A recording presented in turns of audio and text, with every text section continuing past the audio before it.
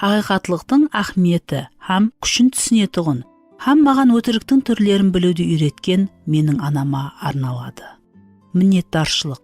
Қалеген ахметлі жұмыс сияқлы, бұл кітап көплеген адамлардың біргелікте істеген минетінің жемісі. Мен бұл кітаптың жаралуына жәрдем берген қадірлі достарым һәм кәсіптестеріме міннеттармын. Мен мына адамларға айрықша рахметімді айтамын. Moody Press баспаханасының қызметкерлеріне. Сіздермен бірге істесу мен үшін үлкен қуаныш болды. Бұл кітаптың шығарылуының қандай ахметлі екенін түсінгендерден біріншілері дәл сіздерсіз. Сіздердің жәрдеміңіз болмағанда, бәлкім ол ешқашан жазылмаған болар еді. Сізге, Энн Шерих, кітап бойынша ақырғы ескертулеріңіз үшін рахмет. Лилия Гейлвертке, сен менің туысқанымсың. Өзгермейтұғын садықлықтың үлгісін көрсеткенің, ақырғы күндерде бірге қиын сұраулар үстінде ойлап һәм анық пікір жүргізуге жәрдем бергенің үшін рахмет. Доктор Брюс Вуйерге, сіздің хақиқатлыққа деген сүйіспеншілігіңіз рухландырады.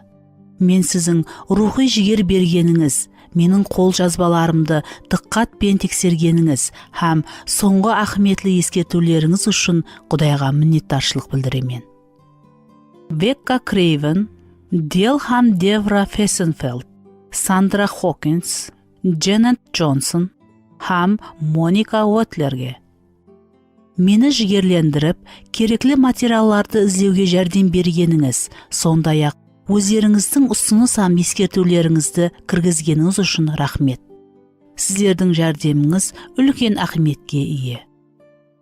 Life Action Ministries'де істеушілердің хаяларына неше рет сіздер маған жігерлендіру хаттарын жібердіңіз. Кімнен болса да жігерлендіру сөздерін айтып жіберіп, жұмысымның барысы хақында қызығып, жалғыз істеген уақытларымда маған түскі ауқат алып келдіңіз. Сіздердің өміріңіз қошқабарды безеу қызметін атқарады һәм хақиқатлықтың көзаллығын сәулелендіреді. Менің дуа ететұғын достарыма, сіздердің менің рухым үшін сергектікпенен бәрха дуа етуіңіз мен үшін хадден тыс жарылқау болды. Сауаштың ең қызғын уақытында қоллағаныңыз үшін рахмет. Сіздердің дуаларыңыз маған батырлық берді һәм хақиқатлыққа садық қалуға жәрдем берді. Ақырында қымбатлы Иса ием, саған өзімнің міннеттаршылығымды білдіру үшін мәңгілікте жетпейді. Сен мені азат ететұғын хақиқатлықсың, һәм мен сені шын жүрегімнен сүйемін. Алғы сөз. Нэнси Лей Демос, хаялардың елеслері һәм алжасулары, үмітлері, қорқынышлары, әуметсіздіктері һәм қапашылықларының түпкірін іздерлеуге, батылы барған қиыншылықты бөлісе алатұғын һәм терең ойшыл хаял. Егер 30 жыл алдын шамасында біздерге келген ызғыған өтірік көзқараслар, яғни әммесі сенің қолыңда, аяныштың қармағына түспе, біздер еркеклердің қолынан келген нәрсені істей аламыз, әтте олардан да жақсырақ, һәм тағы басқа, болмағанда бұлардың көбісі жоқ болар еді. Әлбетте бұл өтірік алдынырақ пайда болды. Бірінші еркек болған адам атаға Құдайдың берген хаялы, азғырушының хақиқаттан Құдай айтты ма деген сөзді тыңлады. Хауа ене бағдағы жыланның айтқанын қылды. Күйеуі өтіріктің кейінгі тәсірінен хаялын қорғамады. Ал өзінің мінез құлқыменен, егер ол бұны қалесе сондай болсын деп айтты. Нәтижеде дүнияға күнә кіріп келді. Ал күнә менен болса өлім. Хауа ене өзіне тиістісінен бас артты һәм өзіне берілмеген нәрсені иеледі. Негізінде ол менің еркім болсын деп айтты. Өтелу бар болғанына Құдайға шүкір. Назаретлі бойсынушаң ауылдың қызына періште таң қаларлық хабар алып келді. Мариям Құдайдың ұлының анасы болады. Ол жүдә тыншсызланған еді. Бірақ солай болса да, міне маған Құдайдың құлына деп жауап берді. Сенің сөзің бойынша болсын дегенді қабылдады.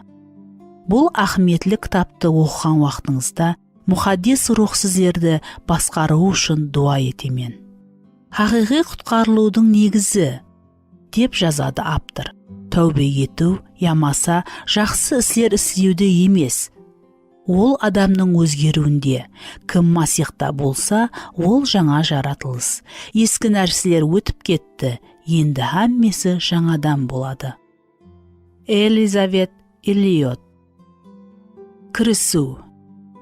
Еден бағынан қуылған, хайуанлардың терісінен киім киген, ғазепленген күйеуі менен бірге, бірінші өлтірілген баланың анасы һәм оны өлтірушінің келешектегі анасы болу. Бәлкім, Хауа ене өзін бақытсыз сезген шығар. Жалғыз, жеңілген, әуметсіз. Бәлкім, адам атамен бірге Едемнен шығыстағы хаттегі жасау қиын болатығын дүнияға кету қиын болған шығар. Бейішті жасап, ал кейін оны таслап кету қандай қиын. Сол уақытта Хауа ене хаммесінен көбірек нені қаледі? Сіз не қалер едіңіз? Хауа ене жақсылық жамалықты білу терегінің шақасына қолын созбаған.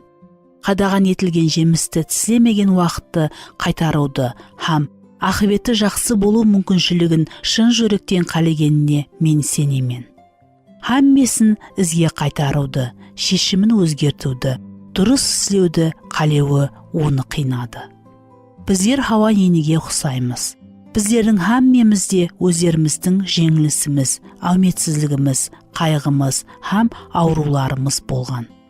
Біздер хаммеміз өздерімізді ойлауды қалеу, ашушақлық ғазеп, қызғаныш һәм қайғыны бастан өткердік.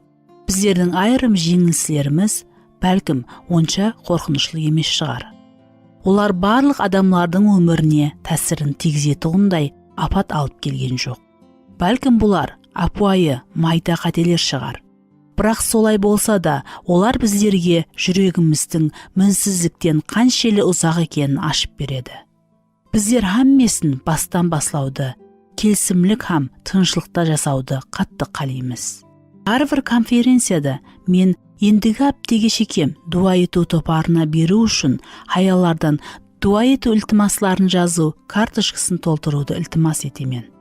Конференциядан кейін мен бұл карточкаларды үйге алып кетіп, оларды оқиман. Мен көп мәрте ұсылардың үстінде жылағанман һәм өмірлері бұзылған сіңілерім үшін жүрегім қиналатұғын еді. Некесі қыл үстінде тұрған аяллар үшін, балалары үшін жүреклері қиналатұғын аяллар үшін, өтмешінің жеңіліслерін, жараларын ұмыта алмай атырған аяллар үшін, өз-өзімен қатаң күрес алып барып атырған аяллар үшін, рухи өмірінде күмәлларға толған аяллар үшін. Бұл аяллар біздердің қасымызда жасайды. Олардың тарихы бұл біздердің тарихымыз. Олардың көпшілігі өмір бойы ибадатханаларға барады. Айрымлары сіздердің ибадатханаңызға барады. Олардың бірі сіздің балаңыз оқитұғын екшембелік мектебінің мұғалімі болуы мүмкін. Басқалары әр аптеде мұхаддис кітапты үйрену сабақларына қатынасады. Олар бұл сабақларды өткереді де. Көпшілік жағдайларда сіздер олардың ішкі күресі хақында біле алмайсыз. Егер сіздер олардың ауқалын сұрасаңыз, олар тек күліп, жақсы деп айтады. Бұл кітапты жазуға осындай аяллардың уақиялары итермеледі. Ілтимас, бұлар айрықша гуалқылар емес екенлігін түсінің. Мен басқаларға ұқсамайтұғын кемшіліктері бар аяллар хақында сөз етіп атырғаным жоқ. Мен ұсыған ұқсас көплеген аялларды оқыдым һәм естім. Олардан өз алдына кітап түзуге болар еді. Біздердің жәмиетіміз рухи аурулардың тарқалуын бастан өткеріп батыр. Бұл тек сенбейтұғын аялларда емес, ал арамыздағы сенушілерде де болады.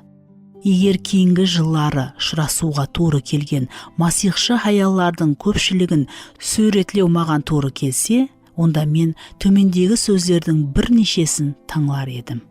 Әлсіреген, қиналған, күйген, шатасқан, ғазепленген, үмітсізленген, кеулі қалған, жеңілген, шаршаған, бәрха өзін айыплы сезетұғын эмоционал тұрақсыз.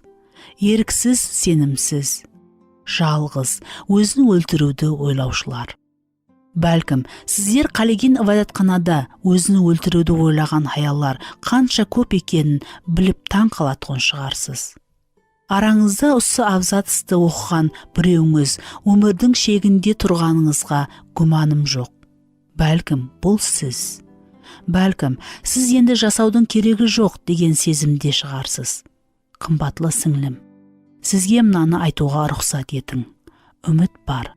Сіздердің машқалаңыз осы кітапты оқығаннан жоқ болып кетпейді. Бірақ ол сіздерге жәрдем бере алатұғын, біреуге жол көрсететұғынына сенемен. Ілтимас, оқуды давам етің. Құллық бұл заманауи хаял. Масихи хаял хақында ойлағанымда ақылыма келетұғын және бір сөз. Көпшілік хаяллар құллықта, олар көбінесе өз еркіменен, еркін емес. Мысалы, көпшілік хаяллар айып һәм өзін үкім ету сезіммен жасайды. Олар Құдайдың жарылқауы һәм сүйіспеншілігінен еркін рахатлене алмайды. Көпшілік хаяллар жеке өтмішінің құллығында. Жеке ямаса, басқа адамлардың жеңіслерінің қандай болуына қарамастан, осы өтміш олардың мойнында ауыр тастай асылып тұрады. Һәм олар оны өзіменен өмір бойы алып жүреді. Айырымлары мұқаддес кітапта аталатұғын адамлар алдындағы қорқыныш қинайды.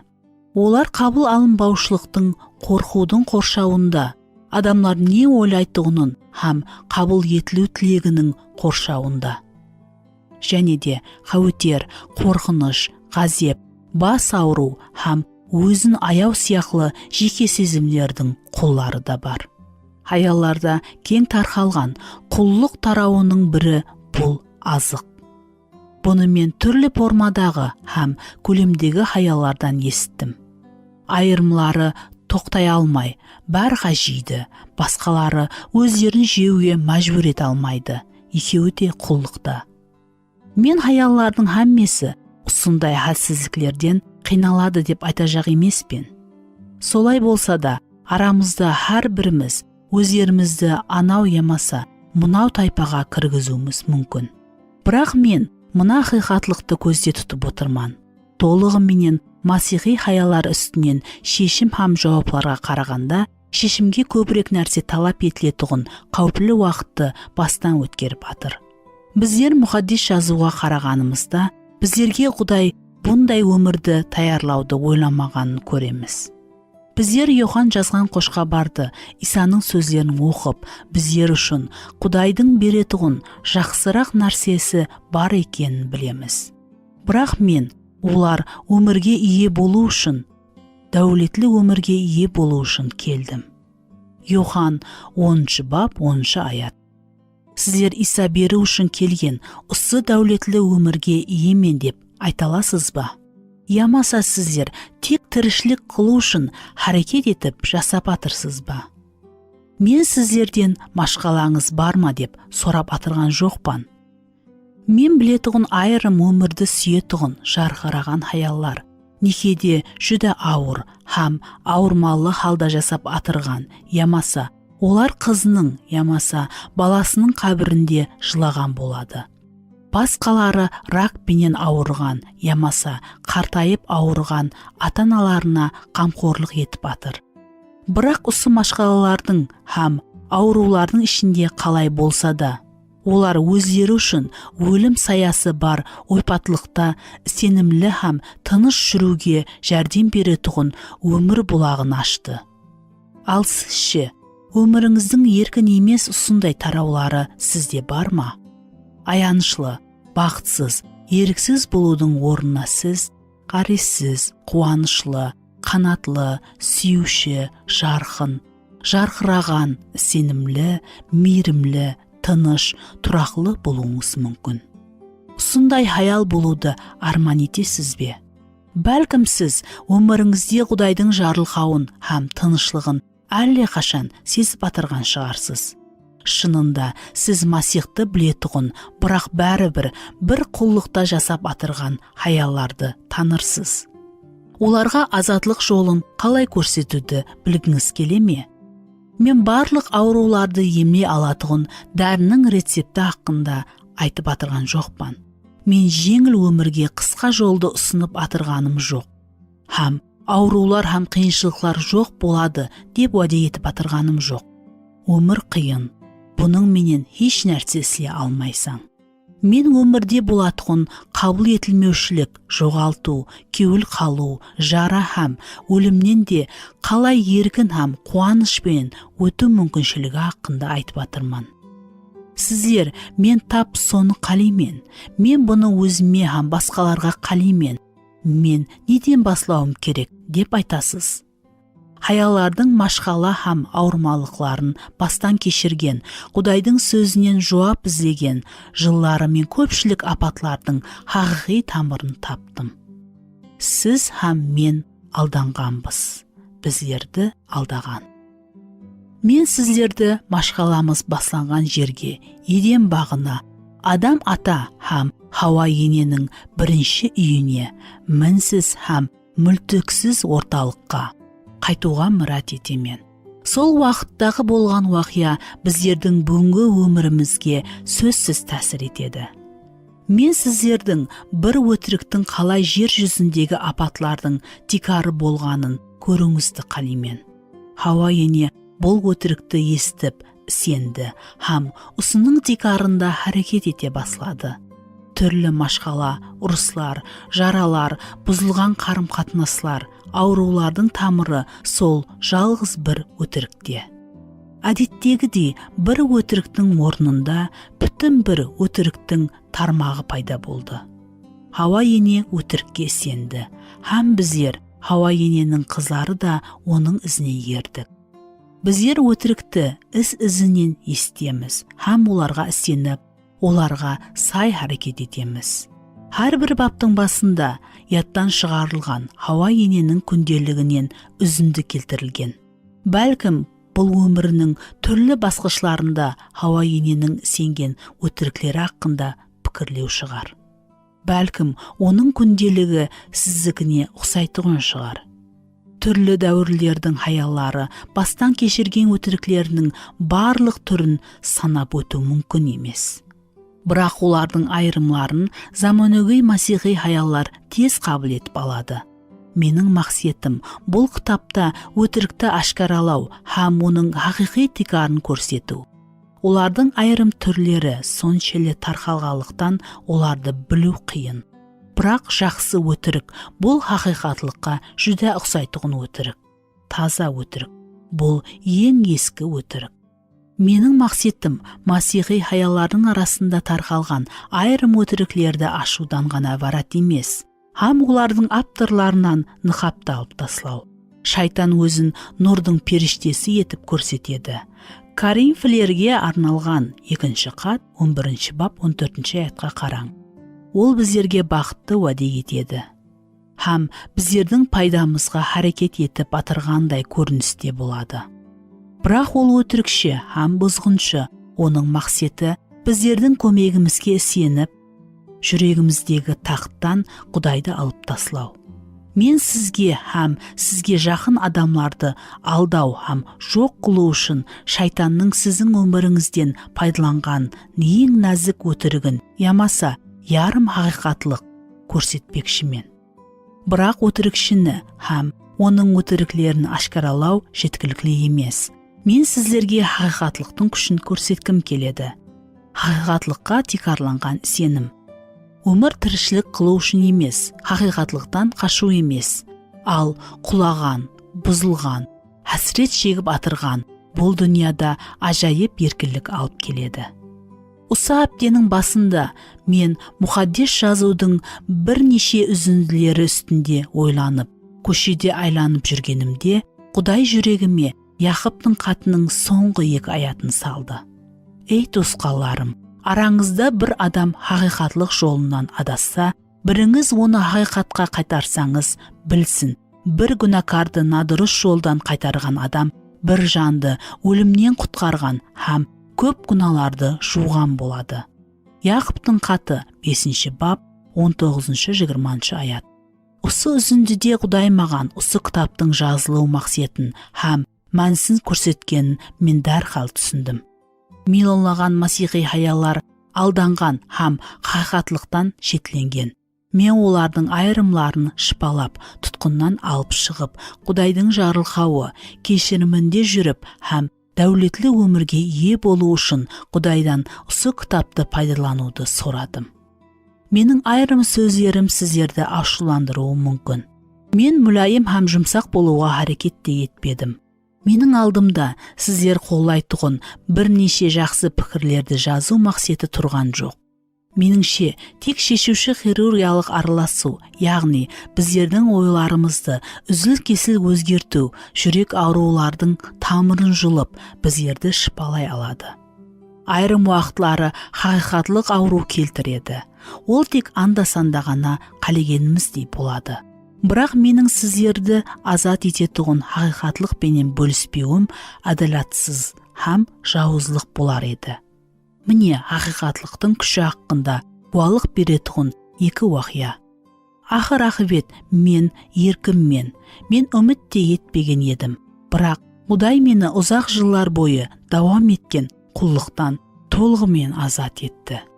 Бұл жеке әңгімелесуде жас некелі хаялардың өмірінде Құдайдың қалай харекет етіп атырғалығы хақында маған айтқан сөздері. Ол 13 жасынан берлі жаман әдетлердің тұтқынында болғанын айтып берді. Мен көплеген рет бұны тоқтатуға харекет еттім. Мен қолымнан келген һәмме нәрсені істедім. Яғни, мұхаддис кітапты үйрендім, дуа еттім, достарым менен сөйлестім, бірақ бәрібір жығыла басладым. Сәтсіздікке түскеннен кейін мен күнәларым үшін тәубе еттім һәм Құдайдан кешірім сұрадым. Бірақ және құлайтұғынымды білетұғын едім. Солай болса да мен тоқтай алмадым. Бұл хаял көп жылдардан берлі Масихқа сенеді. Күйеуіммен бірге олар қызметте белсенді қатнасады. Оның жүрегі хақ һәм ол Құдайға ұнауды қатты қалайды. Ол Масих хақында көп куәлік береді һәм адамларға қызмет етеді.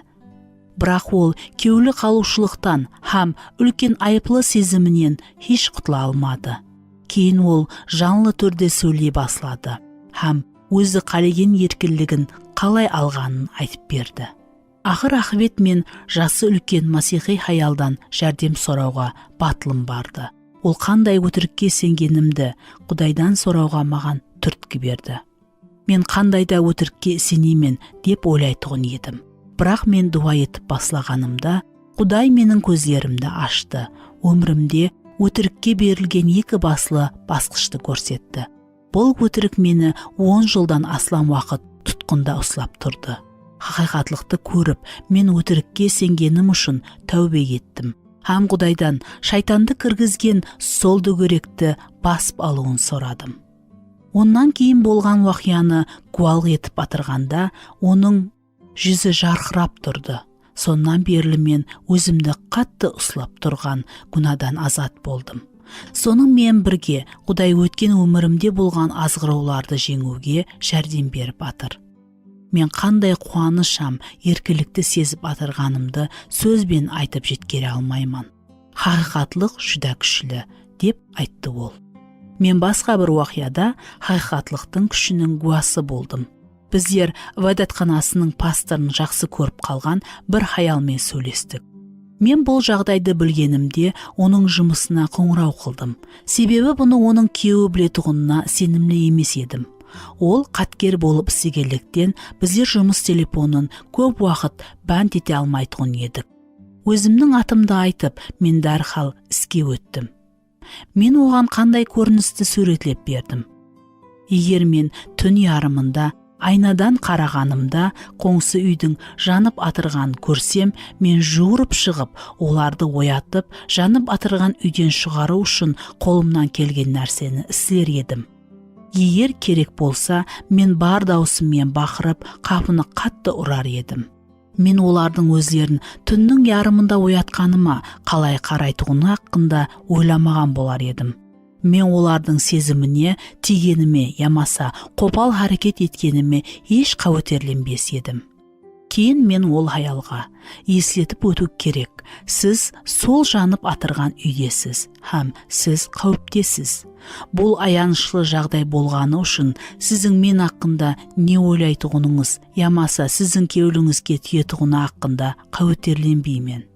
Мен сізді кеш болмасынан бұрын алдын алып, жанып тұрған үйден алып шығу үшін қолымнан келгенін істеймін, деп айттым.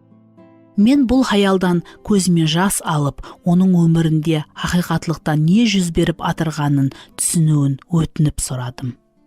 Ол өзіне түсуге мүмкіншілік берген сол қауіплі жағдайдан шығу үшін тез шешуші іләш қабылдауын сұрадым.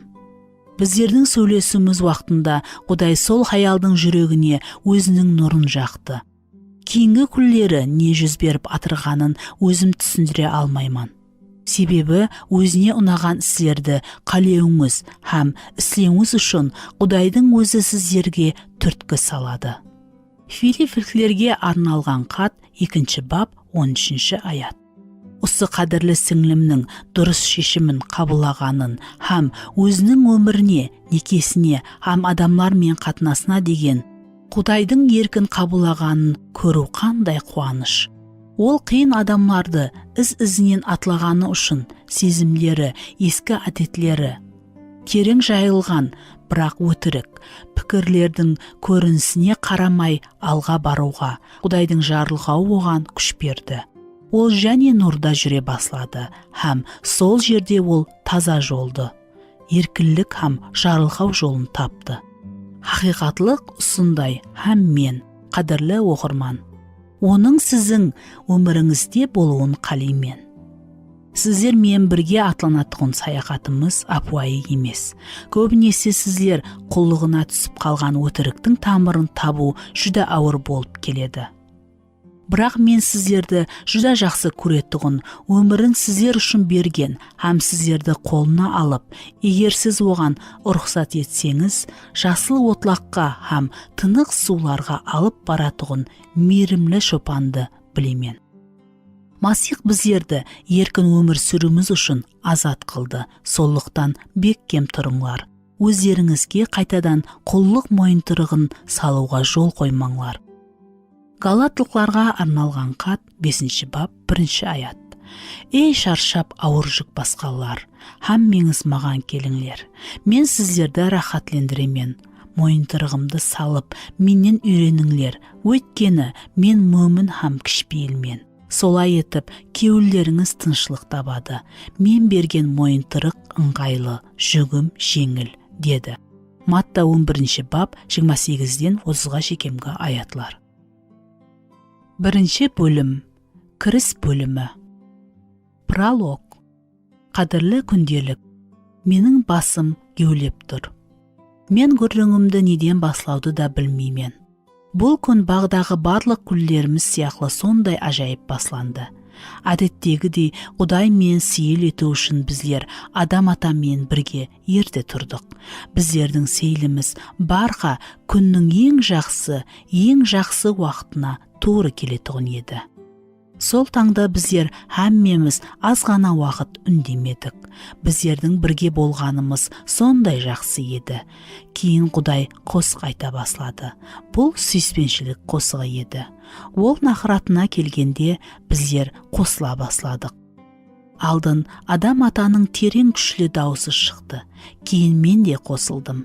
Біздер һәммеміз сүйіспеншілік, жұлдызлар, қуаныш һәм Құдай хақында қосық айттық. Ақырында біздер бағдың ортасында жайласқан саялы үлкен теректің астына барып отырдық. Біздер Құдайға мейірімі үшін міннеттаршылық айттық, һәм оған тек бір нәрсені, оған қуаныш келтіруді, һәм онда қуаныш табуды қалайтұғынымызды айттық. Бұл сондай ажайып еді, һәм біздер үшеуміз жиналғанда барға ұсындай болатұғын еді.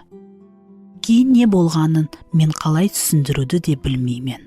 Тосаттан біздер алдын естпеген дауысты естік. Мен бұрылып көрген нәрселерімнің ішімдегі ең сұлу жаратылыстың тура маған қарап тұрғанын көрдім. Ол дәру маған қарады. Ол мен өзімді кереклі сезіп, һәм есткім келе беретұғын дәрежеде сөйледі. Сол уақытта Құдай қай жерде болғанын мен білмеймін. Ол біздерді таслап кетпеген сияқлы. Ойлауымша, ол қасымда екенін ұмытып кеттім. Бірнеше уақытқа шекем мен адам атаның қасымда екенін де ұмытып кеттім. Маған бұл көзді қамастыратұғын сырлы жаратылыспенен жалғыз өзім қалғандай түйілді. Кейінгі сәуетлесу менің есімде бәрқа қалады. Ол маған алдын ойланып көрмеген сұрауларды берді. Кейін ол маған алдын еш мүтәжілік сезбеген нәрсені ұсынды. Қарассызлық Құдайдан һәм адам атадан. Жағдай мен бәрға Құдайға һәм адам атаға қарайтұғын едім. Ал енді олар маған қарайды. Ол соны уәде етті. Білім тек Құдайға белгілі болған сырды білу. Шешім бағдың орайындағы теректен тісілеу. Дәсеп мен тек естім һәм қарап тұрдым. Мен ойландым, өзіме сұраулар бердім һәм бәсікелестім. Адам ата маған Құдайдың бұл теректің жемісін жеуді қадаған еткенін көп айтатұғын еді. Ал бұл жаратылыс менің көзіме тура қарап, сондай мүлайым сөйлеп тұр еді. Ақыр ақветінде мен оған сендім. Бұл дұрыстай көрінетұғын еді. Һәм мен берілдім. Мен қолымды алдын қаупленіп, ал кейін болса батырлықпен создым. Мен жемісті жулдым. Мен жедім. Мен оны адам атаға бердім. Біздер жедік. Біздер бірге жедік. Алдын мен, кейін ол. Кейін не болғанын жақсы еслей алмайман. Ішімде алдын еш уақытта сезбеген сезім оянды. Жаңа сезім. Мен қадаған етілген сырды білдіретұғындайман. Таң қалу мен қорқыныш бір уақыттың өзінде. Еркілік қамаққана. Көтерілу, құлау, сенім. Еркілік қамаққана, көтерілу, құлау, сенім. Қорқыныш, ұят. Мен пәк емеспен. Мен жасырынып атырман. Оның алдында бұндай көріне алмайман. Мен жалғызбан. Сондай жалғыз. Ұялған, алданған.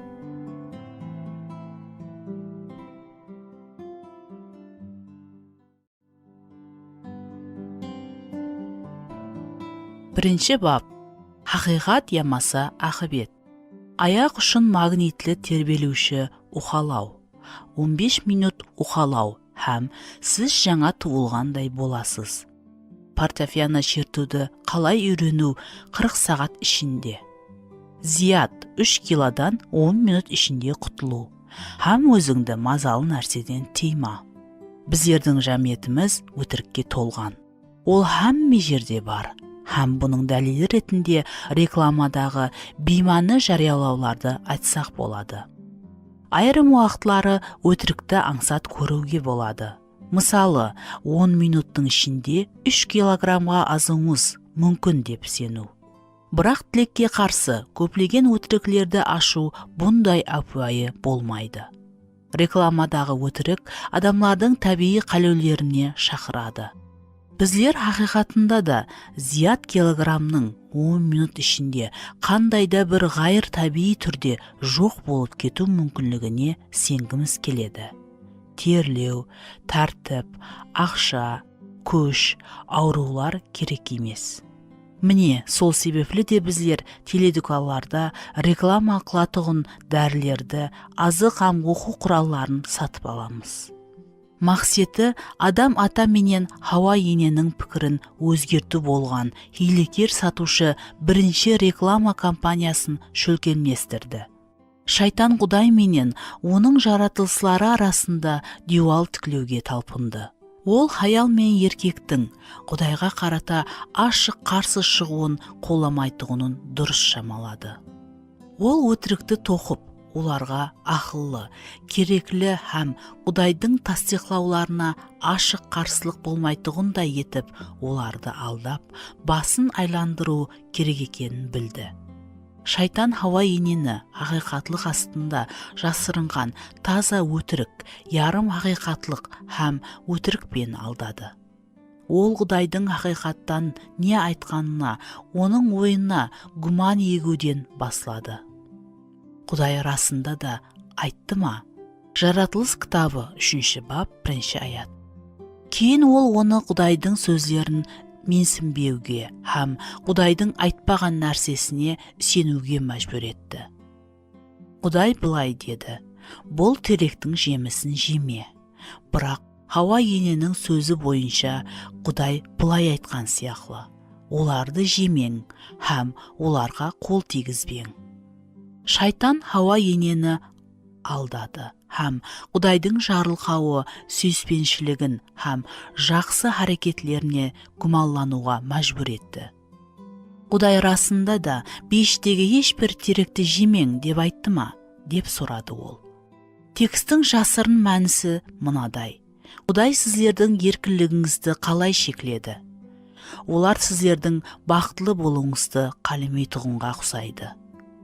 Ал хақиқатлығында Құдай: бағдағы барлық теректен жейсең, бірақ жақсылық һәм жаманлықты білу терегінен жеме, деп айтты. Бірақ біздердің Құдайымыз сақи Құдай. Құдай үлкен бағда тек бір қадаған етілген белгіні қойды: жақсылық һәм жаманлықты білу терегінен жеме. Онан басқа Құдай Адам ата һәм Хауа ененің мәпі һәм олардың мәңгілік жарылқануы һәм бақытының күреуі болып қызмет ету үшін жалғыз шектеуді орнатты. Құдай олардың бұл теректен жегенде өлетұғынын, олардың өзі менен қатынасының бұзылуын, олардың шайтанның, гүнаның һәм өздерінің құлы болатұғынын білді. Кейін жылан Құдайға біліп тұрып, бойсынбағанның ақыбеті хақында айтып, Хауа енені алдады. Құдай: оны тістеген күнің өліммен өлесең, деп айтты. Жаратылыс кітабы 2 бап 17 аят. Шайтан қарсы шығып: яқ, өлмейсіздер, деді. Ол Құдайдың сөздеріне туырдан туыры қарсылық білдірді. Шайтан қадаған етілген жемісті жесең, көп жарылқау беремен деген шартты ұсынып, Хауа ененің басын айландырды. Жаратылыс кітабы 3 бап 5 аятқа қараң. Ол оған: алдыңда білім һәм тәжірибеңнің барлық дүниясы ашылады, деп уәде берді. Сіздердің көздеріңіз ашылады. Ол оған: Құдай менен теңдей боласаң, яғни өзің Құдай боласаң, деп сендірді. Сіздер Құдайдай боласылар. Ақырында ол өзін ненің жақсы, ненің жаман екенін шеше алатұғынын уәде етті. Жақсы һәм жаманды білетұғын. Құдай Адам ата һәм Хауа ененің ненің жаман һәм ненің жақсы екенін әлдеқашан түсіндірген еді. Бірақ шайтан негізінде: бұл оның пікірі, сен өзіңнің жеке пікіріңе ие болуға хақлысың. Сен ненің жақсы һәм ненің жаман екенін өзің шеше аласың, деп айтты. Шайтан Хауа енені Құдайдың ерлі зайыпларға айтқан сөздеріне қарсы келетұғын, көргенлерінің, сезімлері һәм ақыллының айтқанларының тикарында шешім қабылдауға мәжбүр етіп алдады. Аял ағаштың қасына барып, жемісін жеуге жақсы һәм көз тартарлық сұлу екенін және өзін ақыллы етуге қызықтырып тұрғанын көріп, жемісті алып жеді. Жаратылыс кітабы 3 бап 6 аят. Хауа ене жемісті тістеді, бірақ уәде етілген жақсылықтардың орнына ұят, айып, қорқыныш һәм алыслауды сезді. Оны алдады, ол алданды. Пуритантлы пастор Томас Брукс былай деп жазды: шайтан жақсырағын уәде етеді, бірақ жаманын береді. Ол абыройды уәде етеді, ал ұятты береді. Ол рахатленуді уәде етеді, ал ауруды береді. Ол пайданы уәде етеді, ал жойтуды береді. Ол өмірді уәде етеді, ал өлімді береді. Сол күннен берлі шайтан өтірігі менен біздердің әдетлерімізді өзгерткісі, біздердің таңлауларымызға тәсір еткісі һәм өмірімізді бұзғысы келеді.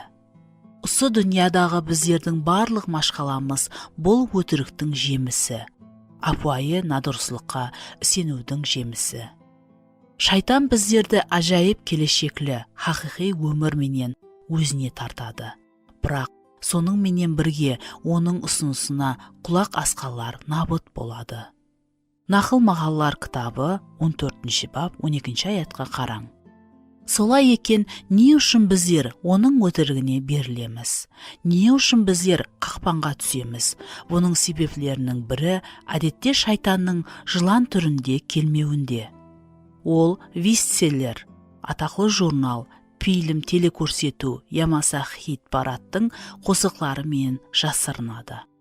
Ол шын жүректен мәслихат беретұғын туысқанымыз ямаса, достымыз арқалы, шпаккер ямаса, масихи жазушы, уашшы ямаса, қауындер ретінде біздерге мұражат ете алады. Тіккелей деректен бейғарес түрде, әр Құдайдың сөзі мен туры келмейтұғын мәслихатын алғанымызда, біздер шайтанның алдауға һәм зиян келтіруге ұрынып атырғанына сенуімізге болады. Біздердің оқыған ямаса есіткеніміз бізге дұрыстай көрінуі мүмкін, бірақ егер Құдайдың сөзіне қарсы келсе, бұл дұрыс емес. Қадаған етілген ұсындай піскен һәм мазалы жеміс біздерге бәрха өлім мен бұзылуды алып келетұғынын көре алғанымызда еді. Өтіріктің стратегиясы. Өтірік шайтанның шеберлігінің тикарғы бөлегі еді, һәм әзірге шекем сондай. Исаның сөзі бойынша өтірік сөйлеу шайтан үшін табиғи, бұл оның табиаты. Сіздер өз әкеңіз шайтаннансыз.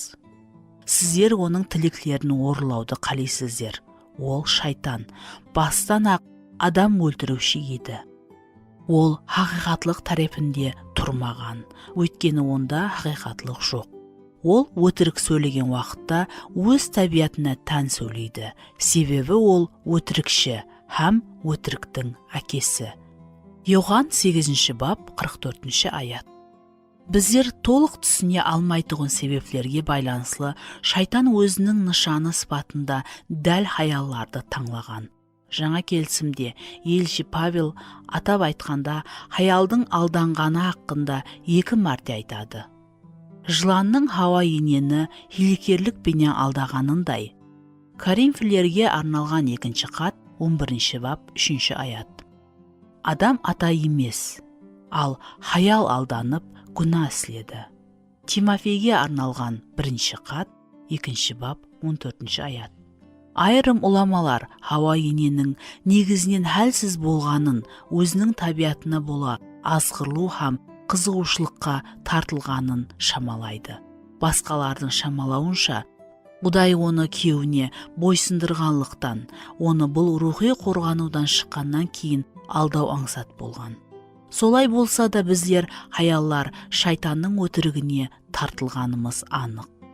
Есіңізде ме, ол еркекке алдын жақылауға да әрекет еткен жоқ.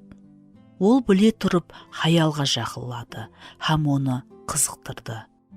Дәл хаял өзінің күйеуін күнәға алып келді, һәм олар бірге бүткіл адамзатқа күнә алып келді. Солай болса да, ақырында һәммесіне адам ата бас болғаны үшін жауап берді. Мен ойлайман, әзірге шекем шайтанның хаялды қызықтыру мақсатында жүргенін, бекарға емес екенін түсіну ахметлі. Бұл оның стратегиясының бір бөлегі. Ол егер біздер хаяллар оның өтірігіне сенсек, онда атраптағы еркеклерге тәсір ететұғынымызды һәм біздердің күнәлі таңлауымыз келешектегі әулетқа үлгі болатұғынын біледі. Айрым уақытлары Хауа ененің уақиясы сияқлы шайтан біздерді ашық алдайды. Бірақ көбінесе ол қызықтыру құралы ретінде басқа адамдарды пайдаланады. Ефесілерге жазылған хатта Павел: ешкім сіздерді өтірік сөздермен алдамасын. Ефесілерге арналған хат 5 бап 6 аятта деп алдын ала ескертеді. Ол Құдайдың халқын бір-біріне хақиқатлықты айтуға қайта-қайта шақырды. Егер біздер бір-бірімізге хақ болсақ, онда хақиқатлығында оның елшісі сияқлы бір-бірімізді алдап, һәм бұзып шайтанға қызмет етеміз. Мұқаддес жазуда Құдайдың оттарын бағу жауапкершілігін сеніп тапсырылған, һәм Құдайдың халқына хақиқатлықты беретұғын рухи жетекшілер біздерді алдауы мүмкін екенлігін айтылған. Көплеген жетекшілер өздерінің вазипасына қиянет етіп, һәм өздерінің ізіндегілерге хақиқатлықты айтпағаны ашынарлы. Езекиил пайғамбардың аузыменен Құдай халықты алдап жүрген жетекшілерге мұражат етеді. Сіздер өтірік пен әділ адамның жүрегін қайғыға саласыз, һәм өзінің бұзықшылық жолынан бас тартпау үшін, һәм өзінің өмірін сақламау үшін әділетсіздің қолларын осылайсыз. Езекиил кітабы 13 бап 22 аят. Бұның масихи дүнияда бүгінгі күні болып атырғалардың дәл анықламасы екеніне сенемен. Масихи дүғаларда, журналларда, діни теле һәм радио толқыларында атақлы масихи психотерапевтлердің сөздерінде көбінесе өтірік көрінеді. Көпшілік жағдайларда бұл ойламаған жерде болады деп ойлаймын. Бұл адамлар өтірік сөйлеп атырғанын білмеу де мүмкін. Бірақ хақиқатында болып атырған тап ұсы нәрсе. Көпшілік жағдайда психотерапевтлер әділетсіздердің қолларын ұслап, оларды тәубе етуге мұқтаждық жоқ деп сендіреді. Олар біліп тұрып бойсынбаған һәм тәубе етпеген жүректері себеплі Құдайдың жарылқауын һәм жақсылығын ала алмайтұғыларға сол нәрселерді уәде етеді. Олардың талиматы адамларға өздерінің іс-әрекетін анықлауға жәрдем береді. Ғазеп, бұл сіздердің хақиқи сезімдеріңіздің сау көрінісі. Өзін ойлау, сіздер өздеріңіз һәм сіздерден көп нәрсені талап ететұғын адамлар арасына тосқылықлар қоюыңыз керек. Жауапкерсіздік сіздерді терең жаралағаны себеплі сіздерде машқалалар бар. Садықсызлық, сіздер күйеуіңіз бенен ажырасуға ерікіліксіз. Құдай сіздерге екінші мүмкіншілікті береді. Соныңмен бірге олар әділ жүректілерді қапаландырады, ямаса оған өтірік айтып сезімін береді. Жауапкершілік үшін сіздер басқалардан ғарезлісіз. Қызметкердің жүрегі үшін сіздер адамларға өздеріңізді пайдалануға рұқсат етпең. Өздеріңіздің антыңызға садықлығыңыз үшін. Құдай сіздерден сондай некені сақлап қалатыныңызды күтпейді. Көздеріңізді ашың. Көплеген адамлар, хәттегі масихилар да өтірікке соншелі берілгендіктен өздерінің қандай жағдайда екенін білмейтұғыны ашынарлы. Бұл өтіріктің табиаты, ол біздердің көзімізді қамастырады, һәм біздерге алданғанымызды көруге мүмкіншілік бермейді. Бұл кітаптың мақсатларының бірі масихи хаяллардың көздерін ашуға ояту, һәм атрапында болып атырған нәрселерді бақылау, оларды ояту, дүниялық һәм масихилық дүнияға кіріп келген өтірікті ашу болып табылады. Біздердің апуайы харекетіміз осындай өтірік пікірлеу тикарында түзілген. Нәтижеде үй көшпе құмлардың үстінде құрылады.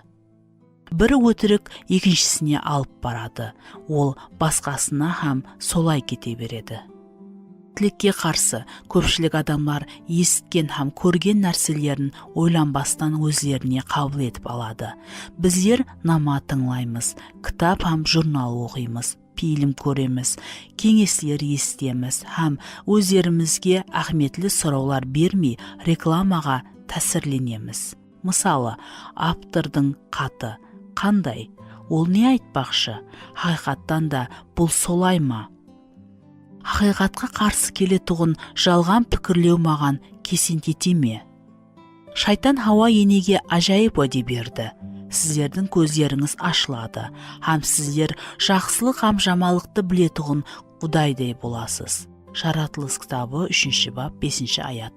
Кім осындай өзіне тартатұғын ұсыныстан бас тарта алды. Қадаған етілген жеміс жеуге жақсы, көзге жағымлы һәм білім беретұғыны себеплі көсем. Жаратылыстың кітабы 3 бап 6 аятқа қараң. Егер ол сондай өзіне тартарлықтай болып көрінбегенде, қалай ойлайсыз, Хауа ене сондай ұсынысты қабылдар ма еді? Егер сол жеміс шіріген һәм онда құртлар жыбырлап жүргенде, ол Құдайға бойсынбауды ойлар ма еді? Сол өзіне тартушы һәм хақиқи көрініс шайтанның ұсынысын сондай өзіне тартарлық етеді. Машқала сонда Хауа ене жүз беріп атырған уақияны бақылап отырмады. Ол хақиқатлықты өтіріктен ажыратуға әрекет етпеді. Ол сыйжақ нәрсенің ақыбеті хақында ойлап отырмады. Егер Хауа ене Құдаймен қатынасында, өзінің некесінде, балаларының, ақылларының өмірінде, сондай-ақ оның күйеуінің күнәсі себеплі оның ізіне ерген қашанлардыр жерде туылатұғын әрбір адамның өміріндегі оңбағалық, аурулы, өлтіруші ақбетлерді көз алдына келтіргенде еді. Қалай ойлайсыз, ол шайтанның өтірігін естіп, Құдайдың айтқанын қылмаған болар ма еді? Мен бұған сенбеймін. Бірақ біздердің алдымызда да тап сол машқала тұрыпты. Мен кейбір масихилар өздерінің шешімінің ақбеті хақында шынтылап ойламайтығын көрдім. Біздер құры жасап атырмыз, басқа адамларға, шариатқа һәм атрапындағы дауысларға тәсірленеміз. Қазір қалегенімізді жейміз. Телевидениеде реклама етілетұғын техникалық жаңалықтарды сатып аламыз. Кейінгі мода, жасау образ, бақалықлар һәм достарымыздың абзалықларынан үлгі аламыз. Бұлардың әммесі сондай даңқылы көрінеді, табиғи һәм айыпсыз түйіледі.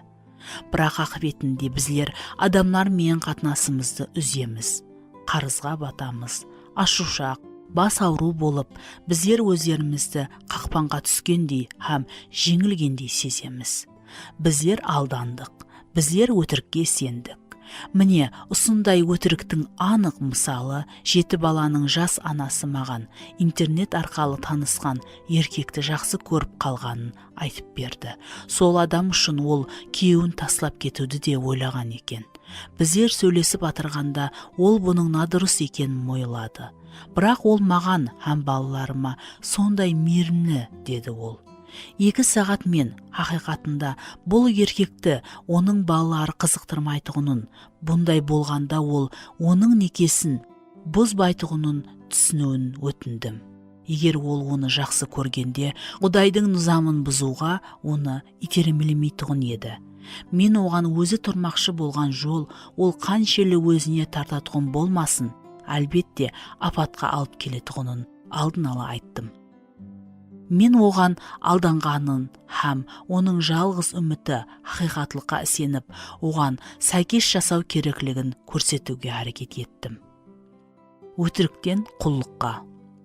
Кейінгі бапларда біздер хаялары сенетұғын өтіріктің ең тарқалған һәм қиратушы түрлерін көріп шығамыз.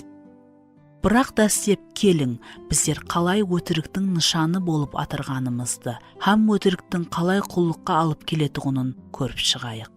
Улума һәм бүткілі адамлар құллыққа тосаттан түспейді.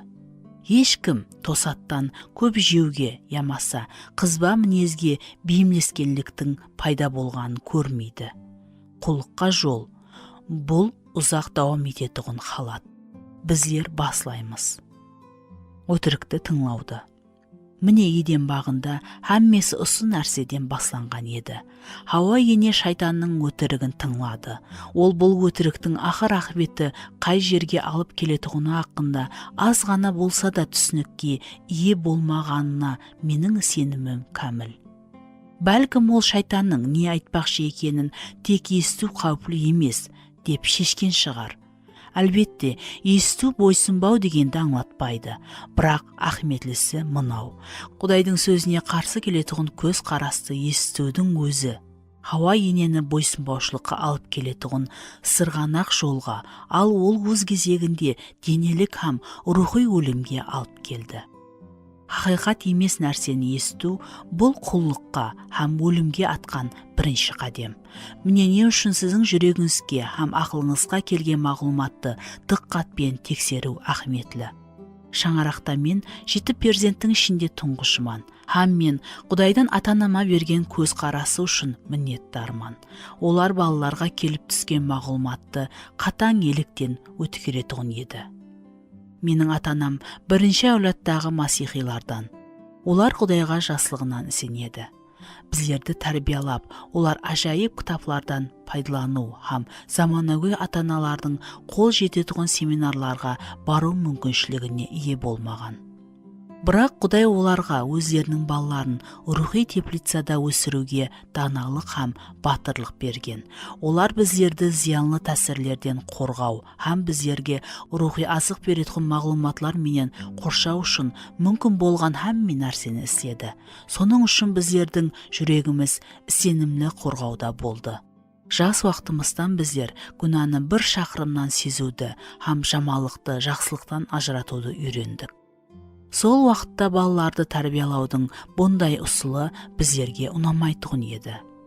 Бірақ мен ата-анама бұл дүнияда гүлленіп атырған өтіріктің тәсірінен балаларымызды біле тұра душар ете жақ емеспіз деп айтуға батырлық берген үшін Құдайға міннеттармын. Олар хақиқатлықтың жүрегімізді тірілтуі һәм біздер оны өздеріміз білуіміз үшін біздердің Құдайдың сөзіне һәм Құдайдың жолларына сүйіспеншілікпен өсуімізді шын жүректен қаледі. Біздерді осы теплицадан дүнияға жібергенде ата-аналарымыз біздердің хақиқатта жүруді давам етуімізді һәм түрлі өтірік һәм надұрсылықтан бас тартуымызды қалеген еді. Енді мен үлкейдім һәм әзір өзімнің ақылымды сақлау, таңлауды, ойланып іслеу һәм мен Құдайсыз пікірлеуге тартатығын нәрселерден бас тартудың ахметін көріп тұрман. Өзіне тартатығын пікірлер түрлі деректlerden, телевидение, журнал, фильмдер, нама, достар, дүканлар, каталогlardan келіп түседі, һәм бұлар еле һәммесі емес. Тек өзін қатаң тәртіпке бойсындырушылық қана хақиқи бақалыны ажайып һәм ахметліні қабыл етуге жәрдем береді. Зиянсыз өтірік болмайды. Біздер дүниялық, өтірікші, алдамшы пікірлеу образын өзестіріп тұрып, зиянланбай қала алмаймыз. Хауа ененің бірінші қатесі жемісті жегені емес, ал жыланды тыңлағаны болды. Хақиқатқа туыры келмейтұғын маслихат ямаса пікірлерді есту ақыр ақыбетте біздерді құл ететұғын надұрыс пікірлеуге бірінші қадем. Егер біздер өтірікті тыңлаған болсақ, құллыққа болған кейінгі қадем. Өтірік үстінде ойлану. Алдын біздер өтірікті естеміз, кейін біздер ол хақында ойланамыз. Біздер дұшпанымыз айтқан сөздер хақында ойланып баслаймыз. Біздер мағлұматты қайта пісіреміз. Біздер дұшпан менен сөйлесуге кірісеміз. Біздер ол дұрыс айтып атырған болуы мүмкін деп сене баслаймыз. Бұл жағдайды атызды ямаса егістікті қайта іслеу барысы менен салыстыруға болады. Дәслеп топырақ қайта ісленеді. Біздер Құдайдың сөзіне қарсы келетұғын тәсірге өздерімізді ашамыз. Кейін тұқым егіледі. Біздер өтірікті тыңлаймыз. Кейін тұқым суғарылады һәм төгін төгіледі. Біздер бұл өтірік хақында ойланамыз. Егер біздер жүрегімізге хақиқатлық емес нәрсе хақында ойлануға рұқсат етсек, ерте ме кеш пе біздер өтірікке сенеміз. Бұл басқышта егілген тұқым өсіп баслайды. Алдын Хауа ене жыланның сөзін тыңлады. Кейін ол бұл хақында ойланды, һәм оның менен сөйлесуге кірісті.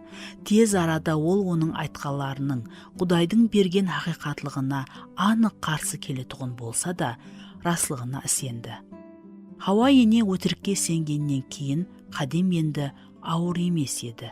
Өтірікті тыңлаң, ол хақында ойланың, оған сенің, һәм ерте ме кеш пе сіздер өтіріктің тикарында әрекет етесіз.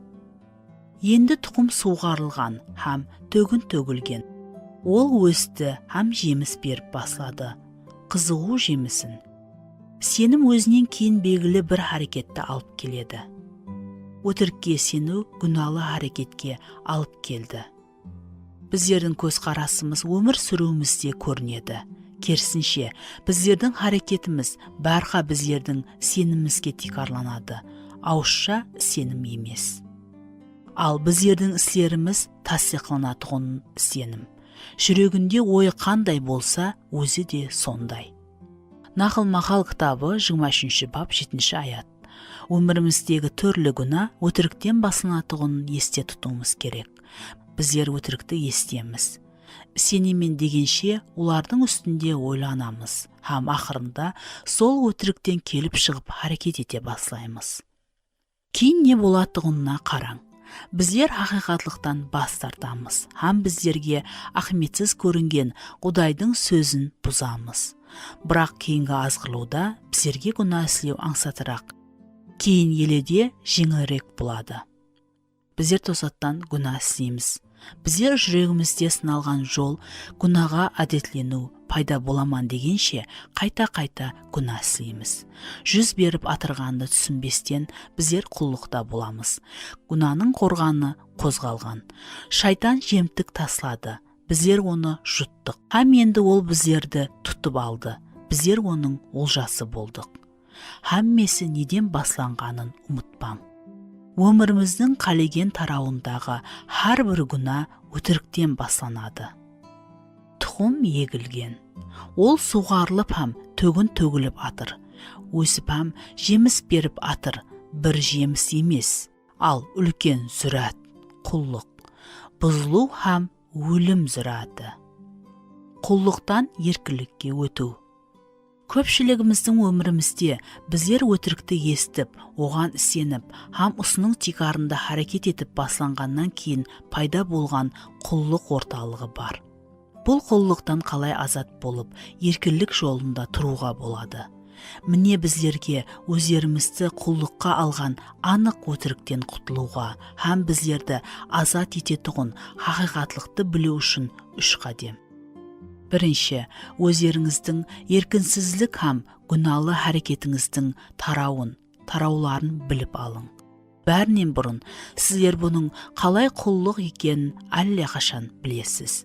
Бірақ бұндай анық емес, басқа да тараулар болуы мүмкін.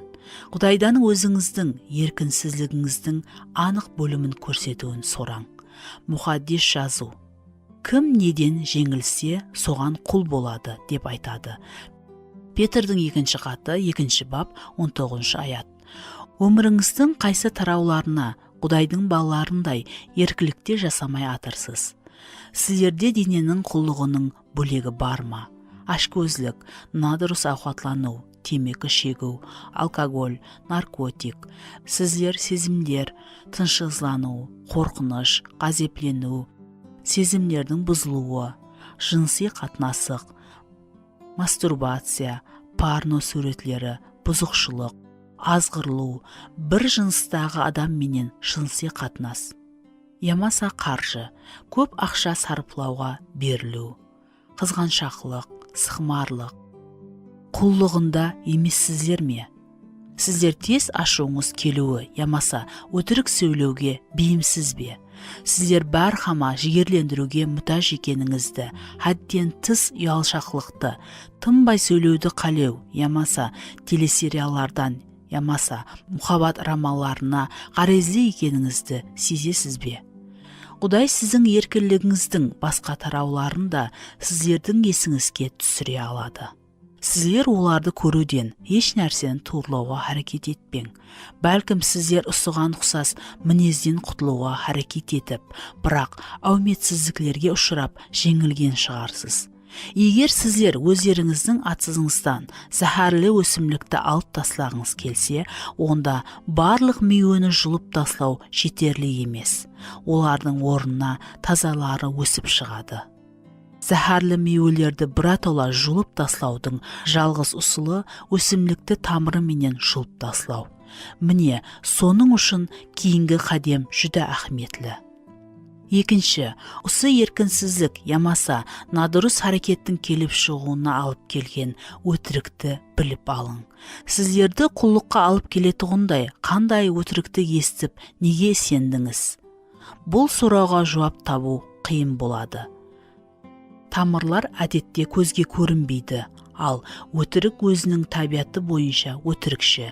Құдай біздерге қандай өтірікке сенетұғынымызды ашып беруіне біздер мұқтажбыз. Бұл кітаптан кейінгі бетлерінде біздер көплеген масихи хаялар өз өмірінде тамырласуға һәм жеміс беруіне имканият берген өтіріктің 40 түрін көріп шығамыз. Кітапта санап өтілген өтіріклерден ямаса құлдығында болған басқа да анық өтірікті көрсетіп беруін Құдайдан сораң. Бұннан тәубе ету үшін оннан жәрдем сораң. Демек, қандай өтірікке сенгеніңізді түсіндіңіз. Кейін не болады? Үшінші, өтірікті хақиқатлық пенен өзгертің. Шайтан күшлі дұшпан. Оның тикарғы құралы қызықтыру. Оның өтірігі жүда тәсірлі. Бірақ шайтанның өтірігінен де күшлірек нәрсе бар. Бұл хақиқатлық. Қандай өтірік біздерді құлдыққа алғанын түсінгенімізде, һәм оған сенгеніміз үшін тәубе еткенімізде, біздерді өтірікті жеңуге тәсірлі құрал, хақиқатлық құралы пайда болады. Әрбір өтірікті хақиқатлықпен өзгерту керек. Өтірікті есткен, оны ойлаған, сенген һәм оның тикарында әрекет еткен жерде енді біздер хақиқатлықты естіп, ол ақында ойлап, оған сеніп һәм хақиқатлықтан келіп шыққан халда әрекет етуіміз керек. Осылай етіп біз мұқаддес рухтың күші жәрдемінде құлдықтан еркіндікке өте аламыз. Иса айтқанындай, бұл сіздерді азат ететұғын хақиқатлық. Йохан 8 бап 18 аят.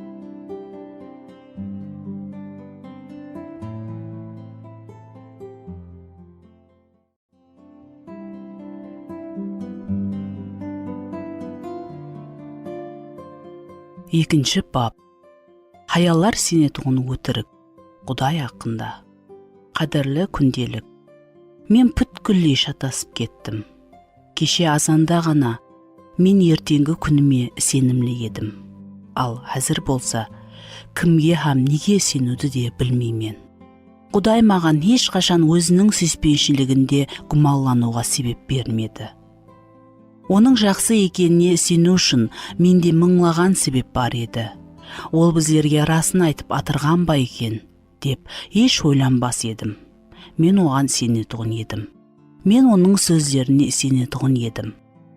Енді ол сол біздерменен һәр таңда бағда сейіл еткен, сәубетлескен һәм қосық айтқан Құдай емес дей. Егер ол сондай жақсы болса, неге сол уақытта жылам менен сөзімізді бөлмеді? Ямаса, жемісті жеуге кесент етпеді. Неге ол бұл жемісті сондай сүйкімлі қылды? Ұлыма, неге ол баққа бұл теректі отырғызды? Не үшін біздердің оннан жемеуіміз оған ахметлі еді? Құдай сондай алыста сияқлыдай. Мен оннан қорқаман. Сол теректің жемісін тістесек, біздердің өлетұғынымызды ол айтып еді. Жаза сондай жауыз, адалатсыз болып көрінді. Бұл біздердің бірінші қателігіміз еді ғой. Бүгін ол біздерге едемнен кетуді бұйырды. Не үшін? Ол біздерге және бір имканият бере алмады. Біздердің кемшілігіміз оны қауетерлендіре ме? Бұның һәммесі қорқынышлы һәм шатасқан. Құдай сонда еш нәрсе істей алмай ма? Хаялар сенетұғын өтіріклердің һәммесін көріп шыға алмайтұғынымызды сіздерге ескертіп қойғым келеді. Шайтан өтіріктің шебері һәм оның өтірігінің шынжыры шексіз. Менің мақсатым сенуші хаялардың арасында ең көп тарқалған өтіріктің түрлерін көріп шығу.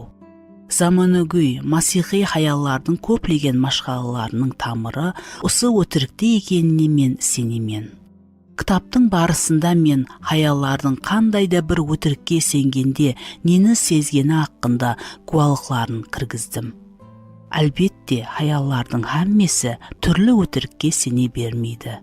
Сіз бәлкім белгіленген өтірікке сенуге өзіңізді бейім екеніңізді көрерсіз. Ямаса оның әр түрінің бірлігіне. Шайтан сіздердің хәлсіз жеріңізді біледі, һәм сол жерге өзінің құралын қаратады. Алдын сіз, яқ мен бұл өтірікке сенбеймен деп айтуыңыз мүмкін. Шайтанның жүріслерінің бірі біздердің көзімізді қамастырып, һәм біздер сенген өтірікті көрмеуіміз. Біздер хақиқатлықты білгеніміз, соның менен оған сенуіміз ойлануға мәжбүр етеді. Хақиқатқа сенеміз деген хаялар менен көп рет сөйлестім. Бірақ олардың өмір шешімдері, абзаллықлары, ауруға реакциясы олардың шынында да хақиқатлыққа сенбейтұғынын дәлелдеді. Біздердің көз қарасларымыз сөздер менен тасдиқланбайды.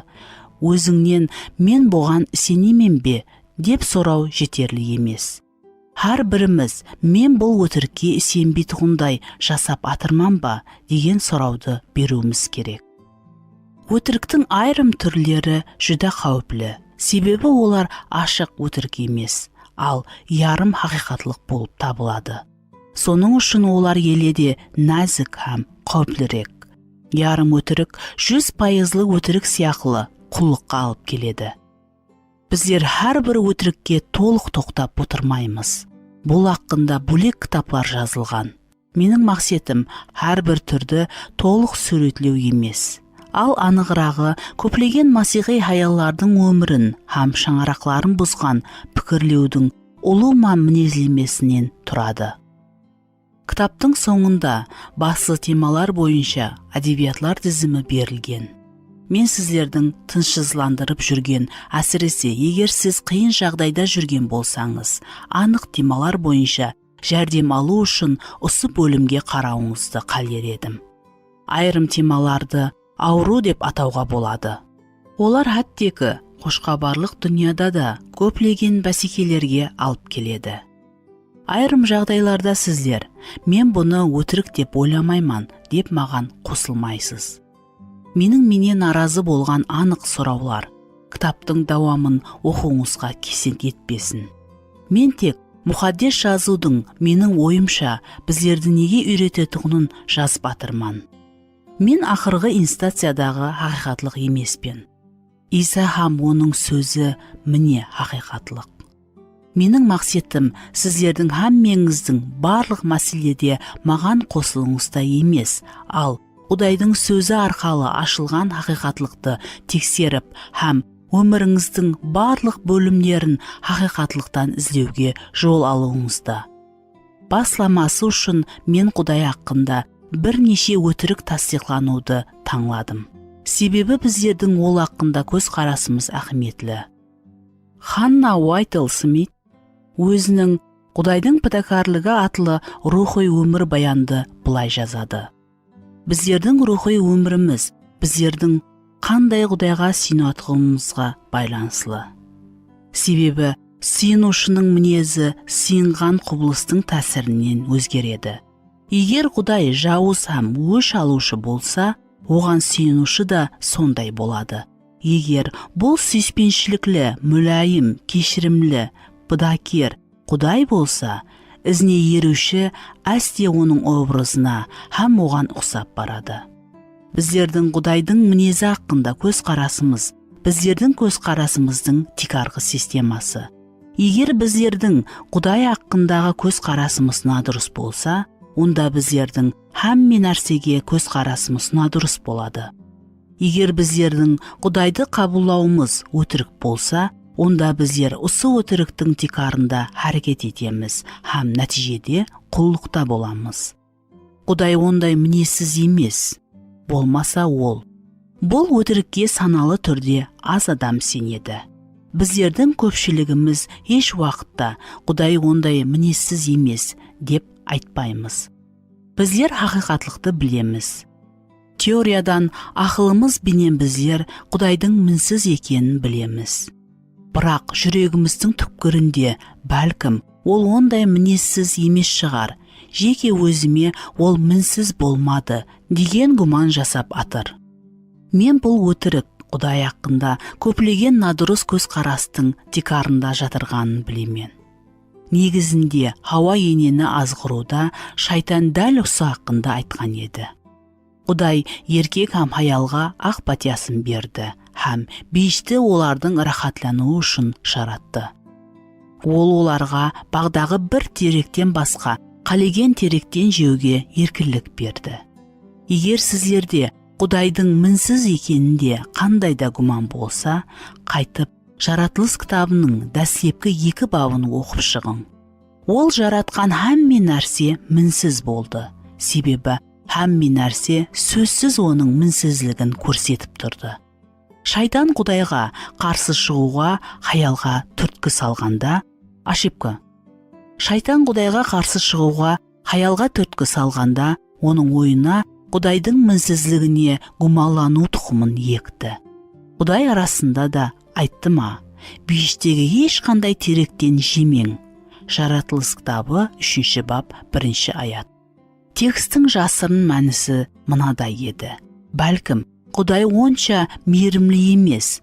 Ондай болғанда, ол сіздердің қалеулеріңіздің орынлануына бас тартпас еді.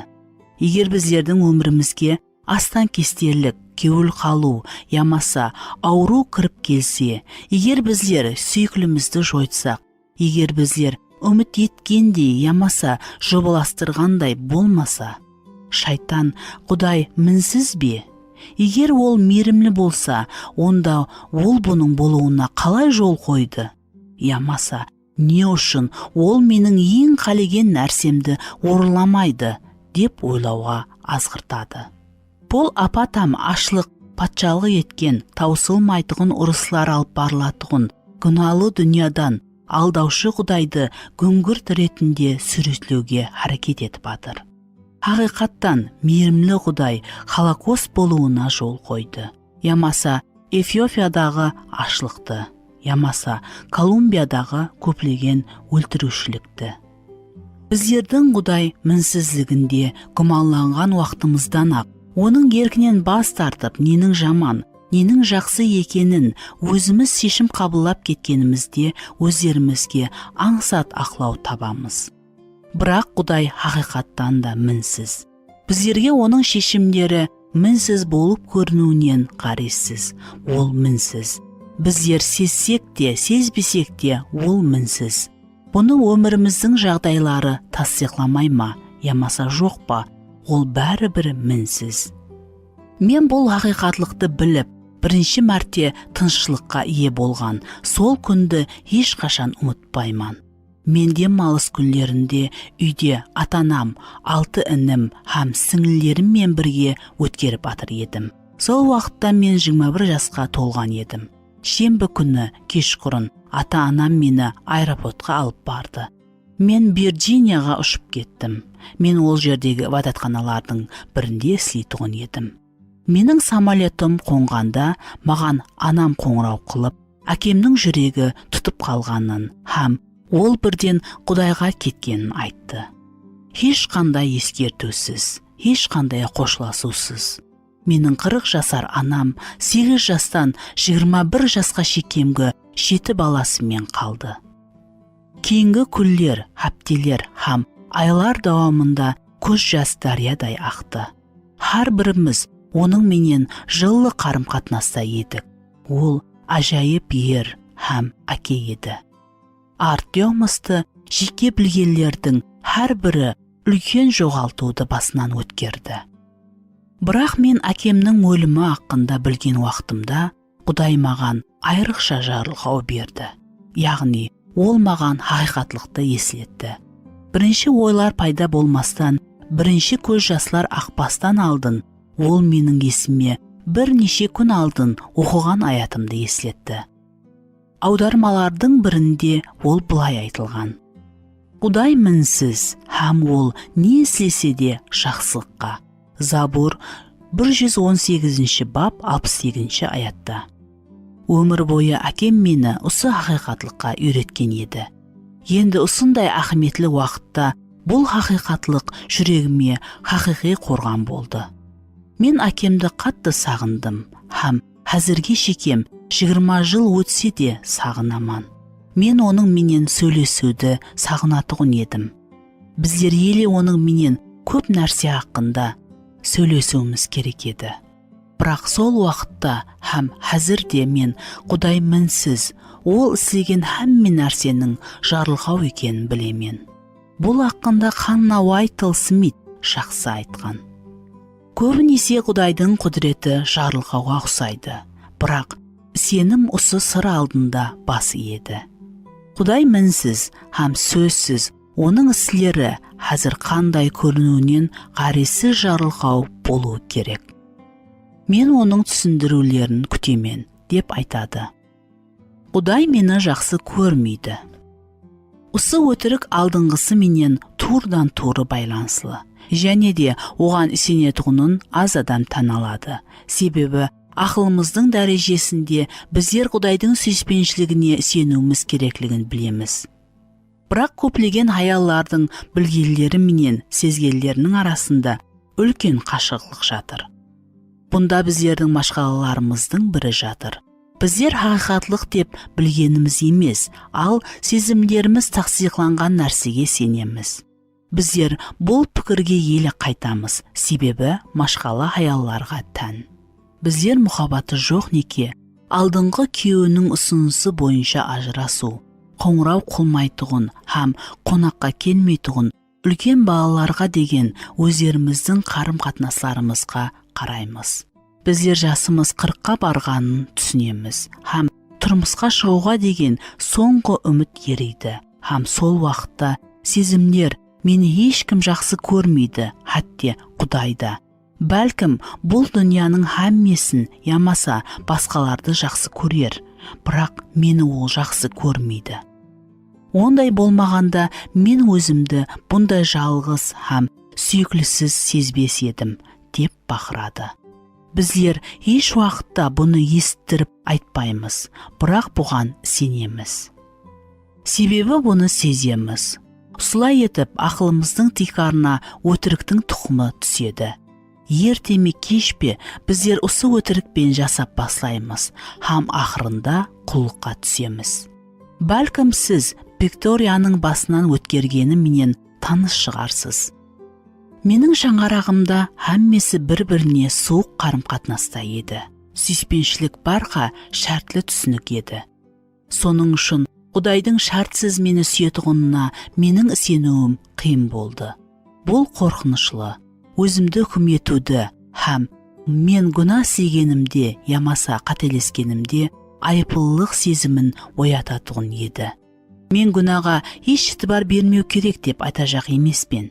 Мен Құдайдың мені кешіретұғынына сенбейтұғын едім.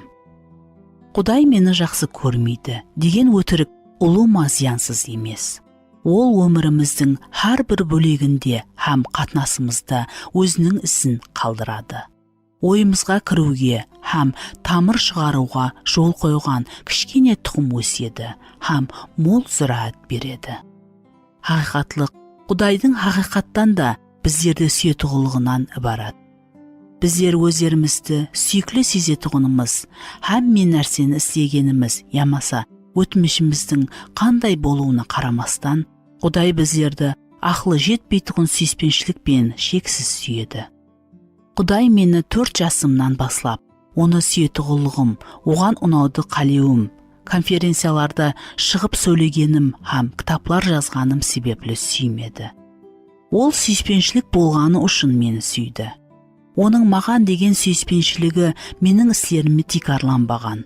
Ол менің қайғыларыма тикарланбаған. Мен оның сүйіспеншілігіне лайықлы емеспен һәм ешқашан лайықлы бола алмаймын. Мұхаддис жазуда, мен оның дұшпаны болған уақытымда да, ол мені сүйгені хақында айтылады. Сіздер егер сен сондай кішкене болсаң, қалай Құдайдың дұшпаны болдың, деп айтуыңыз мүмкін. Мұхаддис кітапта айтылғандай, мен туылған уақытымнан баслап күнәкар һәм Құдайдың дұшпаны болғанмын. Һәм оның жазасына лайықлымын. Римліктерге арналған хат 5 бап 6 аяттан 10 аятқа дейін қараң. Менің жат болып кетуіме қарамастан, ол мені сүйіп, мен үшін өзінің ұлын өлімге жіберді. Ол мені өтмішімде мәңгі сүйді. Ол мені келешекте де мәңгі сүйеді. Ол мені аз сүю үшін һәм ол мені көбірек сүю үшін мен еш нәрсе істей алмаймын. Менің достым Милана Монро көкірек рак кеселігі менен ұзақ уақыт ауыр күресті басынан өткерді. Жақында онан алған хат, ол екі көкірегін алып тастағанда Құдайдың сүйіспеншілігі арқасында күйеуінің ажайып реакциясы хақында айтып жазған. Операциядан кейін ол бірінші мәрте байлауларды шешкенде, біздер күйеуіммен бірге жыладық, һәм тыпыршыладық. Мен сондай көріксіз едім. Көкіректің орнына шандықлар һәм бүткілдей кәл едім. Мен ол үшін енді ешқашан жақсы зайып бола алмайтұғыныма қатты қиналдым. Стив мені қатты құшақлады, һәм көзінде жасы менен: «Милана, мен сені Иса сияқлы еш нәрсеге қарамай сүйемен», деп айтты. Мен дәру күйеуімде Исаны көрдім. Біздердің һәммеміз оның келіншегіміз. Һәм біздерді сол сияқлы рак, яғни күнә ракы жеп атыр. Біздер шандықлардамыз, майып һәм көріксізбіз, бірақ ол біздерді сүйеді, себебі оның жаратылысы сондай. Біздердің мүләйімлігіміз Масихтың диққатын тартпайды, ал тек оның жаратылысы ғана біздерді сүюге оны итермелейді. Ханна Уайтл Смит біздерге Құдайдың сүйіспеншілігінің ұлылығы, биіктігі, тереңлігі, кеңлігі хақында ойлануды ұсыныс етеді. Сіздер білетұғын барлық ең мейірімлі сүйіспеншіліктерді, қашан болса да басыңыздан өткерген ең терең сүйіспеншілікті, кімдір сізге көрсеткен ең күшілі сүйіспеншілікті бірлестірің. Оған дүниядағы барлық сүйуші жүректерді қосың. Ал кейін бұның һәммесін шексіздікке көбейтің. Һәм бәлкім сіз Құдайдың сүйіспеншілігін гүңгірт көз алдыңызға келтіре басыларсыз. Құдай менің әкем сияқлы. Біздерде хаялларда Құдай хақында көзқарасымыз көпшілік жағдайда таныс еркеклер, әсіресе әкеміздің тәсірі астында қалыптаседі. Олар біздердің Құдайды қабыл алуымызда ұнамлы ямаса кері тәсір жасайды. Мен айрықша жарылғау үшін сүйуші, садық һәм маған қызығушан әке болғанына міннеттармын. Осыған байланысты менің аспандағы әкеге сену һәм сүйіспеншілігін қабылдауым аңсат болды. Бірақ көптеген хаяллардың тәжірибесі бүткілдей басқаша. Бәлкім сіздің әкеңіз суық, қатаң, тұрпайы, жауыз ямаса сүйіспеншілігін көрсете алмайтұғын болған шығар. Егер сондай болса, онда Құдай біздің әкеміз деген пікірдің өзі сіздерге жағымсыз. Бәлкім сізде осыған ұқсаған жағдай болған шығар. Менен жүдә жауыз қарым-қатынаста болған менің өгей әкем бар еді. Һәм маған Құдай оған ұқсамайды деген хақиқатлықты қабылдау жүдә қиын. Менің әкем Масихи һәм ұлыма жақсы адам еді. Бірақ мен ешқашан оннан жігерлендіру сөзін естіпедім. Мысалы, мен оған дивалды бояуға жәрдем бергенімде, оннан жақсы шығып атырма деп сұрайтын едім. Әлбетте, мен жүдә жақсы деп айтқан ескім келетін еді. Бірақ оның орнына ол жақсырақ істеуге әрекет ет деп айтатын еді. Бәлкім, маған соның ұшында Құдай менде қандайда кемшілікті іздеп атырғандай, ол мені сөзсіз сүймейтұғындай, һәм мені қабылламайтұғындай түйілетұғын шығар.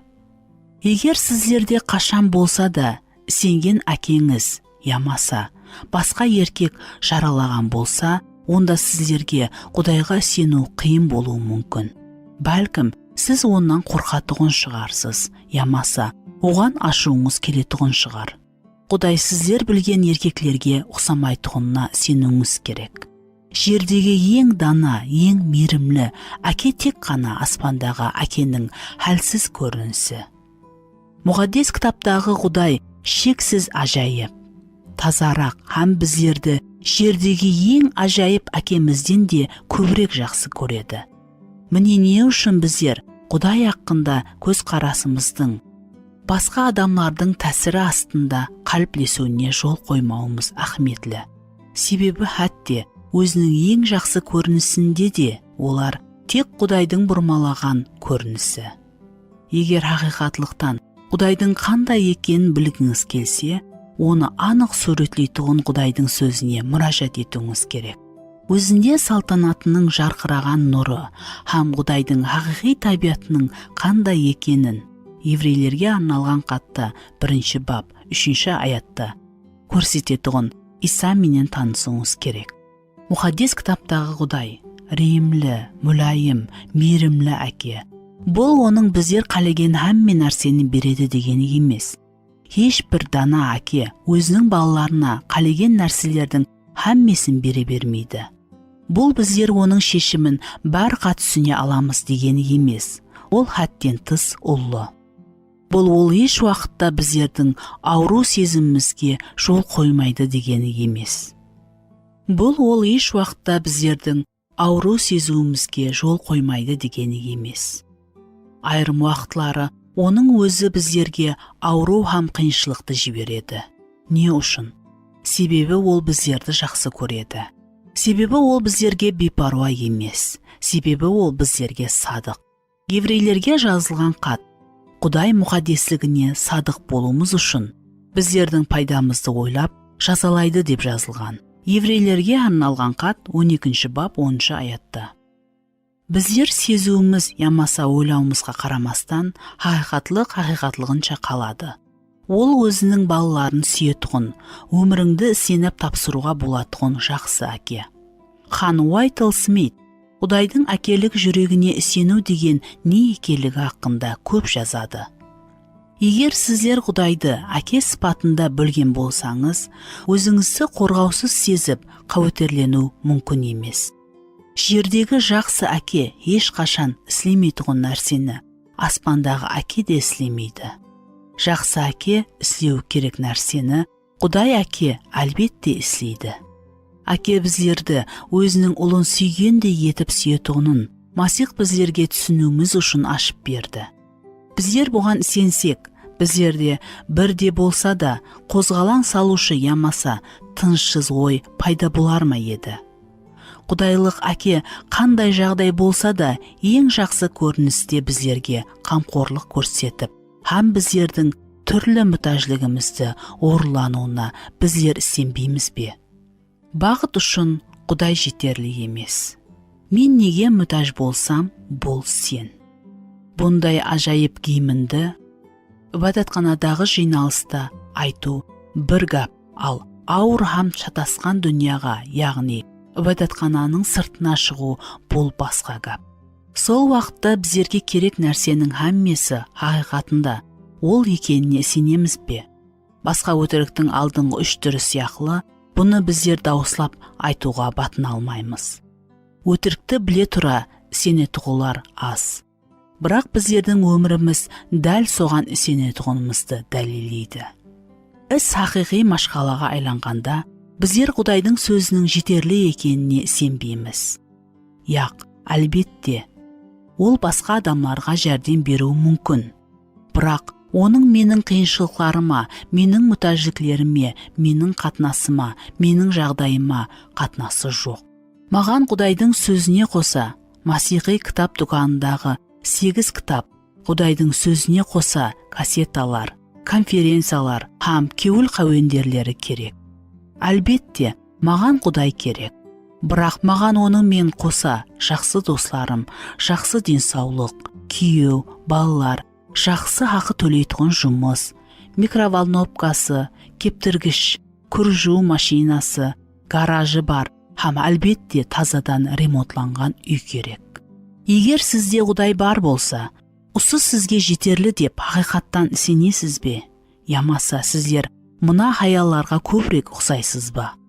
Бақыт үшін Құдай жетерлі емес.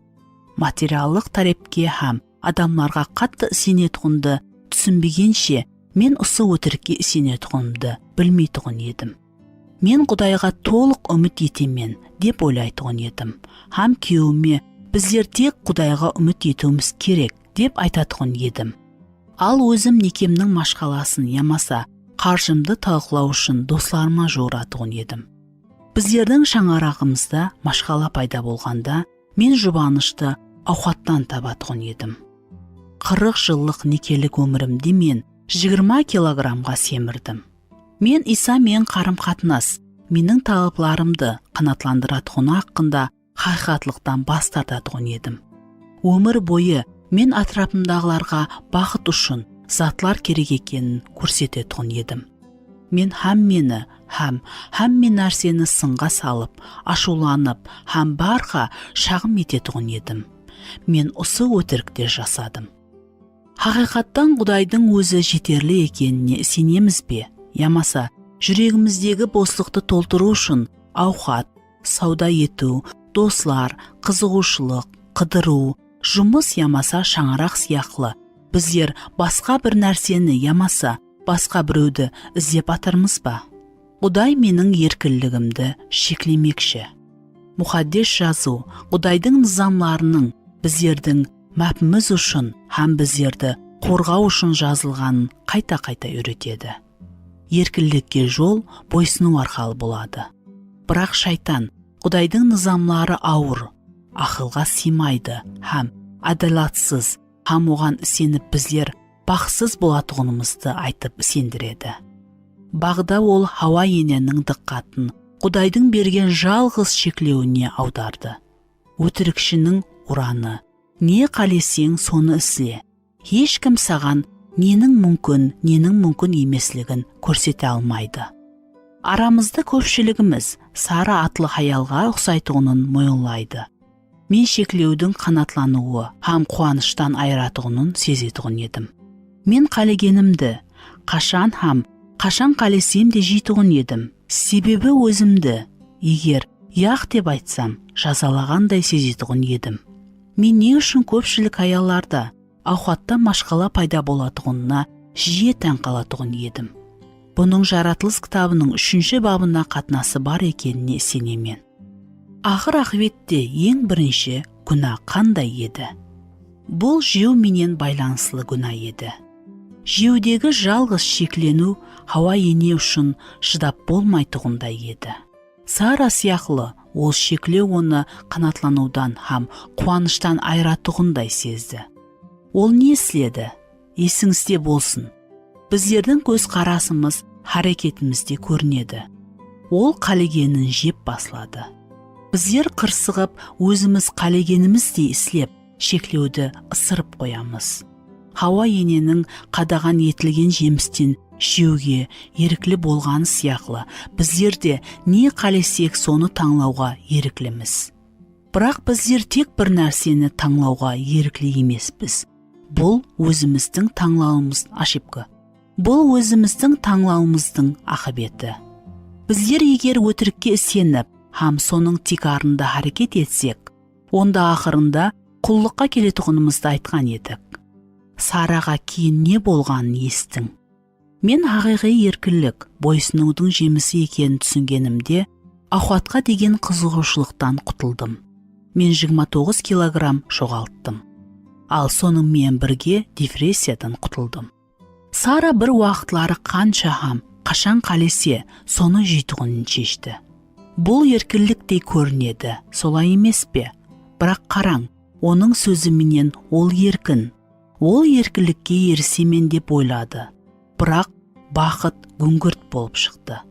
Бұның орнына ол ауқаттың тұтқынына түсіп, 20 килограммға семірді. Депрессияға түсті. Бұл хаял хақиқи еркіндікке бойсынудың жемісі екенін түсініп, хақиқатлық бойынша жасауды баслағанда, ол хақиқатлықтан азат болды. Құдай менің машқалаларымды шешуі керек. Бұндай көзқарас екі тараплеме алдануға алып келеді. Біріншіден ол Құдайды жағыну, біздерге қызмет ету үшін жасап атырған жиннің бірінші қоңыраудан қызмет етуге жуырып келетұғынын, жалланған құлдың дәрежесінде пәске түсіреді. Бұл өтірік өзі менен Құдайдан кеул қалуға тартады. Егер біздердің машқаламыз шешілмей атырса, демек Құдай біздерге жәрдем беруге асықпады. Екіншіден бұл өтірік өміріміздің мақсеті машқалаға ие болмау, ауыр жағымсыз нәрселерден құтылуды назерде тұтады. Біздің жәмиетіміз машқаламен жасау мүмкін емес, әрбір машқала шешілуі тиіс деп ойлауға үйренген. Бас ауруды қалдырушы дәрі қабыллаң. Баслығыңыз ұнамай ма, жұмысыңызды өзгертің. Пасторыңыздың уаз айтқаны ұнамай ма, басқа ибадатхананы табың. Өзіңізге таза машина сатып ала алмайсыз ба, прокатқа алың. Еркеклер сіздерге ітібар бермей атыр ма, азырақ жортаға сүйің, һәм олардың диққатын тартатығындай етіп киінің. Күйеуіңіз сізге диққатсыз, спортқа берілген, һәм сіз ұшыратқан уақытындағыдай романтик емес пе? Жұмыста ямаса ибадатханада сізге қамқорлық ететұғын һәм тыңламайтұғын еркекті табың. Көплеген адамлар үшін масихилық өздерінің машқаласын шешудің және бір ұсылынан басқа еш нәрсе емес.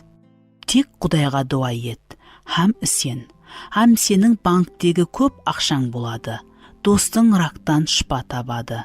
Сен енді басқа жалғыз болмайсың. Некен құтқарылады. Бойсынбайтұғын балаларың Құдаймен жарасады. Сен барға күнәні жеңесең. Керек емес әдетлерменен күресуіңнің керегі жоқ. Һәм сен бақытлы һәм сау саламат боласың. Холлиға бұл өтірік көп жеу машқаласынан құтылуға кесен ететұғын еді. Мен көп жеуден һәм артықша ауырлықтан қиналатұғын едім. Құдай мені азат ету үшін мен барға дуа ететұғын едім. Бірақ менің дуаларым һәм дәлелдерім өзімді ойлаушылық еді. Мен сыртлай сұлу көрінуді қалайтұғын едім. Мен тез болатұғын нәтижені қалайтұғын едім. Һәм мен еш нәрсені құрбалық етуді өзім үстінде сілеуді қалемедім. Менің дуаларым мынада еді. Құдайым, менің машқалам бар. Мен еркімді бекемлеуге харекет етіп атырман, бірақ қолымнан келмей атыр. Ілтимас, бұны өзгерт. Осы машқаланы шешу үшін өзіңнің күшіңді бер. Бірақ һәммесі нәтижесіз болды. Осыған ұқсаған өтірік түсініктер не үшін көплеген масихилардың ғазеп һәм қағидада жасап атырғанын, не үшін олардың өмірден кеулі қалғанын түсіндіреді. Олар егер Исаны қабылдасақ ибадатханаға барамыз, һәм масихи сияқлы жасауға харекет етеміз, һәм біздерде ешқандай машқала болмайды деп ойлаған еді. Бойсынушылықта жасау, бұл Құдайсыз жасаудың һәм Құдайға тән жасаудың табиғи ақыбеті болған көплеген машқалалардан қашу. Бірақ бұл масихқа ерушілер машқалалардан бірден құтылады деген емес. Ақиқат тұрмыс қиыншылықтарынан тұрады. Біздер күнәға батқан дүнияда жасаймыз. Хәтте күнәсі өтелгендер де жерлік денеменен жасап атыр. Һәм күнәға жеке өзінің ямаса басқа адамлардың күнәсынан азғырлауға, ауруға, жойтуға, ауру һәм өлімге тұс келуді давам етіп атыр. Біздердің масихи болғанымыз, хәтте рухи өскен, ақ кеуілі масихи болғанымыз, біздерді қауіпсіз болатұғын қандай да аспан піллесіне орналастырмайды. Құдай жаңа жерді һәм жаңа аспанды жаратпағанша, біздер күнәнің қиратушы тәсіріне біратола құтыла алмаймыз. Ал сол күнге шекен біздерде көз жаста, апатларда, қиыншылықтар һәм машқалаларда бола береді. Бірақ біздердің машқаламыздан Құдайдың шегініп, ұзақласпағаны да жақсы. Ол біздерді тірі қаламыз ба, жоқ па деп жоғарыдан бақылап тұрмайды. Яқ, мұхаддис кітаптағы Құдай апатларда тез жәрдемшіміз. Забур кітабы 45 бап 2 аят. Бұл біздердің машқаламыз сиқырлы таяқшаны бір сілтегеннен тез жоқ болып кетеді дегені емес. Бұл оның қиыншылықтарды һәм машқалаларды біздердің мінезіміздің қалыптасуы, өміріміздің өзгеруі, шеккен азаплары арқылы бойсынуды үйренген. Еврейлерге арналған хат 5 бап 8 аятта өзінің ұлы Исаға ұқсату үшін пайдаланатұғынын білдіреді. Біздер Құдай машқаламыздың һәммесін шешуін қалаймыз. Бірақ ол былай деп айтады: мен сені өзгерту һәм бүткіл дүнияға өзімнің жарылқауымды һәм күшімді көрсету үшін машқаладан пайдаланғым келеді. Бұл хақиқатлық һәм хақиқатлық сіздерді еркін етеді. Өтірікке хақиқатты қарсы қой. Өтірік. Бірінші, Құдай ондай жақсы емес, болмаса ол. Хақиқат. Құдай жақсы, һәм оның істеген һәмме нәрсесі жақсылық. Құдай еш уақытта қателеспейді. Екінші, Құдай мені жақсы көрмейді. Құдайдың маған деген сүйіспеншілігі шексіз һәм сөзсіз.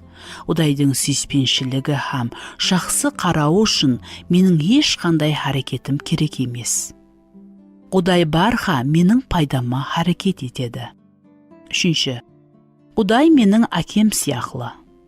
Құдай өз-өзін сөзінде ашып бергендей, Құдай шексіз, дана һәм әрдайым жердегі әкеден көбірек мені жақсы көреді. Төртінші, бақыт үшін Құдай жетерлі емес. Бақыт үшін Құдай жетерлі. Егер менде ол болса, онда керек нәрсенің һәммесі менде бар. Бесінші, Құдай менің еркіндігімді шектемекші. Құдай барға ең жақсы шешімді табады. Құдайдың шектеуі барға менің пайдам үшін.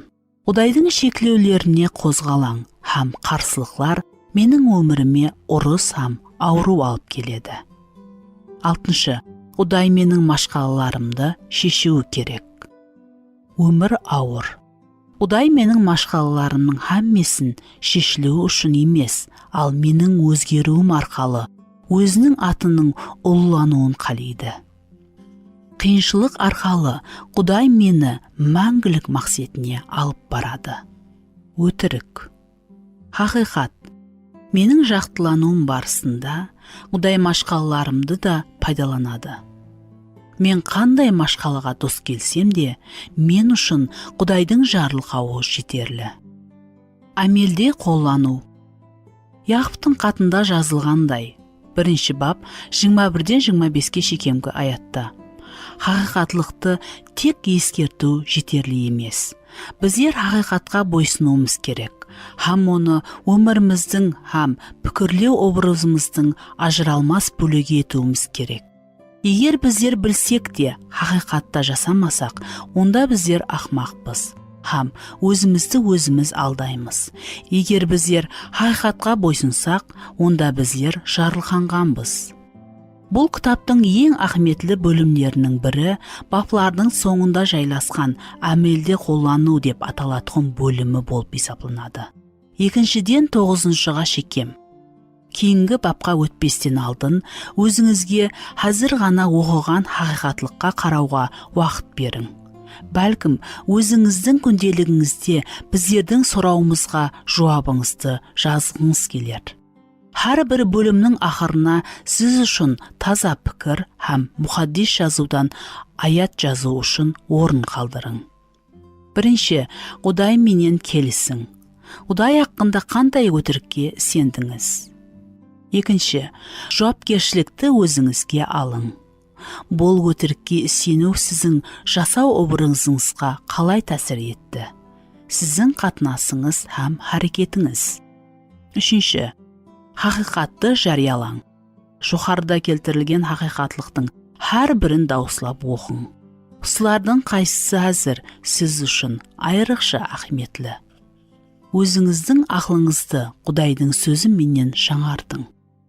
Дауыслап келесі үзінділерді оқың. Бұл аятлар Құдайдың мінезі, оның балаларына деген қатынасы haqqында айтады. Аятлар. Забур кітабы 99 бап 5 аят. Кейінгісі Забур кітабы 22 бап.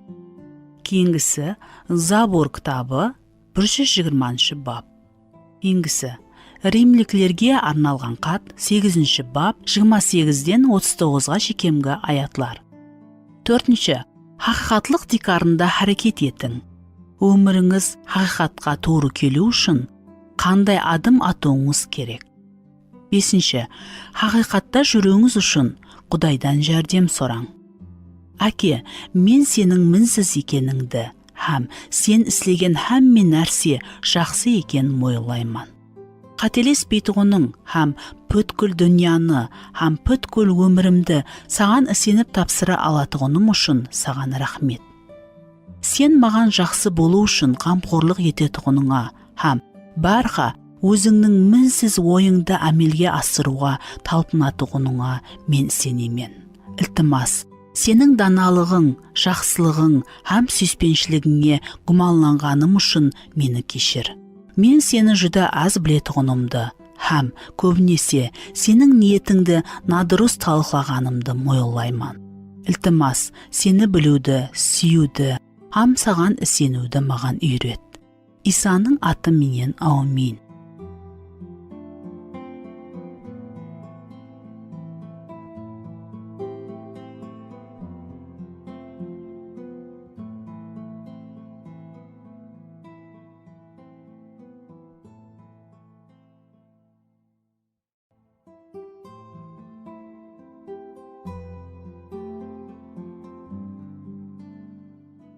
Үшінші бап.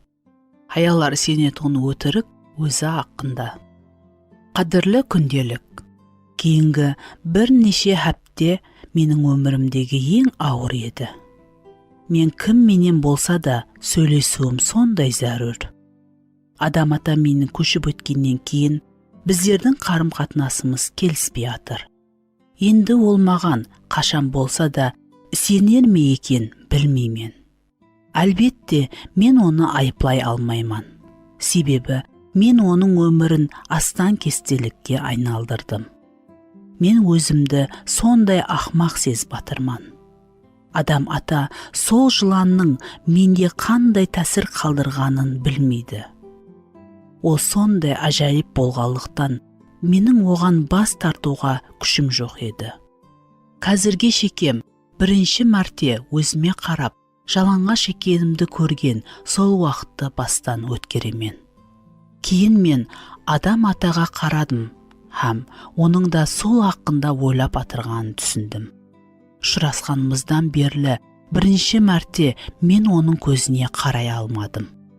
Соған шекем біздер бір-бірімізден ешқашан ұялмаған едік. Енді көбінесе біздер бірге болғанымызда қолайсыз болады. Құдай біздерге пайдасыз пальма жапырақтарының орнына хақиқи киім берсе де, мен бәрібір өзімді сондай сыртқы сияқлы іштен де қорғаусыз сезінемін. Мен адам атаның көз алдында қандай көрінетұғыным хақында еш уақытта ойламадым. Мен оның мені жақсы көретұғынын, мені Құдайдың жаратылысының ең сұлуы деп ойлайтұғынын барға білетұғын едім. Енді мен оның менен жақсы көретұғынына һәм мені сұлу деп есептейтұғынына көбінесе гуманланаман. Бәлкім ол Құдайдың бір уақытлары өзіне мені бергеніне өкінетұғын шығар. Бірнеше ай алдын менің көзім қатты ауырды, һәм мен контакт линзаларды таға алмай қалдым. Алдымен бұл аллергиялық тұту деп ойладым. Һәм дәрінің жәрдемінде олардан құтылуға харекет еттім. Бірақ машқала кетпеді. Көзімнің үсті зиянланғаны үшін мен линзадан жақсы көре алмадым. Бұл менің көруімді төмелетті. Ақыр-ақыретте зиялану сондай күшейгендіктен линзаны шешуге һәм көз шпакерлерінің қабылына жазылуға тура келді. Ол көзімді тексеріп көргеннен кейін бұның аллергиядан, хаттекі менің көзімнен де емеслігін, ал линзадан екенлігін айтты. Қандайда тақылетте линза зиянланған. Ол тегіс болып, түршігуді пайда етіп, көзді қайзайтұғын еді. Көруді қайта тіклеу үшін зиянланған линзаны тазасына өзгерту керек еді. Біздердің Құдайдың мінезі хақында көз қарасымыз үлкен ахметке ие. Себебі ол біздердің қалған көз қарасымыздың һәммесіне тәсір етеді. Құдайды бұрмалап қабылдау біздердің хақиқатлықты қабылдауымызды өзгертеді. Көбінесе біздер түршігу ямаса, ішіміздегі тынышсыздықты адамlardan ямаса жағдайдан емес, ал һәмме нәрсеге біздердің зиянланған линза арқалы қарауымыздан екенін түсінбейміз. Біздердің Құдайға деген көзқарасымыз өзімізге деген көзқарасымызға қатты тәсір етеді. Егер оны хақиқатлықта қандай болса сондайлығынша көрмесек, егер біздер оның жеккелігі хақында өтірікке сенсек, онда сөзсіз өзіміз хақында надырыс ойлаймыз. Егер біздер Құдайды пәс бақаласақ, онда біздер өздеріміз бейшараға айланамыз. Егер біздер ойымызда дүнияның үстінен күндарлық ете алмайтұғын хәлсіз, күшсіз Құдайды көрсек, онда өздерімізді хәлсіз етіп көреміз. Боран менен жағымсыз жағдайларды жеңе алмаймыз. Егер біздердің Құдайымыз еш нәрсеге тұрмаса, онда біздер де еш нәрсеге тұрмаймыз деп ойлаймыз. Егер біздер Құдай хақында өтірікке сенген болсақ, біздер өзіміз хақында өтірікке сенген боламыз. Мысалы, мынадай өтірікке: мен ешкім емеспен. Біздер сұрау бергенде 42%-дан көп аялар осы өтірікке сенетұғын айтты. Бұл жүда күшлі өтірік, олардың гуалығы бұны тасдиқлауы мүмкін. Мен басқалардан жаманырақ екенімді сеземен. Бұл өмірім бойындағы менің қайғым еді. Көбінесе бұл менің тіл алғыш болуыма қарамастан, басқа адамдар мен қатынас жасаудан бас тартуға мәжбүр ететұғын еді. Мен атрапымдағылардың барға жерлендіруіне қарезілік сеземен. Өйткені өзімді ең пәс адамдай сеземен. Егер адамлар мені жақсырақ білгенде, менің еш нәрсеге тұрмайтұғынымды мақұллаған болар еді. Бақытсыз некемнің себебінен мен өзімді санда жоқ адамдай сезіп, ешкімге, хәтте Құдай да мені жақсы көре алмайды деп ойлайтұғын едім. Мен барға сүйгілі болу үшін мінсіз болу керек. Мен ешқандай стандартларға сай келмейтұғын едім. Демек, Құдай мені сүйе алмайды деп есептейтұғын едім. Көбінесе өзіміздегі еш нәрсеге тұрмаслық сезімі атрапымдағылардан, әсіресе балалығымыздан есткен өтірікке сенудің ақибеті. Балалығымда маған ақылсыз, тесік тиынға да тұрмайсың деп айтатұғын еді. Уақыттың өтуіменен мен бұның сондай екеніне сендім. Мен әзірге шекем осы қорқыныштан құтыла алмайман. Бұл өмірде кімдір болатұғыныма мен сенбейтұғын едім. Себебі балалығымда маған осылай айтатұғын еді. Адамлар мені еш нәрсе түсінбейтұғын, ақылы зайыл адамдай қабыл ететұғын еді. Мен бұған сендім. Мен үндемейтұғын едім. Адамлар мен қатынаста болғым келмейтұғын еді. Ешқашан менде жақсы дос, өзімнің шаңырағым болмайды деп мен барға сенетұғын едім. Уақытынан бұрын өлудің себебі өмірім бойы менің ізімнен жүрген ауру қайғы болады деп сенетұғын едім. Машқала сонда өзімізді бақалау көбінесе адамлардың біздер хақындағы пікірі мен белгіленеді. Айрым уақытлары олардың сөздері дұрыс пайдалы болып шығады. Бірақ барға емес. Егер қандайда бір себеппенен біз пікіріне құлақ асатұғын адамбыз, біздерге сынған линза арқалы қараса, онда оның қабыл етуі бұзылады. Арамызда айрымларымыз өмір бойы сезімдер қамақханасында жасадық. Себебі қисық айнадағы көріністі хақиқатлық сипатында қабыл алдық. Адамлардың сөздері теориялық жақтан дұрыс болса да, өтірікші біздерді құллыққа алу үшін осы мағлұматты пайдалануы мүмкін. Мысалы, достысы 6 жасар қызға «сен семізсең» деп дұрыс айтуы мүмкін. Бұл кішкене қыз бір күні құллыққа түсуі мүмкін. Егер мен семізбен бе, соның үшін мен барға семіз боламан. Мені ешкім ешқашан жақсы көре алмайды. Менің достым болуды қаламайды. Мен өздігіммен ешкім емеспен. Атрапымдағыларға ұнау үшін мен топардың жаны болуым керек деген өтірік шешімге сүйеніп өссе. Айрым уақытлары балалықтан есткен жалғыз ғана бір ескерту адамды көп жылдар қинап, ізінен жүруі мүмкін. Осындай жағдай менде де болды. Шамам мен 6 жасар уақытымда маған жасауға ақым жоқ екенлігі, менің бұл дүнияға келмеуім керек екенлігі хақында айтқаны менің есімде. Бұны кім айтқаны есімде жоқ. Бірақ анамның қасымда құры тұрып, еш нәрсе деп жауап қайтармағаны есімде. Мен бөлекленіп қалдым, адамдармен сөйлесу мен үшін қиын болды. 7 класста мені айрықша мектепке өткеру шешілген еді. Мені ол жерге қабылдады, бірақ оқушылар жүда көп еді. Ақыр ақырет мен апуайым мектепке қайттым.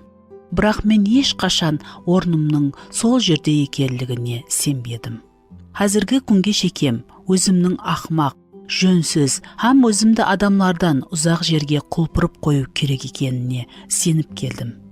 Жоғарғы классларда менің достым жоқ еді. Адамлар біліп тұрып менің кеуіліме тиетұғын еді. Нәтижеде мен бұрынғыдан да бетер шетлестім. Депрессияға түстім. Ұйқылауды ешқашан оянбауды арман ететұғын едім. Бұл уақияда адамның құллыққа қалай түсетұғыны барысы жүда анық көрінеді. Дәсеп балалықта бұл хаялға қорқынышлы, қиратушы өтірікті айтқан.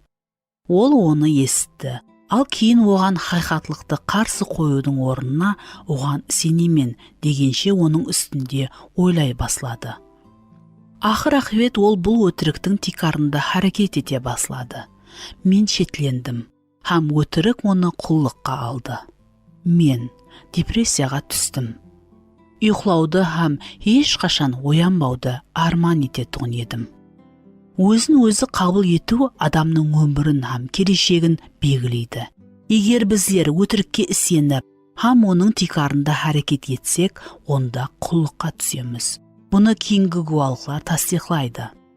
Көп уақытқа шекем мен ешкім емеслігіме сенетұғын едім. Тәубе еткеннен кейін де мен хауыздағы балшық сияқлы ешкім емеспен деп ойлайтұғын едім. Осының себебінен мен депрессияға шумдым.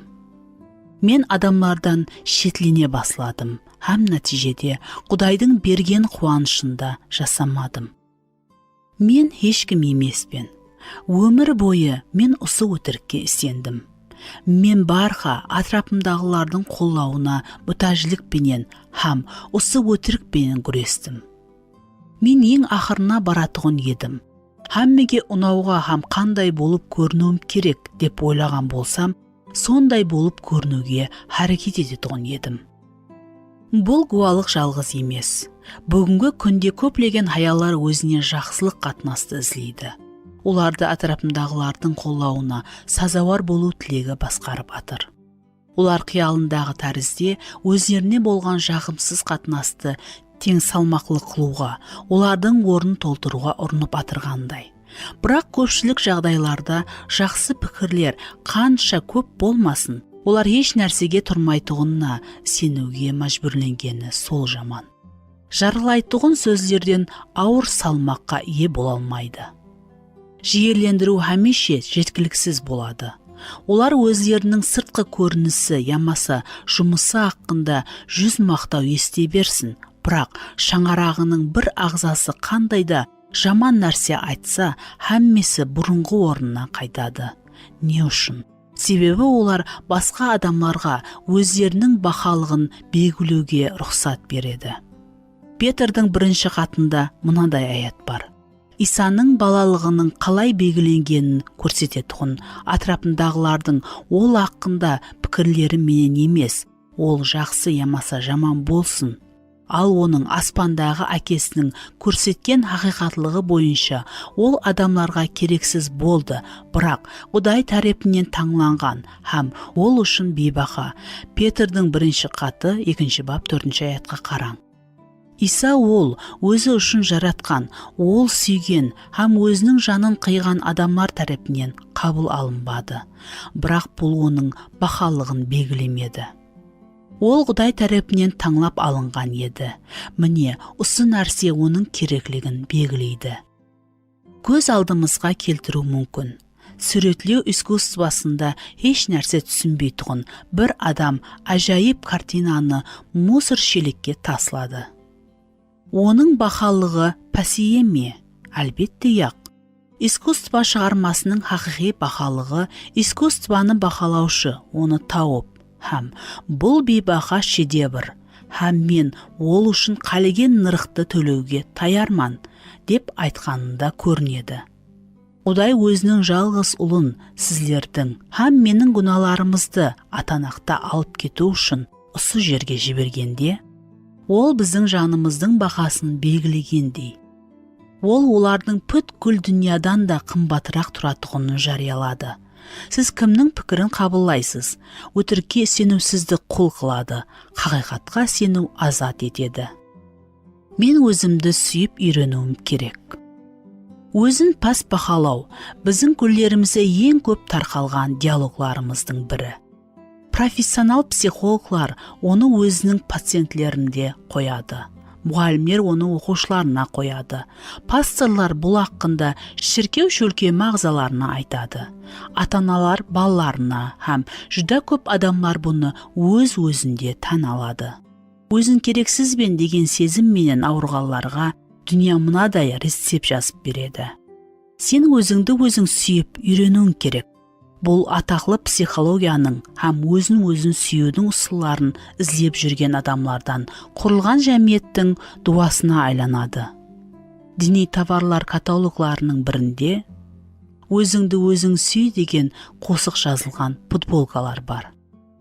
Өзіңді сүй, құбыла һәм арқа һәммесі сен үшін жаратылған. Еркін бол, сен осы үшін жаратылғансың. Өзіңді көрсетуге мүмкіншілік ізле. Құмаллары жоқ бол, сен бақалысың. Ал басқаша айтылғанлар сені білмейді. Өзіңнің бақалығыңды көру үшін дуа ет. Өзіңді сені сүйетұғылар менен қорша. Сағынышам айып сезімдерін қу. Саған деген Құдайдың айрықша сүйіспеншілігін сез. Өзіңнің қалеулеріңді тыңла. Же, қуан, шадлан, өзіңді еркелет. Сені қаралай тұғылардан қаш. Мен. Бұл ажайып сөз. Басқа каталогта төмендегі сөздер жазылған. Сиқырлы пижама ұсынылды. Олар адамдар айнаға жақылағанда оқи алатұғындай етіп айналық көріністе жазылған. Мен қымбатлыман, таң қаларлықпан, айрықшаман, ажайыппан. Бақалыман, сақиман, сирекпен, бүтіммен, мұхаддеспен, толықпан, лайықлыман, патшалықлы һәм хүрметлі шақспан деп жазылған. Сиқырлы пижама ұсыныс етеді. Бұл пижама сіздің қандай бағалы һәм айрықша екеніңізді еслетуге арналған. Көбінесе болатығын сияқлы ұсындай рекламадағы өтіріклер хақиқатлыққа қарама-қарсы.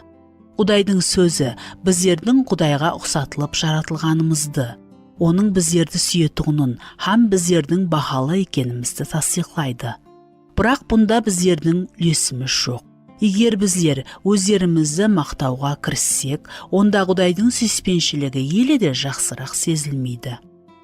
Керісінше, біздер жанымызды жойтып қана, оны табатығынымызды Иса біздерге үйреткен. Өзін сүюге үйрету адамларды жалғызлық һәм бақытсыздыққа алып келеді. Көбінесе адамлар мен ешқашан өзіме ұнамағанман, ямаса ол өзін сүймейді деп айтады. Мұхаддес жазу бойынша хақиқатлық сонда біздер өздерімізді сүйеміз, хаттекі артықша. Иса өзімізді сүйгендей жақынымызды сүюді бұйырғаны. Басқаларды сүю үшін алдын өзімізді сүйіп, үйренуіміз керек дегенді білдірмейді. Иса өзімізді табиғи халда көрсететұғын, дыққа там қамқорлықлар мұғдарын басқаларға да көрсетуіміз керек екенін айтады. Егер менің тісім ауырса, мен дәрхал жағдайды анализлей баслайман, һәм машқаланы шешуге харекет етемен. Егер мен өзімді сүймегенде, онда ауруға диққат аудармаған болар едім. Бірақ басқа біреудің тісі ауырғанда бейпаруа болу сондай аңсат. Себебі бұл оның машқаласы. Біздер табиғи халда өзімізді сүйеміз, бірақ біздер басқаларды сондай етіп табиғи сүймейміз. Ефесдіктерге жазылған хатта да осы нәрсе айтылады. Павел күйеулерге хаялын сүюді, өзінің денесіндей, себебі ешкім ешқашан өз денесін жек көрмеген. Керісінше, өз денесін азықландырып, оны күтеді, деп бұйырады. Ефесдіктерге жазылған хат 5 бап 28-29 аят. Біздер барға өздерімізге қамқорлық етеміз. Өздеріміздің қайғыларымызды терең бастан өткереміз. Барха адамлардың харакетлерін қалай тез қабыл етуімізді барха түсінеміз. Біздердің айырымларымыздың ұсындай жаралы екеніміздің себебі біздерді өздерімізді жек көргенімізден емес, ал өзімізді қатты сүйгенлігімізден. Біздер адамлардың өздерімізді қабыллап, біздер менен мүлайым қатынаста болуын қалаймыз. Біздер өздерімізді бұндай қатты сүймегенімізде, біздерден бас тартқанына, біздерді менсінбегеніне, һәм біздерге керекли диққат аудармағанына бұндай қайғырмайтұғын едік. Гап мынада, біздер өздерімізді жек көрмейміз. Біздерге өзімізді сүюді үйренудің керегі жоқ. Құдайды һәм атрапымдағыларды хақиқат сүю үшін өзімізден бас тартып үйренуіміз керек. Біздердің ауруымыз өзін басбақалау емес, һәм өзімізге болған жаман қатынас емес. Бұл Құдайды басбақалау. Біздердің машқаламыз өзімізді қандай болсақ, сондай етіп қабылдау емес, ал Құдайды қандай болса, сондай етіп қабылдау. Біздерге өзімізді көбірек сүюіміздің керегі жоқ. Оның біздерге деген шексіз сүйіспеншілігін, оның ойларын, һәм біздердің өмірімізге мақсатын қабылдау керек.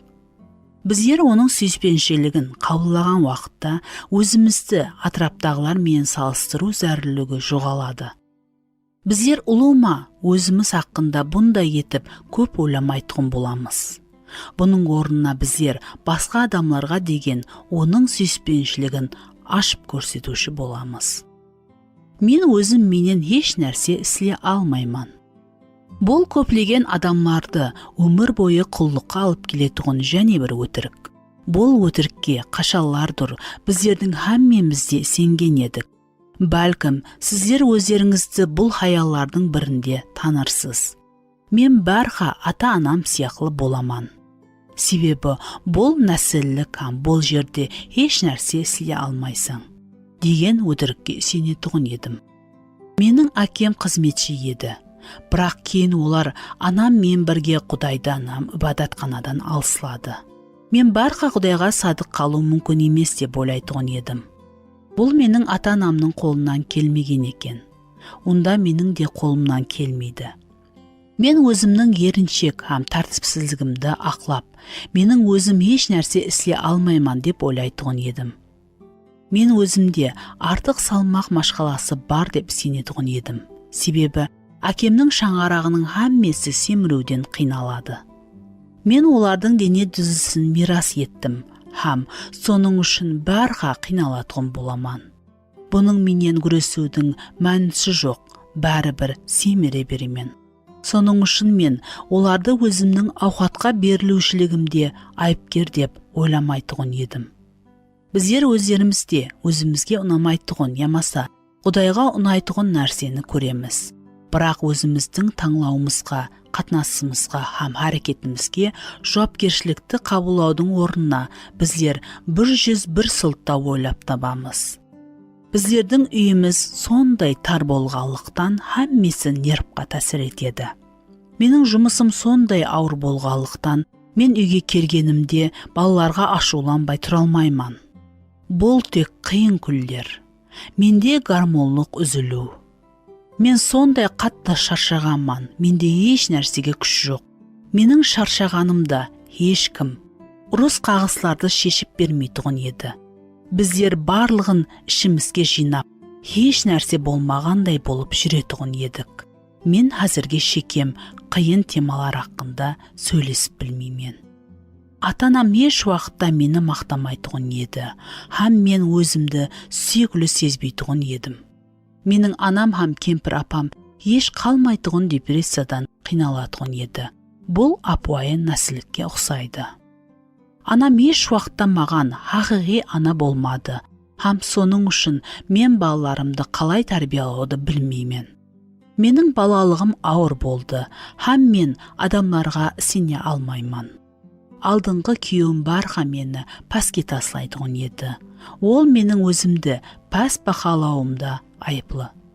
Айтылғалардың һәммесі барлық нәрсеге атрапындағы адамлардың айыплы екенлігін, ал біздер болса тек сол адамлар жеткізген жарақатлардың құрбаны екенлігімізді аңлатады.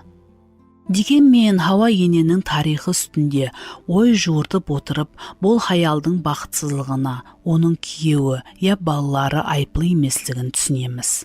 Хаялардың машқаласында еркеклер айыплы деген көз қарас қоллап қуатлайтұғын қазіргі заман феминизміне қарамастан Хауа ененің өмірін еркек бұзған жоқ.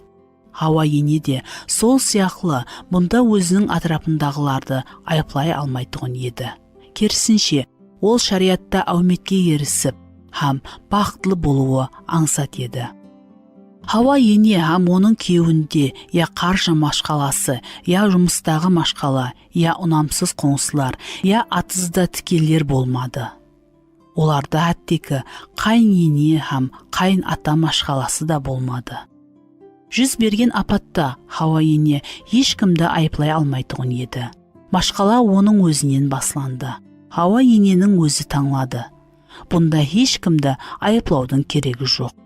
Бұл шешім оның еркіндіктен айырды, һәм оған шаңарағына кейінгі әулатының һәммесіне қорқынышлы апат келтірді. Мен өзіммен еш нәрсе істей алмаймын деген өтірік біздерді атраптағы адамлар һәм сыртқы шариатлардың хәлсіз құрбанына айландырады. Бұл өтірік кім болса да, ямаса не болса да, басқа нәрсе біздердің келешегіміз үшін жауап береді. Өзгеруге біздердің бейлігіміз жоқ. Һәм біздер апуайы ғана қуыршақ екенімізді назерде тұтады. Біздер кімдір келіп жіпті тартқан уақытта ғана қозғалу керек дегенге негедір сендік. Бұл өтірік біздердің өзгеруімізге ешқандай үміт қалдырмайды. Шайтан, егер біздер өзімізді ұслауға ұқыпсыз екенімізге сенсек, онда ешқашан өзгермейтұғынымызды біледі. Біздер құллықта жасайтұғын боламыз. Егер біздер әуметсізлікке, күнә ямаса, бақытсызлыққа гіріптар екенімізге сенсек, онда әуметсізлікті бастан өткереміз, күнә істейміз, бақытсыз, кеуіл қалған хаяллар боламыз.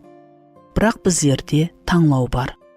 Біздер өздеріміздің шешімімізге жауап береміз.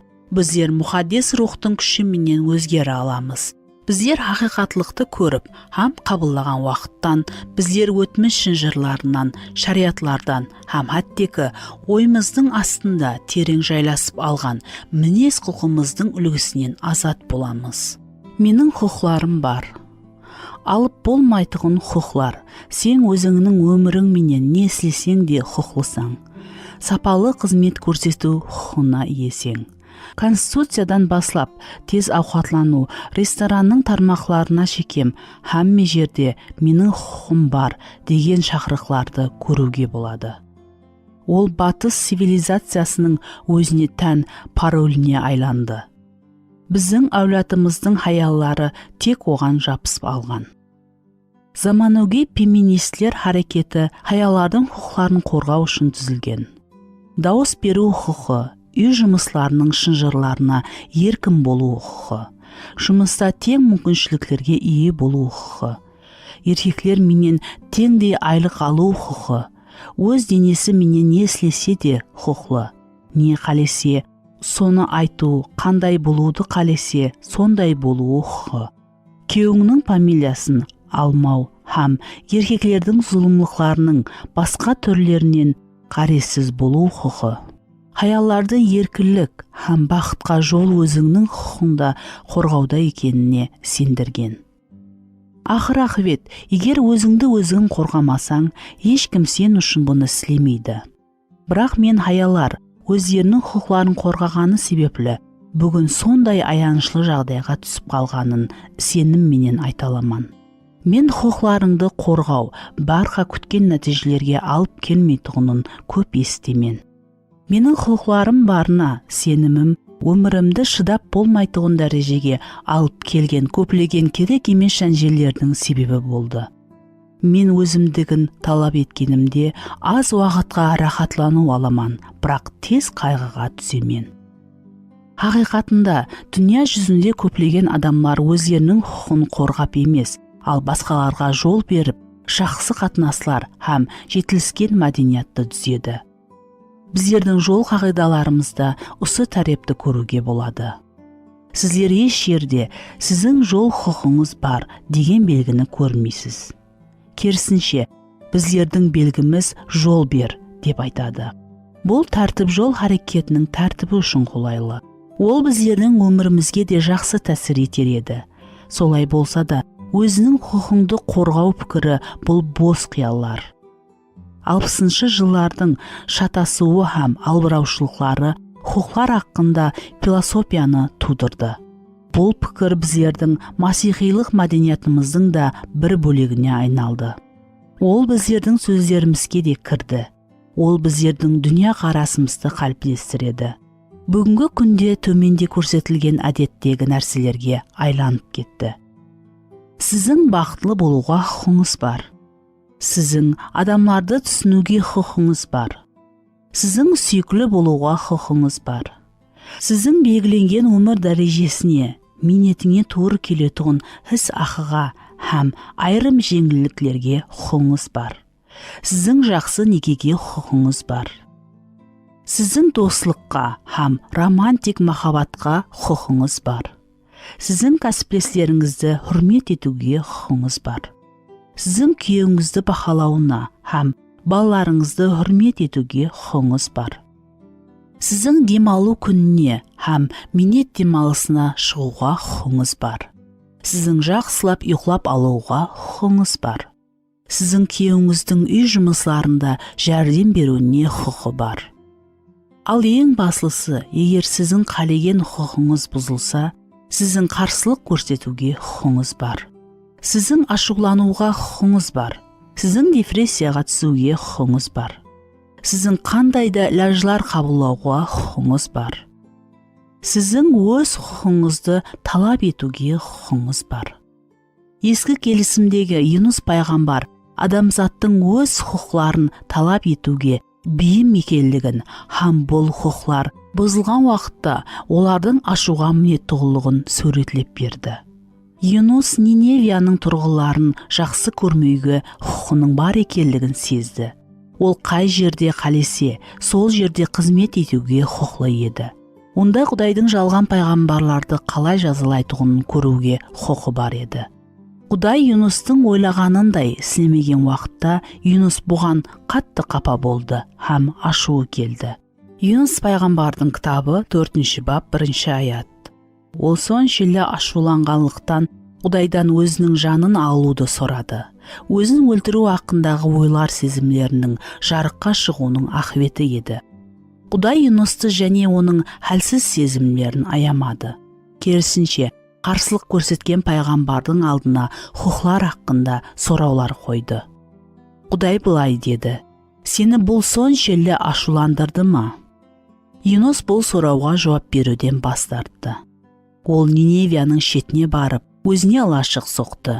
Һәм Құдай өзінің шешімін өзгертіп, қаланы жоқ қылмас па екен деп күтіп отырды. Құдай өзінің мейірімі менен мынаны жаратты. Өсімлікті ол Юнустың басының үстінде сая болуы һәм оны ашудан азат ету үшін көтерілді. Юнус бұл өсімлікке қатты қуанды. Юнус пайғамбардың кітабы 4 бап 6 аят.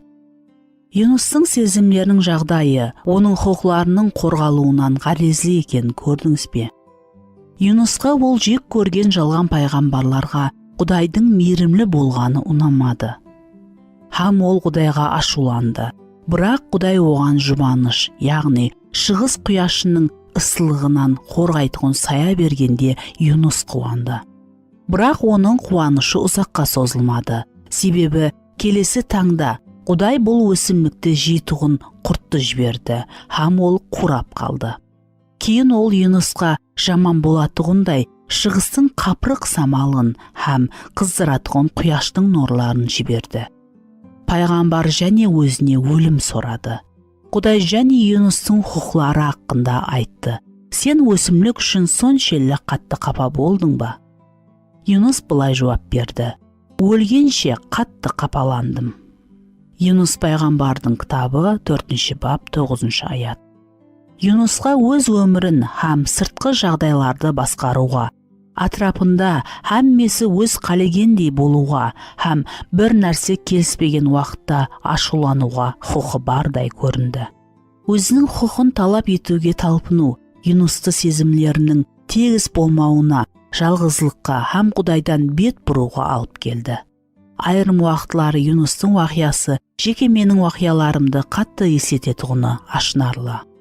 Көбінесе мен һәммесі мен қалегендей болғанына көңілім толмай ашуланып қаламан.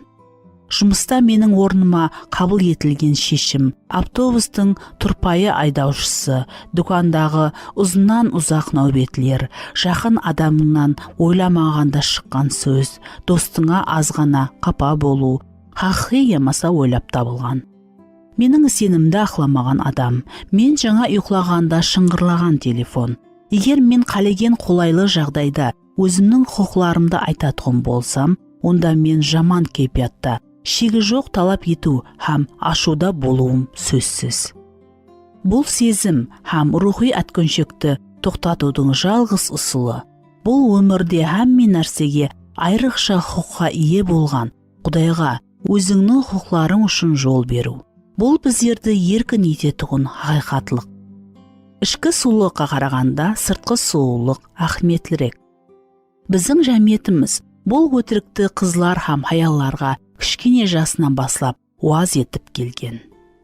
Бұл өтірік һәмме жерде естіледі. Телевидениеде, киноларда, қосықларда, журналларда, кітаплар һәм рекламаларда.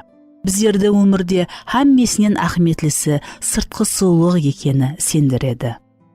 Хаяллар олардың сөздеріне сенеді. Ауа, ең басылысы сұлулық, дененің сұлулығы.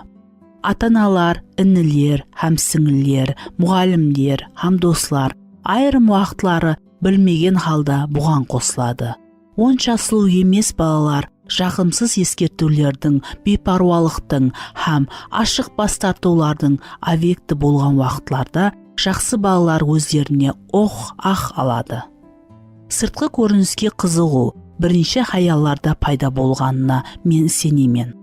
Хауа енені қадаған етілген жемісте не тартқаны есіңізде ме? Хаял ағаштың қасына барып, жемісінің жеуге жақсы һәм көз тартарлық сұлу екені және өзін ақыллы етуге қызықтырып тұрғанын көріп, жемісті алып жеді. Жаратылыс кітабы 3 бап 6 аят.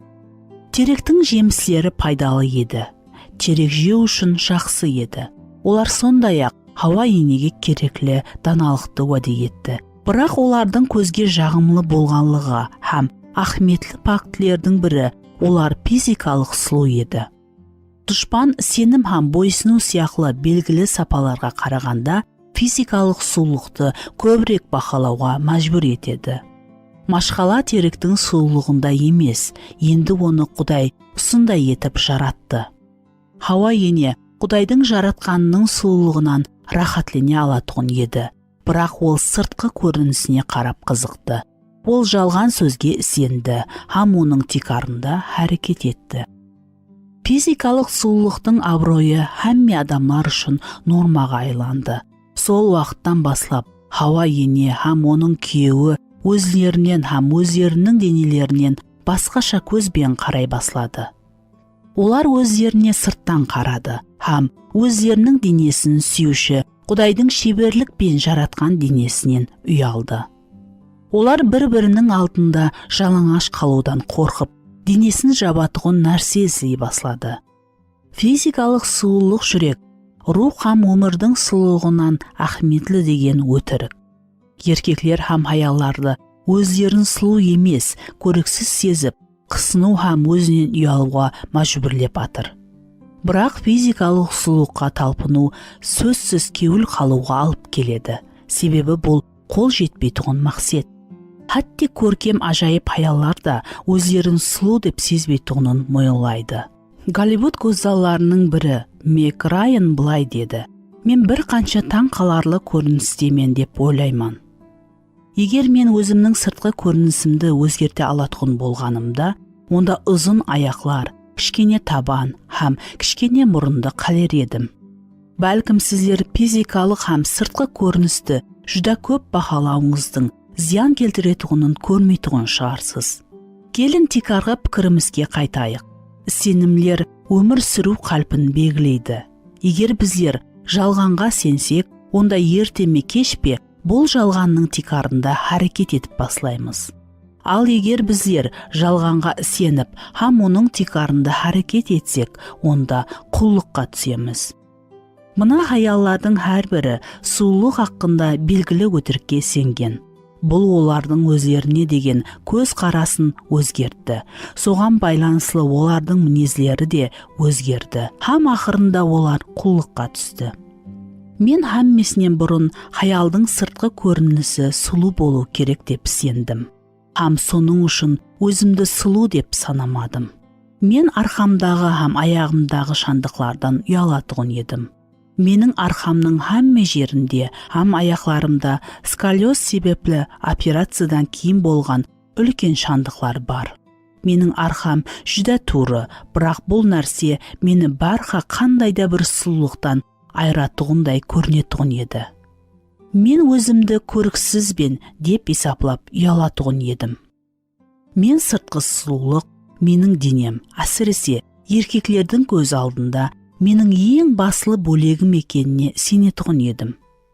Маған жүдә зәрур болған олардың диққатын өзіме тарту үшін бұннан пайдалануға қарар еттім. Менің жүдә жақсы көретұғын сұлу ажапам бар, бірақ менің өзім сұлу емеспен. Мен басқаларға қарағанда төменірек екенмен, һәм мені қабыл ету үшін түрлі нәрсе істеу керектігіне барха сенетұғын едім. Мен сұлу адамларға барха әумет күліп бағатұғынын көремен. Мен ешқашан өзімде бұндай болмайтұғынын һәм өзімнің сыртқы көрінісім хақында жеке көз қарасымның құллығында жасап атырғанымды анық түсінемен. Өмір бойы мен өзімнің бақалығым, сыртқы көрінісім менің өлшенетұғынына, һәм әлбетте мен ешқашан дүнияның талап ететұғындай көріне алмайтұғыныма сенетұғын едім. Соның үшін менде барха өзімде пәс бақалау болды.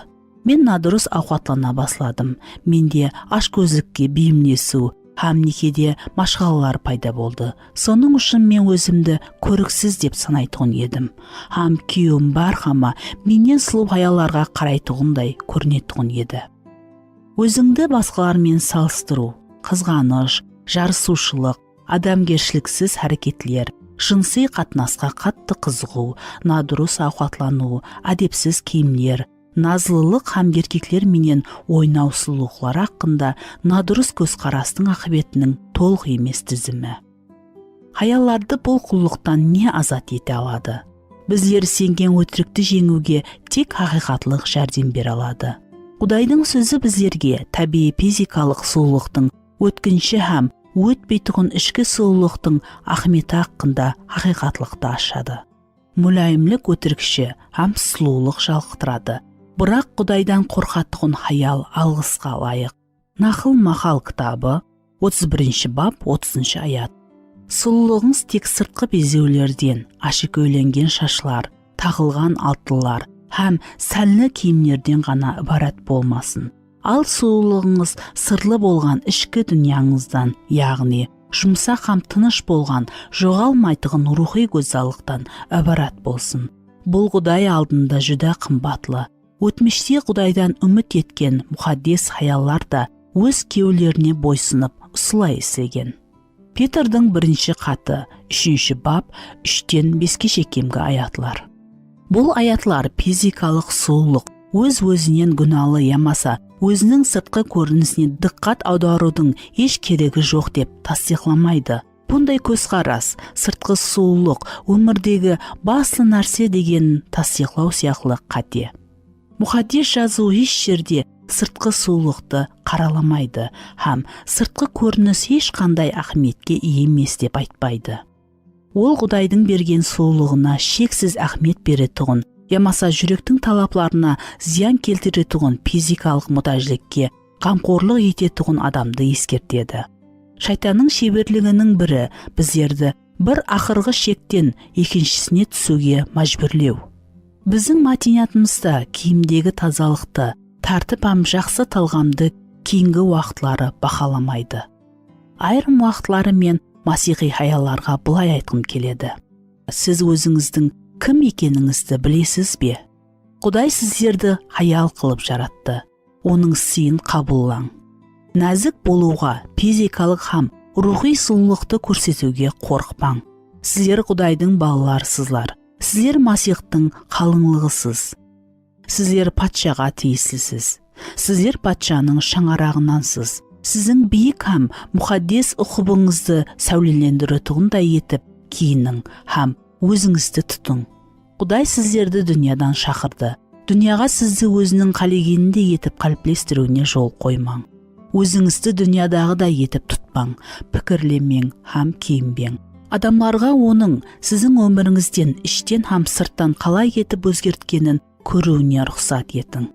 Біздер жүрегімізде Масих жасап атырған хаяллар, сұлулығымызды, тәртібімізді, ажайыплығымызды һәм Құдайдың жарылқауын өзіміздің ішкі һәм сыртқы адымымызды сәулелендіруіміз керек.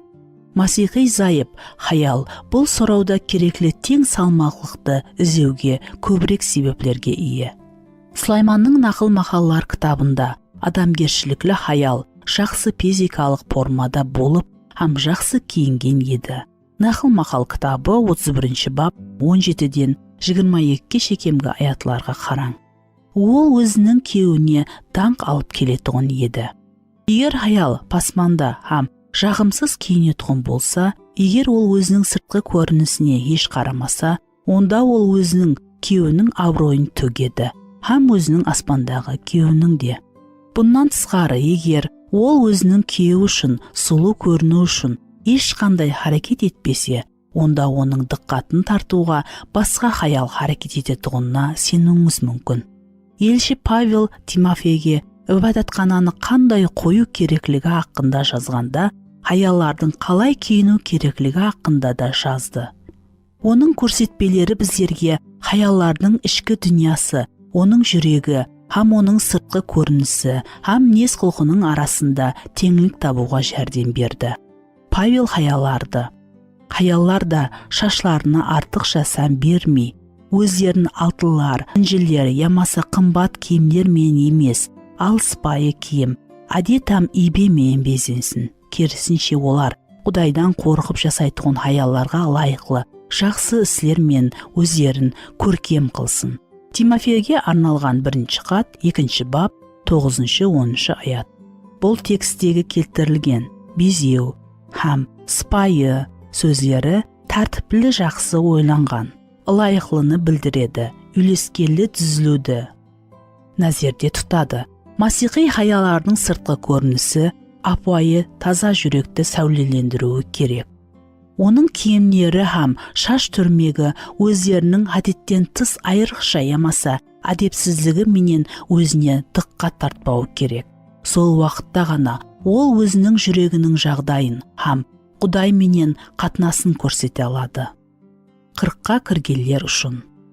Мен 40 жасқа кіруден маған қартаюға қарсы түрлі нәрселерді тағазалайтұғын каталогларды жібере басылады.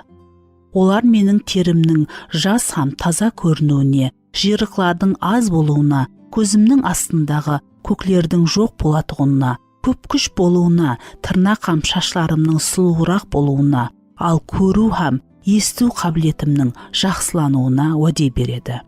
Бұннан көрініп тұр, жас өткен сайын өзін жақсырақ сезіп һәм жақсырақ көріну хаялдың ең басылы мақсеті.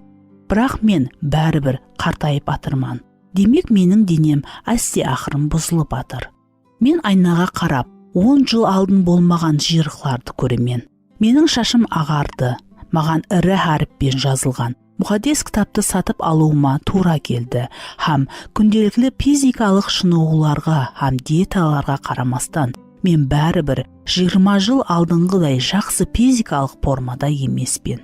Бірақ мен бұның апат ямаса, менің биологиялық сағатларымдағы тілдерді арқаға қайтару мүмкін деген өтірікке сенуден бас тартамын. Мен өзімнің физикалық қартаюымды тездетуге харекет етпеймін. Бірақ қашып болмайтұғын нәрседен басым мен көресуге кете жақ емеспен. Қартайып баратырып, мен Құдайдың пікірі бойынша һәммесіне не ахметлі екелігі хақында көбірек ойлауды қалаймын. Мысалы мен мұхаддис рухқа өзімді мейірімлі, дана һәм мінеттаршылықлы жүректі тәрбиялап шығаруға рұқсат беремен бе? Қандай ішімлік ямаса дәрілерді сатып алуымнан, кімнің қызметінен пайдалануымнан ғарезсіз, мен денемде артқа қайтарып болмайтұғын процесс жүз беріп атырғанын білемен. Керісіне сену демек алдану. Бірақ мен әділ адамның жердегі жоллары толық күнге дейін шарқайтұғын нұрлы жарықтай. Нақыл мақал кітабы 4 бап 18 аят екенін білемен. Бұл денеміздің хәлсізденіп атырғанына қарамастан, біздер байрақ һәм сұлуырақ болуымыз мүмкін болған өмірдің айрықша өлшемі бар екенін білемен. Хақиқатлық сонда, егер біздер өздеріміздің күшімізді һәм уақытымызды тік, сұлу, жас болып қалу үшін, һәм жақсы форманы сақлау үшін сарпласақ, онда бұл мақсатқа жетуіміз мүмкін, тек қысқа уақытқа ғана. Бірақ өзімізде Құдайға ұнайтұғын һәм біздерменен мәңгі қалатұғын сол ішкі сұлулық, мінез һәм жарқылықты рауажландырмағанымыз үшін біздер өкінетұғын күн келеді. Менің қалеулерімнің һәммесі сөзсіз орынлануы шарт. Бұл өмірді қате қабылдаудағы және бір өтірік. Біздің жәметімізде һәмме қалеулер орынлануы керек. Мүмкін болғанша тез һәм жеңілдеген философия күн сүріп атыр. Бұл философия біздерді қалеулерімізді анықлауға һәм бұл мұтажиклерді толықтыру үшін ләжі барынша тезірек керекли нәрселерді істеуге шақырады. Солай етіп, егер сіз аш болсаңыз ауқатланың. Егер сіз өзіңізге ұнаған нәрсені ала алмасаңыз қарыз алың. Егер сіз романтиканы қалесеңіз, онда еркеклердің диққатын аударатығындай етіп киінің һәм өзіңізді тұтың. Егер сіз жалғыз болсаңыз, жұмысыңыздағы үйленген еркекке жүрегіңізді ашың. Кейінгі сапары дүканда болғаныңызда әдетте ауызда сатылатұғын хаялар журналына һәм кітапларына диққат аударың. Олардың сыртқы бетлерінде сіздің қалеулеріңізді қанатландыруға уәделер көп. Жақсы көрудің һәм өмірден қанатланудың 99 ұсылы. Қалай ауқатланудан бас тартпай, артық ауырлықты таслауға болады. Көшеде 30 градус ыссы болып тұрғандай, қалай 100% жақсы көруге болады. Өзіңізді еркелетің, көзді ашып жұмғанша, ұзын шашлар, үй шариатында сұлу күнге күйу. Сіздің қауметіңізді сақлайтұғын, бетіңіздің реңін жақсылайтұғын, һәм сізге көп күш беретұғын әдет. Жеңіл өмір, қызықлы жұмыс, таң қалдырарлық көйлек, ойсыз армалар һәм ақыллы шешімдер. Сіздің қалеулеріңізді қанатландыруға барқа ұсылар табылады, бұл болуы мүмкін. Қалай деп аталған кітап. Мұхаббат романы. Дүкан аралау, саяхат. Таза шаш түрмегі, киім, үй, атыр, жұмыс ямаса кию. Үлкен көп ертілген сыр салынған пицца. Ең жақсы жағдайда бұндай пікірлеу хаялардың үмітлерін ақламайды, һәм олардың қалеулерін орыламайды. Олар ішкі босылықты толтыруды іздеуден адасуды давам етеді. Ең жаман жағдайда бұл өтірік мүмкін емес ауру алып келеді, һәм азатлықты ұрлайды. Дәл сол нәрсе қаутерленудің, қапашылықтың һәм депрессияның себепшісі болады. Бұл өтірік көплеген қызларды төсектегі жылылық һәм достықты уәде етудің орнына қызылық ар-намысын беруге мәжбүр еткен. Ол көплеген тұрмысқа шыққан хаяларды, хаялардың сезімдерін түсінетұғындай болып көрінетұғын кәсіплестерінің құшағына алып барады.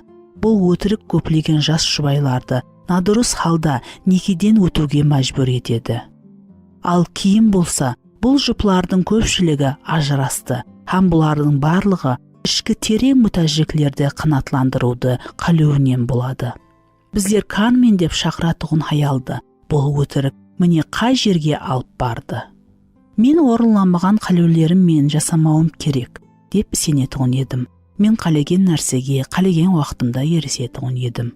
Киім, Европаға саяхат, шетте демалу, бұның һәммесін мен кредит карталарым менен ямаса қарызға ақша алумен ересетұғын едім.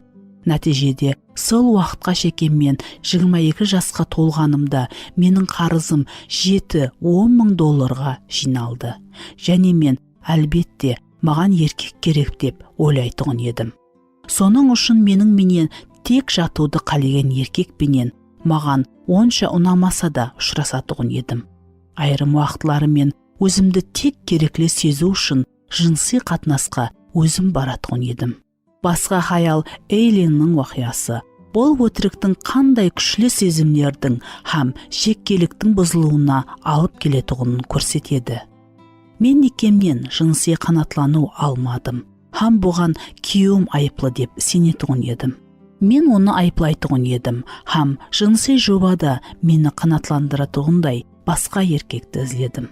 Мен бұның тек қалеу екенін білсем де, мұхаббат деп атайтын едім. Бірақ мен бұған құқым барлығына һәм күйеуім мені қанатландыруы шарт деп сенетін едім. Алдын бұл жақсы еді, бірақ кейін һәмме нәрсе ашылғанда маған ұят, айып һәм туырлап болмайтын апат сезімі құлады. Мен ешқандай өткінші қанатлануға тұрмайтын ауруды сездім. Біздерді өтіріктің құрсауынан қандай хақиқатлық азат етеді? Біріншіден, біздер жерде біздердің орыланбай қалатын қалеулеріміз бәрқа болатынын ойлауымыз керек. Римдіктерге арналған хат 8 бап 23 аятқа қараң. Егер біздер барлық қалеулерімізді бұл жерде қанатландыра алғанда, онда бұл дүниядан кеуліміз толар еді, һәм басқасын қалер едік. Біздердің қалеулеріміз өз-өзінен күнәлі емес екенін есте тұту ахметлі. Хақиқаттан жаманы, бұл осы жерде һәм хәзір қалай болса да қалеулердің орылануын талап ету. Құдай жынси қалеуді жаратты. Бұл мұтаждікті қанатландыру жақсы, бірақ тек некеде. Бірақ дүния егер жынси жақылықты қалеу болса, оны орылауға толық құқымыз бар. Қай жерде, қашан, қалай һәм кіммен екені ахметлі емес деп айтады. Дәл сондай физикалық аш болуды бастан өткеру өз-өзіне жаман емес. Өзіміздің сезімлік һәм рухилық мұтаждіклерімізді қанатландыруға харекет етіп, өзімізді ауқатпен тұғу жаман. Құдай біздерге қалеулерімізді қанатландырудың заңлық шариатын бермегенше, біздер барына қанатлануды үйренуіміз керек. Екінші хақиқатлық, біздің жүрегіміздің терең мұтаждіклері ешқандай адам, ямаса нәрселер менен қанатлану мүмкін емеслігінен тұрады. Бұл маған хақиқи рухи еркіндік алып келген хақиқатлықтардың бірі. Мен көплеген жылдар мені бақытлы қылатын адамлар менен шариатларды іздедім. Олар қайта-қайта мені алдады, һәм мен депрессияға түстім. Менде кеуіл қалу болатын еді. Хақиқатлық мынада, қалеген жаратылыс біздердің кеуілімізді әлбетте қалдырады. Нәрселер жанып кетуі, ямаса сыну, жойтылу, ямаса жоқ болуы мүмкін. Адамдар көшіп өтуі, өзгеруі, біздерді алдауы, ямаса өлуі мүмкін. Бұл хақиқатлықты түсіну үшін бірнеше жыл алдын маған бірнеше қадірлі адамларды жойтуға тура келді. Егер жүрегімнің тереңінде қалегенімді қанатландыруды адамлардан күтетін болсам, менің бәрқа кеулім қалатығым болады. Мен көплеген Құдайға садық, тұрмысқа шықпаған ажайып масихи хаялармен сөйлестім. Олар жалғызлықпен күресудің қандай қиын екенін айтып беретұғын еді. Бірақ некенің барға жалғызлықтан азат етпейтінін есте тұтың. Мен терең жалғызлық сезімі менен һәм өздерінің басқалардан ажыратылған халда жасап атырған көплеген некелі хаяларды білемен. Һәммесі жердегі ешбір еркек хаялдың жүрегіндегі терең қалеулерін қанатландыратұғын ауқалда емеслігінде. Құдай біздерді өзінен басқа ешкім ешқаншан қанатландыра алмайтұғын етіп жаратты. Забур кітабы 15 бап 11 аят. Һәм 33 бап 9-дан 11-ге шекемгі аятқа қараң. Сіз тұрмысқа шықтыңыз ба, ямаса, яқпа, қалеулер бұл жаман емес, һәм жақсы да емес. Олар біздердің рухи дәрежемізді белгілемейтұғынын түсінуіңіз керек. Бұндай қалеулерді қабыл етіп, оларды Құдайға тапсырып, һәм оларды ол орылауын күтуді үйрену керек. Біздер Құдай хақындағы надұрыс көзқарастың, өзіміз хақындағы надұрыс көзқарастың пайда болуына себепші болатұғын, һәм бұл басты бөлімдердің қалегеніндегі өтірік өмірімізге тәсір ететұғынын көрдік. Құдай хақында ямаса, өзің хақында өтірікке сену сөзсіз күнә хақында өтірікке алып келеді. Өтірікке хақиқатты қарсы қой. Өтірік, мен ешкім емеспен. Хақиқат, менің бақалығым Құдай мені қандай көруінен анықланады. Құдай үшін бүткіл дүнияға қарағанда менің жаным қымбатлырақ. Мен Құдайдың баласыман, оның байлығы менің қазинем. Мен өзімді сүйіп үйренуім керек. Хақиқат, мен Құдайдың сүйіспеншілігін сеніммен қабылдауым керек. Мен әлде қашан өзімді сүйемін. Мен өзімнен бас тартуға, һәм Құдайға, маған атрапымдағыларға деген сүйіспеншілікті сауға етуіне рұқсат етуді үйренуім керек. Өтірік, мен өзіммен өзім еш нәрсе істей алмаймын. Хақиқат, егер мен Құдайдың баласы болсам, онда Құдайды аңлы халда тыңлай аламын. Өзімнің таңлауыма тек өзім жауап беремін. Мен мұқаддес рухтың күші менен өзгере аламын. Өтірік, менің құқыларым бар. Хақиқат, құқымды талап ету, демек бұл құқыларымның құллығында болу. Өзімнің құқыларымнан бас тарту мені азат етеді. Өтірік, ішкі сұлулыққа қарағанда сыртқы сұлулық ахметлі. Хақиқат, сыртқы сұлулық уақытша, ерте ме кеш пе ол жоқ болады. Құдай үшін менің рухи сұлулығым һәм мінезім һәммесінен ахметлі. Өтірік, менің қалаулерімнің һәммесі. Хақиқат, жерде де менің көпшілік қалаулерім орыланбай қалады. Өтірік, сөзсіз орылануы керек. Хақиқат, ешбір жаратылыс менің жүрегімнің терең мұқтаждықлерін қандыра алмайды.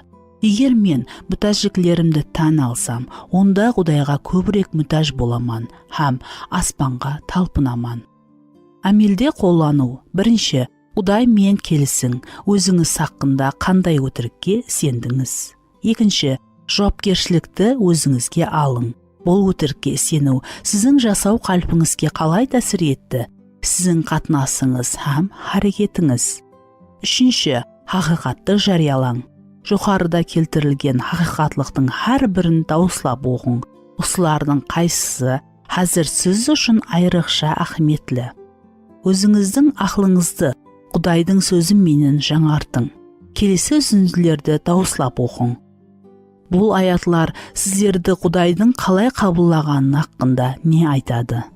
Забур кітабы 138 бап 13-тен 18-ге шекемгі аятларды оқың. Ефесіклерге арналған хат 1 бап 3-тен 8-ге шекемгі аятларды оқың. Римдіктерге арналған хат 5 бап 6-тан 8-ге шекемгі аятлар. Римдіктерге арналған хат 8 бап 1-2 аят. 13 аят 15-тен 17-ге шекемгі аят. 4-ші, хақиқатлық дикарында әрекет етің. Өміріңіз хақиқатлыққа туры келу үшін қандай адым атуыңыз керек. 5-ші, хақиқатлықта жүруіңіз үшін Құдайдан жәрдем сұраң. Әке, мен сенен алыс болған, һәм сенің сүйіспеншілігіңнен бас тартқан уақытымда менің қарым-қатынасты іздегенің үшін рахмет. Мен өзімде мейірімділік жоқ екенін білемін. Менен бас тартпағаның үшін рахмет. Мені шексіз һәм шартсыз сүйетұғының үшін рахмет. Мен үшін өзіңнің ұлыңды бергенің үшін. Ол өзіне менің күнәларымның жазасын алғаны һәм менің орныма өлгені үшін рахмет. Мені өзіңнің қызыңдай таңлағаның һәм мені қазине деп есептейтұғының үшін рахмет. Мұқаддес рух менің денемде жасап атырғаның үшін рахмет. Мені Исаның образына ұқсатып атырғаның үшін рахмет. Сенің менен бірге істеуге жәрдем бер. Ілтимас, мені Масихтың образына ұқсат. Маған оның жүрегін, мінезін һәм өмірін сауға ет. Мен сенен оның аты менен сұраймын. Аумин.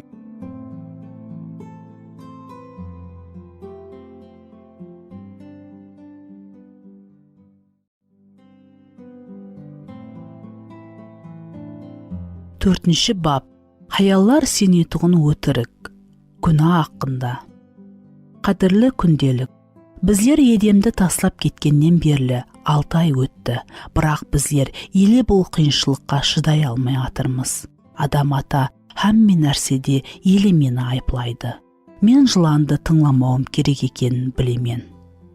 Бірақ адам ата менің қасымда еді ғой.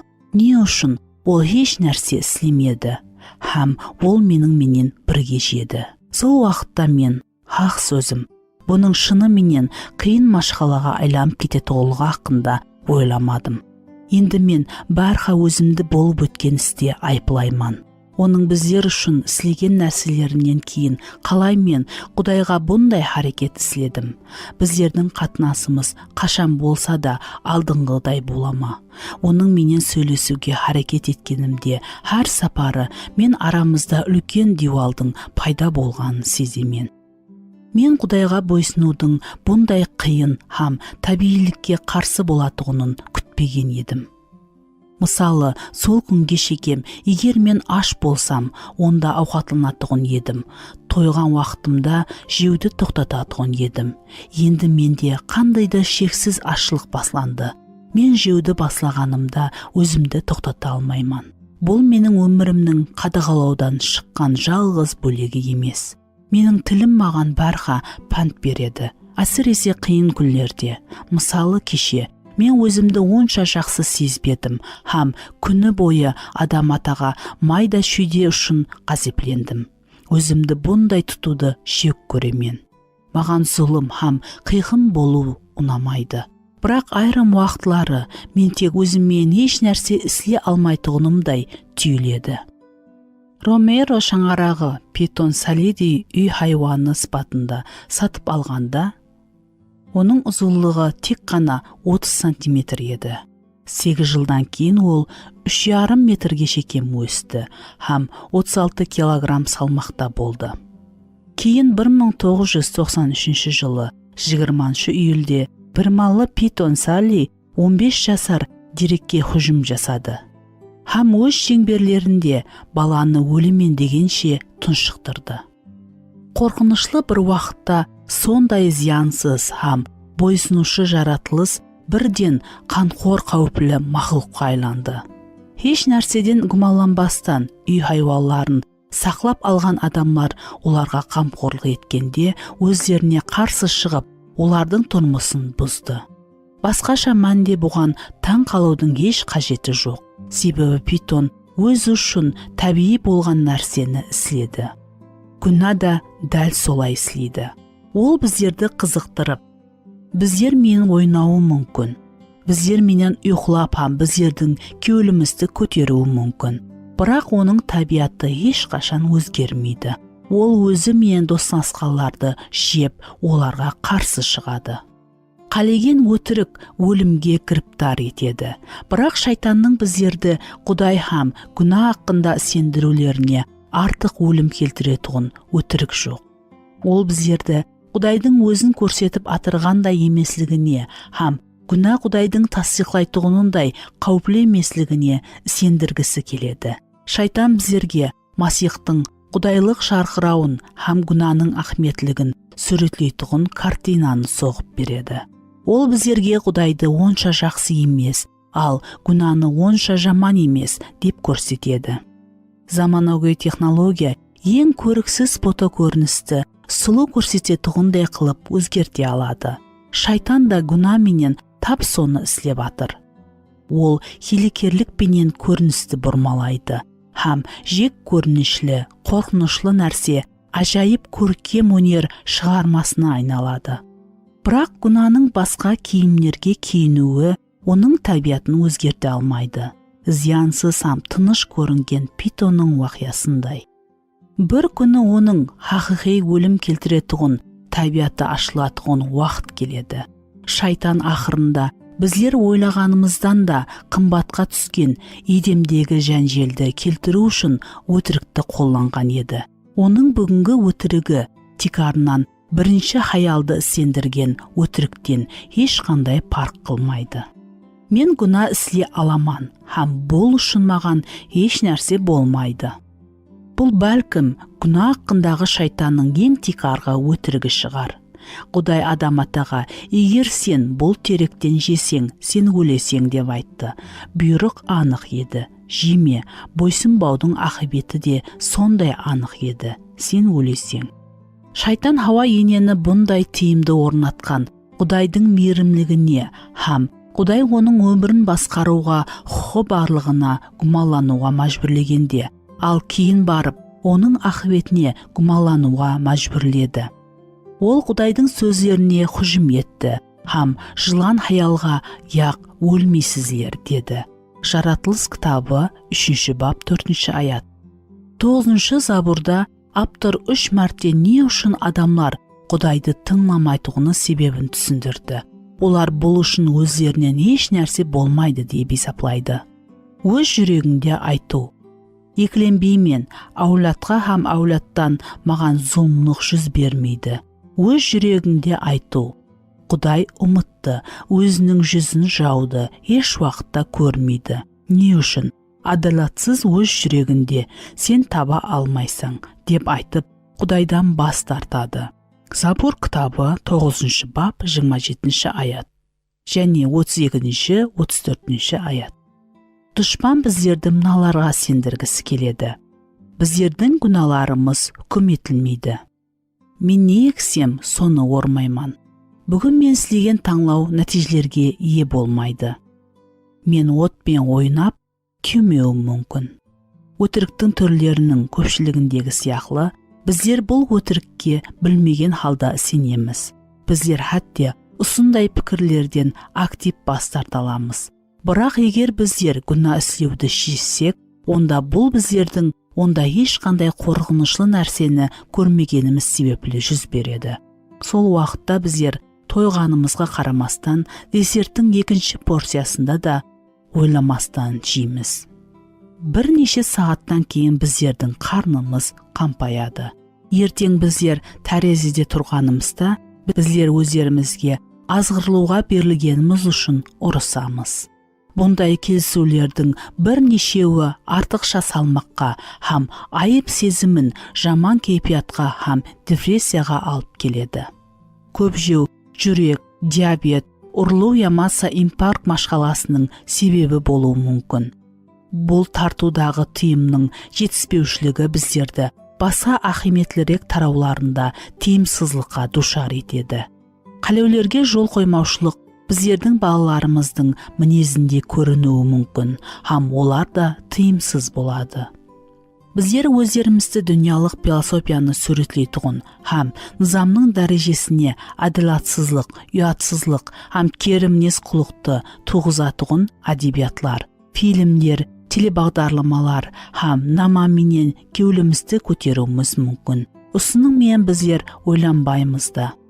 Біздер күнәдан бас тартуды тоқтатамыз, һәм оған берілушең болып қаламыз. Біздер күнәға талпынуды баслаймыз, һәм біздерде мұқаддеслікті қалеу жоқ болады. Біздер өздеріміздің Құдаймен қатынасымызға диуал орнатамыз. Біздер өздеріміздің ақылымызды дүниялық пікірлеуге турлаймыз. Ал біздердің пікірлеуіміз ақыр ақыбет біздердің өміріміздің образын белгілейді. Біздер көргенімізді, һәм естігенімізді өмірімізде көрсету үшін мүмкіншілікті өсіреміз. Біздер жынси қатынастықты дүниялық етіп қабылдаймыз. Сонымен бірге өздеріміздің тазалығымыздың ямаса некеміздің бұзылуына тәуекел етеміз. Біздер балаларымыздың һәм ақылқларымыздың адалатсыз һәм ұятсыз болу мүмкіншілігін өсіреміз.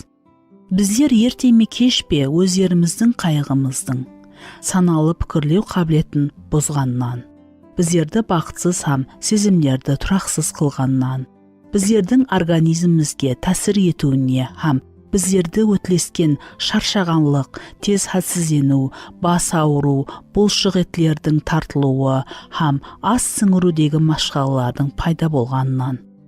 Біздерге күнәларымыз үшін Құдайдан кешірімді қабылдауға кесентеткеннен, жақындарымыздың өмірін шыдап болмайтұғын дәрежеге алып келгенінен, һәм олардың біздермен сөйлескісі келмей қалғанына қапа боламыз.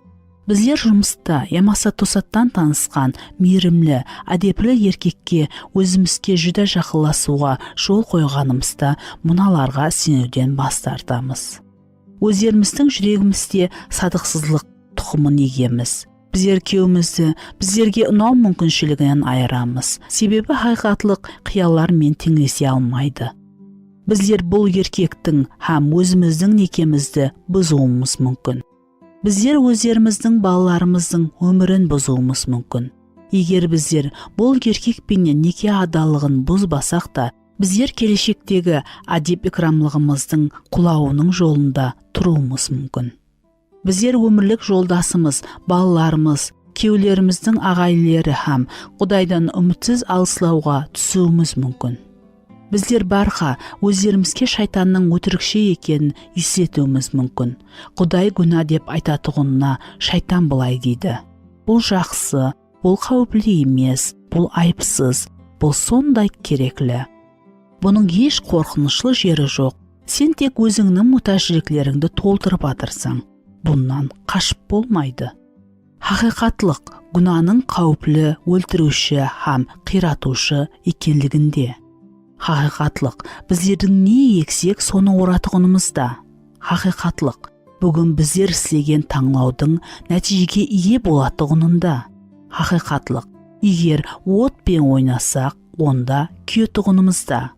Хақиқатлық істеген күнә өлім тудыратығынында. Яқыптың хаты 1 бап 15 аят. Тілекке қарсы көптеген адамлар өздерінің табиғи денелік таңлаулары менен бұның олардың некесіне, денсаулығына, Құдай менен һәм адамлар менен қатынасына тәсір ететұғынның арасындағы байланысты қадағаламайды. Күнәнің рахаты. Шайтан біздерді күнәнің жазаланбайтұғынына бекарға сендірмейді. Едемде ол Хауа енеге: сіздер тек Құдайға құлақ аспау һәм жағымсыз ақыветлерден қашып қана қоймай, егер сіздер бұл жемістерді жесеңіз, сіздер сондай-ақ бұннан белгілі пайда алуыңыз мүмкін деген еді. Қайта сіздер жемісті жеген уақытыңызда көздеріңіз ашылып, ненің жақсы, ненің жаман екенін айырып, Құдай сияқлы болатығыныңызды ол жақсы біледі. Жаратылыс кітабы 3 бап 5 аят. Басқа сөзбенен, ол ақыветі қандай болуына қарамастан, олар сіздер өз еркіңізбен істеген іс-әрекетіңіздің ақыветінде алатұғын, сол хәлсізлікке тұратұғынын айтты.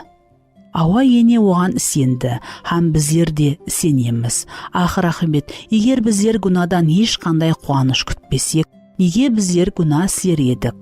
Міне соның үшін мен Self журналының оқушылардың сұрауына психологтың жауаплары басып шығарылатұғын бөлімінде төмендегілер жазылған. Шеттегі мұхаббат ойыны сіздерге некедегі кеуіл қалуды бастан өткеруге жәрдем береді. Айрым уақытлары бұл хаялларға ауметсіз некеге жұмақ қоюға күш береді. Қандайда мәністе шайтан күнәлардың нәтижелерінің жақсылығына тиесілі хақ. Еврейлерге жазылған хат 11 бап 25 аят. Күнәнің хақиқатлықтан да аз ғана уақыт рахатлану алып келетұғынын жазылған. Бірақ нәтижеде күнә бұзушы әрекетте болады, һәм бұл жерде айрықшалығы жоқ. Менің бір достым өзінің шыжланында күнәнің ақбетлерінің дізімін сақлайды. Забур кітабы 50 бап 14 аятқа қараң. Сенімдіктен айырады. Йоханның 1 хаты 3 бап 19-дан 21-ге шекемгі аятқа қараң. Күнә айып сезімін шақырады. Забур кітабы 50 бап 5 аятқа қараң. Күнә шайтанға билік береді. Коринфилерге арналған 2 хат 2 бап 9-дан 11-ге шекемгі аятқа қараң. Күнә мұқаддес рухты өшіреді. Салоникалыларға арналған 1 хат 5 бап 19 аятқа қараң. Күнә физикалық зиян келтіреді. Забур кітабы 37 бап 2-ден 12-ге шекемгі аятлар. 30 бап 11 аятқа қараң. Күнә рухи ауру алып келеді. Забур кітабы 31 бап 3-ден 4-ге шекемгі аятлар. Күнә мұқаддес рухты қорлайды. Ефесіліктерге арналған хат 4 бап 30 аятқа қараң. Күнә басқа күнәларға қапа ашады. Ишая кітабы 30 бап 1 аятқа қараң. Күнә Құдай менен қатынасты бұзады. Ишая кітабы 59 бап 1-2 аятқа қараң. Күнә қорқынышты алып келеді. Нақыл мақал кітабы 28 бап 1 аятқа қараң. Күнә менің өзінің құлына айландырды. Иохан 8 бап 34 аят. Римліктерге арналған хат 6 бап 16 аятқа қараң. Менің достымда Құдайға бойсынбауда азғырлау пайда болды. Ол бұл тізімді шығарды, һәм оны оқиды. Ол өзіне хақиқаттан да мен осындай нырық төлеуді қалаймын бе? Мен өзіме осыны рұқсат ете алам ба? деген сұрау береді. Айрым уақытлары біздердің күнәларымыздың ақбеті тек айлар ямаса жылдар өткенде көрінеді. Айрым уақытлары бұлар тек келесі аулатта көрінеді. Базы бір нәтижелері біздер Құдайдың алдында хүм күнінде болуымыздан алдын көрінеді. Міне не үшін біздер күнәнің ақбетінен қаштық деп бұндай қасарысып сенеміз. Уасшыда жазылғандай, жаман істер үстінен жақында хүм етілмейді. Бұнан адамлардың балалары жауыздық істеуге жүректерінде қорықпайды. Уасшы кітабы 8 бап 11 аят. Құдай бекарға жазаны кешіктіріп атырған жоқ. Бұның себеплерінің бірі адамларға тәубе қылуға уақыт беруді қалегені. Иеміз ешкімнің набыт болуын қалемей, әрбір адам тәубе етсін деп, сіздер үшін сабырлықпен күтіп тұрыпты. Петрдің 2 хаты 3 бап 9 аят. Солай болса да өш алу күні бәрібір келеді, һәм ол келгенде Құдайдың әрбір баласы өтміште бәрға бойсыну жолын таңламағаны үшін пішайман болады. Күнәмен ойнау, һәм оның рахатлерінен қанатлану жылдар өткеннен кейін Сулайман патша ақырында һәм жүда кеш мынадай шешімге келеді. Күнәкар 100 мәрте жауыздық істесе де, һәм онда қатып қалса, онда мен Құдайдың көз алдында хүрметленген Құдайдан қорқатығыларға жақсылық болатығының білемен. Һәммесінің текарын естеміз. Құдайдан қорық, һәм оның бұйрықтарын орынла. Себебі барлық істерді, һәм жақсы болсын, ямаса жаман болсын, барлық сырды Құдай хүмге алып келеді. Уасшы кітабы 8 бап 12 аят. 12 бап 13-14 аят. Менің күнәм хақиқатлықтан да онша қауіплі емес. Бұл өтірік, һәм біздер кейінгі баптан көріп өтетұғын өтірікте. Құдай менің қылмысымды кешіре алмайды. Бір тараудың екі тарепі.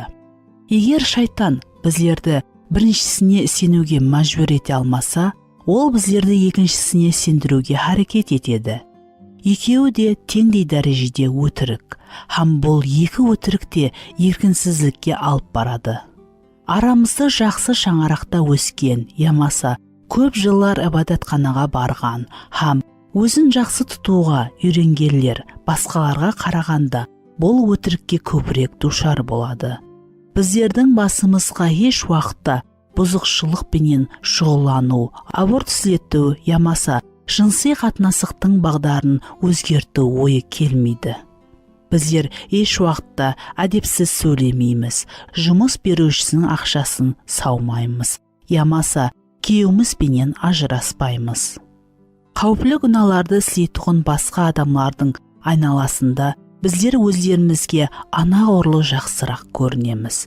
Біздердің уақытымызды босқа өткеру, өзімізді қорғау, басқалардың сырын айту, көп жеу ямаса бірнеше спиртлі ішімдіктен пайдалану, өткір тіл, адамларға жаман қатынас, ақшаны шексіз жоқ қылу, қауітерлену, өзін ойлау ямаса наразылық сияқлы күнәлар біздерге соншелі қауіплі көрінбейді. Біздер оларды бәрға күнә деп те есапламаймыз. Һәм бұл біздердің хәлсізлігіміз, әдетлеріміз ямаса мінезіміз деп ойлауды тәуір көреміз. Хауа ене де дәл сондай етіп, өзінің күнәсін қарап шығуы мүмкін еді. Ақырақбет ол күйеуін таслап кетпеді. Құдайды қарғамады, һәм оның бар екеніне қарсы болмады. Егер ойланып қарасақ, ол тек қана Құдайдың оған жеуге рұқсат етпеген мейуесін аз ғана жеді. Бұл жерде машқала неде? Машқала Құдайдың жеме деп айтқаны еді, бірақ Хауа ене ал мен жеймін деп жауап берді. Хауа ене тек Құдайдың қадаған еткенін жеген еді, һәм бұл қылмыс өзінен кейін қорқынышлы ақыветлерге алып келді. Бұл оның денесіне, ақылына, еркіне, сезімдеріне, оның Құдаймен қатынасына һәм шаңырағына тәсір етті. Сол кішкене күнә оның кеуін де азғыртты. Нәтижеде бүткіл адамзат күнәнің түпкіріне шүмді.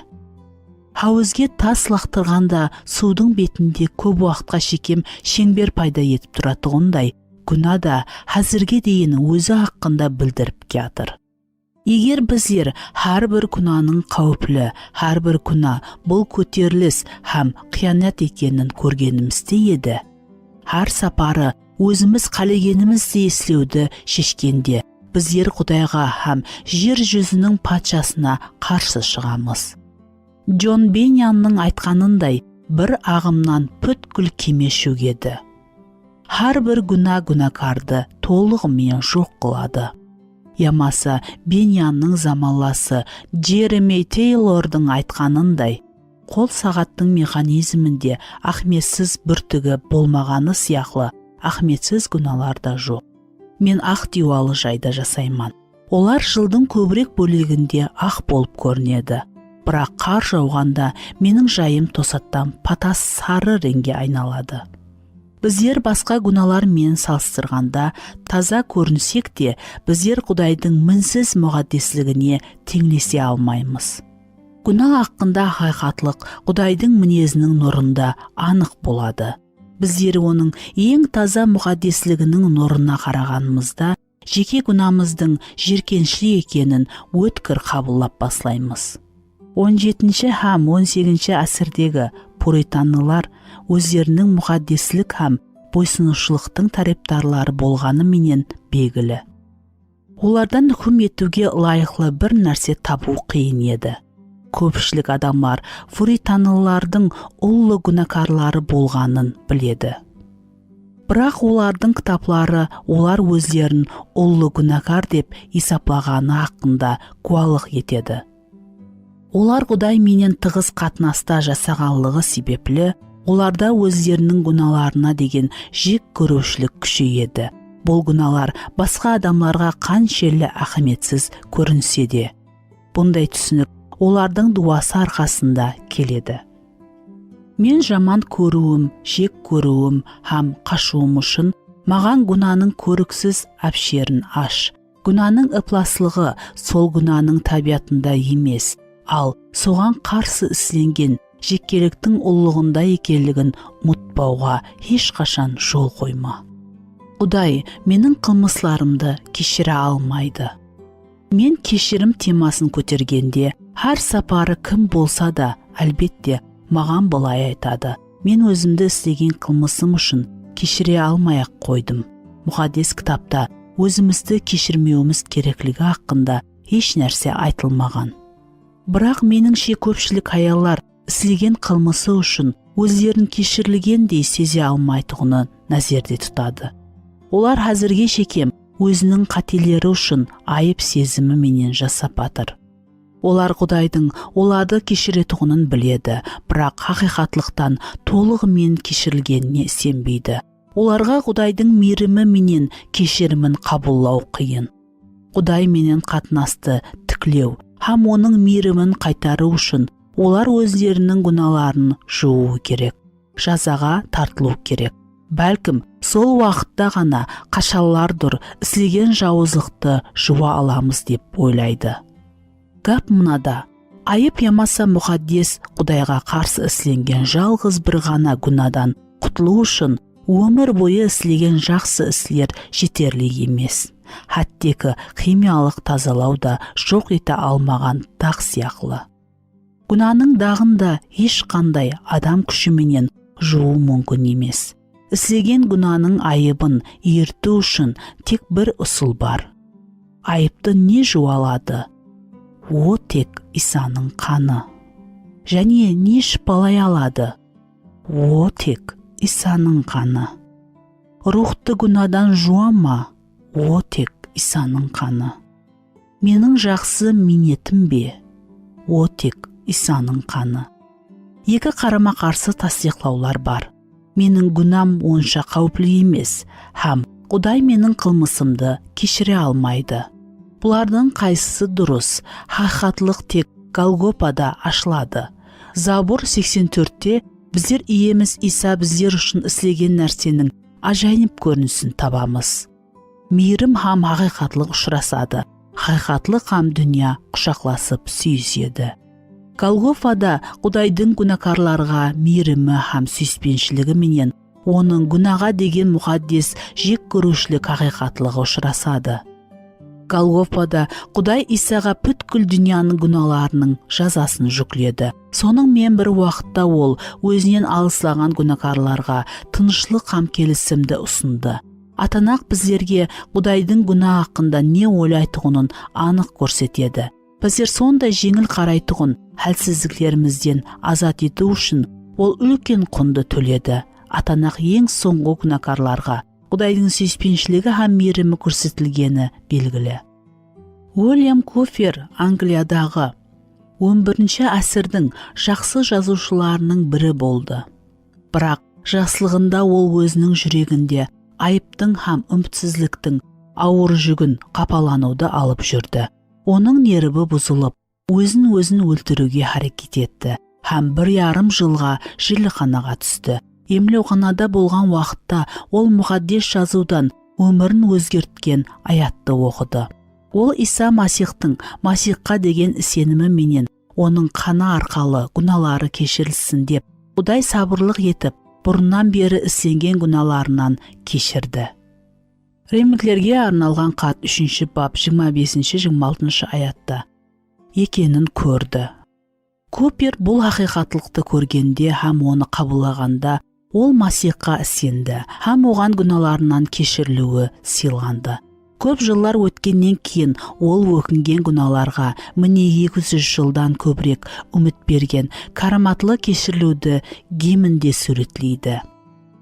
Солай болса да, сіз бәлкім бұл гимнді көп рет айтқан шығарсыз. Әзір тоқтаң, һәм бұл сөздерді және айтың. Әсте, оларды алдын ешқашан естпегендей, һәм Құдайдың жуушы мейірімі һәм сүйіспеншілігінде тынышлық һәм қуаныш табасыз. Күнәларды жууда мұқаддес қан өзекте ағады.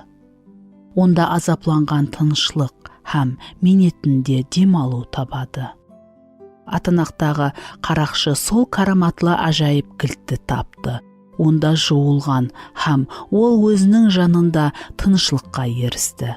Құдайдан мен алыс едім, жердегі жолда адастым, бірақ ол мені өзіне қаратты, һәм мен оның қолындаман. Егер әлсіздігімізде мен және Исаны қапаландырсам, мен мұқаддес қанның айыбымды өшіретұғынын білемен. Мен өзімнің қылмысларым һәм реакцияма толық жауап бермеймен. Анна Расселдің әзілі рухи аурулар үшін қалық қосығы, біздер жеке қылмысларымыз үшін басқаларды айыплауды жақсы көретұғынымыздың ажайып көргізбесі болып табылады. 3 ямаса 4 жыл мен нілерімді жақсы көрмедім. Соның үшін әлбетте мен оларды дәру уладым. Бірақ мен бақытлыман, һәм мен сабақтың мынадай екенін түсіндім. Мен не істесем де бәрқа басқалар айыплы.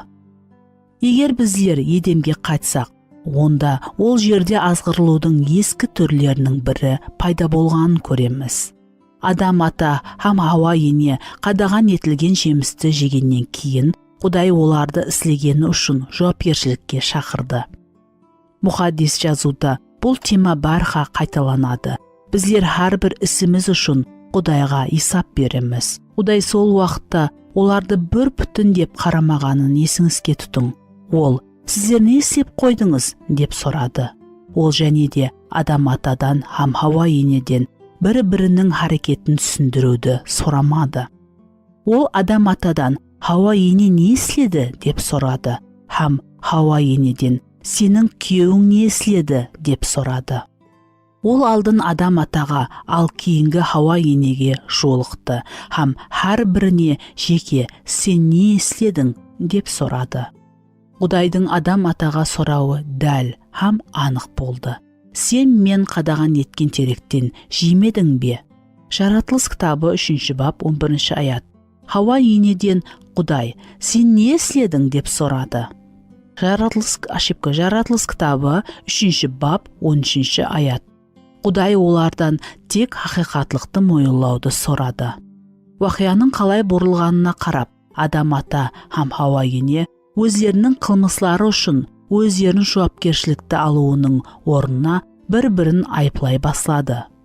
Сен теректен жемедің бе? деп сұрады Құдай адам атадан. Міне оның жауабы. Сенің маған берген хаялың маған теректен берді, һәм мен жедім. Жаратылыс кітабы 3 бап 12 аят. Хауа ене, сен не істедің? Жауап: жылан мені азғырды, һәм мен жедім. Екі жағдайда да олардың жауаплары тура еді.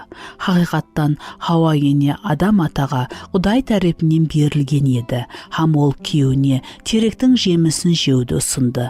Жылан хақиқаттан да Хауа енені азғырды, бірақ басқаларға айыпты қойып, адам ата һәм Хауа ене өздерінің бұл күнә үшін жауапкершілігінің дәрежесін азайтуға харекет етті. Құдай олардан кім күнә істеуге қоздырғанын сұраған жоқ. Ол олардың өздерінің қылмыслары үшін жауапкершілікті өзіне алуын қаледі. Ешкімнің тәсіріне қарамастан бұл бәрібір олардың таңлауы болды. Адам ата һәм Хауа ене біріншілерден болды, бірақ айыплаушылардың ұзын қатарында еш соңғысы емес еді. Едемде басланған ойын. Бұл біздердің сіздер менен ойынымыз. Біздер табиғатымыздан оны тәжірибелі ойынымыз, һәм бұны кейінгі гуалықлар тасдиқлайды. Барға басқаларды, шариатты һәм Құдайды айыплап, мен өзімнің өмірім, күнәларым һәм шешімдеріме жауап беруді тоқтаттым. Сол уақытта мен өзімді қапқанға түскендей толық хәлсіз сездім. Мен көбінесе депрессияға құрбан болғаным үшін түсетұғыныма сенетұғын едім. Маған депрессия менің айыбым еместей көрінетұғын еді. Депрессия менің ғазепленуімді шешуінің ақбетінде. Тәсір ететұғын түсіне басланғанда өзіме күнәларым үшін жауапкершілікті ала басладым, һәм азатлыққа ерістім. Менде жұмыста бірге істейтұғын бір кәсіптесім менен күнәлі қатынас бар еді. Мен онан эмоционалдық жәрдем һәм жағымлық алатұғын едім. Себебі күйеуімнің менен жасыратұғын сыры бар еді. Ол порно суретлеріне қызығатұғын еді, һәм мені қолдап қуатламайтұғын еді. Бәлкім күйеуімнің ұсындай жүріс-тұрысы менің кәсіптесім менің қатынасқа кірісуіме себепші болған шығар. Мен өзімді ақлайтұғын едім, һәм өзімді күйеуімнен жақсырақ тұтып атырман деп ойлайтұғын едім. Біздер ғазепленгенімізде, депрессияда, қайғы ашу, шыдамсызлық, ямаса қорқынышта болғанымызда, біздердің табиғи реакциямыз бұл үшін жауапкершіліктің бөлегі болса да, басқаларға ямаса біздерді сондай қылған шариатқа төңкеру. Мен жүздеген хаяллардан бұзылған шаңырақтар хақында гүріңлер естім. Олар барға бұрынғы ерлерінің берген жәбірлері хақында айтып, һәм бұл олардың некесінің бұзылуына себепші болды деп есапланатұғын еді. Мен некемнің бұзылуына өзімнің үлесімді қостым. Себебі күйеуіммен надұрыс қатынаста болып, асығыс шешімдерді қабылладым. Ямаса мен күйеуіммен ажырасқанда надұрыс қылдым деп айтатұғын бір хаялды да есіле аламан. Сансыз хаялар маған оларды қарызға көмілуге мәжбүрлеген, ауқаттан жұбаныш ізлеген, әдепсіз қылықлар істеген, ямаса өздерінің ата-анасынан ұзақласқан жағдайлар хақында айтатұғын еді. Оның өміріндегі машқаланың себебіне айланған, һәм өзі қабыл еткен шешім үшін жауапкершілікті өзіне кім болса да сирек жағдайда алады. Бір конференцияның уақытында орта жастағы хаял сахнаға шығып, өзінің гуалығын бөліскен сол күнді еш уақытта ұмытпайман. Ол өзін таныстырды, һәм 22 жылдан бері психолог болып істеп атырғанын айтты. Оның кейінгі сөздері жүрекке терең бататұғындай айқын болды. Үзіліс даусы менен ол. Мен осы уақытқа шекем, сіздерді алдағаным, һәм туыры жолдан шыққаным үшін сенен кешірім сұрайман. Менің Құдайым, һәм сіздерден менің сіңілдерім. Мен тек сіздер өздеріңіздің қылмысыңызға жауап бересіз деп сіздерге айтқан жоқпан. Мені кешірің деп айтты. Дұшпан біздерге, егер біздер өзіміздің жеке таңлауымызға барлық жауапкершілікті алсақ, онда үлкен айып сезіміне айланатұғынымызды айтады. Өзіміздің таңлауымызға һәм атраптағыларға қатынасымызға толық жауапкершілікті тек өзімізге қабылдап, біздер толығыменен айып сезімінен азат бола аламыз. Бір жазушы айтқанындай, күнә бұл біздердің қиын жағдайымызда жақсы жаңалық. Себебі егер бұл күнә болса, онда бар хәләж бар. Тәубе ету мүмкіншілігі бар. Сіздер табиатының жетіспегенлігінде, ямаса ата-анаңыз келтірген эмоционаллы жара болса, тәубе ете алмайсыз. Бұннан сіз құтыла алмайсыз. Бірақ сіздер күнәларыңызға тәубе етуіңіз мүмкін. Күнә һәм тәубе ету, қуаныш һәм үміт үшін жалғыз замлы тикар. Мен күнәні барқа жеңе алмаймын. Бәлкім, қалеген Масихи өз тәжірибесінен Хазер атлы аялдың басынан өткергенін білетұғын шығар. Менің өмірімде сонша күнә. Қалай мен азат бола аламан? Мен өзіме үмітсіз жағдай сияқлы көрінемін. Мен күнәларымнан құтылуды сондай қалаймын. Бірақ олар менің денемді басқаруды давам етіп атыр. Мен Құдайдың алдына қайта-қайта бірдей күнәлармен келуге ұяламан. Мен оның алдында һәммесін дәру төккенімде, һәммесі елі де үмітсіз болып атырғандай көрінеді. Өтіріктен мен қалай азат боламан? Мен өзгеруді қалаймын. Бұл сөздер маған елші Павелдің ішкі дауысын еслетеді. Солай етіп, мен өзімде мынадай низамның бар екенін білдім. Мен жақсы нәрсені істеуді қалағенімде, ішімдегі жамалық харекет етуге таяр тұрады. Мен рухым менен Құдайдың низамын қуанышлы түрде мақұлдайман. Бірақ денемнің мүшелерінде басқа бір низамды байқайман. Ол менің сана сезімімнің низамына қарсы ұрысып, мені денемнің мүшелеріндегі күнә низамына тұтқын етеді. Уақ сорлы басым, өлімге жетелеуші бұл денеден мені кім құтқарады? Римліктерге арналған хат 7 бап 21-24 шекемгі аятлар. Біздер сорап шыққан хаяллардың ярымнан көбісі бәрқа күнәні жеңе алмайман деген өтірікке сенетұғынын мойалады. Сенушілерді азатлықтан айыру үшін шайтанның қолданған бұл өтірігі анық болып атыр. Біздер римлілерге жазылған хатта үзінді көргеніміздей, Құдайдың қалеген баласы таза табиатқа, Құдайға бойсынуды қалайтұғын табиатқа ие. Har bir haqiqiy сенуші ішінде терең Құдайға ұнайтығындай жасауды қалайды. Бұндай қалеуі жоқ адам өзінің бағышлануын негізін гуман астына қоюы керек. Бірақ мұхаддис жазу бойынша біздер аспаннан туылғанымыздан кейін біздердің денеміз, біздердің табиғи әдетлеріміз, біздерде жасап атырған мұхаддис рухқа қарсы ұрыс жүргізуді давам етеді. Рух айтады, кешір, дене айтады, кешірме. Рух айтады, сабырлы бол. Дене айтады, нені қашан қалайсың, соны же. Рух айтады, бұл ақшаларды мұқтаж болғанларға бер. Дене айтады, бұл ақшаларды өзіңе жұмса. Рух айтады, бұл уақытты сөзде һәм дуада өткер. Дене айтады, сенің күнің ауыр болды, қазір көк экранның алдында демал. Рух айтады, тіліңді тый. Сенің айтажағың жауызлық ямаса керек емес сөз. Дене айтады, һәммесін барынша айт. Біздер дененің пайдасына шешім қылған һәм мұқаддес рухқа жол бермейтұғын әр сапары біздер күнәға өзіміздің үстімізде үкім етуіне жол береміз. Басқа тараптан әр сапары рухқа ауа деп айтып, біздер оған өзіміздің өміріміздің үстінен көбірек билік береміз. Құдайға емес, ал күнәға барға бойсынып, біздер өзімізде сындыру қиын болған әдетлерді сіңдіреміз. Біздер күнәнің құллығын таңлаймыз. Айрым уақытлары біздер дұрыс істеуге харекет етеміз. Жеңіліске ұшыраймыз, харекет етеміз һәм және жеңіліске ұшыраймыз.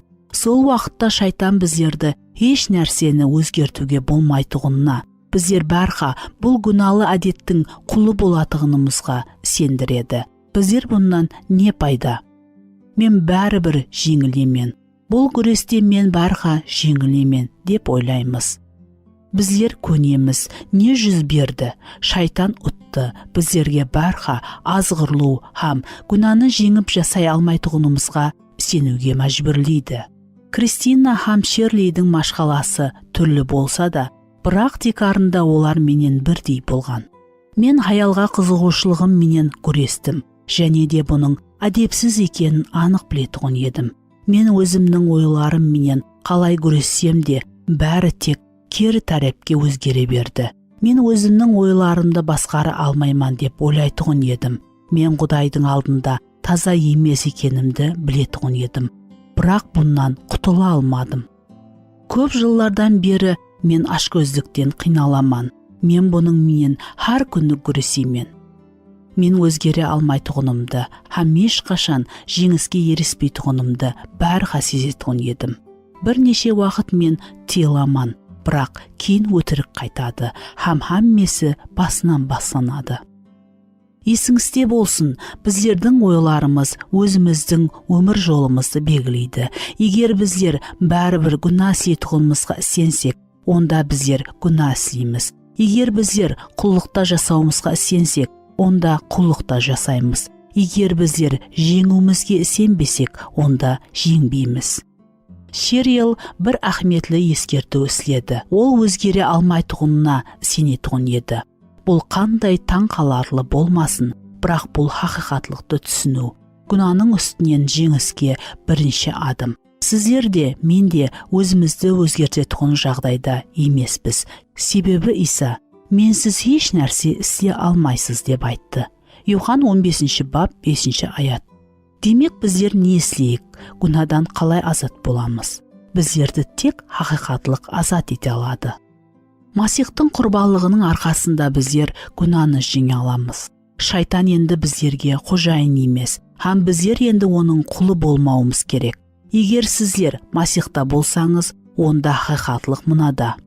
Күнәнің билігінен азат болып, хақлықтың құллары болыңлар. Себебі Иса Масих арқалы өмір беретұғын мұқаддес рухтың низамы менен күнәнің һәм өлімнің низамынан азат қылды. Римліктерге арналған хат 6 бап 18 аят. Һәм 8 бап 2 аят. Күнәкарлар үшін жақсы хабар. Біздер көргеніміздей, шайтан Хауа енеге, егер ол қадаған етілген жемісті жесе, оның көздері ашылатұғынына, оның Құдай сияқлы болатұғынына, һәм жақсы һәм жаманды білетұғынына уәде етті. Хақиқатында сол уақытта ол рухи соқыр болды, һәм хақиқатты басқа көре алмады.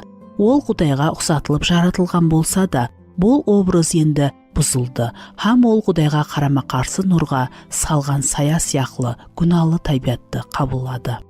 Ол хақиқаттан жауыздықты білуді қабылдады. Бұны Құдай қалемеген еді, бірақ Құдай мен қатынас бұзылды, һәм ол енді әділ болып қала алмады. Соннан бері қалеген адам дүнияға ұсындай рухи соқыр күнәкар, Құдайдан ұзақластырылған, һәм оған ұнай алмайтұғын жағдайда келді. Күнәларымыз себеплі біздердің бәріміз Құдайдың әділ үкімі астындамыз. Қош хабар, Інжіл, Исаның бұл жерге келіп, олардың қиратушы ақбетін өзгертуге імкан болу үшін өзіне Хауа ене һәм біздердің күнәларымыздың жазасын алуынан тұрады. Оның күнәсіз өмірі, Голгофадағы өлімі һәм жеңіс келтірген тірілу арқалы біздер барлық күнәларымызға толық кешірім алуымыз, үстінен күлген Құдай менен жарасуымыз һәм мұқаддес өмір менен жасауға күшке ие болуымыз мүмкін. Біздер бұл кешірімді һәм мұқаддес рухтың алдында ақлануды Масих шаңарақта туылғанымыз үшін һәм вәдатханаға барғанымыздың арқасында қабылдаймыз.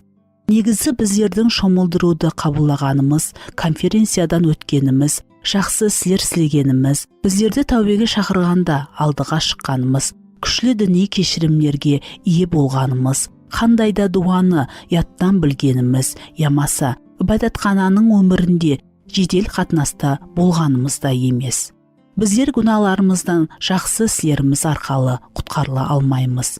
Мәңгілік құтқарылу алудың жалғыз мүмкіншілігі Исаның атанақта істегеніне сену. Мен көбінесе өздерінің құтқарылғанына гумалланып, қиналатұғын хаяллардан қаталаман. Олардың айрымлары дұрыс жауапты біледі, бірақ әзірге шекем қандайда бір күнәдан қиналады. Көпшілік жағдайлар олардың күнәлары үшін хақиқатлықтан да тәубе етпегенінде, һәм Исаға үмітін тапсырмағанында, оларды тек оның бір өзі құтқара алатұғынына сенбегенінде деп ойлаймын. Олар бәлкім діни адамлар, бірақ Құдайдың алдында солай болса да ақлану алмады. Ал сіз менің достым. Дұшпан сіздерді қорқыныштың күмәні һәм айыптың құллығында ұслауды қалайды. Құдай сіздердің азатлықта, сенімде һәм кешірілгеніңізге сенімді жасауыңызды қалайды. Сіздің жақсы адам болғаныңыздан қарайсыз, Құдайдың алдында әділдікке жалғыз жол бұл Иса Масихқа сенім. Сіздің қаншелі күнәкар адам болуыңыздан қарайсыз. Оның жарылқауы сіздер үшін жетерлі. Масихтың өлімі міне күнәлардың машқаласының мүмкін болған жалғыз шешімі. Егер сіздер ешқашан осындай көріністе өздеріңіздің күнә машқалаңызды шешпеген болсаңыз, егер сіздер Құдайдың баласы екеніңізді білмесеңіз, онда мен сіздерді әзір тоқтап, һәм кейінгі бапқа өтпестен алдын Құдай менен өзіңіздің қатынасыңызды тіклеуге шақырамын. Дұшпанға өзіңізді соқыр етуіне ямаса тұтқында ұстауына жол қоймаң.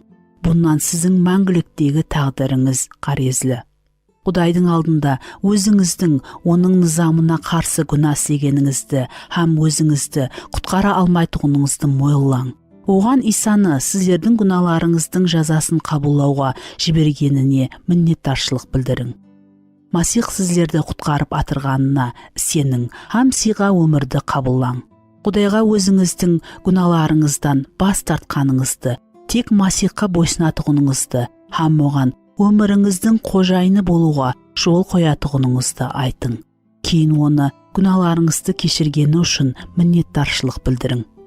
Оны сізде жасауға келген мұғадес рухтың сыйы һәм егер оған бойсынсаңыз, күнәні жеңуге күш беретұғыны үшін миннеттаршылық білдірің.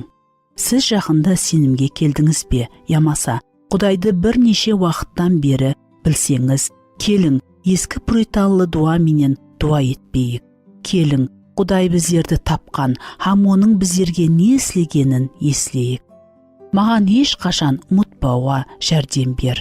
Таң қаларлы күнәнің жарамсызлығын, таң қаларлы хақиқи құтқарылуды, таң қаларлы Масихтың ұлылығын, таң қаларлы мұқаддесліктің сұлулығын, таң қаларлы караматлы жарылғауды. Өтірікке хақиқатты қарсы қой. Өтірік, мен күнә істей алмаймын, һәм бұл үшін маған еш нәрсе болмайды. Хақиқат, бүгін істеген таңлауым белгілі нәтижеге ие болады. Мен не ексем, соны ораман. Күнәнің хәлсізлігі тек аз уақытқа созылады. Егер мен отпен ойнасам, онда күйемен. Күнәнің ақбетінен қаша алмайман. Өтірік, менің күнәм хақиқаттан да онша қауіплі емес. Хақиқат, әрбір күнә бұл Құдайға қарсы көтеріліс. Кішкене һәм ауыр күнәлар болмайды. Өтірік, Құдай менің қылмысларымды кешіре алмайды. Хақиқат, менің істеген күнәларымды жабу үшін Исаның қаны жетерлі. Құдай кешіре алмайтұғындай күнә жоқ. Дүниядағы ең үлкен күнәдан Құдайдың жарылқауы көбірек. Өтірік, мен өзімнің қылмысларым һәм реакцияма толық жауап бермеймін. Хақиқат, Құдай менен басқа адамлардың күнәларын сорамайды. Мен таңлауым үшін жауап беремен. Өтірік, мен күнәні бәрха жеңе алмаймын. Хақиқат, егер мен Құдайдың баласы болсам, онда күнә істемеуім мүмкін. Мен күнәнің құлы емеспен. Масихта мен күнәдан азат болдым. Құдайдың мейірімі һәм Масихтың атанақтағы ісі арқалы мен күнәні жеңе аламан. Амелде қоллану. Бірінші, Құдай менен келсің. өзіңіз хақында қандай өтірікке сендіңіз? Екінші, жауапкершілікті өзіңізге алың. Бұл өтірікке сену сіздің жасау образыңызға қалай тәсір етті? Сіздің қатынасыңыз һәм харекетіңіз. Үшінші, хақиқатты жариялаң. Төменде келтірілген хақиқатлықтың әр бірін дауыслап оқың. Осылардың қайсысы әзір сөз үшін айрықша ахметлі? Өзіңіздің ақылыңызды Құдайдың сөзі менен жаңартың. Дауыслап келесі үзінділерді оқың. Бұл аятлар күнәнің табиаты, оның біздердің өмірімізге тәсірі һәм күнә машқаласына Құдайдың шешімі хақында айтады. Яқыптың хаты 1 бап 13-тен 15-ке шекемгі аят. Иоаннның 1 хаты 1 бап 5-тен 9-ға шекемгі аят. Римліктерге арналған хат 6 бап 11-ден 14-ке шекемгі аят. 4. Хақиқат тикарында харекет етің. Өміріңіз хақиқатлыққа тура келу үшін қандай адым атуыңыз керек? 5. Хақиқатта жүруіңіз үшін Құдайдан жәрдем сұрang. Мұқаддес Құдай, мен көбінесе күнәға һәм оның ақветіне жүдә жеңіл қарағаным үшін тәубе етемен. Мен күнә, бұл саған қарсы көтеріліс һәм сенің жүрегіңді қапақлатуының түсінемен. Менің күнәларыма жетерлік құн болған Исаның қаны үшін рахмет. Ием Иса, менің күнәларым үшін айыпты һәм жазаны өзіңе алғаныңа, маған Құдайдың әділдігін сыйлық еткеніңе рахмет. Ілтимас, менің күнәларым үшін, сенің құрбанлығыңа жетерлік қарамағаным үшін кешір. Толық кешірімің үшін һәм сенің алдыңда күнәдан һәм хүкімнен еркін тұра алатығаным үшін рахмет. Менде жасап атырған атанақ һәм мұқаддес рухтың күші, менен күнәдан азат бола алатығаным һәм саған биш үшін бір күн өзіңнің балаларыңды күнәнің қатынасынан азат ететұғының үшін ұлылайман. Исаның атымен, аумин.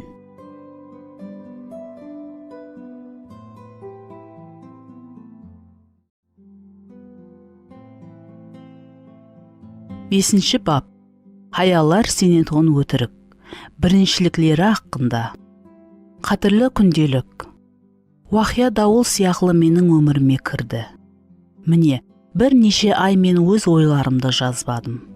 Кейінгі уақытлары ұлума уақытым жоқ. Біздің балаларымыз сондай тынымсыз. Мен олардың ізінен тек жуырып, һәм олардың тасалғаларын жинап атырғандаймын. Олар үйді қандай тезлікте астан кестен ететұғыны таң қаларлы. Олар сондай тез өсіп атыр. Бәлкім, біздер көзімізді ашып жұмып үлгерместен, олар ер жетіп, біздерден кетер. Бұлар елекшкене болғаны үшін, мен олармен ойнап, біздер бірге болғанымызға қуанып, һәм оларды өмірдегі ең ахметлі нәрсеге үйретуде бір мүмкіншілікті жібергім келмейді. Егінді жинау уақыты келді. Адам ата үшін бұл жылдың ең қиын уақыты. Біздер жүдә сирек ұшырасамыз. Мен құры отырып, біздер балалар һәм келешек хақында үріңлескенді жүдә қалеймен. Кейінгі уақытлары албыраушылық болғаны үшін сейіл етуге һәм Құдаймен сөйлесуге еш уақыт болмады. Балалар туылмасынан алдын һәммесі жеңілірек еді. Енді болса суткада жүдә аз сағат бардай сезіледі. Кеште мен қатты шаршайман. Келесі таңда оянаман, һәммесі және қайталанады. Har күні ұсындай. Біздер менің көз қарасым бойынша азғырлудың 3 фундаментлі бөлегін көріп шықтық. Біздердің Құдай өзіміз һәм күнә хақында көз қарасымыз. Олар біздердің қалған сенімімізді белгілейді. Егер біздер бұл тарауда алданған болсақ, онда басқаларда алдану мүмкіншілігі қатты өседі. Кейінгі бапларда біздер көплеген масихи хаяллардың өтірік көрініске ие бірнеше тәжірибелі аспектілерін көріп шығамыз. Біздер өзіміздің біріншіліктерімізден басылаймыз. Мен хаяллар киімнер бутигінде бірнеше жыл алдын көрген плакатта бұл өтіріктің бірнеше жемісін көрдім. Мен хаялман, мен жеңілмеймен, мен шаршадым. Бұл сөздер Хелен Реддидің қосығынан алынған. Ол 70-ші жыллардың басында Грэмми премиясын алды. Әлбетте, күлкі келтіреді. Бірақ олар және де әрбір хаялды қинайтұғын сұрауға біздерді қайтарады. Қиыншылықты қалай өту, һәм әр күні біздерге өмірдің тасланған шақырығына қалай жауап беру. Маған таныс болған хаялардың көпшілігі өздерін жеңімпаз сезбейді. Керісінше, көпшілігі бәрқа өзінде жеке толық емеслік һәм сенімсіздік сезімінен қиналып батыр. Олар бәрқа өзінің өздерінен көпшілік жүкленген рөлдері һәм жауапкершіліктері менен орындау қолларынан келмейтұғын сезеді. Бұл сезімдер және де заманауи жәмиетте дұшпанның еккен түрлі өтіріктерінен азғыртады. Мысалы, керек нәрселерді істеуге менде уақыт жоқ. Біздердің сұрау беруіміздің жұмағы бойынша бұл өтірік ең таралған болып шықты. Хаяллардың 70% оған сенетұғынын айтты. Бұндай нәтижелер мені таң қалдырғаны жоқ. Ақыр ақвет, егер бүгін қалеген хаялдан жұмысларын қалай деп сұрасақ, ол дем шығарып, ямаса күрсініп, бұлай деп жауап береді. Менің еш нәрсеге уақытым жетпейді. Шаңарықта ойға келмейтұғын нәрселер болып атыр. Мен керек нәрселерді істеуге еш үлгере алмай атырман. Менің шаршағанымнан халым жоқ. Көбінесе хаялар, масиқи хаялар да кіреді. Уақытлары жетпейтұғынын, жұмысларын істейтұғындай жағдайда емеслігін сезеді. Нәтижеде олардың көпшілігі демалыссыз, тынышлық һәм қуанышсыз, тыйын сияқлы дөңгелекте айналады. Көп жыллар алдын мен заманауи хаялардың қармағында дерлік 50 қызметкердің болғанын оқыдым. Уақытты үнемдеуге жәрдем беретұғын заманауи тұрмыс машиналары. Бұл саны туры болмауы мүмкін. Бірақ біздерден өткен әулеттағы хаялардың қолы жетпеген қолайлықлары сөзсіз бар. Көз алдыңызға келтірің. Сіздер ыдысларды жуатұғын машина, микроволновка, фен, автомобиль, ямаса адамлар электр аққында, ямаса үйде жайласқан монша һәм қажетхана аққында естіпеген. Сол бұрынғы уақытларда, яғни сол күндерде жасап атырсыз. Мен кішкене уақытымда шөгімнестірушілер келешектегі өмірді көрсетуге әрекет еткен дүния жүзілік көргізбеде болғаным есімде. Техникалық жақлар һәм электр үскенелері олардың демалу ямаса уақытын ақыметлі нәрсеге сарп ету үшін үй бекелерінің өмірін жеңілететұғын еді. Һәм міне келешек келді. Менің балалық дәуірімнің ең батыр, ақыллары арман етпеген құрылмалар һәм үскенелер біздерде бар. Солай екен, неге біздердің өміріміз алдыңға қарағанда астан кестен болды? Не үшін біздер бұндай арқаланғанбыз? Бұған бәлкім бірнеше түсіндірмелер бар шығар. Бірақ себеплердің біреуі кереклі нәрсені істеуге біздердің уақытымыз жоқ деген өтірікке сенгенімізден тұрады. Бірақ біздердің уақытымыз алдыңғы асірлерде жасаған қалеген адамларкінен көп те аз да емес. Ешкімде оның жағдайы ямаса жұмысынан қарайсыз еш уақытта суткада 24 сағат көп, әптесіне 168 сағат һәм жылына 52 әпте болмаған. Исаның өзі де құн төлеу ниетін іске асыру үшін жерде бары жоғы бірнеше жыл болды. Міне бұл хақиқатлықтан ұзын істердің дізімі болды. Бірақ Иса өзінің өмірінің ақырында әкеге қарап, сенің маған тапсырған ісіңді тамамлағаным менен сені жер жүзінде ұлыладым. Йохан 17 бап 4 аят деп айталады. Бұл мені таң қалдырады. Мен күн ақырында жобаластырғанымның әммесін істедім деп сирек айталаман. Керісінше, мен көбінесе жүда кеште мен қалеген, бірақ істей алмаған істердің ұзын дізімін ойлап караватқа құлайман. Иса бұндай қысқа уақытта өзінің өмірінің ісін қалай істей алды? Жауап Исаның сөзінде. Бұл біздердің асығыслық һәм кеуіл қалушылықтың құллығынан азат ететұғын күшлі хақиқатлық. Иса өзінің жердегі 33 жылында қандай істі тамамлағанын еске алың. Мен сенің маған тапсырған ісіңді орладым. Міне оның сыры неде? Иса шәкіртлерінің қалегенінің әммесін орылаған жоқ. Олардың айрымлары оның Рим үкіметін құлататуына үмітленді. Ол ізіне ерген аламан адамлардың қалегенінің әммесін орылаған жоқ. Еле ауру һәм өлейін деп атырғалар көп еді. Бірақ ол Құдайдың тапсырған ісін орылады. Атыраптағылар менен қалеген нәрсенің әммесін істеуге маған 24 сағатта еш қашан жетпейді. Өзім қалеген нәрсені істеуге маған уақыт жетпейді. Мен барлық сөйлесуді қалеушілер менен ұшырасып, ямаса қоңырау қылып, мұтаждіклерге достарымның ойы бойынша мен істей алатығын олардың проектлерін істеуге жәрдем беріп, барлық қызықлы кітапларды оқып, достарыммен қанша қалесем сонша уақыт өткеру һәм соның мен қалеген уақытта қонақлар келуі мүмкін болғаны үшін қонақлар қанасын бәрқа тәртіпте ұслай аламан. Бұл физикалық жақтан мүмкін емес. Бұның әммесін мен орылауға мінетлі емеслігімді білу қандай жеңілдік. Хақиқаттан да мен тек Құдайдың тапсырғаларын орылауым керек. Құдайдың мен үшін осы күнге хәптеге һәм толық өміріме жобаластырғаларының әммесіне менде уақыт бар екенін түсінгенде мен хақиқи азатлықты сездім. Егер мен Құдайдың тапсырмағанына жауапкершілікті алуға ұрынсам, менің тек кейпиятым бұзылады. Мен Құдайдың меннен не қалайтығынын түсінудің орнына өзімнің істерімнің тізімін белгілеп, ямаса басқаларға менің біріншіліктерімді белгілеуге жол қойсам, онда ақыр ақветінде тамамланбаған жаман істелінген, ямаса басланбаған жұмыслардың үйімінің астында көміліп қаламыз. Мен айып сезіміменен асығыслықта һәм депрессияда жасап атырман. Һәм Құдайдың маған ұсыныс етіп атырған тыныш, тәртіплі өміріменен рахатлене алмаймын.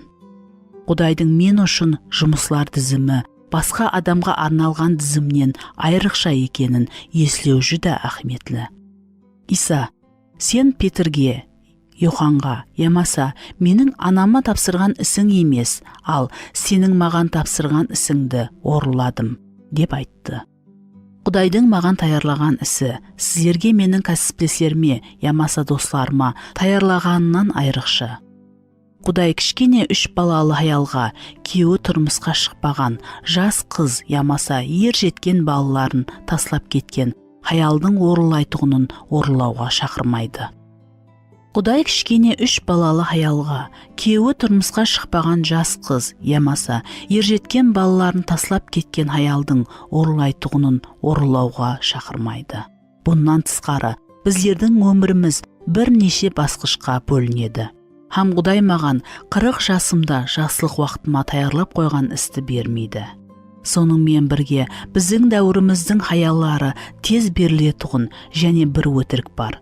Бұл мен әммесін істей аламан. Мен жақсы аял һәм ана болуым, тазалықты һәм өзімнің үйімде тәртіпті сақлауым, мазалы һәм пайдалы ауқат пісіруім, бәрқа балаларымның мектептегі өмірі, байдатқана һәм жәмиеттің уақияларын білуім керек.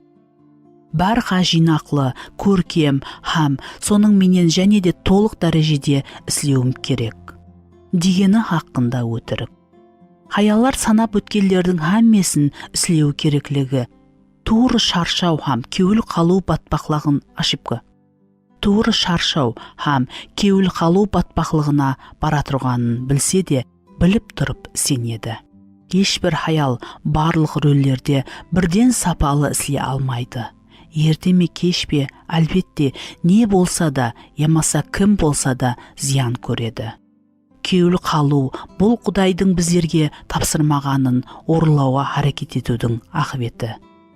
Ал азатлық, қуаныш һәм әумет біздердің өміріміздің осы дәуірінде Құдайдың біріншіліктерін білуге харекет еткенімізде келеді.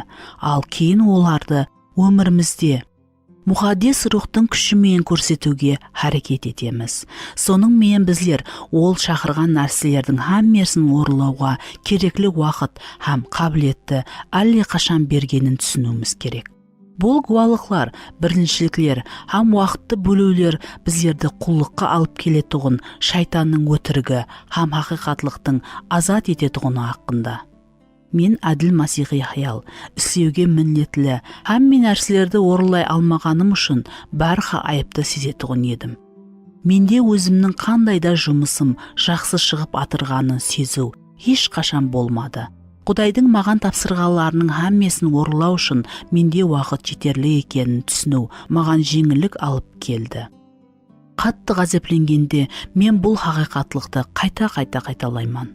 Бір қайталаудың өзі мені тынышландырады.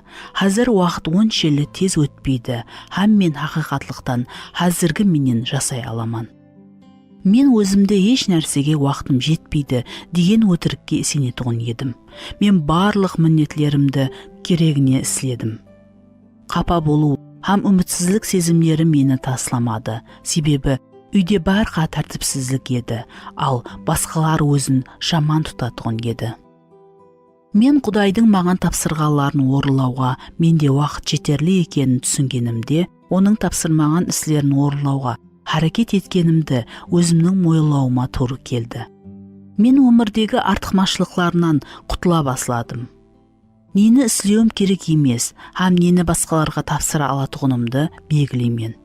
Мен және де күйеуім менен бұны ол үшін һәм мен үшін не ахметлі екенін түсіну үшін талқылауды үйреніп батырман. Бұл жеңіл барыс емес, бірақ мен айырым нәрселерді әлде қашан аңсатластырдым. Бұл маған өмірімді тәртіпке келтіруге һәм азат болуға күш беруінен үміт етемін. Сол уақытта мен Құдайдың барлық тапсырмаларын орындай аламан. Бұл тек мұқаддес рухтың басқаруы һәм Құдайдың мейірімі менен жүзге асады. Мен егер менің ибадатханам маған мұқтаж болса, онда қызмет етуге міндеттімін деп сенетұғын едім. Мен істеу керек болған нәрселердің әммесіне асығатұғын едім. Нәтижеде мен ибадатханада дерлі әр күні қызмет еттім.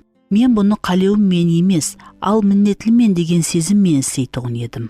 Мен бірде жәрдемші таба алмадым. Себебі менде талпынушылықпенен ешкім істеуді қалемейтұғын болар еді. Мен өзімді тәнха һәм таптырмайтұғындай көретұғын едім. Мен толық жанып болғаннан кейін менің пасторым маған һәм менің орнына жұмыс істеуге міндетлі емеслігімді, ал тек әкенің тапсырғанын істеуім керектігін түсіндірді. Мен айырым қызметлерді істеуді давам етіп атырман, бірақ тек Құдайдан маған берілгенлері менен. Егер бұл іс мен үшін емеслігін түсінсем, мен яқ деп айтып үйрендім. Мен жақсы істеп атыр едім, бірақ міне тек менен бұл ақында сұрамаған еді. Мен хақиқатлықтан өзіне қызмет ету үшін Құдай мені істер құлығынан азат етті. Енді мен қызмет етуге мүмкіншілік іздемеймін, ал Құдайдың еркін түсінуге харекет етемін, һәм мен оның қалеген шақырғына баруға таярман. Мен тұрақлы дуасыз һәм сөзді оқусыз толық епіле аламан. Біздер қазір ғана қарап өткен өтіріктен айырмашылығы, бұл өтірік масихи хаяллардан кім болса да дауыслап айтуға батылы жетпейді. Бірақ сұрау берілген хаяллардың 48%-не шамаласы бұл өтірікке сенетұғын мойылады.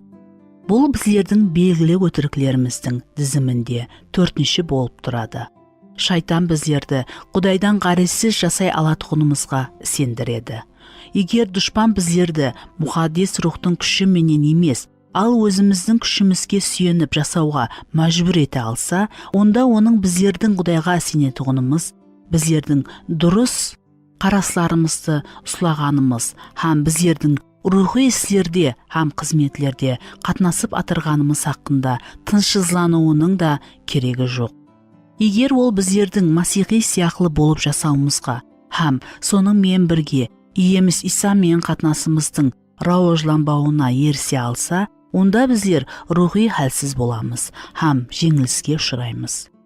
Егер ол біздердің Құдай үшін ұлы нәрсені істеп атыр, соның мен бірге біліп тұрып Құдайдың еркін, оның сөзі һәм дуа арқалы білмегенімізге ерсе, біздер діни адамлар болып көрінеміз, бірақ шайтан үшін қауіпсіздікте боламыз. Егер ол біздердің Құдайдың даналығын іздемей, ал өзіміздің ойларымыз һәм пікірлерімізбен жасауымызға еріссе, онда ақыр ақыбетте біздерді бұл дүние жер менен жексен етеді. Міне мен Иветта деп атаған хаялдың өміріндегі бұл өтіріктің нәтижелері хақында маған айтып бергені. Мен уақытымды сөзде һәм дуада өткерсем, менің күнделікті өмірімде, әтте бақша жасындағы 3 балам болса да, айрықша машқала пайда болмайды. Бірақ мен кейін тынышланып, мен қандай жақсыман деп ойлайман һәм біріншіліктерімді өзгертемен. Мен көзімді ашып жұмуға үлгермесімнен менің өмірім астан кестелікке айналады. Мен балаларыма бағыраман, ғазептен оларды ұруға сәл қалады. Һәм мен бұған қалай барғанымды түсіне алмайман. Мен не істеуім керек? Тілекке қарсы, маған өзімде күш жоқлығы һәм Құдайға мұқтажбын деген түсінік тез келіп жетпейді. Шайтанның өтірігі сондай белгісіз кіреді. Егер мен сөзде болмасам, онда оған сеніп басылайман. Шайтан біздердің Құдайдың сөзіне қарайсыз жасауға мәжбүр ете алса, біздердің хәлсізірек болатұғынымызды біледі. Ескі келісімде 6 мәрте Дауыттың Құдайдан сұрағанын айтылады. Патшалықлар хақында 1 кітап, 23 бап 2 аят және 4 аят, 30 бап 8 аят. Патшалар хақында 2 кітапта, 2 бап 1 аятта және 5 бап 19-23 аятқа қараң. Ол Құдайсыз ешкім екенін, еш нәрсе істей алмайтұғын білетұғын еді. Har күні таңда күнделікті жұмысларына кетуден алдын ол дуада Құдайға жүрегін қаратты. Құдайым, ерте менің даусымды есіт, ерте сенің алдыңда тұраман. Һәм күтемен. Сахардың алдында жалбарынаман, сенің сөзіңе сенемен.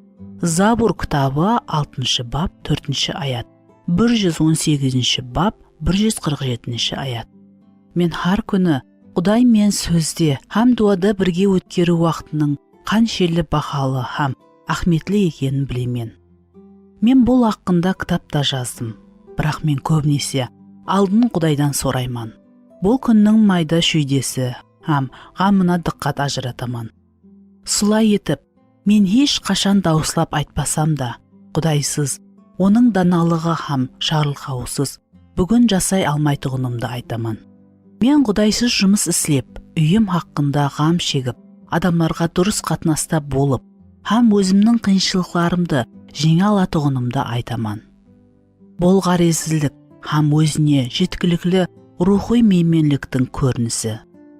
Мұқаддес жазу Құдай менменлерге қарсы, Яқыптың хаты 4 бап 6 аятқа қараң, деп үйретеді. Егер мен менменлікте жасасам, онда менің әрекетлеріме Құдай қарсы тұратұғынына таяр болуым керек.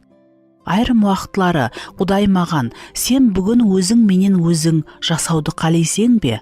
Алға, деп айтып атырғандай менде сезім пайда болады. Бұннан не шығады? Ең жақсы жағдайда мен тек өзім үшін бос, жеміссіз күнді өткеремен. Жаманында мен өзім пайда еткен астан кестелікке түсемен. Басқа тәртіптен Құдай бойсынғаларға жарылқау береді. Мен күнді бойсынып, һәм жалғыз өткере алатұғынымды, маған оның кереклігін мойыласам, сол уақытта мен оның Құдайлық жәрдеміне сүйене аламан. Ақиқат, онда болмауы, оның менен тұрақлы, білген халда қатынаста һәм оған бойсынып жасамасам, мен рухи ямаса мәңгілік бақалыққа ие болған еш нәрсе істей алмайтұғынымда. Әлбетте, мен шешім қабылдап, көптеген істерді істеуім мүмкін, бірақ ақыр ақыбетте мен өмірімде ақиқатлықтан бақалы еш нәрсе жоқ екенін көремен. Егер сөзде һәм дуада Құдай мен қатынасымыздың рауажлануына тұрақлы уақыт ажыратпасақ, жақсы хаял болу мүмкін емес. Карьера хаял һәм ана рөліне қарағанда анағұрлы көбірек қанатлану алып келеді. Ярым әсір алдын аз ғана батыл хаяллар философиялық һәм мәдени революцияны істеуге кірісті. Хаяллар еркеклердің жеке билеушілік шатасларын алып таслау керек, деп сенетіғылар кітаплар жазды. Мақалалар басып шығарды. Университетте һәм колледжлердің мұғалімдері наразылық жүріслерін ұйымластырды. Конгресс һәм көплеген басқа да ұсыныстар менен миллионлаған хаяллардың жүректілерін һәм ақылын бағындыруға ерісті. Олар өздерінің хаял түсінігінен анықламалар жазды, һәм хаялдың біріншілігіне, һәм оның өміріндегі қызметіне дәстүрлі көзқараслар алып тасталады. Адамгершілік, пәктік, парасатлық, есапшылық, бойсынушылық һәм ұялшақлық сияқты түсініктер сөздіктен сызып тасталынып, олар таңлау, ажырасу, садықсыздық һәм екі жыныстылар ұшында теңдей өмір стилі сөздері менен алмастырылды. Заманауи әулет басқаша еш ойлай алмайды. Ең бұзушы мақсатлердің бірі хаяллықтың жаңа көз қарасы, неке һәм аналық мәнісінің пасию бағдары физикалық сияқты эмоционалдық жақтан хаялларды үй һәм шаңарақтан завод һәм офислерге өткеруден ібарат. Доктор Дорти Паттерсон төмендегі бақылауды іздеді.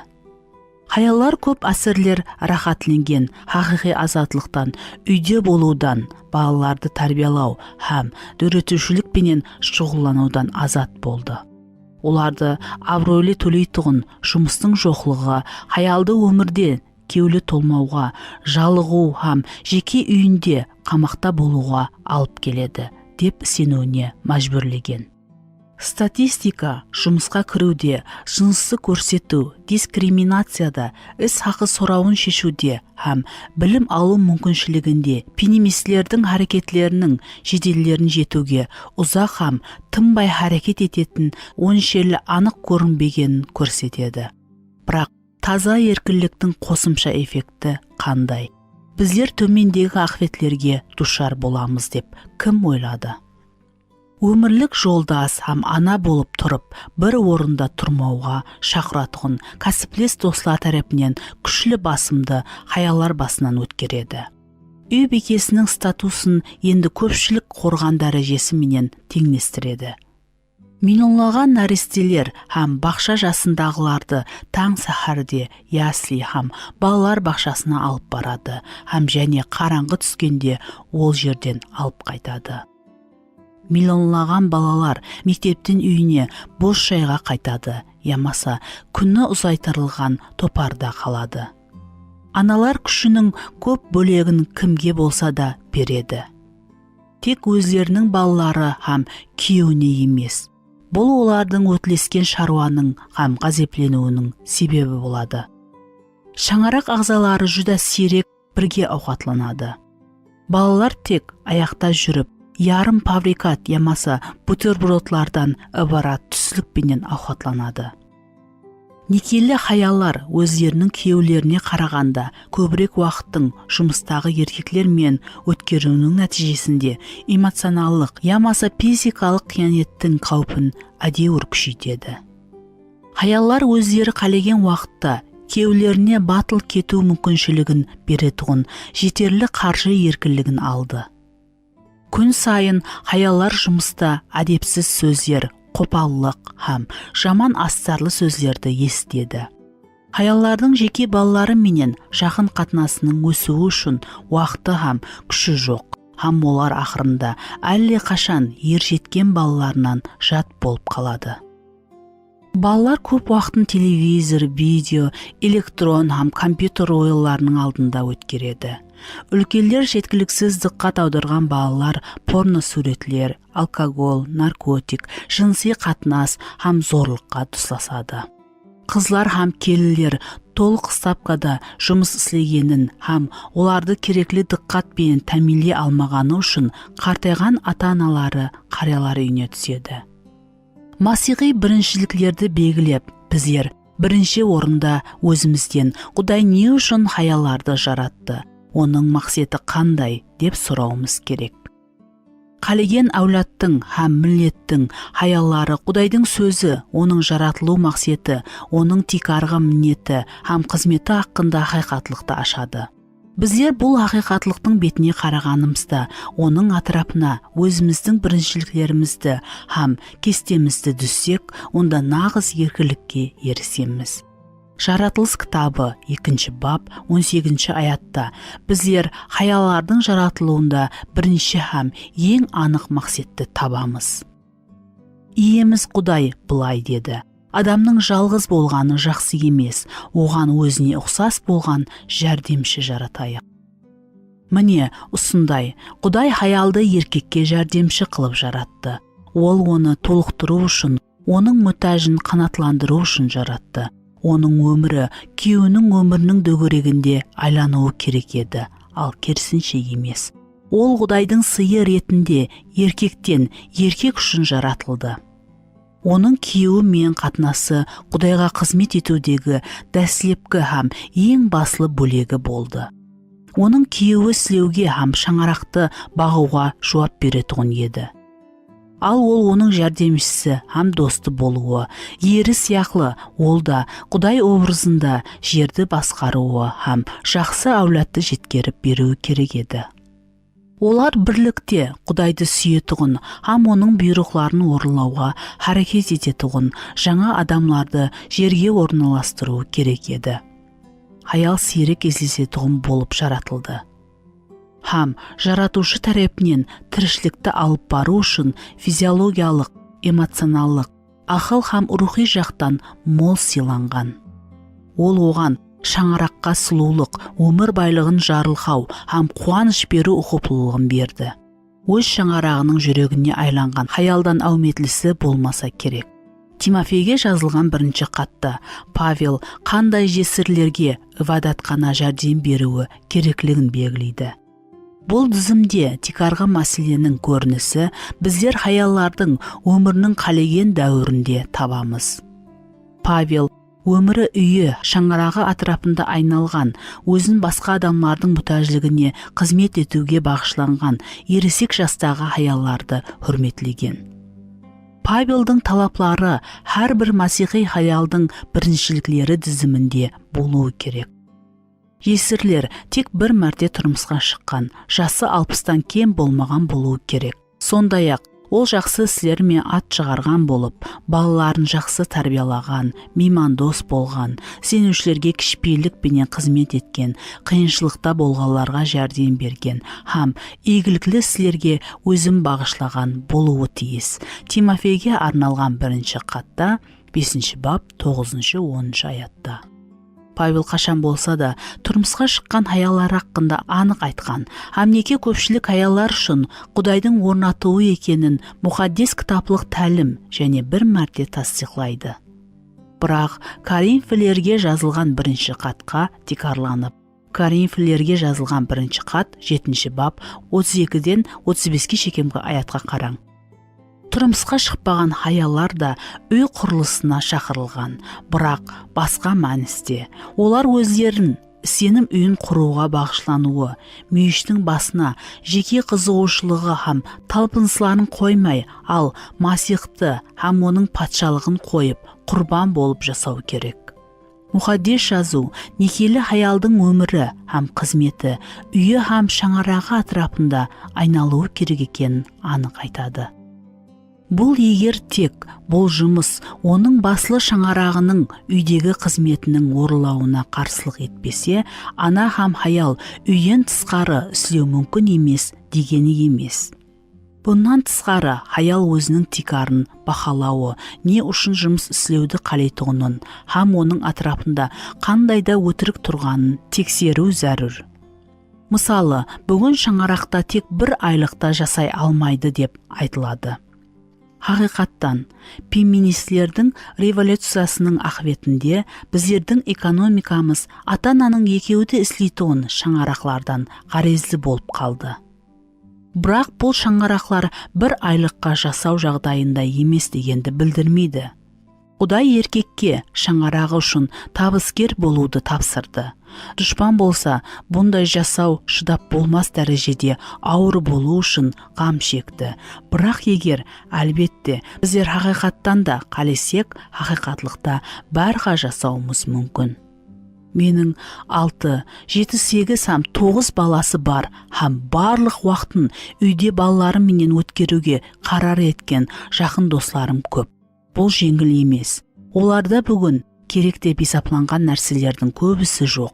Ауа, қандай да мәністе олар көп нәрсені құрбан етеді. Бірақ бұл құрбандықтар олардың орнына алатұғынына салыстырғанда бозарады. Дерлік әрбір жағдайда. Бұл бақытлы қуанышлы шаңырақлар. Ата-аналардың екеуі де істейтұғын шаңырақларға қарағанда, оларда көбінесе хақиқи бақалықлар хақында көзқарас дұрыслырақ. Олар һәммен нәрсеге, күнделікті наннан баслап, жоғары білім алуға төлеуге дейін дуа етіп, Құдайға сенуді үйренген.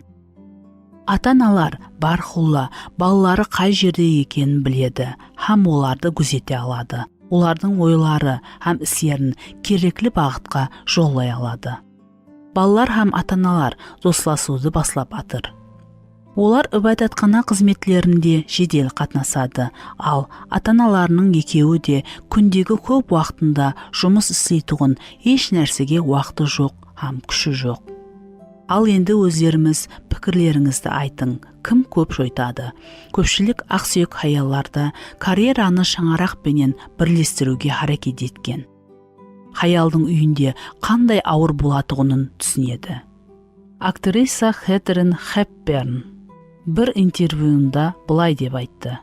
Мен хаяллардың карьераменен әуметлі шұғыланып тұрып, бір уақытта ана болуына сенбеймен. Менің замаласларымның машқаласы олардың һәммесін бірден қалеуде, бірақ ешкім анаған да, мынаған да ие бола алмайды. Басқа актриса Джоан Вудворд оған қосылады. Менің карьерам балаларым себеплі зиян көрді. Ал менің балаларым карьерам себеплі зиян көрді. Мен олардың ортасында едім, һәм ешбір тарауда әуметке ерісе алмадым. Мен әр тәріплеме әуметлі бірде-бір адамды да көрмедім. Бірақ жүда көп санлы жұмыс істейтұғын аналарды білемен. Біздің дүниямызда идеалға қол жетпейтұғын күнадан жеңіл жағдайлар болады. Ажырасудың һәм жалғыз аналардың жоғары пайызы біздерді өздеріміздің идеалымызға ұслануға мәжбүр ету керек. Бұл біздердің мінсіз Құдайдың еркін орылауына талпынуды оятуы керек. Біздер өзіміздің мәдениетіміздің тәсіріне қарсылық етуіміз керек. Ақыр ақбет, дәл ішші аналар философиясы көп жағдайда ажырасу дәрежесінің өсуіне және жалғыз аналар қиянет өзіне жетеклі ғаресіз хаяллардың жас өспірімлер арасында зорлық һәм діңкесі құрыған, қиналған, бақытсыз хаяллар санының көплігінде айыпылы. Дорти Файтерсон һәммемізге еслетеді. Әлбетте, балаларды өсіремен дегенше көп өз жұмысымды табу мүмкіншілігін өткеріп жібермеуім мүмкін. Бірақ кейінге қалдыруға болмайтұғын тек бір мәселе бар. Бұл жеке балаларыңыздың тәрбиялау жұмысы. Себебі біздің дәуірімізде көпшілік балалар қолайлы үйде өсу мүмкіншілігіне ие емес. Менің мұзлатқышымдағы есте қаларлы даналық. Менің мұзлатқышымда достарымның суретлері қысырылып тұр. Бұл магнитлі, акрил рамкаларына салынған суретлер. Оның үстіндегі дерлік әрбір квадрат сантиметрін жабады. Оларда ұлыма алғанда 300-ге шамалас балалары бар, дерлік 90 шаңарақ көрсетілген, онлаған ақылқларын айтпағанда. Жақында мен әр жылы істейтұғын дәстүріме 2 сағат уақытымды кетірдім. Ескілері маған Рождествоға жіберген таза суретлер менен алмастырдым.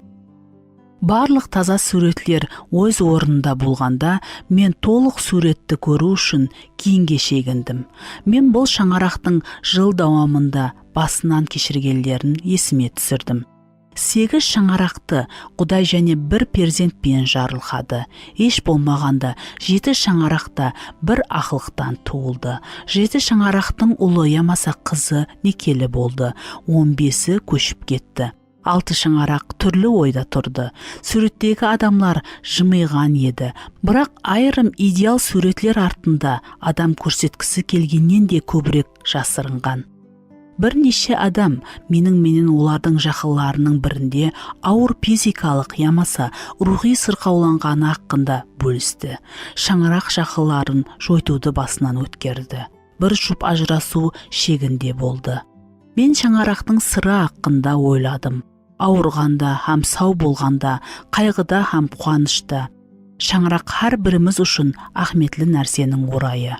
Егер үйде әммесі тәртіпте болмаса, бұл адамның өмірінің әрбір аспектінде көрінеді. Мен олаған шөжелі тауыққа ұқсайтұғын толық ұя шөжелері мен оралған хаяларға қарадым. Һәм таза, жаңа туылған өмірді сақлауды шешкелер үшін ажайып жиылған міннеттаршылықты сездім. Мен суретлердің ортасына сіздер бәлкім көп жылдар алдын көрген наклейканы орналастырдым. Өмірі қандай ажайып таңлау. Бұл хаялар балалары үшін өмірді таңлады, ал бұны тек хаял ғана істей алады. Һәм олар өмірді әр күні таңлайды. Олар таярлайтұғын әр бір түслікте, олар жуатұғын әр бір патас киімнер үйімінде. Балалар мен азық-ауқат дүканына, мектепке, тышпакеріне, музыка мектебіне, спорт секциясына, ямаса аяқ киім дүканына баруында. Олар тазалап байлайтұғын әр бір сынған тізеде. Олар айтатұғын әр бір жақсы сөзде. Олар ауру ямаса қорыққан баланың төсегінде өткерген әр бір сағатта. Олар шешетұғын әр бір тартыста.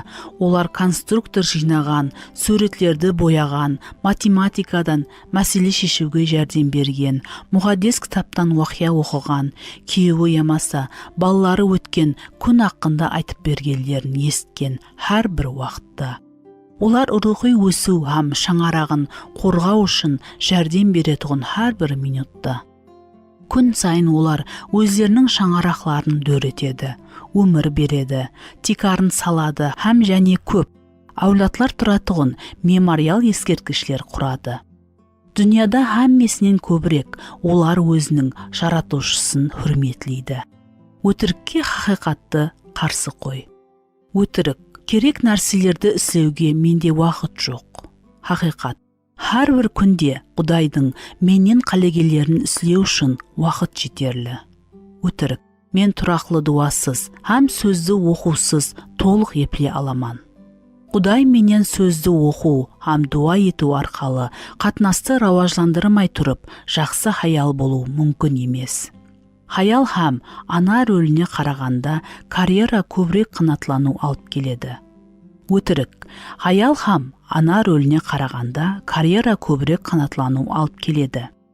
Хақиқат, Құдайдың еркі бойынша хаял һәм ана болудан басқа жоғарырақ һәм мұқаддес қызмет жоқ. Құдай хаялды айрықша қылып жаратты. Тек ол бөпеге өмір бере алады һәм оны азықландыра алады. Хаял үшін үйінің жүрегі болудан артығырақ қуаныш жоқ. Құдайдың мақсеті бойынша хаял әммесінен алдын күйеуінің һәм балаларының мұтажын қандыруы керек. Амелде қоллану. Бірінші, Құдай менен келсін. Өзіңіз хақында қандай өтірікке сендіңіз? Екінші, жауапкершілікті өзіңізге алың. Бұл өтірікке сену сіздің жасау образыңызға қалай тәсір етті, сіздің қатынасыңыз һәм әрекетіңіз. Үшінші, хақиқатты жариялаң. Төменде келтірілген хақиқатлықтың әр бірін дауыслап оқың. Осылардың қайсысы әзір сіз үшін айрықша ахметлі. Өзіңіздің ақылыңызды Құдайдың сөзімен жараттың. Дауыслап келесі үзінділерді оқың. Бұл аятлар сіздің өміріңіздегі Құдайдың біріншіліктері хақында не айтады? Забур кітабы 89 бап 10-12 шекемгі аятлар. Матта 6 бап 25-34 шекемгі аятлар. Лука 10 бап 38-42 шекемгі аятлар. Тимофейдің бірінші хаты 5 бап 9-10 аят. Тетке арналған хат 2 бап 4-5 аят. Некелі аялар үшін. Коринфилерге арналған 1 хат 4 бап 29-дан 35-ке шекемгі аятлар. Некесіз аялар үшін. 4. Хақиқат дикарында харекет етің. Өміріңіз хақиқатлыққа тура келу үшін қандай адым атуыңыз керек. 5. Хақиқатта жүруіңіз үшін Құдайдан жәрдем сұран. Әке, мен өзімнің өмірімді жиі жерлік һәм уақытшалық нәрселер менен толтырғаным үшін тәубе етемен. Мен саған ұнайтығын өмірді жасағым келеді. Сен үшін ахметлі нәрсе, мен үшін да ахметлі болсын. Сенің сөзің маған, сенің ойларыңды ашатығын нұр болсын. Маған сенің рухыңды сезуге, һәм әрбір күн не істеу керектігін білуге жәрдем бер. Iltimos, хаялдың айрықша қызметін қалай орындауды маған көрсет. Маған керек емес жұмысларды істемеуге даналық һәм батырлық бер. Иса сияқлы өмірімнің ақырында сенің маған тапсырған ісіңді тамамлағаным менен сені жер жүзінде ұлыладым. Иоанн 17 бап 4 аятқа қараң. Деп айту үшін өзімнің өмірімді мәңгілік нұрда өткеруге жәрдем бер. Исаның атыменен аумин.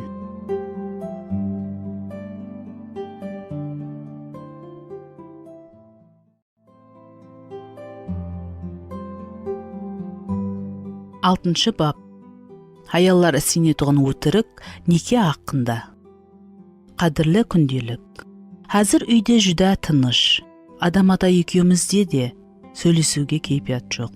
Кеше біздер қатты ұрыстық. Бұны күту мүмкін еді. Күн сондай жаман басланды. Адам ата өткен түнде ұйықламады. Біздің сиырымыз еш бұзаулай алмағаны үшін қорада болды. Ал кейін ол қысқа жиналған сабанды таярлау үшін сахарден алдын кетуі керек болды. Ақырында ол үйге келген уақытта жаураған һәм жақсы кейпиятта емес еді. Ал мен күні бойы 2 кесел балалар менен 4 дюалда қамалған едім. Һәм ол не үшін столда елеге дейін ауқат жоқ екенін сұрағанда, мен аш болған екенсең, жеуге өзің таярлап ал деп ұсындым.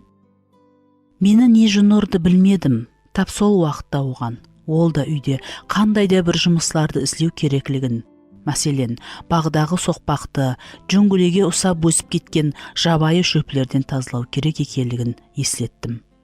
Біреуі кейін басқасы. Ол Абылға ендігі хаптеде аңға алып кетемен деп уәде берді. Маған Абыл еле аңға шығуға жүдә кішкенедей һәм Абылды алып кетуі, ал Қабылды үйде таслап кетуі еш мүмкін еместей. Адам ата келіспеді һәм біздер ұрыстық. Бір-бірімізге артық нәрселерді көп айттық. Мен төсекте ерте жаттым. Һәм ол жатқан уақытта ұйықтап қалғандай өзімді тұттым. Сонша біргеліктегі өмірімізден кейін біздер барлық машқалаларымызды әлі қашан шешуіміз керек сияқлы көрінеді. Қызық, бірақ бәлкім, адам ата некеміз ұлыма толық жүдә жақсы деп ойлайтұғын шығар. Ал мен айрым уақытлары біздер өмір бойы таныс болсақ та бір-бірімізге жат адамлар сияқлыдай сеземен. Мен оннан менің жағдайыма кіруге әрекет етіп көруін сұрасам, ол маған бәрібір көндіре алмайсаң деп айтады. Ол менің сезімлеріме шынтылап қарауын сондай қалеймен. 1000 жыл алдын Еден бағында жүз берген уақия тек Құдай һәм адамларға қарата емес, ал некеге де қарсы топлыс болды. Неке өзінің ұлылығы һәм жуушы мақсатларының көрінуі үшін Құдай тарапынан жаратылған еді. Бұл мұқаддес құрылуды үзіп, шайтан Құдайдың мәңгілік мақсатіне күшлі соққы берді. Шайтан һәммесінен алдын некелі аялға тосыннан хұжым жасаған жоқ. Ол оны Құдай, оның мінезі һәм сөзі хақында алдады. Оған күнә һәм оның ақиқат хақындағы өтірікке сендірді. Ол бұл өтірікке сенді һәм оның тикарында әрекет ете баслады. Ал кейін күйеуін де күнәға алып келді. Бұл олардың некесіне үлкен зиян келтірді. азатлықтың орнына олар ұялуды алды. Ашық сәубетлесудің орнына хилекерлік һәм екіжүзділік. Адам ата һәм Хауа ененің бірлігі енді дұшпалыққа айналды. Тек Құдайға қатынасында емес, ал бір-біріне. Өзінің хаялын сүйіп, басқарудың орнына еркек зұлымлық басқарудан хәлсіз алсылауға шеккен барды. Хаялға оның рухи бөлімінің басшылығында кепілі қорғау енді жоқ болды. Һәм Құдайды таңлауды қалемеуі оның күйеуіне тәсір етті. Сонда етіп, ол және де таза өтірік, күнә һәм дұшпанның топылыслары алдында қорғаусыз болды. Еркек хаял һәм олардың Құдайының арасындағы қуанышлы һәм жемісті достық тұрақлы түрдегі күреске айналды. Соннан бері бұл уақия әрбір некеде қайталанады. Біздің өміріміздің қалеген тарауында некеде өтірік сол сияқлы шайтанның бұзушы мақсатлеріне жететұғын жақсы құрал болып қалады. Егер ол күйеу һәм хаялға өзінің өтірігіне сенуге һәм оның тикарында әрекет етуге мәжбүр ете алса, онда оларды құл қылады, қуанышын ұрлайды һәм олардың қатынасын бұзады. Онда неке хақындағы өтірік біреу емес, олар есапсыз, міне бірнешесі. Бақыт үшін маған күйеу керек. Өтіріктің көп түрлері сияқлы, бұл өтірікте хақиқатлықты хилекерлер бұрмалауы. Хақиқат, неке бұл жақсы һәм туры. Бұны Құдай көпшілік адамларға тілейді һәм масихи неке үлкен қуаныш һәм жарылқауға айлануына тикарланған. Шайтан неке хақында некенің мақсеті һәм мәнісі бұл жеке бақыт һәм табыс. Хаял өзінің сүйетұғын һәм мұтажеклерін қанатландыратұғын кеусіз хақиқаттан бақытлы бола алмайды, деп хақиқатлықты бұрмалайды. Хаял тұрмысқа шығып атырғанда бұл өтіріктің әр түрлігіне сенеді. Менің күйеуім мені бақытлы қылуы керек. Мен Мирна деп атаған хаял тек бірнеше жылғы жүрек ауруынан кейін өзінің сенімлерінің қате екенін түсінді. 10 жыл біргеліктегі өмірімізден кейін күйеуім менен ажырастық. Ол мені бақытлы қылуға міндетті деп сенетұғын едім. Бірақ бұл оның мәжбүриетларына кірмейтұғын еді. Һәм бұны істей алмады. Бұл өтіріктің құлығында тек мен емес, ал күйеуім де жасап атыр. Некенің тикарғы мақсеті біздерді бақытлы қылудан емес, ал Құдайдың ұлылығын алып келуден ібарат. Бақыт табуға үміт етіп тұрмысқа шығатұғын хаяллар өздерін сөзсіз болатұғын пұшаймалыққа душар етеді. Олар ізлегенін жүда сирек табады. Бақыт үшін өздеріне күйеу керек деп ойлайтұғын хаяллар Құдайдың өзіне таярлап қойғанының азырағына қанат етеді. Джон маған бұл өтіріктің өзін қалай құллыққа алғанын һәм өзі күтпеген аурулы нәтижеге дұс болғанын айтып берді. Мен колледжде оқығанда мен үшін жақсы жігітке, күйеу балаға ие болуы һәммесінен ахметлі еді. Оннан кейін Масихқа садық болмаса да болатұғын өмірлік жолдас. Мен Құдай өзінің еркін орылап маған мен тұрмысқа шыға алатұғын күшлі сенуші. Еркекті жіберемен дегенше күтуді қалемедім.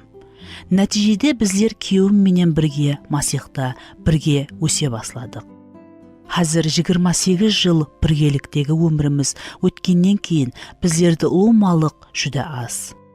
Менің достарым масихилар. Оның достары пипо ішуді сүйетуғылар. Мен үшін біріншілік менің балаларым, ал ол үшін оның жұмысы. Бұл хаял алданған еді.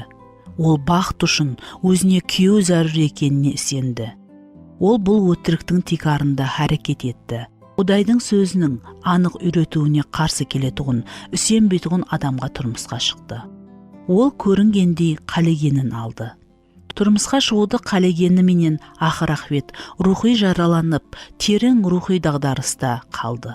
Забур кітабы 105 бап 16 аятқа қараң. Күйеуің бар, жоқлығынан ғаресіз, еркіндікті тек хақиқатлықты түсініп, һәм қабыл алудан табуға болады. Кейінгі уақылардың әрбірі өтірікке сену, құллыққа алып баратұғын, ал хақиқатлық еркін ететұғын сүретлейді. бақыт һәм өзімді дұрыс бақылау үшін мен барха маған еркек керек деп ойлайтұғын едім.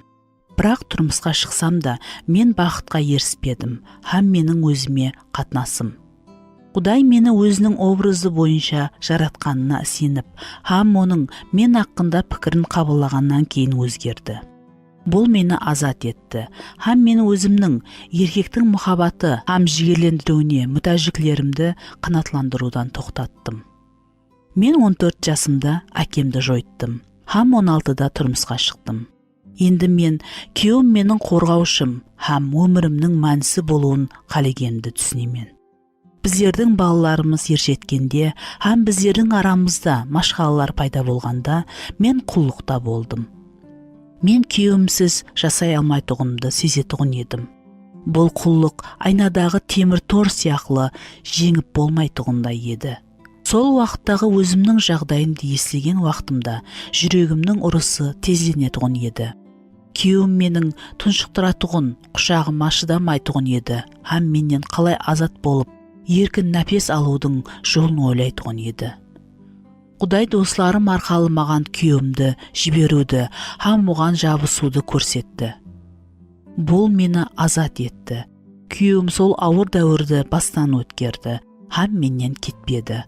Біздер бәрха Құдайды некемізді сақлап қалғаны үшін ұлылаймыз һәм қазір тойымыздың 36 жылдығын белгілеп атырмыз.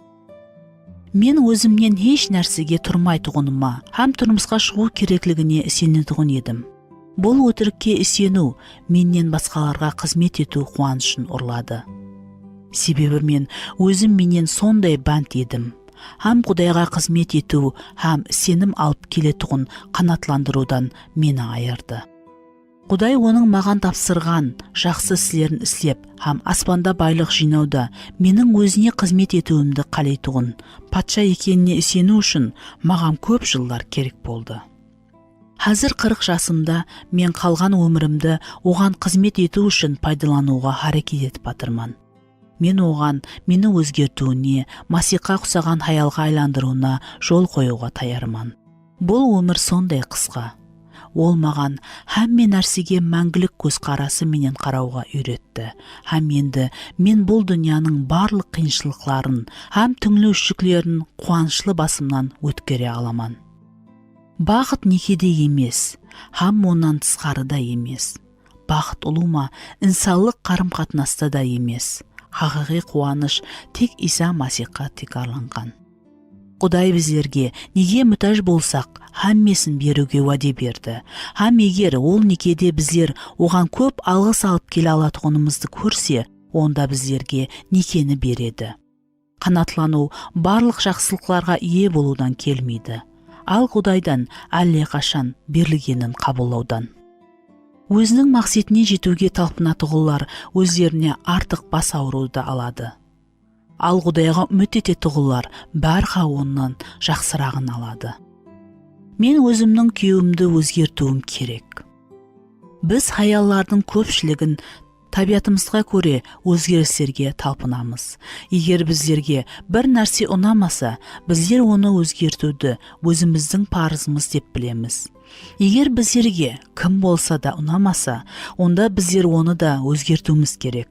Бұл сезім бізге қол жетпестей көрінеді. Әсіресе гәп біздер менен бір там астында жасайтұғылар хақында кетсе. Бірақ егер біздер атрапымызда өзгерту біздердің парызымыз деп ойласақ, онда сөзсіз кеуіліміз қалады һәм қасарсамыз. Некеде бұл өтірік, ол бұл жерде расы менен деп бір нәрсе өзгерте алса да, хаял өзінің жеке парызы һәм Құдайдың алдында жүрісі хақында ойлауды тоқтатуына алып келеді. Бұның орнына ол басқа адамның қатесі һәм мінеті хақында тәшвишленеді. Ол өзінің күйеуінің жүрегін өзгерте алмайды, ямаса балаларының. Бірақ ол өзінің жүрегін өзгертуде мұхаддис рухқа жәрдем бере алады. Егер хаял бәрха күйеуінің қате һәм әлсіздіктерін туралайтұғын болса, онда Құдайдан өзіне берілмеген жауапкершілікті өзіне алады. Һәм уақия албыраушылық һәм күйеуіне, бәлкім Құдайға да күшлі өкпелеу менен тамам болады. Өзінің мінез құлқы менен ол Құдайға күйеуін өзгертуінде кесентетуі мүмкін. Егер хаяллар оған ойындағысын іске асыруына жол қойғанда, Құдай неше күйеулерді өзгерте алған болар еді.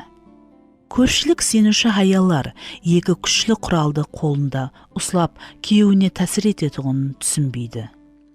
Хайрау, үйрету ямасы айыплауға харекет етуге қарағанда, олар көбірек тәсір етеді. Бірінші құрал, бұл жақсы өмір. Құдайдың көбінесе еркекті ашкаралап, һәм онда рухи ашлық шығаратұғын мысалда. Петрдің 1 хаты 3 бап 1-4 шекемгі аятқа қараң. Екінші құрал, дуа. Егер хаял барға күйеуіне оны өзгертуді қалайтұғынын еслетсе, онда ол қорғануды һәм қарсыласуды баслайды. Өзінің қауетерлерін Құдайға төге сала отырып, ол ұлы күшті араласуға һәм күйеуіне тәсір етуге шақырады. Барға хайрайтұғын хаялға қарағанда, еркектің Құдайға қарсылық білдіруі қиынырақ. Бұл қатынаста маған Исаның анасы Мариямның мысалы жүдә ұнайды. Оған періште келді, һәм жақында құтқарушының анасы болатұғын айтты. Уақия өзіне өзі таң қаларлы. Ол болып өткен уақия хақында Юсупке айтқанда, ол алдын оған сенбеді, себебі періштені ол көрмеді. Юсуп ақылға сәйкес шешім қабылдады, ол маған садық емес. Біздер мұқаддес кітапта Мариямның Құдайдың сөзіне сенуге, Юсупты мәжбүрлеуге харекет еткені хақында бірде еслету таба алмаймыз. Бұның орнына ол Құдайдың өзі күйеуіне сөйлеуін күтті. Кейін бұл жүз берді. Періште Юсупке көрінгенде ол оған сенді, һәм дұрыс харекет істеді. Мариям ақиқатлықты жүрегінде сақлауды, һәм ол хақында пікірлеуді білетұғын еді. Лука 2 бап 19 аятқа қараң. Ол өзіне күтуді, һәм тыныш қалуды рұқсат ете алатұғын еді. Себебі Құдайдың күшлі екенін білетұғын еді, һәм өзінің шаңарағында Құдай өзінің мақсетін әмелге асыратұғынына сенетұғын еді. Мен дерлік 17 жыл көрмеген бір хаял жақында біздердің ұлыма достарымыздың тойында маған жақылап, «Сен менің некемді құтқардың» деп айтты. Мен оған не болғанын еслетуін ілтимас еттім.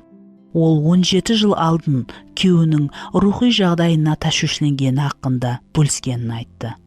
Сен маған күйеуіңді алмастыру менің емес, ал Құдайдың жұмысы, һәм мен оның менен сөйлесіп, кейін шетке шығып, қалғанын Құдайдың істеуіне жол қою керектігін айттың.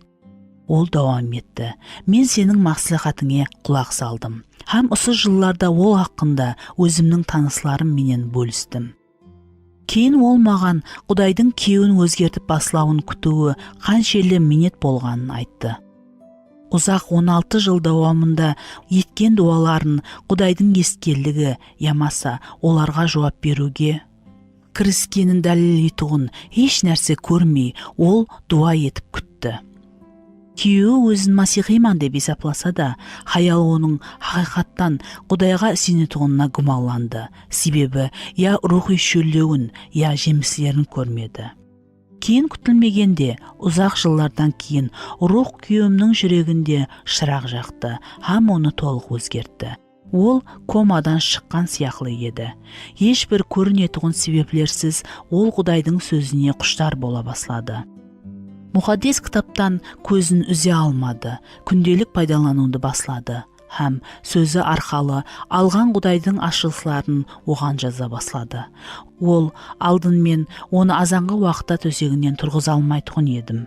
Енді ол har күні таңғы 6:30-да баслайтұғын еркеклер дуа ету топарына барады, деп айтты. Жақында ол бизнесін сатуы, һәм көбірек уақытты қызметке ажырататұғыны хақында сөз ашты.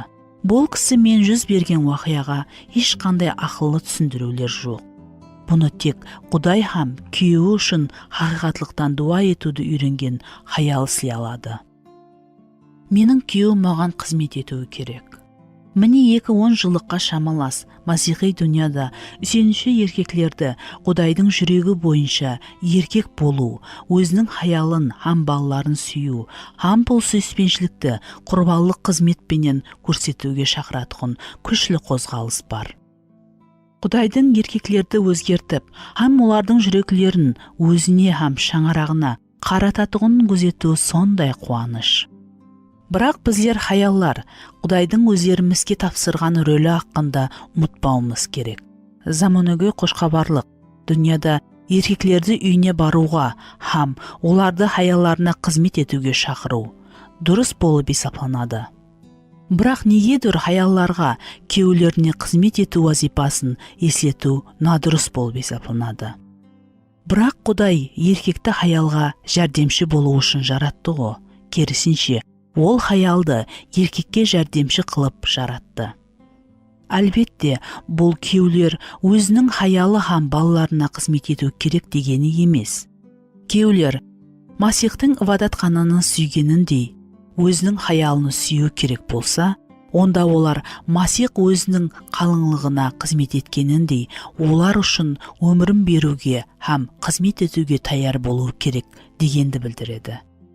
Бірақ егер біздер хаяллар неге лайық екенімізді өзіміздің құқымыз біздер үшін еркектердің істейтұғын вазипасы хақында ойлап басылсақ, онда сөзсіз күткенімізден пайдасыз ауыр һәм қапашылық жинаймыз. Жарылқау һәм қуаныш тек алуға емес, ал беруге талпынсақ, һәм шаңырағымыз ағзаларының мұқтаждіклерін қандыру, жарылқау һәм қызмет ету мүмкіншілігін іздесек қана келеді. Хаялдың үйдегі қызметінің бақалығын көрнерлі дәрежеде пасеткен заманауи феминистлер қозғалысының тәсірі астында біздердің пікірлеуіміз құралған. Мэри Кассиан өзінің ажайып The Feminist Gospel феминистлердің қошқабары атлы кітабы 1974 жылы социолог Энн Окли тарапынан өткерілген үй жұмысы темасына арналған тәжірибеге текарланған. Окли статистиканың көзқарасы бойынша хаялар минетінің шоршытатығын жағдайы хақында айтып беруге харекет етті. Бұл жүді ауыр адамлардан ажыратылып, дерлік төленбейтұғын жеңілік, компенсация, пенсия, демалыс, байрам һәм минет жағдайын жақсылау мүмкіншілігі сіз істеген көп сағатлы жұмыс. Окли үй бекесінің жұмысы үйге һәм балаларға қарау, эксплуатация һәм құллық екенін дәлелдеуге харекет етті.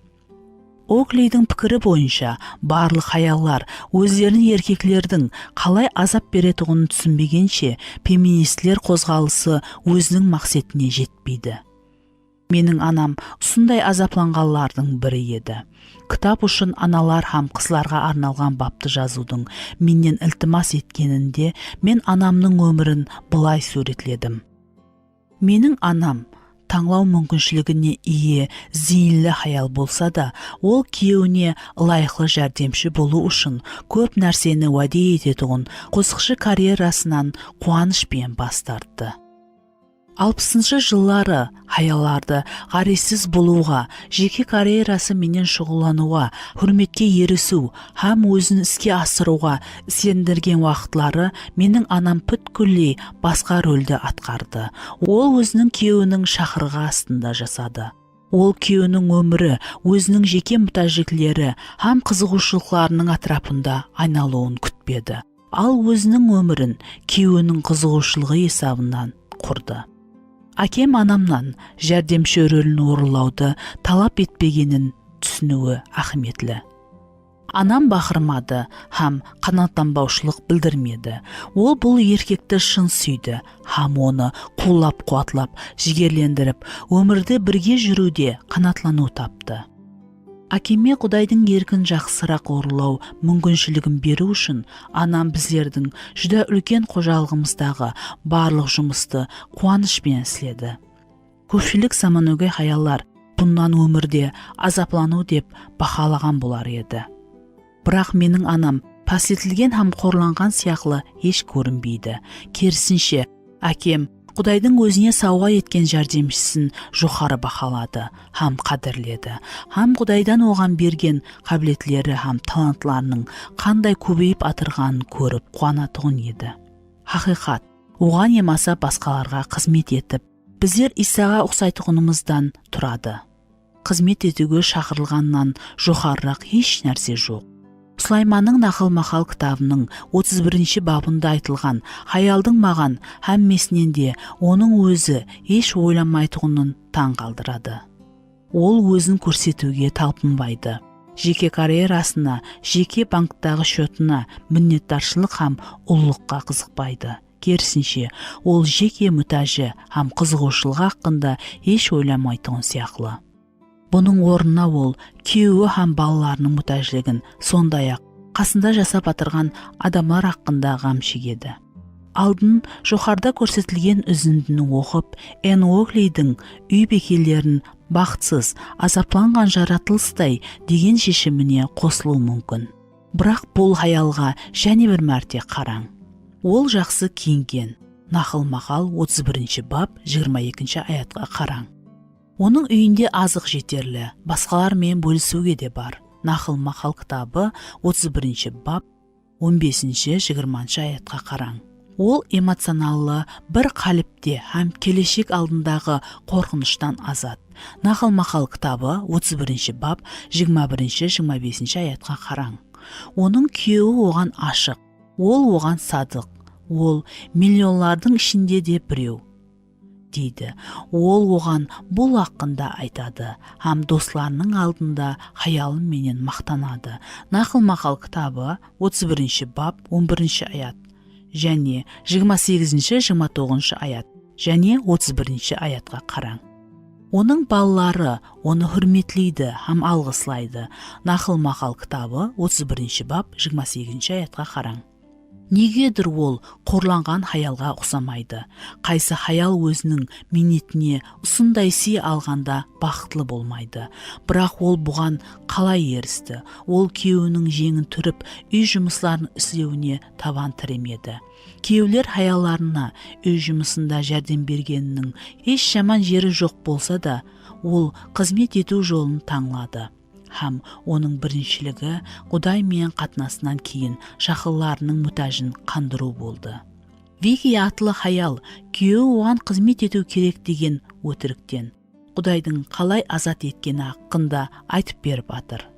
Бірнеше жыл алдын мен қауіплі өтіріктен азат болдым. Мен барға күйеуім маған қызмет етіп, үй жұмысына һәм балалар тәрбиясына жәрдем береді деп күттім. Мен егер ол бұны істемесе, ямаса, егер ол жетерлі дәрежеде жақсы істемесе, өкпелейтұғын еді. Олардың ізінен нәрселерді жинау, һәм оның орнына істеу маған ұнамайтұғын еді. Мен барға Хауа ененің адам ата үшін жәрдемші болып жаратылғанын білетұғын едім. Бірақ бір күні мұхаддес рух маған хақиқатлықты анық көрсетті, һәм менің күйеуіме жәрдемшілік рөлімді орынламай атырғанымда ашқаралады. Енді мен оның har жаққа тасылған шұлықларын һәм газеталарын жинайман, һәм өзіме, күйеуіме қызмет етемен, деп естетемен. Мен оның үй жұмысында маған жәрдем беретұғынына қуанышлыман, ал бұл бұны жүдә көп істейтұғын болып шықты. Оннан жәрдем күтудің орнына өзімнің мақсетіме ерісуде, мен оған мақсетіне жетуіне жәрдем беруге харекет етемен, оны балалар кесент етуіне жол қоймай, һәм тағы басқа кері тартатұғын үй жұмысларынан азат етемен. Бұл біздердің некемізді сақлап қалды. Егер мен күйеуіме бойсынсам, онда бақытсыз боламан. Бірнеше жыл алдын бір үлкен протестант деноминациясы некедегі бойсыну сұрауына жаңа көзқарасты айтып, қошқабарлық дүнияда қаһарленуді алып келді. Ibadатхананың масиғи қуаныш пенен бойсынғаны сияқлы, хаялда сүйуші еріне өз еркі менен бойсынуы керек. Бойсыну менен байланыслы қиыншылықлар тек біздің дәуіріміздің хаялларына тән емес. Дәл сол машқалаға Едемде Хауа ене де түс болды. Жылан тикарынан Хауа енеге Құдайдың сенің өміріңде басқаруға хақысы бар ма деп айтты. Басқа сөзбенен, ол оны сен өміріңді өзің басқара аласаң, сен ешкімге бойсынуға міндетті емессің деп сендірді. Ол Хауа енені Құдайдың бұйрықларына бойсынып, бақытсыз боласаң һәм көп нәрсені жойтасаң деп сендірді.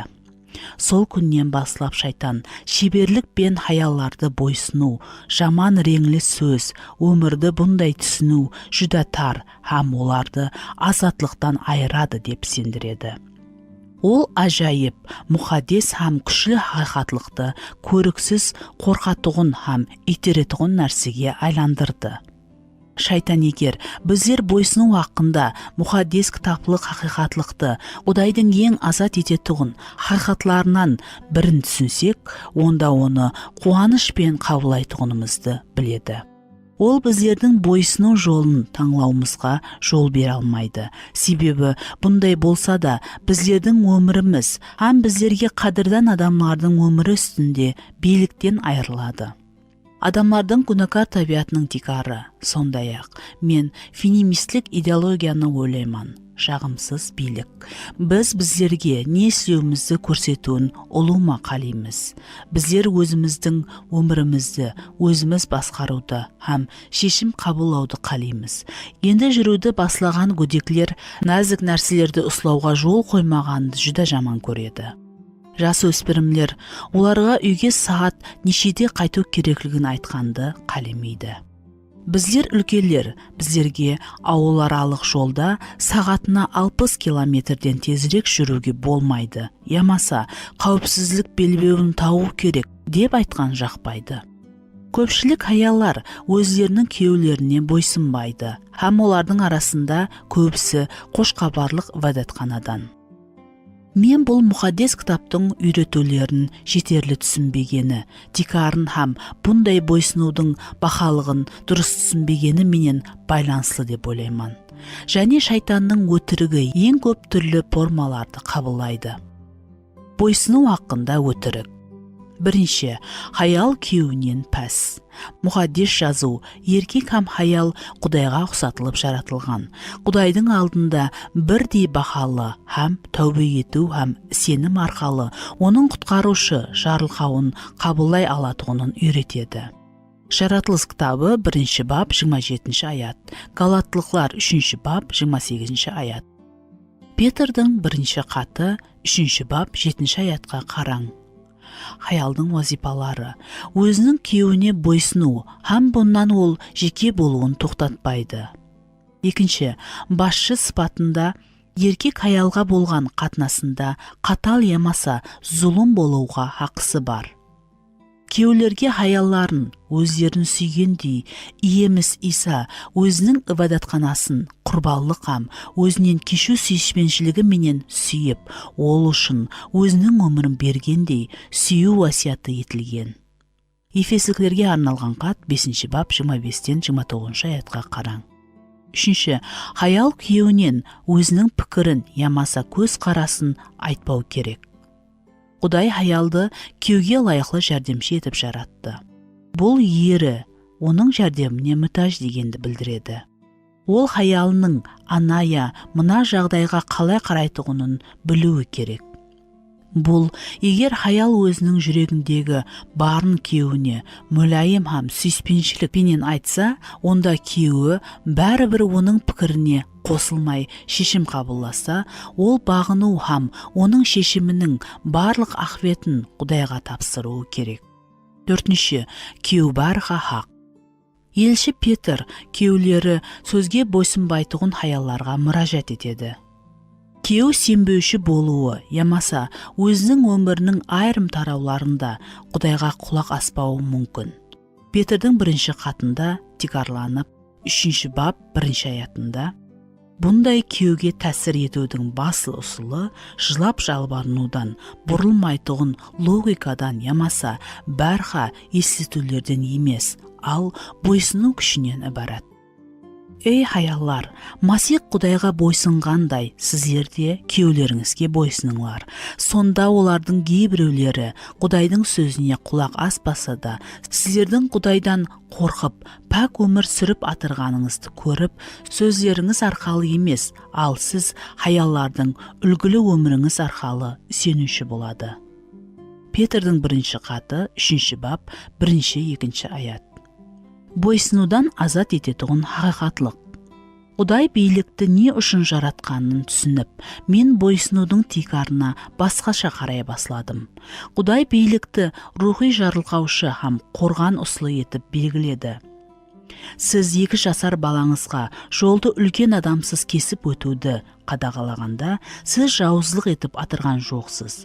Сізлер жолда зұлымлы машиналар жүретұғынын білесіз, һәм өз балаңыздың пайдасын ойлайсыз. Сіз өз балаңызды қорғау үшін бийлікті қолданасыз. Ол бұл қорғауға мұқтаж екенін толық түсінбесе де. Біздер Құдайдың біздерге берген рухи жақлаушысының билігінің астында болсақ, онда біздерді қорғайды. Басқа тараптан біздер өз айтқанымызда тұрып алып, бұл жақлаудан шықсақ, онда дұшпанның алдында хәлсіз болып қаламыз. Мен көпшілік масихи хаялардың ақылы, еркі һәм сезімлерінен шайтанның құжымлері дәл күйеуімнің билігіне бойсынбауға қарсыласқанына сенемен. Біздер бойсынбаушылықтан шыққан уақытта ол ауыр сұраулар ямаса әуметсіз майда шөже болсын, біздер дұшпанның жеңіл олжасы боламыз. Мен бойсыну хаяларға түрлі қайғы һәм зорлықтан қорғауды тәмелеуін назерде тұтып атырған жоқпан. Бұл және де зорлық барлық хаялардың нызамлы билікке бойсынудан бас тартуының ақыбеті дегені емес. Мұхаддис жазу бойынша әділ, бойсынушы адам зорлықтан азап шегуі мүмкін.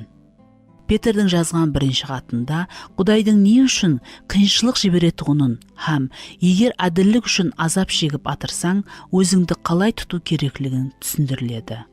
Егер оның қасында қалу өмір үшін қауіплі болса, бойсынушы хаяларға бәрібір өзін һәм балаларын күйеуінің тәсірінен қорғауға тура келетұғын жағдайлар ұшырасады.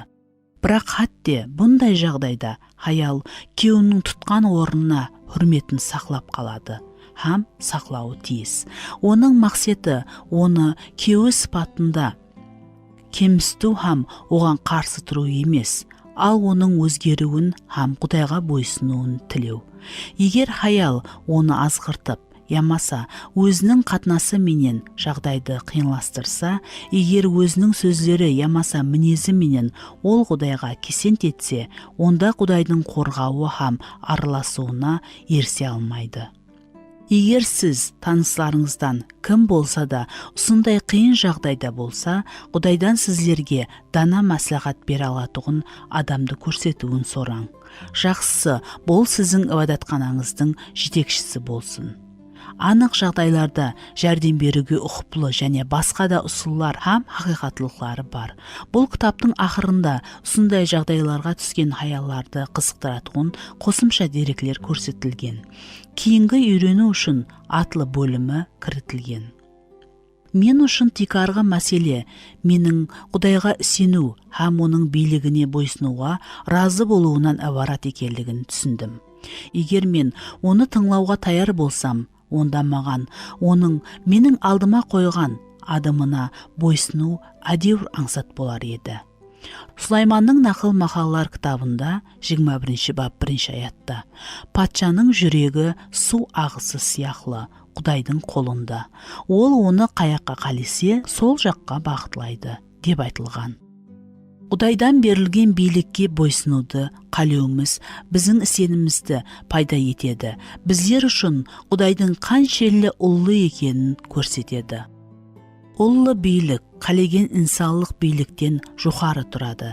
Нәтижеде ешбір адам біздің өміріміздің үстінен би емес. Бойсыну біздерді қолында патшаның жүрегін ұслаған, біздердің дана сүйуші, күшлі аспандағы әкеміздің қорғауы һәм қатлама астында алып барады. Мәселен мынада, хақиқаттан да біз қалеген инсанлық биліктен Құдайдың жоғары екеніне сенеміз бе? Біздер егер керек болса, ол биліктен тұрған адамның да жүрегін өзгертетұғын құдіретке ие екеніне сенеміз бе? Біздер егер үстімізде қойылған билікке бойсынып, һәм өз орнымызды иелегенде, біздерді қорғау үшін ол жеткілікті дәрежеде күшлі екеніне сенеміз бе? Біздер үшін не жақсы екенін білетұғынына сенеміз бе? Һәм ол өзінің мінсіз мәңгілік еркін орлау үшін оған сенуді қалаймыз бе? Ақиқат, біздер Петрдің бірінші хатында көргеніміздей, 3 бап 1-2 аят. Хаял күйеуіне бойсынғанда, ол оның жүрегінде Құдайға харекет етуге һәм оны бойсынуға алып келуге жол қоюынан ібарат. Петр давам етіп, бойсынған жүректің хаялға ең ажайып һәм мәңгілік сұлулықты беретұғынын айтады. Сұлулығыңыз тек сыртқы безеулерден, әшекейленген шашлар, тағылған алтылар һәм сәнлі киімдерден ғана ібарат болмасын. Ал сұлулығыңыз сырлы болған ішкі дүнияңыздан, яғни жұмсақ һәм тыныш болған, жоғалмайтұғын рухи көзаллықтан ібарат болсын. Бұл Құдай алдында жүдә қымбатлы. Өтміште Құдайдан үміт еткен мұғаддес аялар да өз күйеулеріне бойсынып, ұсылай безенген. Солардың бірі Сара да өз күйеуі Ибрайымды қожайыным деп атап, оған бойсынды. Егер сіздер де жақсылық істеп, ешқандай қорқынышқа берілмесеңіз, Сараның қызлары боласызлар. Петрдің бірінші хаты, 3 бап 3-6 шекемгі аятлар. Егер хаял күйеуінен оның рухи жағдайынан ғаресіз бойсынса, онда хақиқаттан да қорқыныштан азат болады. Себебі ол жүз берген жағдайда күйеуі де ақырында басқаратұғын Құдайға сенеді. Сьюзен Хант өзінің True Woman Ахи Хаял атлы кітабында бойсынудың негізін ажайып сапластырды. Мен бойсынудың зарүрлігін логикалық дәлелдей алмаймын. Аспандағы ұлылықты біздерге сыйлау үшін Иса аспанның барлық ұлылығы һәм сұлулығын таслағанның себебін түсіндіру керек болғанда, логика ұлыма хәлсіз. Бойсыну логиканың шегіне жазылмайды. Бойсынудың негізі сүйіспеншілікте. Иса біздерді соншелі сүйгендіктен атанаққа өз еркімен барды. Оның уасияты мынадай: хаяллар өздерінің күйеулеріне бойсынуы керек. Бұл сыйды біздер өз еркімізбен сүйіклі құтқарушымызға бойсынып, сүюді уәде еткен еркекке бере аламыз. Құдай еркекке жәрдемші керек деп айтты. Хақиқи хаял бұл қызметке қуанады, һәм өзінің күйеуіне қарсы болмайды, ал қолайды. Оған манипуляция істеуге харекет етпейді, ал оған реймі келеді. Оның қарсыласы емес, ал серігі болады. Ол көзі керек емес, ал шын жүректен бойсынады. Хақиқи хаял бойсынудан қорықпайды. Ол өз еркін қорғамайды, жағдайды басқаруға харекет етпейді. Оның қорқынышы оған Құдай болып, һәм онда болатұғын Масихтың уәдесінің нұрында жоқ болады. Бойсыну тек Құдай иеміздің шексіз күшіне, оның сенімінің көрінуі. Бойсыну бұл оның өтелгенінің дәлелі. Егер менің күйеуім хәлсіз болса, онда мен басламаны өз қолыма алуым керек. Болмаса біздер ұсылай бір орында тұра береміз. Біздер хаяллардан қандай өтірікке сенгенін сұрағанымызда, өтіріктің бұл түрі тізімде 3 болады. Хәлсіз еркеклер түңілмейтұғын хаялдың өзі болмаса керек. Және де бұл жаңалық емес. Бұл да Еден бағында жүз берді. Хаял ағаштың қасына барып, жемісінің жеуге жақсы, көз тартарлық сұлу екені және өзін ақылы етуге қызықтырып тұрған көріп, жемісті алып жеді. Жаратылыс кітабы 3 бап 6 аят. Бұл үзінді менің қиялымда қорқынышлы суретті соғады. Ерлі зайыплар бірге Едемде сейілетіп жүр.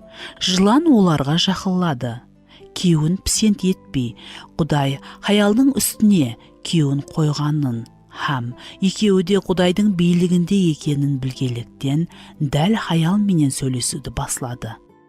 Шайтан тура хаялға мұражат етті.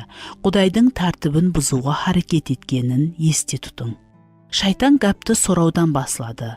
Расында да Құдай бағдағы ешбір теректен жемең деп айтты ма? Жаратылыс кітабы 3 бап 1 аят. Бұл жерде хаял нені сілемейтұғынына дыққат аударың.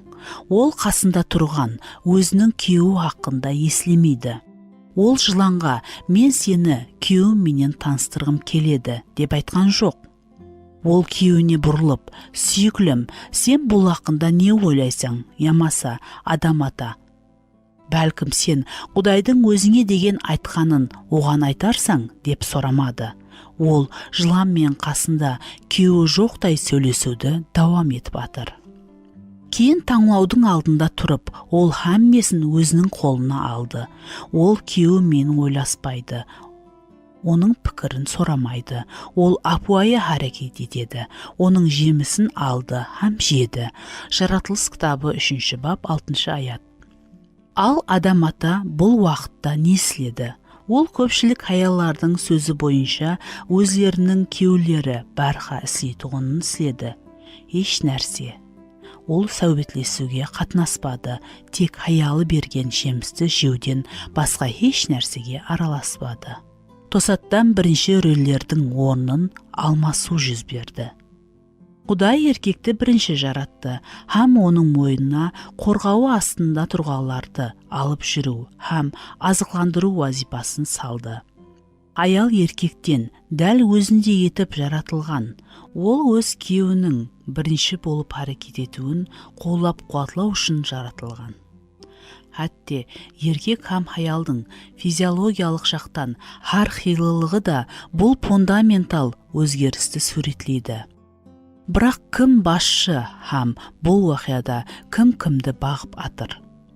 Еркек емес, ал хаял. Ал кім қабылдайды? Еркек емес, ал хаял. Бұл жерде бір нәрсе надұрыс.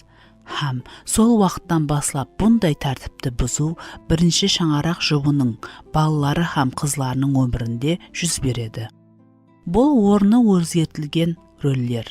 Еркек һәм аяллардың қарым-қатынасына тән күнә істеуден кейін болды. Едемдегі сол ақыры жаман күннен баслап, аялларда жеңе алмайтұғын еркеклерді қадағалауды, оларды басқаруды, ямаса, қарайсыз болуды қалу пайда болды. Біздер хаммесін өз қолымызға алуға, инициатива көрсетуге бейімбіз. Бірақ тағдырдың тамшысы бойынша біздер сондай-ақ апуайы қабылдауды һәм жауап беруді еркек не болса да қабылдағанын қалаймыз. Құдай біздерді осындай етіп жаратты. Адам ата һәм Хауа ененің уақиясындай біздер бұл машқалада еріксіз бір-бірімізді айыплаймыз. Біздер дәру барлық айыпты әлсіз еркеклерге аударамыз. Һәм егер олар жеделірек болғанында, егер олар не болса да істегенінде, онда біздер оларды қадағаламайтұғын едік деп тасдиқлайды. Көп жылдардан бері аяллар дәл әлсізлігі еркеклердің оларды өз бетінше әрекет етуіне мәжбүрледі деп тасдиқлайды. Менің күйеуім істемейді. Егер мен жұмыс таппағанымда біздер аштан өлер едік. Егер мен күйеуіме қаржы сұрауын шешуге рұқсат етсем, ол біздердің шаңарағымызды кедейленуге дейін алып барады. Ол балаларымыздың тәрбиясында қатынасуды қаламайды. Егер мен оларды жазалап, һәм дұрыс істеуге мәжбүрлегенімде, олар қолымнан шығып кеткен болар еді. Мен өзімді жетерлі дәрежеде актив адамман һәм айрым еркеклердің анық әлсіз һәм еш нәрсе істеуді қаламайтұғынын білемен. Көп жылдар бойы мен түрлі жиналыстарда болдым. Онда сенуші еркеклер де болды. Һәм олар жетерлі сенімде болмағанда, маған араласпауға һәм инициативаны өз қолыма алуда тілімді тіслеуге тура келді.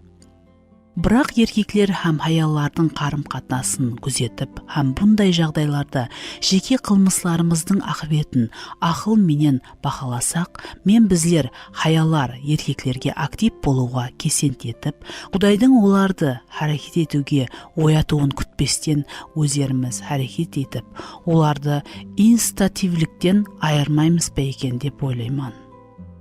Едемдегі сол ақыры жаман күннен баслап, аялларда жеңе алмайтұғын еркеклерді қадағалауды, олар басқаруды ямаса ғаресіз болуды қалау пайда болды. Bizler hamмесін өз қолымызға алуға, әрекетті бірінші болып көрсетуге бейімбіз.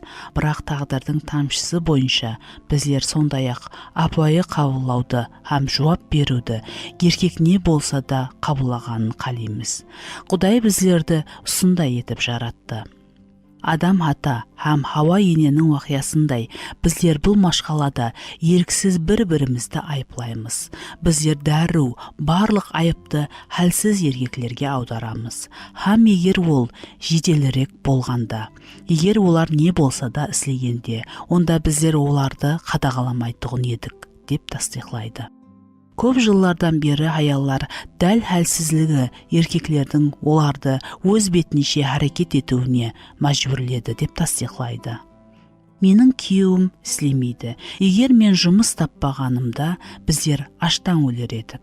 Егер мен күйеуіме қаржы сұрауын шешуге рұқсат етсем, ол біздердің шаңырағымызды кедейленуге дейін алып барады. Ол балаларымыздың тәрбиясында қатынасуды қаламайды. Егер мен оларды жазалап һәм дұрыс істеуге мәжбүрлемегенімде, олар қолымнан шығып кеткен болар еді. Мен өзімді жетерлі дәрежеде актив адамман һәм айрым еркектердің анық хәлсіз һәм еш нәрсе істеуді қаламайтұғынын білемін. Көп жылдар бойы мен түрлі жиналыстарда болдым. Онда сенуші еркеклер де болды. Һәм олар жетерлі сенімде болмағанда маған араласпауға һәм әрекетті өз қолыма алуда тілімді тіслеуге тура келді. Бірақ еркеклер һәм аяллардың қарым-қатынасын күзетіп һәм бұндай жағдайларда жеке қылмысларымыздың ақыбетін ақыл менен бақыласақ, bizler аяллар еркеклерге актив болуға кесент етіп, Құдайдың оларды әрекет етуге ояту күтпестен, өздеріміз әрекет етіп, оларды әрекет етудегі біріншіліктен айырамыз ба екен, деп ойлаймын. Еркеклерден тұрып, біздерді алып баруды қалеуін алу сондай жеңіл. Қосымша, олар іске кіріскен уақытта да аяллардан жігерлендіру һәм қоллауды, оларды түзетуді ямаса өзіміз жақсы істеген болар едік деп айтуын күтеді. Бір еркек көп жылдар алдын тойынан кейін дәру аялынан бірге дуа етуін ілтимас еткенін айтып бергені менің есімде. Олар дуа етіп болғаннан кейін ол оның дуа еткенін критикалай баслады. Жылдар өткеннен кейін оның күйеуінің бұл біздің соңғы біргеліктегі дуамыз деп айтқаны таң қаларлық емес. Ол өзінің еркеклік басламасының қабылданбағанын көтере алмады. Тек көп жылдардан кейін Құдай оның жүрегін жақсылықпен жаңалады. Һәм ол өзінің аялын дуада алып жүруге бел байлады. Хақиқат мынадай, көпшілік жағдайда аяллар біріншілікті көрсетіп баслағанда, еркеклер тек жақын тұрып күзетуге келседі. Элизабет Райс Хэнфордтың сөзі бойынша, көпшілік еркеклер сахналарды жек көреді. Олар албырау һәм тәртіпсіздікті көтере алмайды. Олар үйінде тек тыншылық болу үшін неге болса да барады. Олар тек қана тартысып ұрыспау үшін аялына өзі қалегенше һәммесін істеуіне жол қояды. Бірақ бұл тыншылық үшін төлем олардың жеке еркіндігі. Күйеуің шаңарақтың басы рөлін орынламай атырғанына шағым етуден алдын диққатпен өзіңіздің жүрегіңізді тексерің. Сіз күйеуіңіздің пікіріне сенесіз бе? Оның шешімдеріне бойсынуға таярсыз ба? Егер яқ болса, ол бірінші болып әрекет көрсетпеді деп наразы болмаң. Парақатшылық һәм тыншылық үшін ол өзінің абыройы үшін күреспейді. Екі орынлықта бірден отыру мүмкін емес. Һәммесін тәртіп астында ұслап, һәм соның менен еркеклер актив болып, әрекетті өз қолына алады, һәм рухи жетекшілерге айналады деп надұрыс істенген. Айрым уақытлары мен өзінің күйеуінің әлсізлігіне қапа болған аяллардан, егер сіздер араласып, өзіңізден әрекет етуді басламасаңыз не, деп сұраймын. Сіздерге ол іздемегені үшін жұмыс іздеу керектей көрінеді ме? Ол аш болғанда дәру жұмыс істеп баслайды. Сіздерге қаржы өзіңіздің қолыңызда болуы керек. Себебі ол ақшаларды сауып білмейтұғындай көріне ме? Бәлкім ол сіздерді кедейлікке алып келер. Бірақ Құдай тек осылай бұл машқалаға оның диққатын тартып, һәм оны өзгерте алуы мүмкін. Сіздер олардың қателесуіне жол қоймауыңыз керек. Һәм осының менен ақыбетте сіздің қауіпсіздігіңізді күйеуіңіз емес, ал еш уақытта сізді ұятқа қалдырмайтұғын ұлы Құдай тәмінлей алады. Мұқаддес кітапта Сара өзінің күйеуін хүрмет ететұғын һәм құлақ асатұғын хаялдың үлгісі. Бірақ солай болса да, бір күні оған Құдай жүдә асықпай атырғандай көрінді. Ол қақпанға түсті һәм шешімді өзінше табуға харекет етті. 10 жыл алдын Құдай оның күйеуі Ибраимға ұрпағы көп һәм олар үлкен халық болатұғын уәде етті. Енді ол 76 жаста, ал балалары болса елі болмады. Күтуден шаршап ол не болса да істеу керек деп шешті, һәм күйеуі не болса да істеу үшін оны езді. Оның мысырлы Ажар деген шорысы бар еді. Сара Ибраимға: мен саған бала туып бере алмаймын. Бәлкім менің шорым туып берер, сонда мен сол балаларды өзімдікі деп санаймын. Оны хаялыққа ал, деді. Жаратылыс кітабы 16 бап 1-2 аятта. Сара тумайтұғын хаял шорларының бірі арқалы балалы болудай ескі дәстүрлерден пайдалануды шешті. Алдын Сараның жобасы әуметлі көрінді. Ажар тез арада көтерді. Бірақ жүда тез жағдай өзгерді.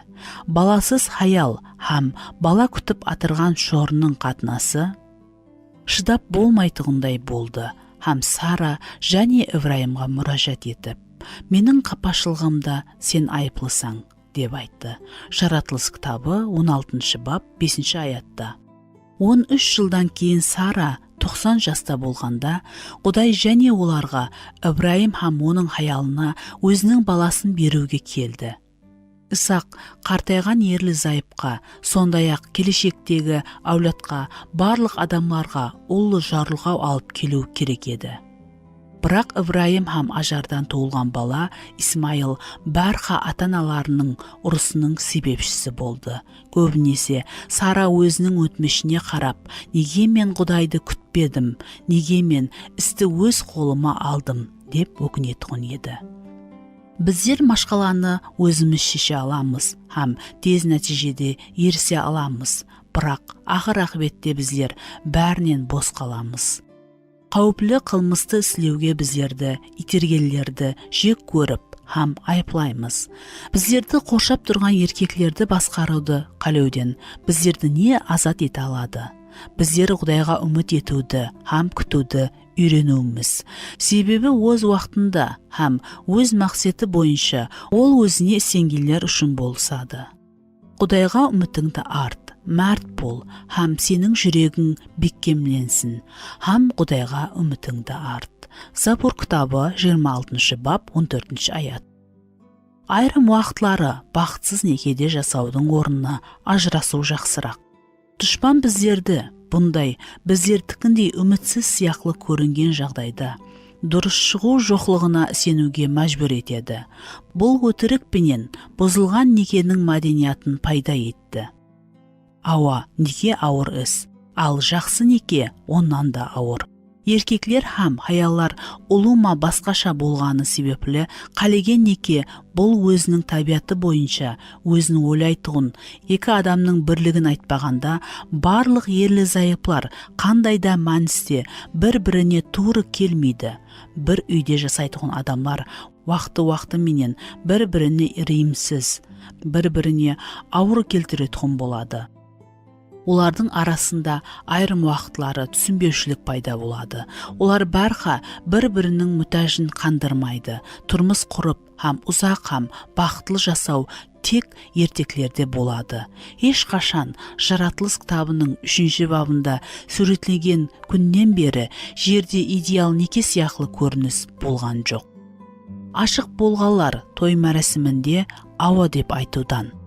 Жылан өзінің көріксіз басын көтереді, һәм бұл некені бұзуды баслайды.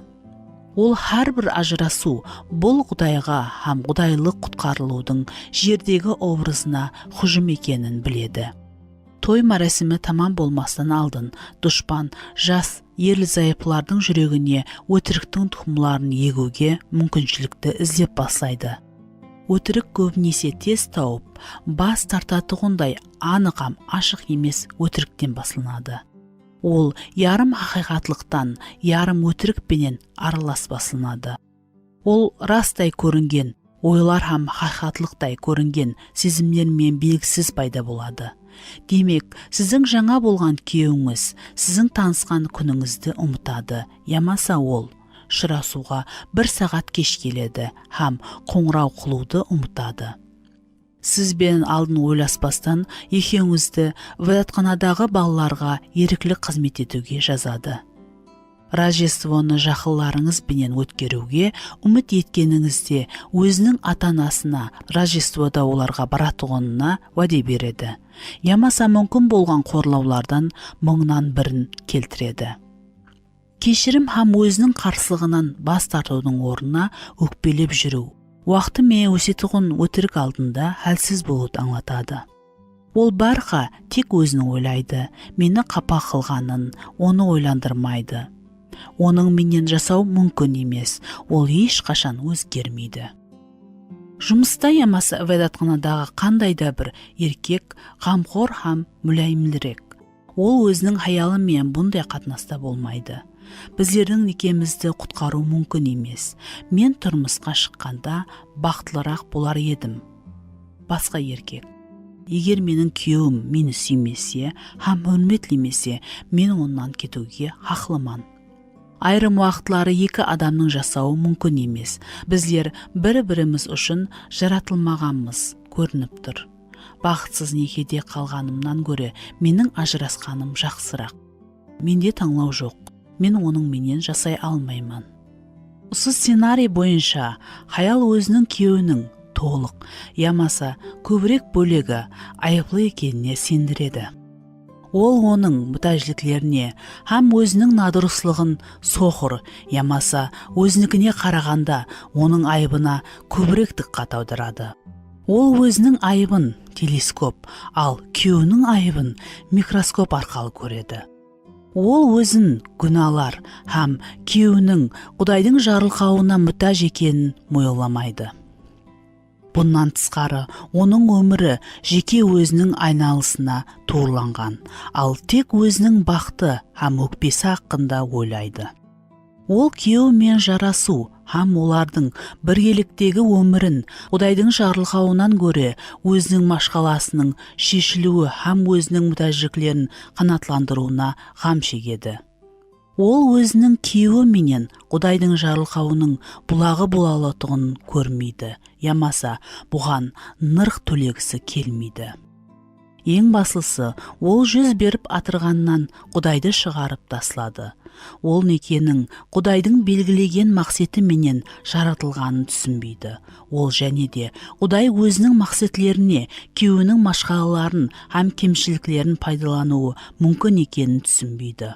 Ол оның өзін һәм күйеуін өзгерте алатұғын, некесін бақалы һәм ажайып нәрсеге айландыра алатұғын Құдайдың табиаттан тыс күшіне сенуге харекет етпейді.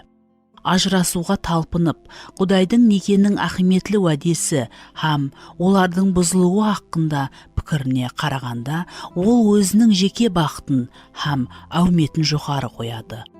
Бұндай түрдегі адасу Анетти төмендегі шешімге келуге мәжбүрледі. Менің бақытлы болуға хақым бар. Мен өмірімнің дерлік ярымын жасадым, һәм оның екінші ярымын мені сүйетұғын һәм еркелететұғын, һәм сүйіспеншілікте һәм бақытта өткеруге лайықпын. Ал бұл анық күш емес. Жылдар бойы жиналған ауруларды Құдайдың ұсылларымен жеңуге болады. Болмаса, адам еш сенбеген нәрсені ақлай баслайды. Һәм ешқашан разы болмаған шешімін қабылдайды. Кейін адамның жүрегі ғазепленеді. Ол үмітін жоғалтады. Демек, дұшпанның қапқанына түседі. Оның өтірігінің торына шатасады. Бұл жаман дөңгелекті үзудің һәм азатлыққа ерісудің жалғыз ұсылы ақылың һәм сезімлеріңнен үстін тұрған өтіріктен бас тарту, һәм оған Құдайдың сөзінде ашылған хақиқатлыққа қарсы қою. Құдайдың шықпалай алмайтұғын некесі жоқ. Құдайдың өзгерте алмайтұғын адамы жоқ. Некенің басылы мақсеті бақытлы болуда емес, ал Құдайды алғыслауда һәм оның құтқарушы сүйіспеншілігін сәулелендіру. Құдай өткір мейішілерді, күйеуімізді өзгертіп, һәм оны Масихқа ұқсатуға қолданады. Күйеуіңіздің әлсіздіктері сізге жақсы аял болуға жәрдем беретұғын Құдайдың қолындағы құрал бола алады. Хақиқи сүйіспеншілік. Құдайдың сүйіспеншілігі шексіз һәм ешқашан таусылмайды.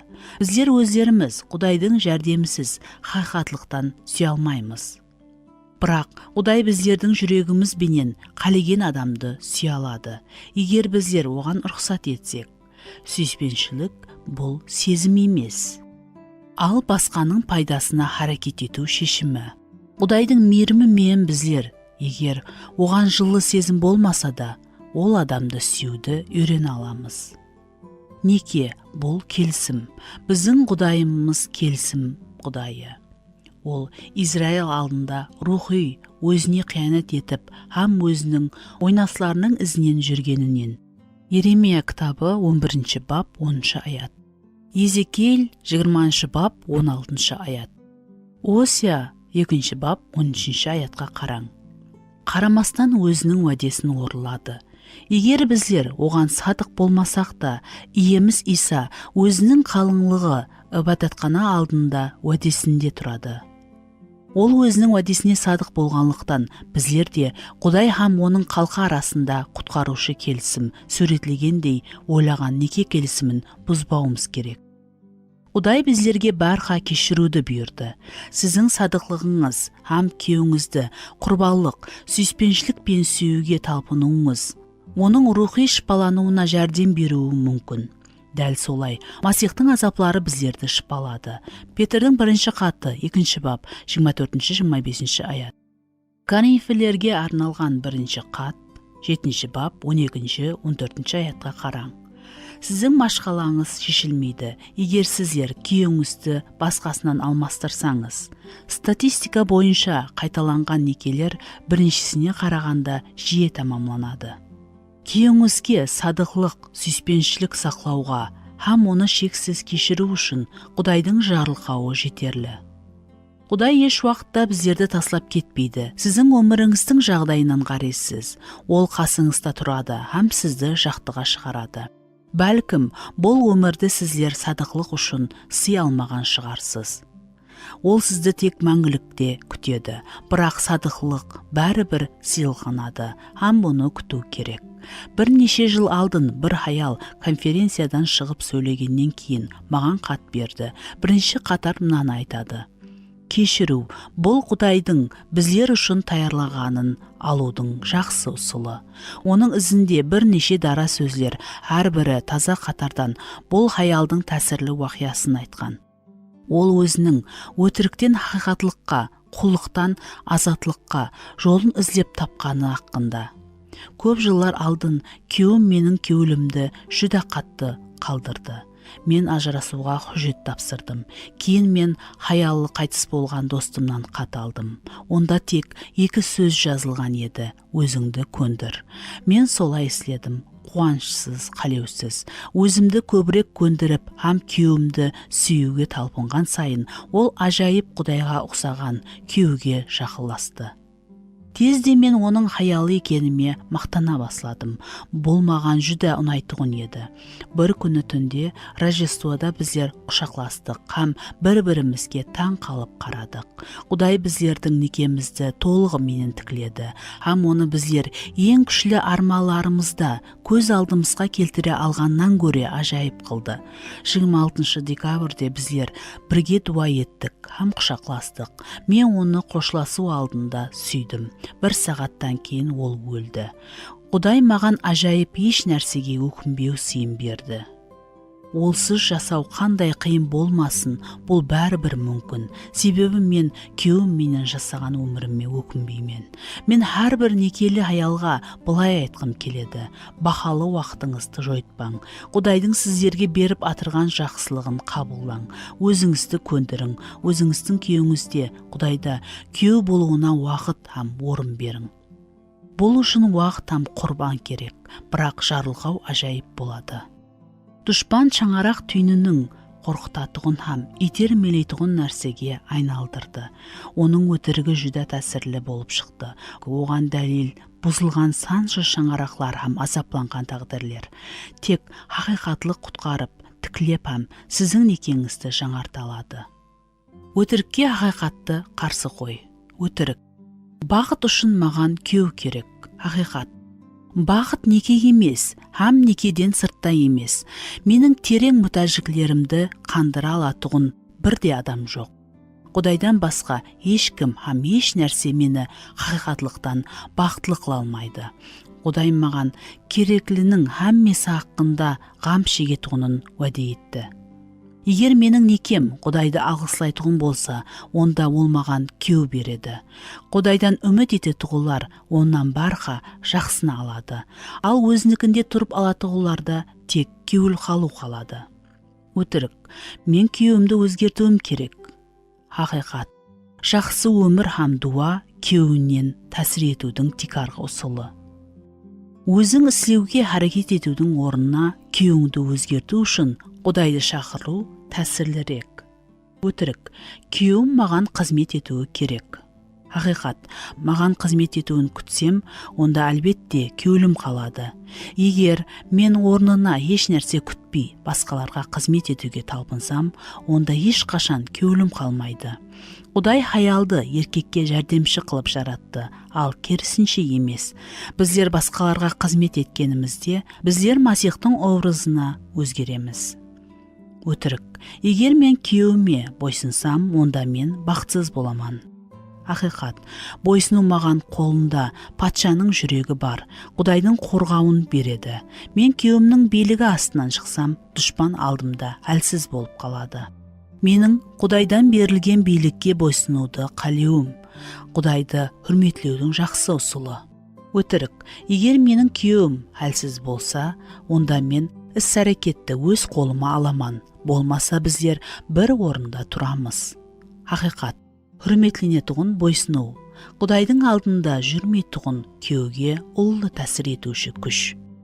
Хаялының күйеуінің билігіне бойсынуы, ибадатхананың иеміз Исаға бойсынуын көрсетуі керек.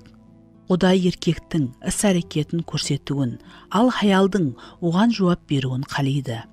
Хүрметленетұғын бойсыну. Құдайдың алдында жүрмейтұғын күйеуге ұлы тәсір етуші күш. Хаялының күйеуінің билігіне бойсынуы, ибадатхананың иеміз Исаға бойсынуын көрсетуі керек. Құдай еркектің бірінші болып харекет етуін көрсетуін қалайды. Ал хаялдың оған жауап беруін қалайды. Құдай күйеуінің харекет етуге оятуын күтпей, хаял һәммесін өз қолына алса, онда күйеу харекет етуде басшылықты жойтады. Өтірік. Айрым уақытлары некеде бақытсыз жасағанға қарағанда ажырасқан жақсы. Хақиқат. Неке бұл өміріңнің ақырына дейін келісім. Бұл Құдайдың өзінің келісіміне садықлығының белгісі. Өзінің адамлары менен келісімде, һәм біздер өзіміздің некелік келісімімізде садық болуымыз керек. Құдай шыпалай алмайтұғын неке жоқ. Құдай өзгерте алмайтұғын адам жоқ. Құдай өткір мүйішлерді күйеуімізді өзгертіп, һәм оны Масихқа ұқсатуда қолданады. Күйеуіңізге садықлық, сүйіспеншілік сақлауға, һәм оны шексіз кешіру үшін Құдайдың жарылқауы жетерлі. Амелді қолдану. Бірінші, Құдай менен келісің.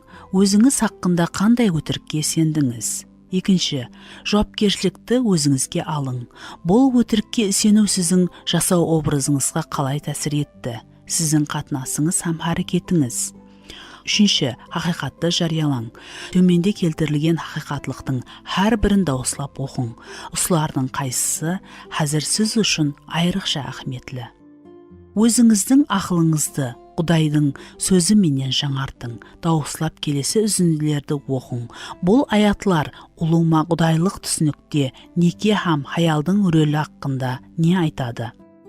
Марк 10 бап 6-9 шекемгі аятларды оқың.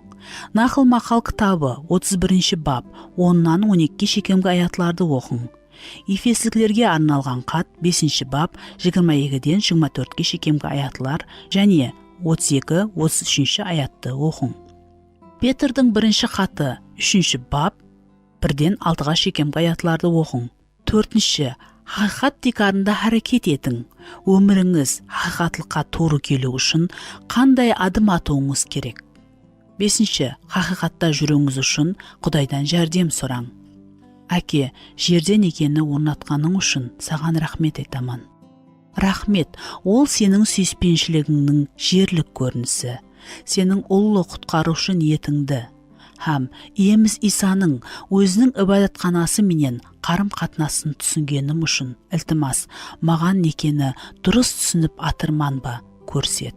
Мен сенің ниетіңнің бийлігіне жердегі ең жақсы шаңырақларда жете алмайтығынын мойылайман. Себебі олардың әммесі менмен өзін ойлайтығын адамлар. Маған Масихтың қалыңлығын сүйіп, һәм алып жүретұғын сияқлы сүюді һәм хаялын алып жүруді үйрететұғын һәм ибадатхананың өзінің кеуін бойсынғандай кеуімді хүрметлеп һәм бойсына алатұғын күш беретұғын жарғауларың үшін рахмет. Тұрмысқа шыққан хаялар. Сен өзіңнің келісіміңе садықсаң, һәм мен өмірімнің ақырына шекем кеуіме садық болуды қалеймен. Ілтимас, оны сен уасият еткендей. Титке арналған хат 2 бап 4 аятқа қараң. Сүюге һәм хәлсізлігін кешіруге, оны шаңырақтың басы деп хүрметлеуге, һәм біздерге қарап, Масихқа жақыласуды һәм оған бойсынуды қалеу үшін оған бойсынуға жәрдем бер. Күйеуім өмірінің барлық тарауында саған бойсыну үшін маған таза мүлайым, үндемейтұғын рухқа киінуге жәрдем бер. Тұрмысқа шықпаған хаялар. Мені басқа шаңырақларды жігерлендіруге, қорғауға һәм қарауға үйрет. Мені мінсізлікте сақла. Басқаның неке келісімін бұзбай. Менің аспандағы қалыңлығым Иса үшін рахмет. Мен саған толық садық болайын. Сенің үшін бірлікті іздеуге һәм барына шүкір етуіме жәрдем бер. Исаның атыменен аумин.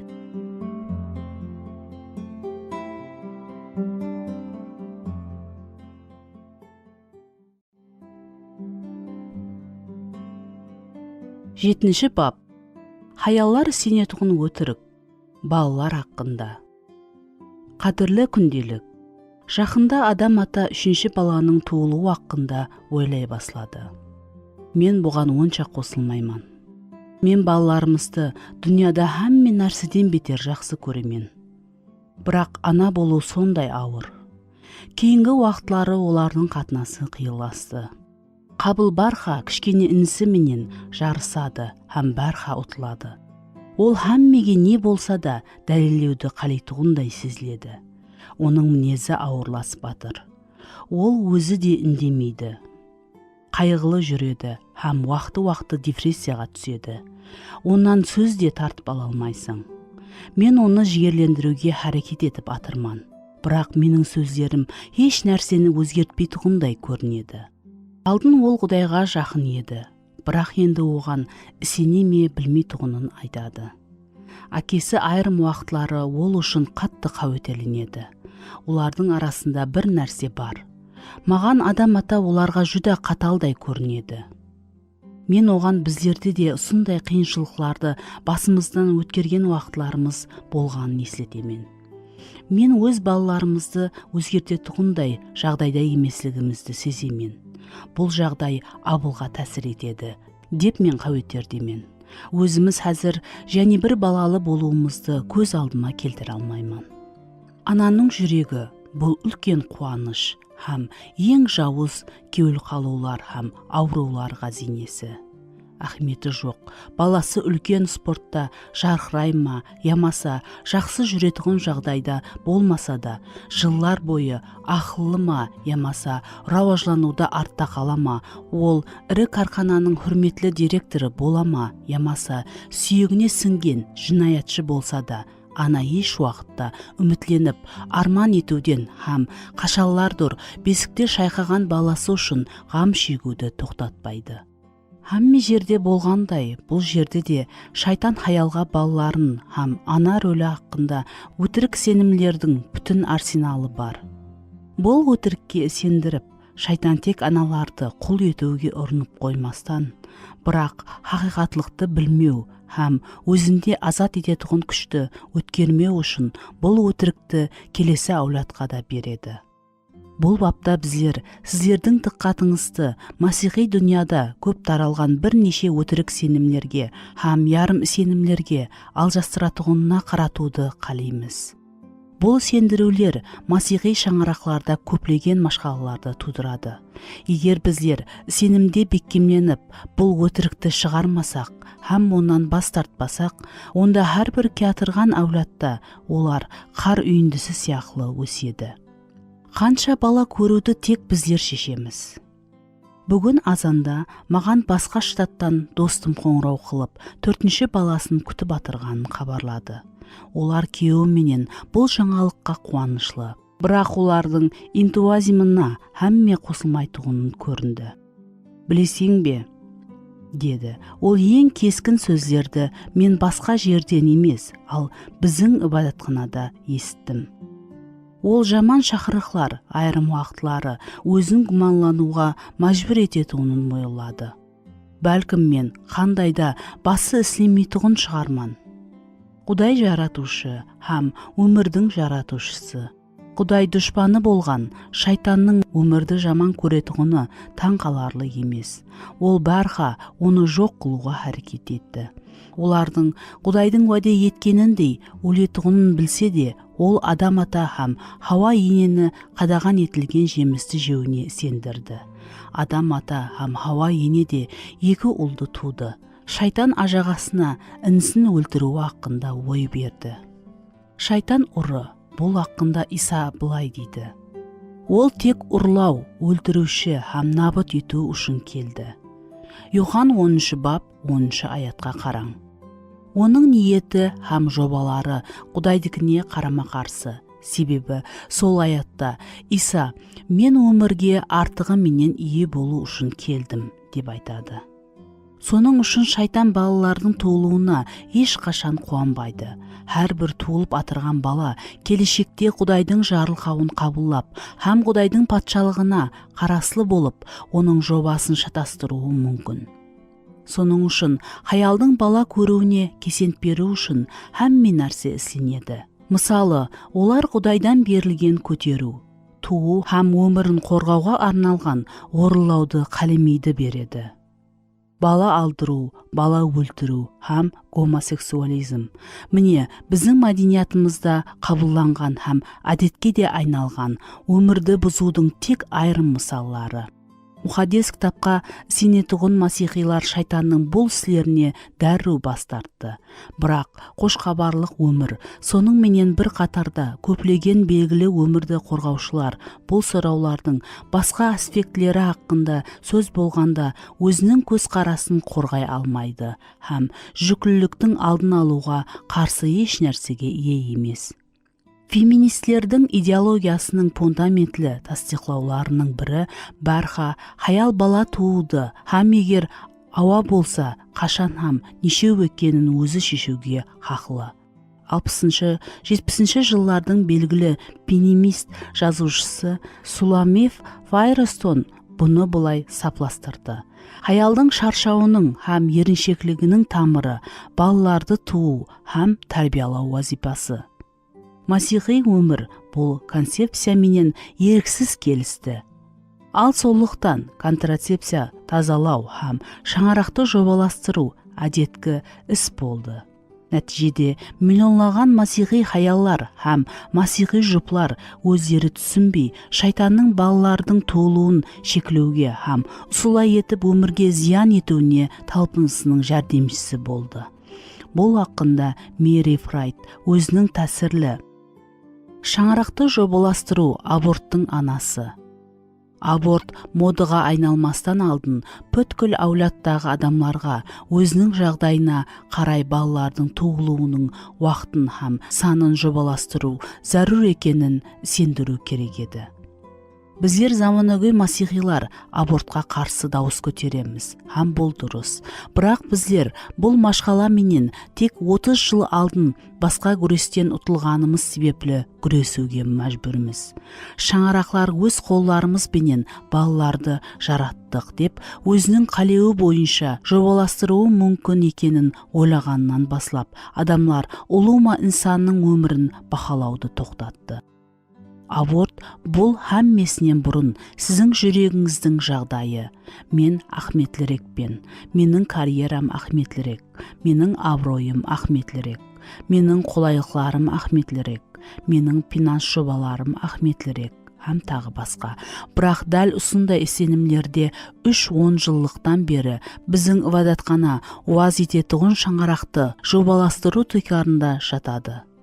Көпшілік адамлар, соның менен сенушілер де, бұның артында өздерінің қорқынышлы, өзінің ойлаушылығы һәм инсанлық логика тұрғанын түсінбестен өзінің шаңырағының өлшемін белгілейді. Біздер өздерімізде және бір бала болуына қалай жол қоя алмаймыз. Біздер зорға айдың ақырына жеткереміз.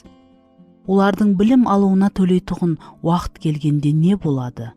Мен физикалық тарептен енді бала көтеретұғындай жағдайда емеспен. Маған екеуі де жетеді. Мен әлде қашан шаршадым. Егер біздерде және бала болса, күйеуіммен бірге бір-бірімізге уақыт қалмайды. Менің достым, ямаса ата-аналарым, егер біздерде балалар көп болса, біздерді басы сілемейді деп ойлайды. Егер біздерге неше бала керектігін Құдайға белгілеуге жол қойсақ, онда біздерде 2 оңлаған болар еді. Дүния, балалар бұл ауыр деп айтады. Құдайдың сөзі, балалар бұл шаңырақ үшін жарылқаулардың бірі деп айтады.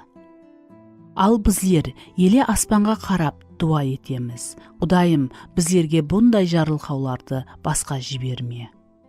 Дүния, некенің мақсеті сені бақытлы қылудан тұрады. Ал бұл түсінікке балалар кірмеуі де мүмкін деп айтады. Құдайдың сөзі керісінше, некенің ең ахметлі мақсетлерінің бірі Құдайдан қорқатұғын һәм хүрмет ететұғын балаларды туу һәм өсіру. Малахия кітабы 2 бап 15 аятқа қараң. Тимофейге жазылған 1 хатта Павел біздерге балалардың туылуы ахметлі, тек хаял орылай алатұғын Құдайдан берілген рөл екенін еслетеді. Павел жас жесірлерге некелі болып, балалар туып, үйді басқарып, һәм дұшпанның жаман сөздерін атуына ешқандай себеп бермеуін айтады. Тимофейге арналған 1 хат 5 бап 14 аятқа қараң. 2 баптың соңғы аятында ол хаял бала туу арқалы құтқарылады. Егер сенімде, сүйіспеншілікте, даналық пен мұқаддеслікте болса, деп тасдиқлайды.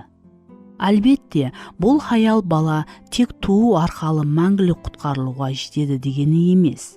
Бұл аятта Павелдің Тимофейге хабарлағанындай грамматикалық структураға ие. Тимофейге арналған 1 хатта 4 бап 16 аятқа қараң.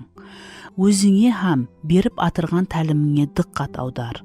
Осы істеріңді дауам ет. Осылай істесең, өзіңді де, сені тыңлайтұғыларды да құтқарасың. Павел Тимофейдің ісі. Уаз һәм бұл шақырыққа садықлығы, хақиқи тәубе еткенін тасдиқлайды деп айтады. Уаз айту Тимофейдің құтқарылуының құралы емес, ал бұл құтқарылудың табиғи жемісі. Сол сияқлы хаялдың қалеуін орылау, ал өзінің Құдайдан берілген һәм шақырылған бала туудан бас тарту хақиқи тәубе еткеннің табиғи жемісі, оның Құдайға тиесілі һәм оның жолында жүретұғынның дәлелі. Бұл барлық хаяллар тұрмысқа шығу һәм бала туу үшін Құдайдан шақырылған дегенді білдірілмейді. Бірақ ұлу мағам толық бұл хаялға Құдайдың тапсырған баслы үрелі. Назаретлі Мариям бұл оның жобасына кірмеген болса да, бала тууға таярлығына сенімін тасдиқлаған хаялдың ажайып үлгісі. Періште бала туасаң деп жариялағанда жас қыздың жүрегінде қандай наразылық болуы мүмкін екенін біздер тек тахмин ете аламыз. Мен жүдә жаспан, мен еле бала тууға таяр емеспен. Мен Юсуп һәм оның достары мен уақытымды бірге өткере алмаймын. Менің үйде бала мен отыруыма туыры келеді. Мен алдын жаңа үйімізге үйренсіп алуды қалеймін. Адамлар не дейді? Ешкім мені түсінбейді. Біздер еле өзімізге бала көруімізге жол қоя алмаймыз. Юсуп өзінің ісін енді баслап жатыр. Бала Сезардың тізімінен өткеру уақытында туылады, ал біздер басқа қалада болуымыз керек. Бірақ мұхаддис жазуда бұндай ой һәм гумалларға бірде ишарат жоқ. Мариямның жауабы апайы болды. Мен жаратқан иемнің бендесімен, айтқанындай болсын. Лука 1 бап 38 аятқа қараң. Басқа сөзбенен ол, сен менің құдайымсаң, мен сенің құлыңман. Менің денем саған тиесілі, соның үшін мен сен таярлап қойған қалеген қолайсызлық һәм қиыншылықтарды қабылдаймын. Мен үшін ең ахметлісі сенің еркіңді орындау. Сен мені не үшін жаратсаң, соны істеу. Мен сенің еркіңді қуанышпен орындаймын. Құдайдың шақырғанына дәл осындай етіп жауап берген ана үшін Құдайға міннеттармын. Талантлы һәм көп нәрсені уәде ететұғын қосықшы Нэнси Сосмон Арт Демосты 19 жасында ұшыратты һәм оның вокаллық карьерасы дауам ете алу үшін 5 жылға шекем бала тууды тоқтатуды қаледі. Бірақ Құдайдың басқа ниетлері бар еді. Некесінің бірінші 5 жылында ол оларға 6 бала берді. Осының менен бірге анам әкеммен бизнесінде жәрдем берді. Осы жылдар дауамында анам Құдайдың берген балаларын бірнеше жылдан кейін туылған 7-шісінде қуанышпен қабылдады.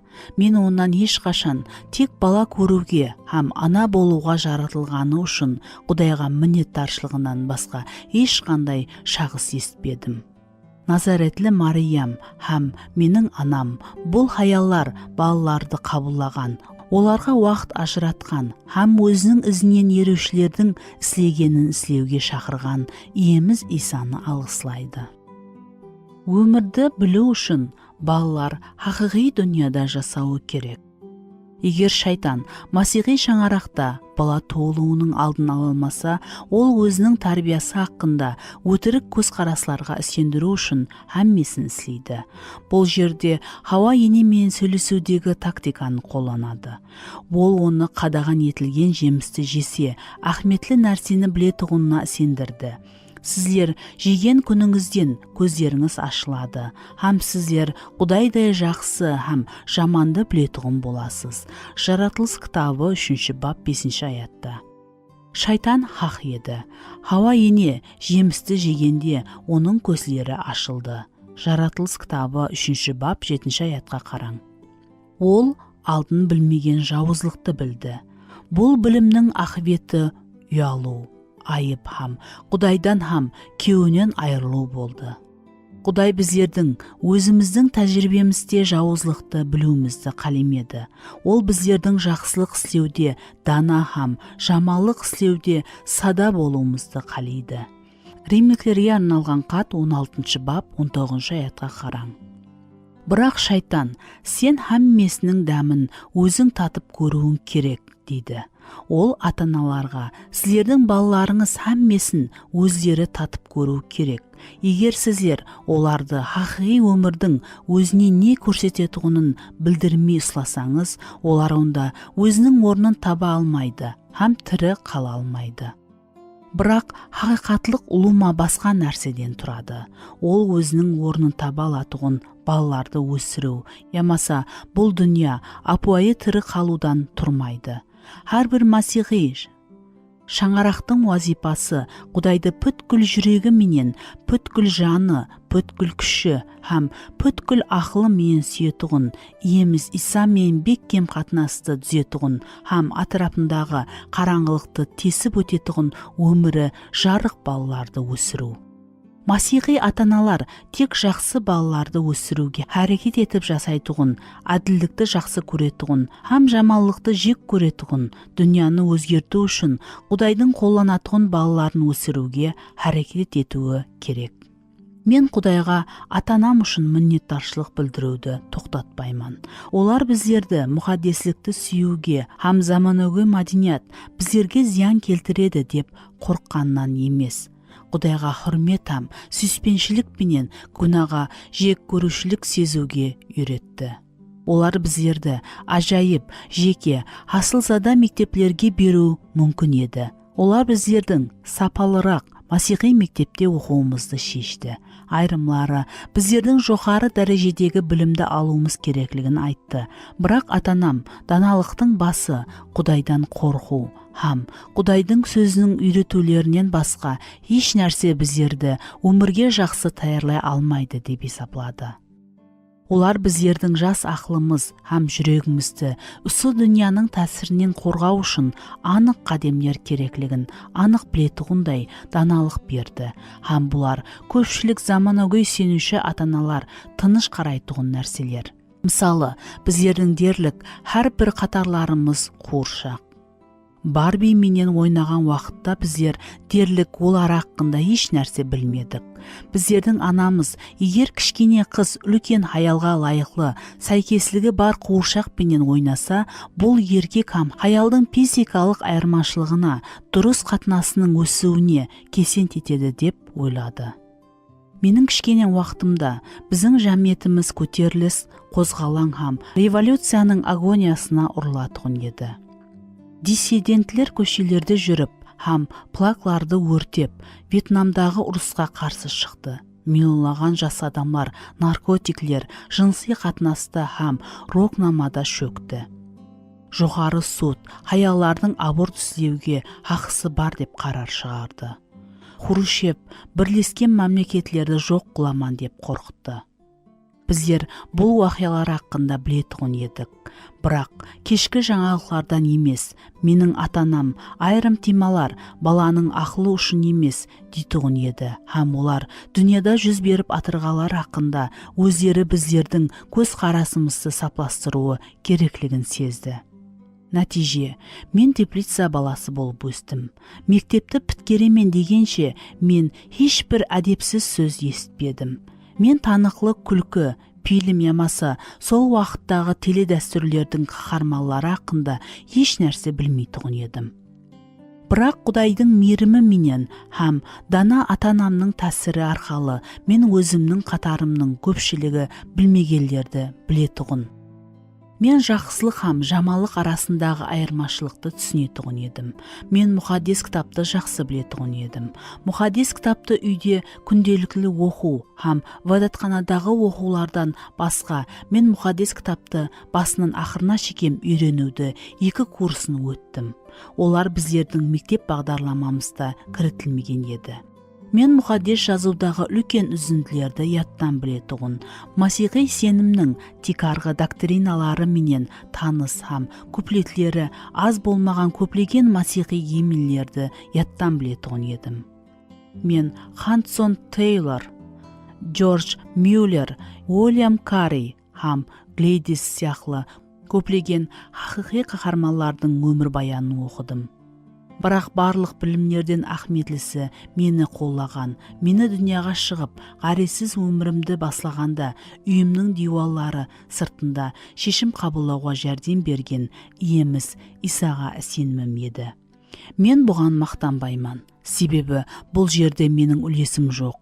Бұл Құдайдың һәм ата-анамның балаларын тәрбиелау вазипасына кеуіл беріп қарағаны, Құдай үшін өздеріне тапсырылған сыйы. Олардың жеккелігінің сапластырылу барысы уақытында ерте балалығында көретұғыларына балалары үйренседі. Мен патриарх һәм елшілерге қарағанда рок топлары һәм кино жұлдызларын жақсы білетұғын, жақсы масихи шаңарақлардан жас адамларды білетұғын едім. Олар қалеген атағылы қосықларды айтуы мүмкін, бірақ сенімінің ұлы гимнілерін білмейді. Мен тек бір шешім ісіле аламан. Олар балалығында көргелеріне һәм ескелеріне әуестенеді. Егер біздер балаларға намай естуге, фильм көруге, кітап һәм журнал оқу һәм мені һәм нәрсені тартатұғын көшедегі достары менен кезу, оларға жаман ұят сөздер айтуға жол қою, еркін жынси қатынас, көтеріліс һәм зорлыққа рұқсат етсек, онда кейін олар бұл өмірдің философиясын қабылдағанда таң қалудың керегі жоқ. Қазір мен бұл қатарды жазып батырғанда көшеде 20 сантиметр тереңлікте қар жатыр. Бұндай хауада жас, мүлайым өсімлікті егу һәм оның қабыланып, тірі қалуы ешкімнің басына келмейді. Бұл үшін теплица бар, ол өсу үшін жақсы шариатлар тәмелеуіміз керек. Ал кейін ауа райына қарсы тұру үшін өсімліктің тамыры жетерлік күшлі болғанда, оны жерге отырғызуымыз мүмкін болады.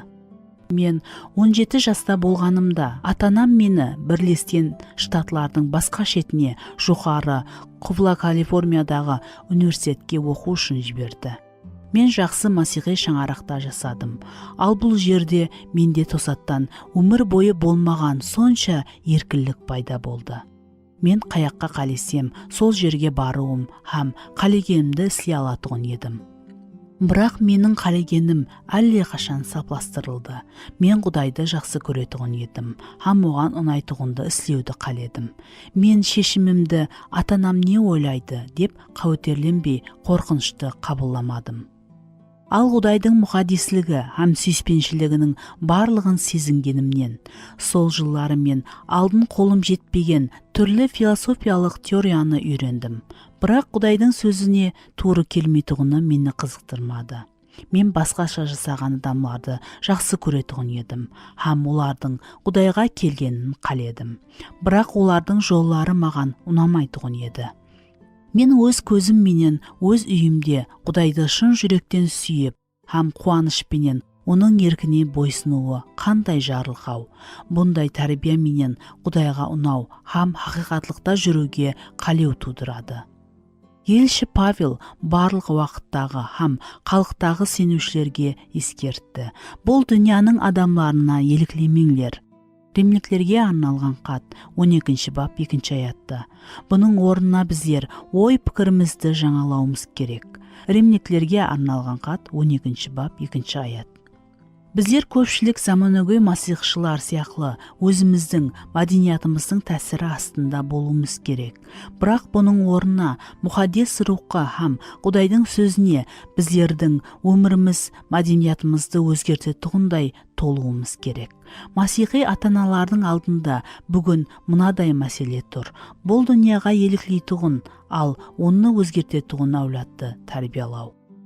Барлық балалар көтеріліс дәуірінен өтеді. Дұшпан ата-аналарды, балалары жас өспірім жасында мұқаддес Құдайға бойсынған өмірі мен жасауына үмітінен айырғысы келмейді. Бұл өтірікке сену балалардың өту жасын қуанышпен күтпейді, ал оларды қорқынышпен күтуге мәжбүрлейді. Ал оларды аман қалуға ямаса жас өспірімлердің көтерілісшісі мінез құлқынан ақлауға мәжбүр етуі мүмкін. Ата-аналар өздеріне көтерілісті күтіп атырғанын білетұғын балалар олардың күткенін ақлайды. Бірақ һәммеміз табиатта көтерілісшіміз. Біздің ата-анамыз күнәкар болған, біздер күнәдан туылғанбыз. Һәм біздердің балаларымыз һәм ақылқарымыз ұсындай көтеріліске бейімлікпенен туылады. Забур 50 бап 7 аятта һәм 57 бап 4 аятта. Ишая 59 бап 2 аятқа қараң. Бұл жерде де қошқабар пайда болады. Бірінші ерлі зайып Құдайға құлақ аспағаннан, ол өзінің құтқарушы ниетін әрекетке келтіре басылады. Оларды өзінің көтерілісінен құтқарудың жалғыз ұсылы. Масихтың орынбасар құрбанлығы құлаған күнәһарларға Құдайдың жарылқауын сыйлады. Құдай әрбір кейінгі әулет өзінің жарылқауын қабылдауын, уасиятларын ұсынуын, һәм оларды өзінің балаларына беруін қаледі. Сенуші ата-аналарға мұқаддес тапсырма, балаларға өзінің өмірін иеміз Исаға бойсындыруды үйрету берілген. Ата-аналар балаларын құтқарылу кемесіне алып келу керек. Бұл үлкен һәм мұқаддес қызметтің орындалуы үшін адамларға мұқаддес рухтың күші һәм Құдайдың бейіші берілген. 18-ші ғасырдың жаңа Англияның пасторы Джонат Эдвардстың хаялы Сара Эдвардс терең рухи адам болды. Ол хақиқатлыққа сенуге һәм оның өмірінің әрбір тарауында көрсетуге талпынды. Бұл талпынысты ол ана рөлінде жарығырақ көрсетті. Оның 11 баласы болды. Джонатан Эдвардс өзінің мемуарларында ол өзінің қызметінде сенімді еді. Һәм балаларды ерте жастан бойсынуды бұлжытпай үйреткенін жазады. Ол балалар мен сілеуді жіді жақсы көретұғын еді. Ол тек бір мәрте айтатұғын еді, һәм оған қуанышпен бойсынатұғын еді. Наразылық һәм қарсылық балалар үшін таныс емес еді. Олар ата-аналарын ажайып сыйлайтұғын еді. Тартыстар һәм распри балалар арасында жүдә сирек болды. Оның шаңырағына жат еді. Оның тәртіп системасы ең ерте жаста баланың өмірінде әрекет етіп басылады. Ол өзіне, ол кішкене болуына қарамастан, өжеттілік һәм бойсынбаушылық балада бірінші, ал соның мен бірге кейінгі көрінуін оның еркі толығымен ата-анасының еркіне сай болғанша қарсы тұруды қағида етіп алды. Ол бала ата-анасын тыңлауды үйренбегенше ол Құдайды тыңлай алмайды деп дана ойлады. Жақында бір ана маған бірінші баласы еле кішкене уақытында оған көпшілік жас адамлардың бойсынушылығы өту жасында ол да көтеріліс қылуы керек дегенді білдірмейді деп үйретіп баслағанын айтты. Олар күйеуімен бірге балаларына басқа адам болу арманын сыйлады. Оларға қандай адамлар болуы мүмкін екенін айтып берді. Олар оларға жеке үлгісін көрсететұғын еді. Бойсыну жолын таңлау қандай ахметлі һәм жақсы. Балаларда көтеріліс тұқымы енді өсіп баслаған уақытта дана ата-аналар иілерін қысып, бәлкім барлық адамлар бұннан өту керек деп айтпайды. Олар өзінің балаларын өзінен кейін эмоциялық құлау һәм көтерілу шақырған физикалық һәм гормондық өзгерісті басына өткеріп атырғанын түсінеді. Бірақ олар балаларды құлақсыз сөздерді басқаруға һәм олардың өздерін басқаруына жол қоймауын үйретеді. Олар пайда болған машқаланы қатты шешеді, бірақ сүйіспеншілік пенен тыныштық сақлауға һәм барша балаларға Құдай хақында гуалық етуге әрекет етеді. Балаларына дұрыс шешім қабылдағанда белгілі ақветлерге дұс келеді. Ал олар өкінгенде жарылқау алады. Дана ата-аналар өздері қателескенде көнуді көрсетуге һәм кешірім сұрауға қорықпайды. Бірақ басылысы, олар балалары үшін тынбай дуа етеді. Ол олардың жүректерін жеңіп алуын күтіп, олар мұқаддес рухқа сенеді. Олар және де өздерінің жас өспірімлеріне Құдайдың құтқарушы келісімін келесі әулетқа беру керектігін білуін береді. Балалар жүдә бойсынбайтұғын болып атырған бүгінгі күнде Құдайдың келісімін сақлап атырған біздер, ата-аналар, Құдайдың бейішін ұслаған әке һәм ана, хақиқатлыққа сенетұғын ата-аналар. Ал өзін терең қастерлегендерге жаратқанның мейірімі мәңгі жауылады. Өзі менің келісімін бұзбайтұғын, біздердің балаларымыз өздерінің жақсылығында өскен өсімліктей қызлар шертогында атақлы болсын. Балаларыңның әммесі жаратқан иенің тәлімін алып, карамат, амаллық һәм тыншылыққа ерсін. Забур кітабы 102 бап 17-18 аят һәм 143 бап 12 аят. Ишая кітабы 54 бап 13 аят. Мен баламның сенуші екенін білемен, себебі ол еле кішкене уақытында дуа етіп һәм Масихқа сенді. Көп жыллар бойы маған хаялдың Құдайдан алыслап кеткен балалары һәм қызлары хақында жылап айтып бергенлерін естуіме туры келді. Көбінесе сөз рухи сұрауларға ешқандай қызығушылық көрсетпейтұғын, ямаса Құдайсыз өмір образын алып баратұғын үлкен балалар, ямаса ақылқылар хақында болады. Солай болса да, бұл хаяллар балалары сенуші екеніне сенеді. Төменде келтірілген қатларда сол тема көрінеді. Енді ол тез-тез естіледі. Менің қызым стриптиз ойыншысы, ал балам гомосексуалист. Мен олардың Құдайға қайтуын қалеймін. Олар екеуі қашалардыр сенеді һәм шомылдырылады. Менің балаларымның ешбірі Құдай үшін жасамайды. Олар Масихқа балалық уақытында сенетұғын еді, бірақ колледжге оқуға кетіп сенімін жойытты. Мен шайтанның көпшілік ата-аналарды соқыр қылуға һәм бұл балаларды қараңғылық патшалығының шынжырларында ұстау үшін олардан балаларының хақиқи рухи жағдайын жасыруға әрекет етеді. Бұл өтірік алдында балаларын вадатханада өсірген ата-аналар әлсізірек. Ата-аналар оларға жақсы һәм жаманды айырып үйретті. Ал олар қандайда бір тақылетте балалығында ямаса ересектігінде Масихқа қараған, бәлкім қандайда уақыт олар рухи сұрауларға арасында қызығушылық көрсеткен. Бұндай ата-аналар соның үшін көбінесе балаларын құтқарылды деп ойлайды. Бірақ мұқаддес жазу адам Құдай хақында һәмме нәрсені білуі, барлық сұрауларға дұрыс жауап беруі һәм аспаннан туылмаса да терең діни тәжірибеге ие болу мүмкіндігін анық үйретеді.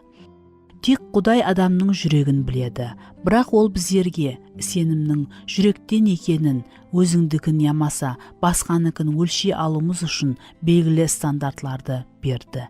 Иоанның 1 хаты аспаннан туылғанларға құтқарылғаны хақында толық сенім беру үшін һәм бұндай сенім үшін хақиқи текары жоқлары үшін жазылған. Иоанн хақиқаттан құтқарылғанлар һәм Құдайға сенемен деп тек тасдиқлайтұғын, ал ісінде діни болмағанлар үшін анық ескертулер береді. Егер Құдайдың бұйрықтарын орындасақ, оны білетұғынымызды осы арқалы біліп аламыз.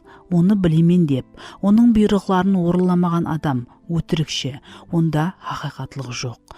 Бірақ Құдайға деген сүйіспеншілік камал табады. Құдай мен бірге осы арқалы біліп аламыз. Құдай менен бірге мен деген адам Иса сияқлы жасауы шарт. Нұрдаман деп туысқанын жек көретұғын адам еле қараңғылықта болады. Кімде-кім дүнияны сүйсе, онда әкеге деген сүйіспеншілік жоқ. Егер біздер тиесілі болғанда, біздер менен бірге қалар еді. Олардың кеткені арқалы, олардың ешбірінің біздерге тиесілі емес екені мәлім болды. Құдайдың балалары менен шайтанның балаларын мынадан айыруға болады. Хақ істемеген һәм туысқанын сүймеген адам Құдайдан емес. Иоанның 1 хаты 2 бап 3-6 шекемгі аят. Һәм 9 аят, 15 аят, 19 аят, һәм 3 бап 10 аят. Хақиқи құтқарылудың негізі өкіну, актінде ямаса жақсы істерді емес. Ол адамның өзгеруінде. Кім Масихта болса, ол жаңа жаратылыс. Ескі нәрселер өтіп кетті, енді әммесі жаңа болады. Коринфилерге арналған 2 хат 5 бап 17 аят. Құдайға хақиқаттан қараған еркек ямаса хаял жаңа жаратылыс, жаңа жүрек, жаңа табиат һәм жаңа мырза. Біздерді қараңғылықтың хүмдарлығынан құтқарып, сүйіклі ұлының патшалығына. Колоссыларға арналған хат 1 бап 13 аятқа қараң. Бұл жаңа келісімге біздердің сенімде бекем тұруымызға сенім қосылады. Құдай, олардың жүреклеріне өзімнің қорқынышымды саламан, олар менен кетпеу үшін деп уәде береді. Иеремия 32 бап 40 аят. Ал еврейлерге жазылған хаттың авторы ақырына дейін шыдау хақиқи сенімнің белгісі. Біздер дәслепкі сенімімізді ақырына дейін бекем сақласақ, Масихқа тиесілі болған боламыз. Еврейге арналған хат 36 бап 14 аят. Елші Павел Ефестегі сенімшілерге Масихты білемен деп, бірақ хақи сенімнің көрініслерін өмірінде көрсетпейтұғылар хақында жазады. Мынаны анық біліп қойыңлар. Ешбір бұзық, харам, нәпсіқау, яғни бұтпарас адам Масихтың хам Құдайдың патшалығын мирас ете алмайды. Ешкім сізді өтірік сөздермен алдамасын. Жоғарыда айтылған ісілер себеплі өзіне бойсынбайтұғыларға Құдайдың ғазабы келеді. Егер ата-аналар балаларын аспаннан туылады деп білсе, бірақ осының менен олардың өмірінде құтқарылғанның белгілері болмаса, бұл өзінен кейін қауіплі ақыбетке алып келуі мүмкін. Біріншіден, бұл мәңгіліктегі өзінің тағдыріне тыныш сезімлі қатынасқа балаларды сендіруі мүмкін. Бұл ата-аналарға дұрыс дуа етуге һәм балаларының жанлары үшін рухи күрес алып бару үшін кесент етуі мүмкін. Бұл жекелік һәм Масихтың құрбалығын жоқ қылатуын өзіне тән рухи жарылқау тудырады. Осылай біздің ибадатханамыз өздерінде һәмме нәрсе өз орнында деп ойлайтұғын адамлар менен толады. Олар бұған сенеді. Масихпен хақиқи қатынасты қолдануына қарамастан, олардың өмірі тахлетте, Құдайдың сөзін ғибатлау һәм дүнияның көз алдында масихилықты дискертлейді. Әлбетте, өзгерген адамларда айрым уақытлары Құдайды тыңламайтұғын, ямаса сенімнен түсу дәуірін басынан өткеретұғын уақытлар болады. Бірақ бірде хақи сенуші бәрқа һәм біліп тұрып, мұқаддес рухтың ашқарасын сезбей күнә істей алмайды. Рухи сұрауларға балалары ямаса, олардың ата-аналары қаншелі хабардар болуына ғаризсіз, өмірінің белгілі дәуірінде қаншелі қызғаншақ болуынан ғаризсіз. Егер оларда Құдайдың сүйіспеншілігі болмаса, егер олар бәрқа һәм тынбай Құдайдың сөзінен һәм оның жолынан бас тартса, оларды хақиқаттан да аспаннан туылғанлығы хақында ойлауға мәжбүр етуі ахметлі. Біздер өздеріміздің балаларымыздың өмір жолындағы таңлауларына жауапкер емеспіз. Бәлкім, хаяллардың менен бөліскен дуа ету мұтаждіклерінің кең таралған түрі бұл Құдайдан алсылаған балалар һәм ақылары үшін дуа ету мұтаждігі шығар. Ананың ауруы һәм кешірімлері хақында толық кітап жазу мүмкін еді. Менің 16 жаслы қызым 9 ай алдын үйден қашып кетті, һәм өзінің жігітімен жасауды баслады. Бұл мен үшін сондай ауыр. Менің 28 жаслы қызым Масихқа сенуінен қайтты. Ол лесбиянка болып шықты. Менің 18 жасар ұлымның жүрегін Құдай сындыруы һәм оны балалығынан қинап кетірген порно суретлерін қызығудан азат ету үшін дуа етің. Мен Құдайға һәм оған байланысты нәрсеге бейпаруа жас өспірім балаларымнан жүдә кеулім қалды. Мен балаларымды Құдай үшін тәрбиялай алмадым. Бұған ұқсас нәрселерді басынан өткергендер бұл хаялдың қандай ауыр сезетуінің тек болжап білуі мүмкін.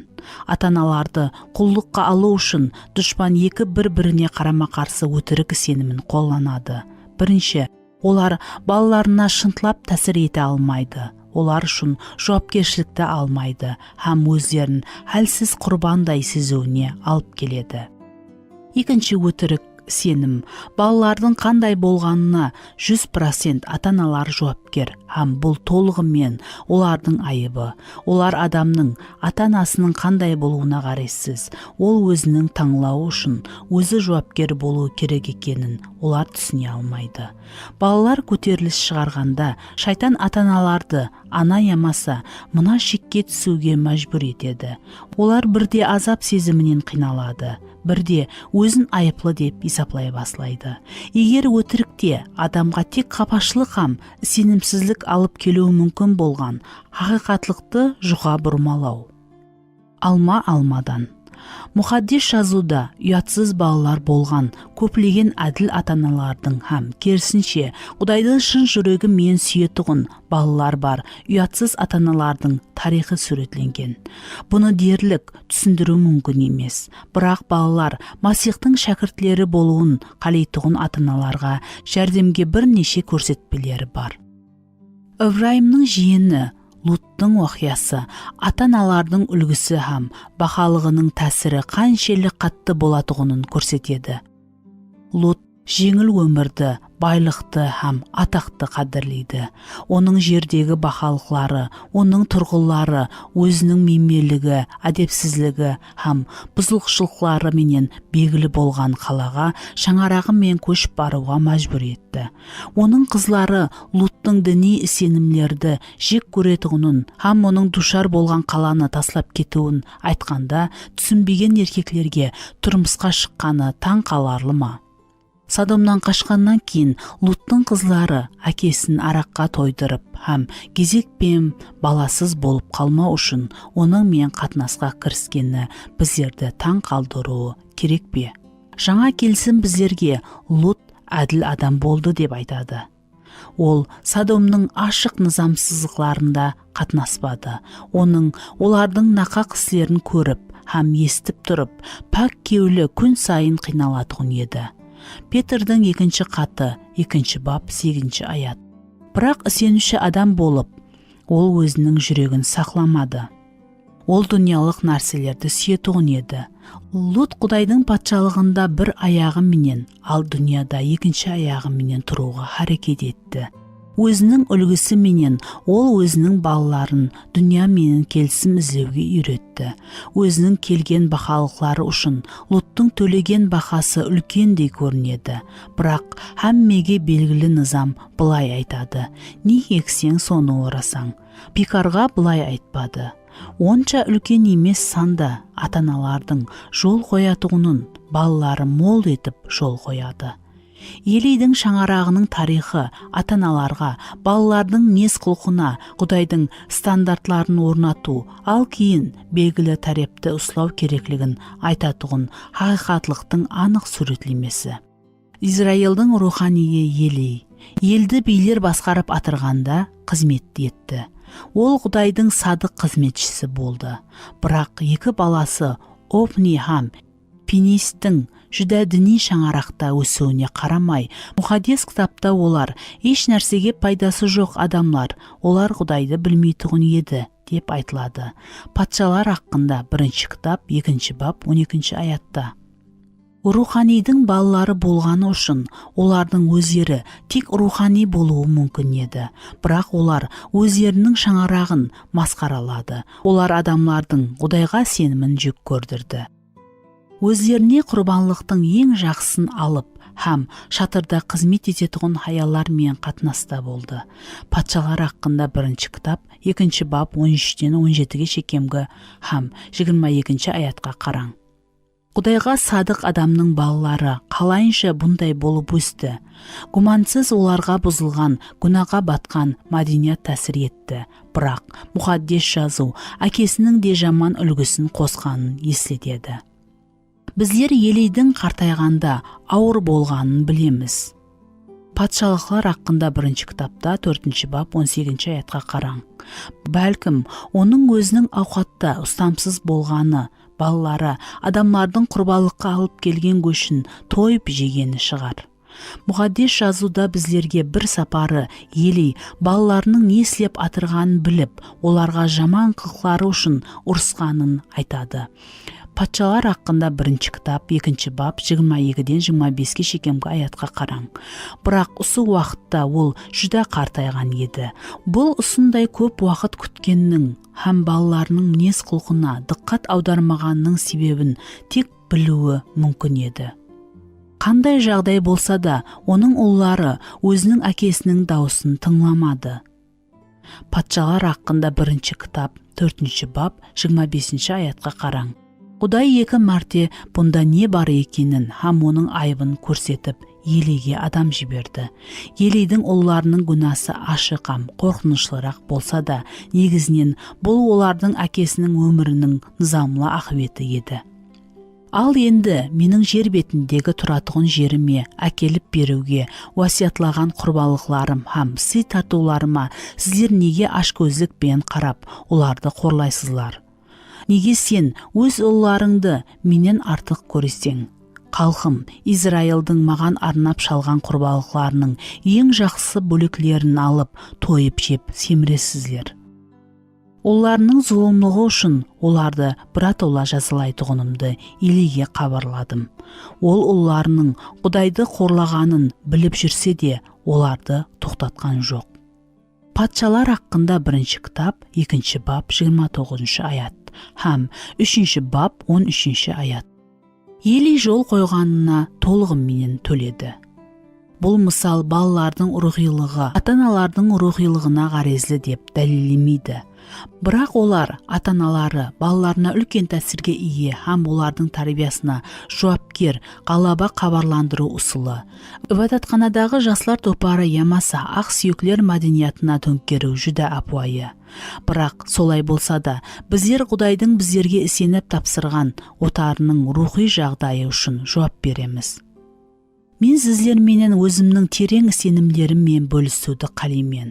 Көпшілік сенуші ата-аналар балаларының өміріне қандай да жеке үлгі болып, сондай-ақ тәрбиелау сұрауында ата-аналардың қабылдаған, ямаса қабылдамаған шешімдері тәсір етіп атырғанын түсінбейтұғынына мен сенемін. Ата-аналар айрым уақытлары балаларына шешімдерді қабылдауына рұқсат ететұғынына терең таң қаларман һәм қаутерленемен. Көбінесе жақсы ниетпенен. Олар қарсы болмайтұғындай тәсір пайда болады. Олар балаларына Құдай мен ұлыма еш нәрсеге ие емес қатары менен қатынаста болуға, сенуші емес, жігіт ямаса қызбен ұшырасуға, үлкенлерге хұрметсіздік қатынасты көрсетуге, ұятсыз күйінуге һәм өзін дүниялық нама һәм пилімдермен қоршауға жол қояды. Ал кейін не үшін олардың балалары дүнияны сүйетұғын һәм масихилықты жек көретұғынына хайран қалады. Жақында менен үлкен масихи мектептің қызметкерлері һәм мұғалімдерінің алдында шығып сөйлеуді iltimos етті. Мен мұрат еткен мектептің қызметкері балаларының рухи жағдайына бола өзінің қауетерлерін айтты. Ол маған бұл мектептегі балалар Құдайды жаман көреді, олар мұхаддис кітапты жек көреді, олар рухи сұрауларға аз ғана болса да қызығушылық көрсетпейді деп айтты. Егер бұл ақиқаттан да осындай болса, біздер өз-өзімізден растан былай деп сұрауымыз керек. Бұл жас адамдар өздерінің шаңырағында не көрді, ямаса көрмеді. Бұндай жемістерді не алып келді. Бақтымызға осы әулатта айрым көрнерлі айырмашылықтар бар. Бірақ дүния бойлап көпшілік ибадатханалардың жастар топарларын күзетіп, мен масихи шаңырақтарда өсіп атырған көпшілік жас балалардың рухи сұрауларына дерлік қызығушылық көрсетпейтұғынын көремен.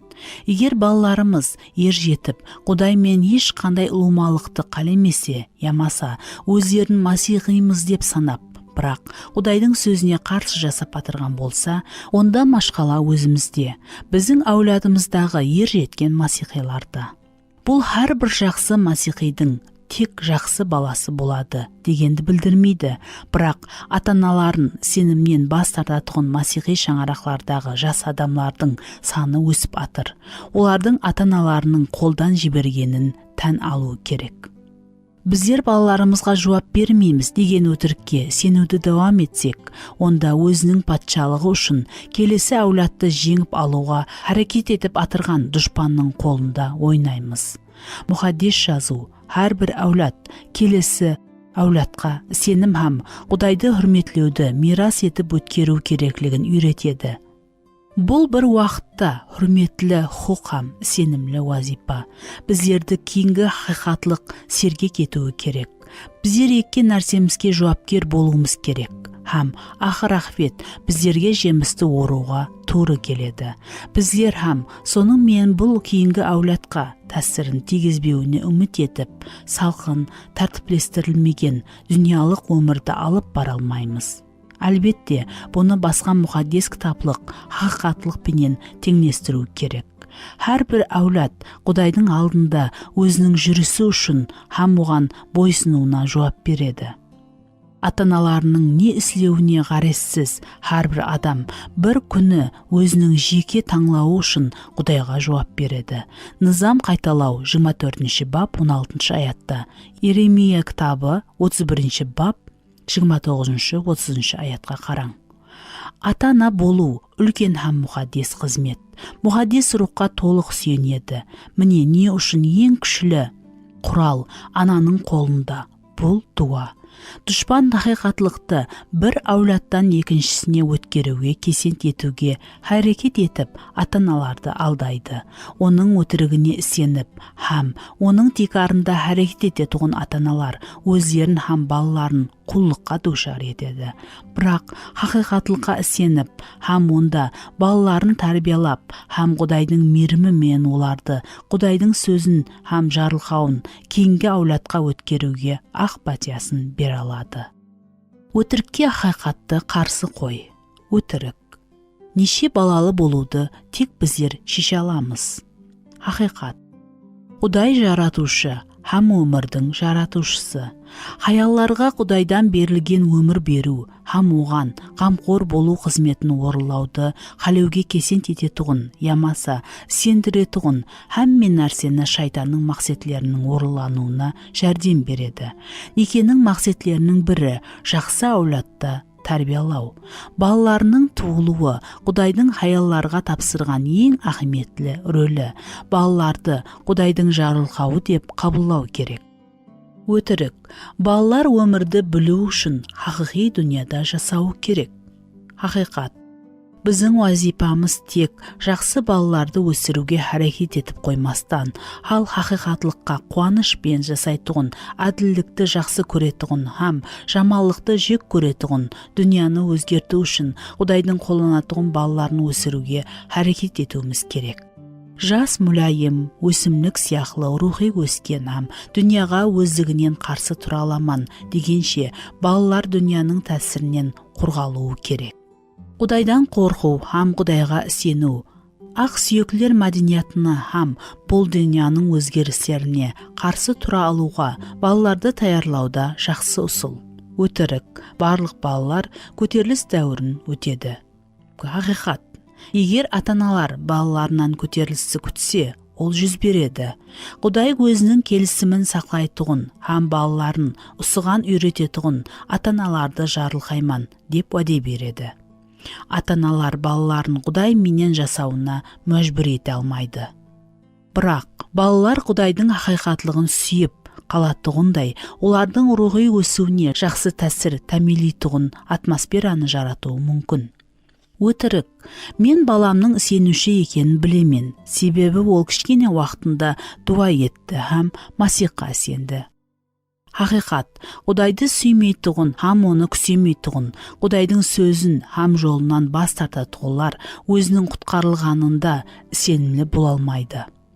Анасы һәм әкесінің өмір образынан қаресіз балалар Құдайды біледі. Дейтұғылар балаларға һәм өзінен де балалар үшін кереклі дәрежеде дуа етпей, өтірік қауіпсіз сезімін көрсетеді.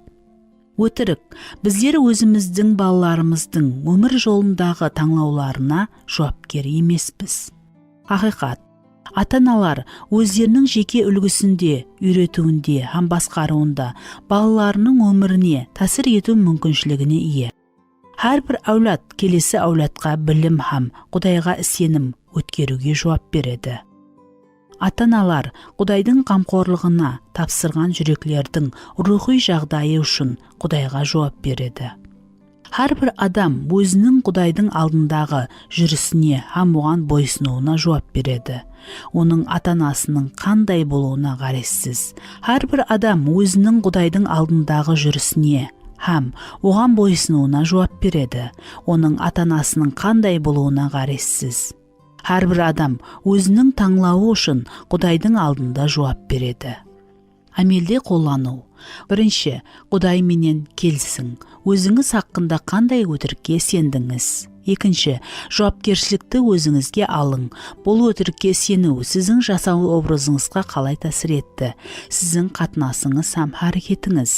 Үшінші, хақиқатты жариялаң. Төменде келтірілген хақиқатлықтың әр бірін дауыслап оқың. Осылардың қайсысы әзір сіз үшін айрықша ахметке ие. Өзіңіздің ақылыңызды Құдайдың сөзімен жаңартың. Дауыслап келесі үзінділерді оқың. Бұл аятлар балалар һәм олардың өмірінде ата-аналардың рөлі хақында не айтады? Забур кітабы 126 бапты оқың. Матта 19 бап 13-тен 15-ке шекемгі аятларды оқың. Забур кітабы 77 бап 1-ден 8-ге шекемгі аятларды оқың. Салоникалыларға арналған 1-ші хат 2-ші бап 7-ші аятты оқың. 4-ші, хақиқат дикарында әрекет етің. Өміріңіз хақиқатлыққа туры келу үшін қандай адым атуыңыз керек? 5-ші, хақиқатта жүруіңіз үшін Құдайдан жәрдем сұраң. Қадірлі әке, сенің әкелік жүрегің үшін рахмет. Мені бағып алғаның үшін рахмет. Маған қамқор болғаның үшін, мүтәждіклерімді қанатландырып атырғаның үшін, һәм мені рухи өсіріп атырғаның үшін рахмет. Балаларға сүйіспеншілігің үшін рахмет. Сен оларды қалай қабылдап сүйсең, сондай қылуға жәрдем бер. Мені хаял қылып жаратқаның, жүрегімнің астында бала көтеруге һәм оған қамқорлық етуге арнағаның үшін рахмет. Ілтимас, маған дене бойынша балаларым һәм сенің менің қамқорлығыма тапсырған балаларыңа ананың қызметін істеуге үйрет. Менің өмірім кейінгі әулеттің әділдікті сүюіне, аспандағы әкеге ұқсауға харекет етуге мәжбүрлесін. Исаның атымен аумин.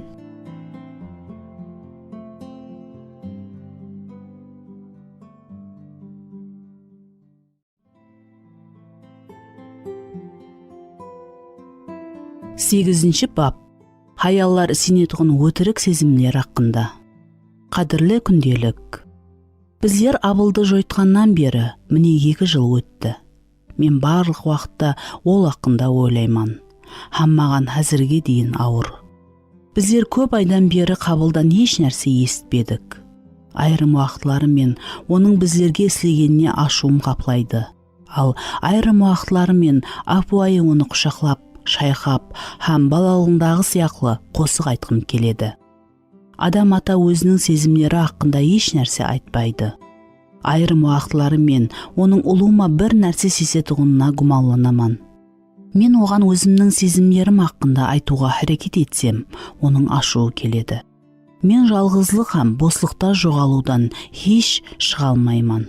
Айрым уақытлары мен өзімді төсектен тұруға зорға мәжбүр етемен. Қараңғылық мені жақында өзіне жұтатұғынын мен сезіп атырман. Мен қашанға шекем жететұғынымды білмеймен. Менің жанымның қашан ауырмағанын еслей алмайман. Қашан болса да мен бақытлы бола аламан ба? Бірнеше жыл алдын барған хаялар конференциясының бірінде біздерге мұзлатқыш үшін ажайып магнитлерді сауға етті. Оларда түрлі сезімлердің толық тізімі бар еді. Ұялу, таңқалу, ашу, қайғы, қапашылық, қуаныш. Әрбір сөздің астында сәйкес келетұғын күлкілі жүз соғылған. Бұл тізімге басқа бүгін мен деген жазуы бар кішкене рамкалы магнит қосылған. Оны сол сөздердің бірінің үстіне өзіңнің бүгінгі сезімдеріңді көрсету үшін қою керек еді. Егер біздердің айрымларымыз бұл көрсеткішті әр сапары өзгерткенімізде, біздердің сезімдеріміз өзгергенде, біздерде басқа еш нәрсеге уақыт қалмас еді. Біздердің хаяллық сезімдеріміз еркеклердің қолларын көтеруге һәм мен жеңілдім, мен сені түсіне алмайман деп мойлауға мәжбүр етеді. Оларды бұл үшін ешкім айыплай алмайды. Біздер өздеріміздің басқара алмайтығын сезімдерімізбенен күрескенімізде, һәммесінен сезімлер табиғатынан күнәлі екенін шешу аңсат, һәм соның үшін оларды езу керек. Біздер Құдайдың образы бойынша жаралғанымызды есте тұтуымыз керек. Ал бұл біздерде әр түрлі сезімдерді сезу һәм көрсету қабілеті бар екенін білдіреді. Құдай біздерге қуаныш, ғазеп, қызғаныш һәм қайғыға қосып таза кешірімдердің бүтін спектрін көрсетті. Ол біздерді сезуге һәм оның жүрегін суретлейтұғын һәм оған даңқ алып келетұғын көплеген түрлі сезімдерді көрсету қабілетіменен жаратты. Машқала біздерде сезімдердің барында, бұл Құдайдан сый. Машқала Құдайдың сезіміне қарағанда, біздердің сезіміміз күнәменен бұзылғанда. Біздер мұқаддес рухқа, оларды жақсы көрсете алуымыз үшін, сезімдерімізді жарқ етуі үшін жол қоюымыз керек. Біздердің жеке сезімдерімізден басқа біздерді құллыққа алып келетұғын дұшпанның тәсірлірек құралын мен білмеймін. Ол біздерді сезімдеріміз хақында өтірікке сенуге мәжбүр етеді. Егер мен бір нәрсе сезсем, демек бұл хақиқатлық. Біздер өзімізді сүйіклі емес дей сезсек, демек дұшпанымыз біздерді хақиқаттан ешкім сүймейтұғынына сенуімізді қалайды. Егер біздер қандайда машқаланы шеше алмайтұғынымызды сезсек, онда ол тап сондай, біздер де еш нәрсе істей алмаймыз. Егер біздер Құдайдың біздерді таслап кеткенін, ямаса ол біздерге деген әділетсіз қатынаста әрекет ететұғынын сезсек, онда демек үміт жоқ. Егер біздер өздеріміздің құтқарылғанымызды сезбесек, онда бәлкім біздер құтқарылмаған шығармыз. Егер біздер кешірілгенімізді сезбесек, бәлкім біздер кешірілмегенбіз. Бірақ хақиқат күнә себеплі біздердің сезімдеріміз көбінесе хақиқатлық пенен онша ұлыма нәрсеге ие емеслігінен тұрады. Көпшілік жағдайларда сезімдер хақиқатлықты белгілейтұғын сенімні өлшем болып есептелінбайды. Ал өтіріклі, өзгермейтұғын Құдайдың хақиқатлығы һәм оның хақиқатлығы емес. Ал біздердің сезімдеріміз барға өзгеретұғын шариатларға текарланса, біздер рухи тереңлікті сақлау қабілетімізді жойтамыз. Сезімнің көтерілуінде жүдә аз нәрсе керек. Құяшлы күн, айлықтың көбеюі, досыңнан мақтау, үлкен проекттің әуметлі тамамлануы, ямаса бірнеше килограмм салмақ жойту. Соның менен бірге сезімнің түсуі түрлі себептермен болуы мүмкін. Мысалы, бұлтлы жаз, ауыр жұмыс күн, әуметсіз телефон қоңырауы, ауырлыққа қосылу, ауыр күллер, ұйқысыз түрлер, ямаса апуай кештің алдында біздер жүдә кеш жеген пицца. Ал егер қосақ 5 жыл ішінде 4 баланың туылуы, көшіп өту, жұмысты жойту, күйеуіңнің ямаса балаңның өлімі, есі ауған қартайған ата-аналарға қамқорлық ету, ямаса рак сияқлы. Бұндай шын уақияларда біздер өздеріміздің сезімдеріміздің үстінде басқаруды жойтамыз. Нервлік үзілістен қашу үшін барға өздеріміздің ойымыз һәм жүрегімізді хақиқатлыққа қаратуымыз керек. Ал мен бұны сеземен бе, сезбеймен бе? Ол Құдайдың мінсізлігінен тұрады. Мен бұны сезсем де, сезбесем де, Құдай мені сүйеді. Мен үшін төккен Иса Масихтың қаны маған өзімізді кешірілгендей сеземен бе, сезбеймен бе, бұннан қаресіз маған кешірілу берді. Құдай мені ешқашан таслап кетпейді, һәм қалдырмайды. Ол барға менен бірге, әсіресе мен өзімді жалғыз һәм мен таслап кеткендей сезген уақытта. Егер біздер хақиқатлықта жүруді қалесек, онда біздердің сезімдеріміз барға сенуге лайықлы емес екенін түсінуіміз керек. Һәм хақиқатлыққа туры келмейтұғын қалеген сезімдерден бас тартуға таяр болуымыз керек. Бір хаял, оны конни деп атайық. Сенімлі хақиқатлыққа қарағанда сезімдеріне текарланғанын мойылады. Хақиқатқа өзінің сезімдерін басқаруға жол қоя алатұғынын түсінгенде, оның пікірлеуі өзгергенін есте тұтың. Мен Құдайдың баласы болсам да, бірақ айрым хақиқатлар менен басқа һәммеге қолланды деп өмірім бойы сенетұғын едім. Құдай оларға жақсы, ал маған емес. Құдай оларды сүйеді, мені емес. Басқалар Құдай үшін қымбатлы, мен емес. Мен Құдай мінсіз. Ол мені сүйеді, һәм мен ол үшін қымбатлыман сияқлы хақиқатлықтарды білетұғын едім. Бірақ менің басымда хақиқатлықлар барға сезімлерге кететұғын еді. Егер Құдай мені сүйгенде, мен оған сондай қадірлі болсам, мен өзімді сүйіклі һәм кереклі сезетұғын едім. Сіздердің хаяллар сенетұғын өтірік атлы семинарыңыз арқалы Құдай маған менің не сезуіме қарамастан өзінің хақиқатлық болып қалатұғынын ашты. Еш нәрсе Құдайдың хақиқатлығын ямаса оның сөзінің хақиқатлығын, оның мінезін өзгерте алмайды. Ол маған мінсіз, ол мені сүйеді. Мен хақиқатлықты ямаса шайтанның өтірігіне сенуді ұслайым ба, таңлай алмайман. Бірақ Құдайдың хақиқатлығы өзгермейді, һәм бекарлауға болмайды. Филиппийлерге жазылған хаттың соңғы бабында елші Павел рухи теңліктің һәм сезімлерінің тұрақлы болуының рецептін берді. Иемізбен қатынаста болып, бәрға қуаныңлар. Еш нәрседен тәшвиш шекпеңлер. Ал һәмме нәрсе үшін дуа етіп, һәм жалбарынып, әрбір тілегіңізді оған шүкірлікпенен білдіріңлер. Нелердің хақиқатлық екенін терең ойланың. Нәтиже, сонда har қандай ақыл ойдан зият болған Құдайдың тынышлығы Масих Иса арқалы кеулеріңізді һәм ой пікірлеріңізді қорғайды. Сонда тынышлық беруші Құдайдың өзі сіздер менен бірге болады. Филиппийлерге арналған хат 4 бап 4 аят һәм 6 бап 9 аят. Мен өзімнің сезімдерімді басқара алмаймын. Бұл өтірікті дұшпан біздердің толығыменен жеке сезімдерімізге қарезлі болуымызға сендіруге қолданады. Біздер хақиқаттан өздеріміздің сезімдерімізді барға өзгерте алмаймыз. Бірақ біздер сезімдерге өмірімізді басқаруына жол қоюымыз керек. Бәлкім сіз мед көрігінен өту алдында тыншсызлануды жеңуге күшсіз шығарсыз. Бірақ сіз қауітерленуді һәм ақиреті ақында тыншсызлануды тоқтата алуыңыз мүмкін.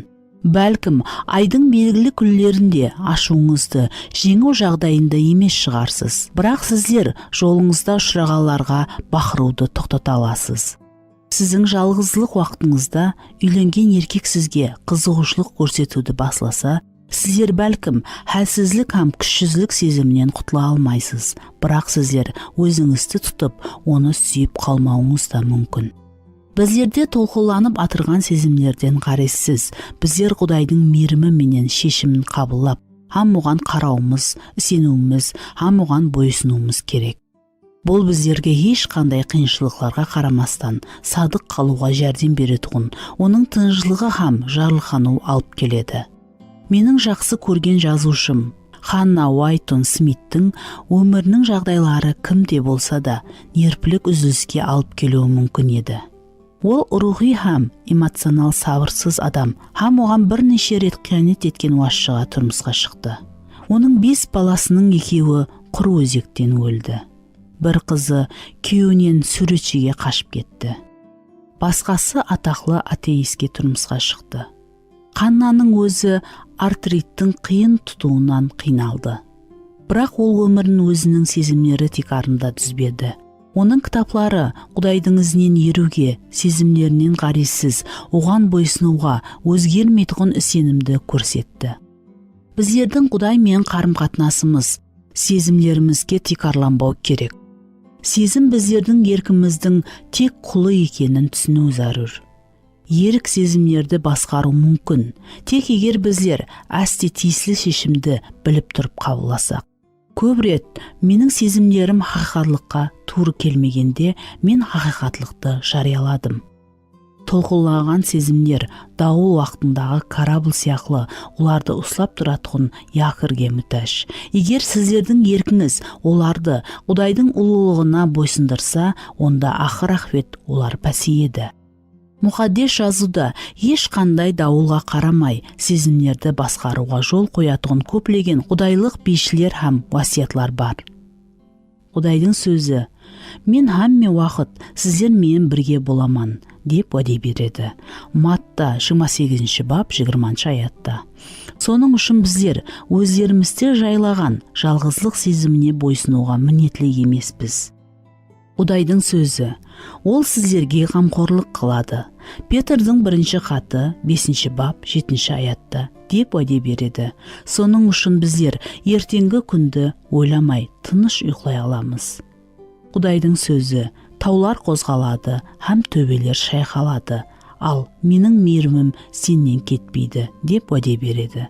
Ишая кітабы 54 бап 10 аят. Соның үшін біздер қорқынышта жасамауымыз керек. Құдайдың сөзі: «Жүректеріңіз ғам шекпесін, қорықпаңлар» деп айтады. Йохан 14 бап 27 аят. Демек, жағдайға қарамастан қорқынышқа берілмеуіміз мүмкін. Құдайдың сөзі: «Еш нәрседен тәшвиш шекпеңлер» деп айтады. Филиппийлерге арналған хат 4 бап 6 аятта. Демек, біздер қауіптерлерімізге қарамастан тынычлыкка ерсе аламыз. Кудайдын сөзү: «Хамме нерсеге шүкүрлүк этиң» деп айтады. Салоникалыларга арналган 1-кат 5-бап 18 аят. Демек bizler атрапта хамме нерсе бузулуп атырса да шүкүрлүк билдире аламыз. Кудайдын сөзү: «Душманыңызды сүйүңүлөр» деп айтады. Матта 5-бап 44 аятка караң. Демек, bizlerди канча капа кылса да, bizler мукаддес рухтун күчү менен сүйө аламыз. Кудайдын сөзү: «Бирөөгө өкпелүү болсаңыз, оны кечириңлер» деп айтады. Марк 11-бап 25 аятка караң.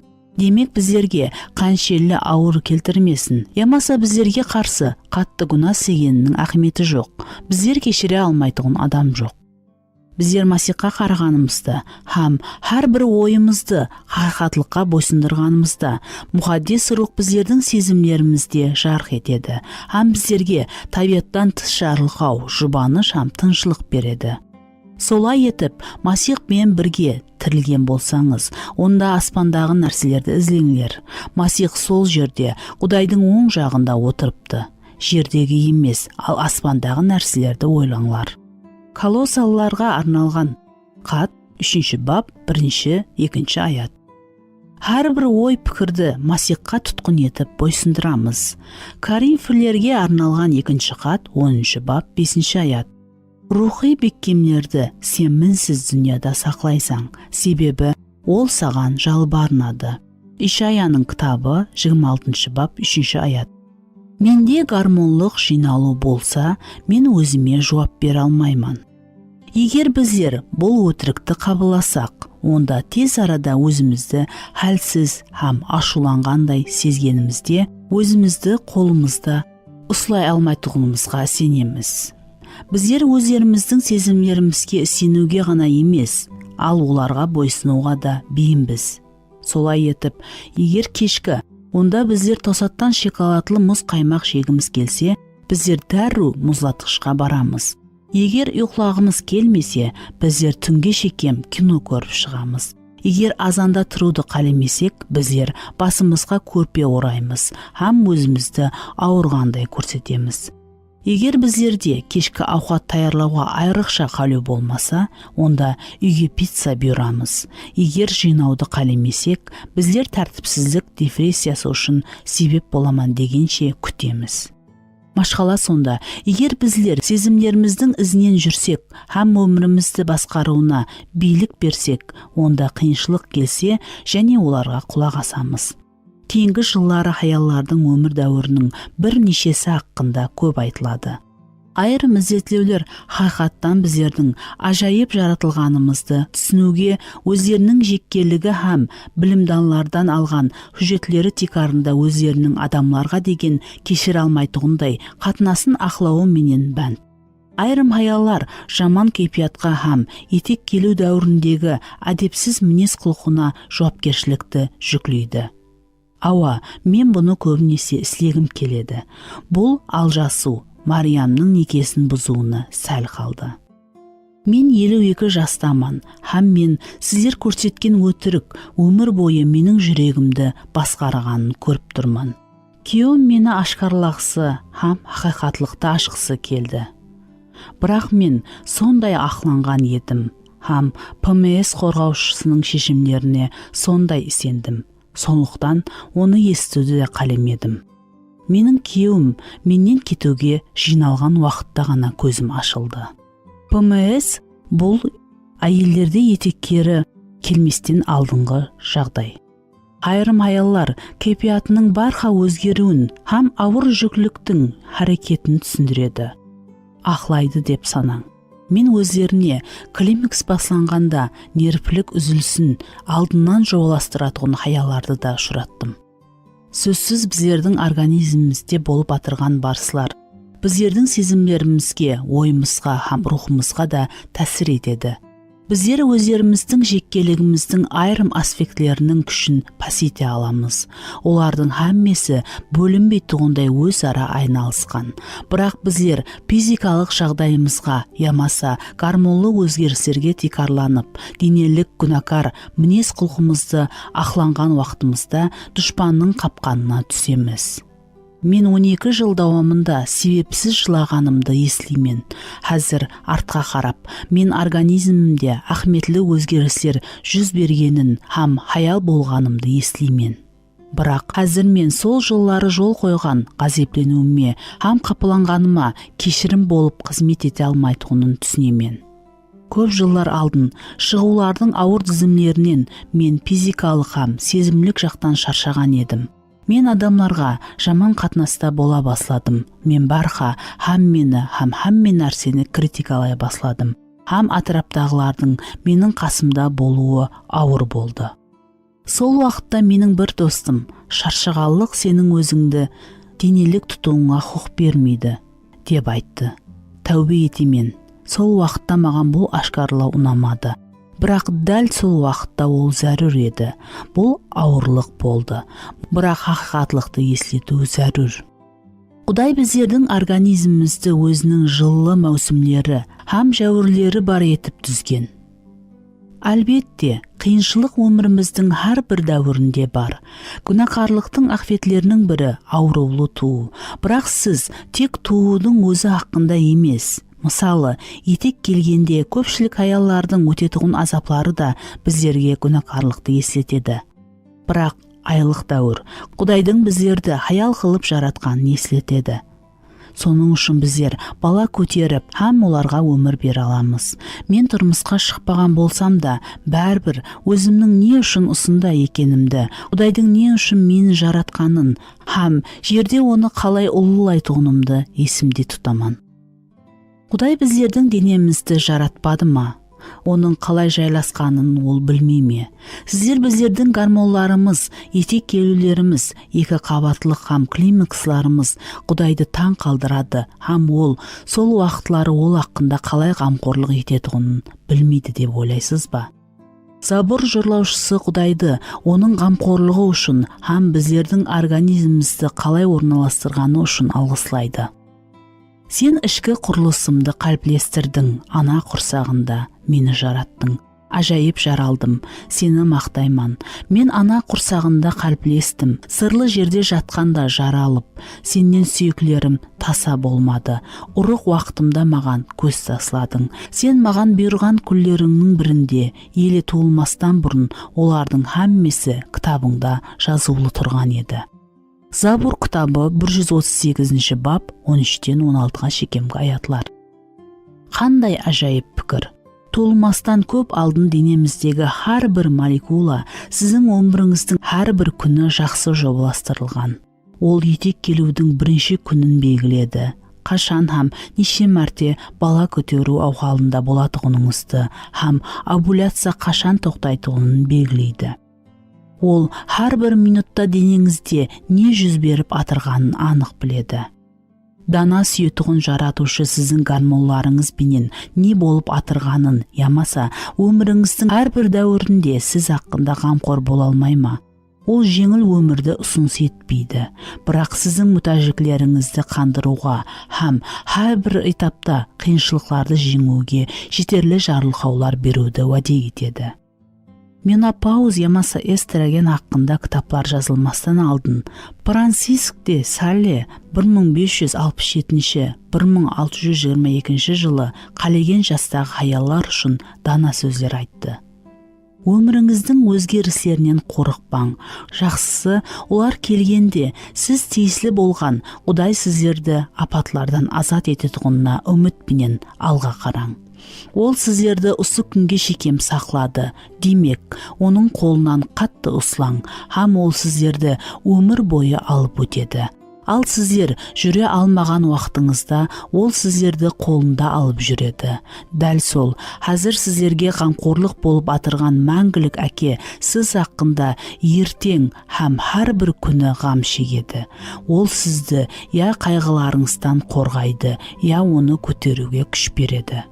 Демек, тыныш болың, һәм барлық жаман ойларыңызды, һәм көрген қорқынышларды шетке қойың.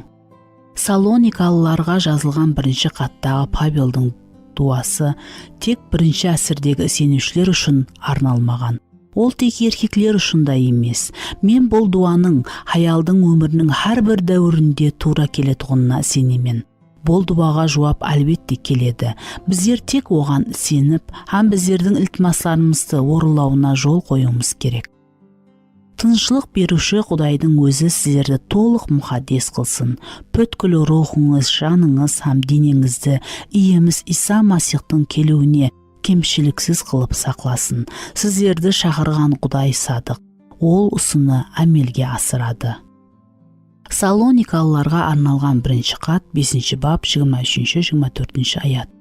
Депрессияны һәммесінен алдын медикаментозлы емлеу һәм ямаса психиатрға mürajaat етуіміз керек. Мен бұл бапты жазғанда бір пастордың хаялы маған қоңырау қылды. Ол менен күйеуінің көп жылдардан бері депрессиядан шыға алмағандығы хақында кешірілмелері менен бөлісті. Бұл олардың өмірі һәм некесіне жүдә қатты тәсір етті. Сөйлесу уақытында ол бұндай жағдайларға түскен көплеген адамларды қызықтыратын сұрауларды берді. Бәлкім, бұл тұқым қуу шығар. Күйеуінің шаңырағында өзін өлтіру уақиясы болды. Бәлкім, һәммесіне жаман денсаулық ямаса, оның қабылдаған дәрілері айыплы шығар. Бұған шайтан араласпады ма екен? Бәлкім, күйеуі албырауда болған, белгілі рухи хақиқатлықты түсінбейтұғын шығар. Депрессия – хаялардың актуал машқаласы. Біздер оның менен еркеклерге қарағанда 2 есе көбірек қайғырамыз. Батыста бұрыннан бетер бүгінгі күнде таралған нәрсе бұл хаялардың депрессиясы. Невропатологияның бұл диагнозды аурудың ерте дәуірінде қойып, һәм оны дәрілер менен, психотерапиялар менен емленуіне қарамастан, аурулардың саны тек өсіп атыр, һәм бұл аурудан еркін болғанлардың проценті жүдә төмен. Мұхаддис жазу депрессия қапалану хақында көп айтады. Айрым жағдайларда біздер депрессия деп айтатұғын ауру тек күнәдан қиналған дүнияның өмірінің сөзсіз ақветі екенін түсіндіреді. Римлерге жазылған хаттың 8 бабында Павел қарғысқа ұшыраған күнәкар дүниядан толығыменен азат болуды сабырсыздықпен күтіп атырған барлық жаратылыстар бұл ауырлықтың астында қиналады. Депрессия нәсілдік жайласулар һәм басқа физиологиялық факторлардың өзара қатынасын күзету үшін көптеген наукалық һәм медициналық зерттеулер қолданды. Қазірге шекем көп нәрсе зерттелінбей қалды һәм емлеудің әрқилы түрлерінің ақветлері де біздерге белгілі емес. Бірақ біздер көпшілік жағдайларда депрессияның физиологиялық симптомлары мінеттар болмау, шешілмеген тартыс, жауапкершіліксіз айып сезімі, қайғы, кешіруді қалемеу, садықсызлық, өзіңнің құқыларыңды хәттен зият талап ету, ғазеп, һәм өзін ойлаушылық сияқты рухи аурулардың ақветі екенін анық білеміз. Егер бұл аурудың тек арғы шарты менен күреспесек, онда бұл біздердің рухи һәм денелік денсаулығымызда сөзсіз көрінеді. Айрым жағдайларда дәрілер депрессияның симптомларын азырақ пәсетуі мүмкін. Бірақ егер депрессияның тек арғы себебі физикалық сырқаулану болса, онда дәрінің тәсірі тек уақытша болады. Дұрыс қабылдаған дәрілер депрессияның ауыр түрлері менен қиналатын адамларға өзіне келуге һәм өзінің ауруының себебін табу үшін анық пікірлеуге жәрдем береді. Бірақ рухи аурудан азат ететін ешқандай дәрі жоқ. Тілекке қарсы жүдә көп адамлар машқаласының шешімін дәрілерден көреді. Бірақ егер адам өзінің ішкі машқалаларынан кешпесе, онда хақи еркілікке үміт етпесе де болады. Бәлкім мұқаддис кітапта айтылған адамлардың көпшілігі депрессиядан қиналғанын біліп таң қалатұғын шығарсыз. Олардың тарихы бұл аурудың айрым себеплерін ашуға жәрдем береді. Мысалы, патша Ахаб қалеген нәрсесіне еріспегенде депрессияға түсті. Ахабтың қоңсысы оған алғысы келген жер майданын сатуға разы болмағанда, Ахаб ғазепленіп, үйіне келіп, қауөтерленіп, һәм қапаланып, һәм өзінің төсегіне жатты, һәм жүзін бұрып, нан жемеді. Патшалар хақында 3 кітап, 21 бап 4 аят. Ахабтың әйелі Изавел жерді алуға жәрдем беретұғынын уәде етіп, оның жаман ойларын жоқ етуге әрекет етті. Ол Тұр, нан же, һәм тынышлан. Мен Израиллы Нафуфияның жүзім бағын саған алып беремен.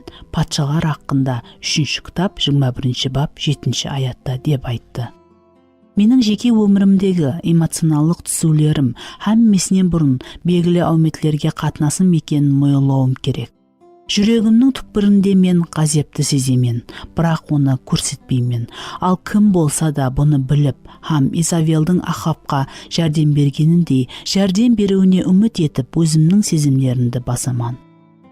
Юнустың уақиясы, депрессия һәм өзін өлтіру ойы Құдайға ғазепленуден пайда болуы мүмкін екенін көрсетеді. Құдай Юнустың пікірі бойынша, олардың лайық болған Ниневияларды жоқ қылмағанда, Юнус бұған қапа болды һәм ашуланды. Һәм ол Құдайға дуа етті. Енді Құдайым, менің жанымды өзімнен ал. Себебі жасаудан гөрі өлгенім жақсы. Юнус 4 бап 1-3 шекемгі аят. Құдай Юнусты ашуында ашқаралады. Бұл сені сондай ашуландыра ма? 4 бап 4 аятта. Бұл сәуетлесу Юнус сөзіне саясын түсіріп тұрған, кейін қурап қалған өсімлік себеплі қаттырақ ашуланған уақытында қайталанды. Құдай пайғамбардың өзінің депрессиясының себебі жағдайдың өзінде емес, ал оның өзінің мақсатіне қатынасында жасырынғанын түсінуді қаледі. Анна жақсы аял еді, бірақ күйеуінің екінші аялыменен ауыр қатынасы һәм ұзақ уақыт орынланбаған қалеуі себеплі депрессияға түсті. Оның жақсы күйеуі оны сүйетұғын еді, бірақ белгісіз себеплерменен Құдай Аннаның жатырын жауды. Ол бала туалмаушылықтан күйеуінің екінші аялы Феннаннаның жеңіл көтеріп, бала туып, оның ашуына тегеннен қиналуы ауырласты. Оның күндесі оны ашуландырды, бала көтермейтұғының бетіне басып қапаландырды. Жыл сайын жаратқан иенің үйіне барғанда ұсындай болды, ол жылап еш нәрсе жемеді. Патшалар хақында 1 кітап 1 бап 6-7 аят. Біздер жүз беріп атырған жағдайда Құдайдың қолын көрмесек, ямаса оның мен қарсыласып басыласақ, біздер эмоционалдық сияқлы рухи да хәлсіз боламыз. Дауд патшаның өмірі айрым уақытлар депрессияның себебі біздердің жеке күнәміз екенін, ал айрым уақытлары күнәкар дүниямызда қашып құтыла алмайтұғын ауыр себеплі екенін көрсетеді. 31 Забурда Берсавия менен күнәсі һәм Урияның өлтірілуі үшін тәубе етіп атырған Дауыттың денелік һәм рухи қайғысын сөретлейді. Күнәмді айтқым келмеген еді, сонда аяқ қолым қақсады. Күні бойы ыңқылдап жүрдім, себебі күні түні сенің қолың ауыр болып менің үстімде жатты. Сол уақытта жаздың ыссы қуратқан көк шөпке ұқсап мен солып қалдым. Забур 31 бап 3-4 аят. Бірақ Дауытта барха депрессияны өзінің жеке күнәсі шақырмады. Уақыты менен оның өмірінде ауыр уақытлар болды, һәм бұл турдан-туры оның күнәлары менен байланыслы емес еді. Ол өзінің қайғыларын көплеген жырларында сөретлейді. Мен өзімнің қайғымда ұяламан, жүрегім ішінде тыпыршылайды, һәм өлім қорқынышлары маған хұжым етті. Қорқыныш һәм әуліру мені тапты, һәм қорқыныш мені жайлады. Менің көз жасларым күні түні мен үшін нан болды. Забур кітабы 54 бап 3 аят, һәм 5 бап 6 аят, һәм 41 бап 4 аят. Өмірі жара келтіргенде Дауд Құдайды жәрдемге шақыруды үйретті. Ол хақиқатлықты қайталау, өзіңе қиын сұрауларды беру, һәм Құдайдың мінез құлқын түсініп, жігерлендіру зәрулігін түсінді. Жан дүниям, неге сен қапасан, неге қапасаң? Жалғыз Құдайдан үмітіңді үзбе, себебі өзімнің құтқарушымды, Құдайымды еле алғыслаймын. Сені ойлайман, күндіз ием маған мейірім көрсетеді, түнде оны мақтап алғыслап. Забур кітабы 41 бап 6-7 аят, һәм 9 аят. Доктор Мартин Ллойд Джонс рухи түскелерге мұражат етіп, бұл аятларды өзінің рухи депрессия кітабында қолданды. Сіздің өзіңіздің жаныңызға неге қапасаң, сені не ұялдырады һәм тыныштықтан айырады деп айтуыңыз керек. Сіздер қауітерленіп һәм шағым етудің орнына өзіңізді Құдайға үмітлен деп ақылдандыруыңыз керек. Сіздер өзіңізге Құдай хақында, оның табиғаты, Құдайдың өзіңіз үшін не істегенін һәм не істейін деп уәде еткенін есетуіңіз керек. Яқыптың жазған хатының соңғы бабында депрессиямен қиналып атырған адамларға тәжірибелі маслихат берілетін үзінді бар. Араңызда азап шегіп атырған бар ма, ол дуа етсін. Рухы көтеріңкі адам бар ма, ол Құдайға алғыс мақтау айтсын.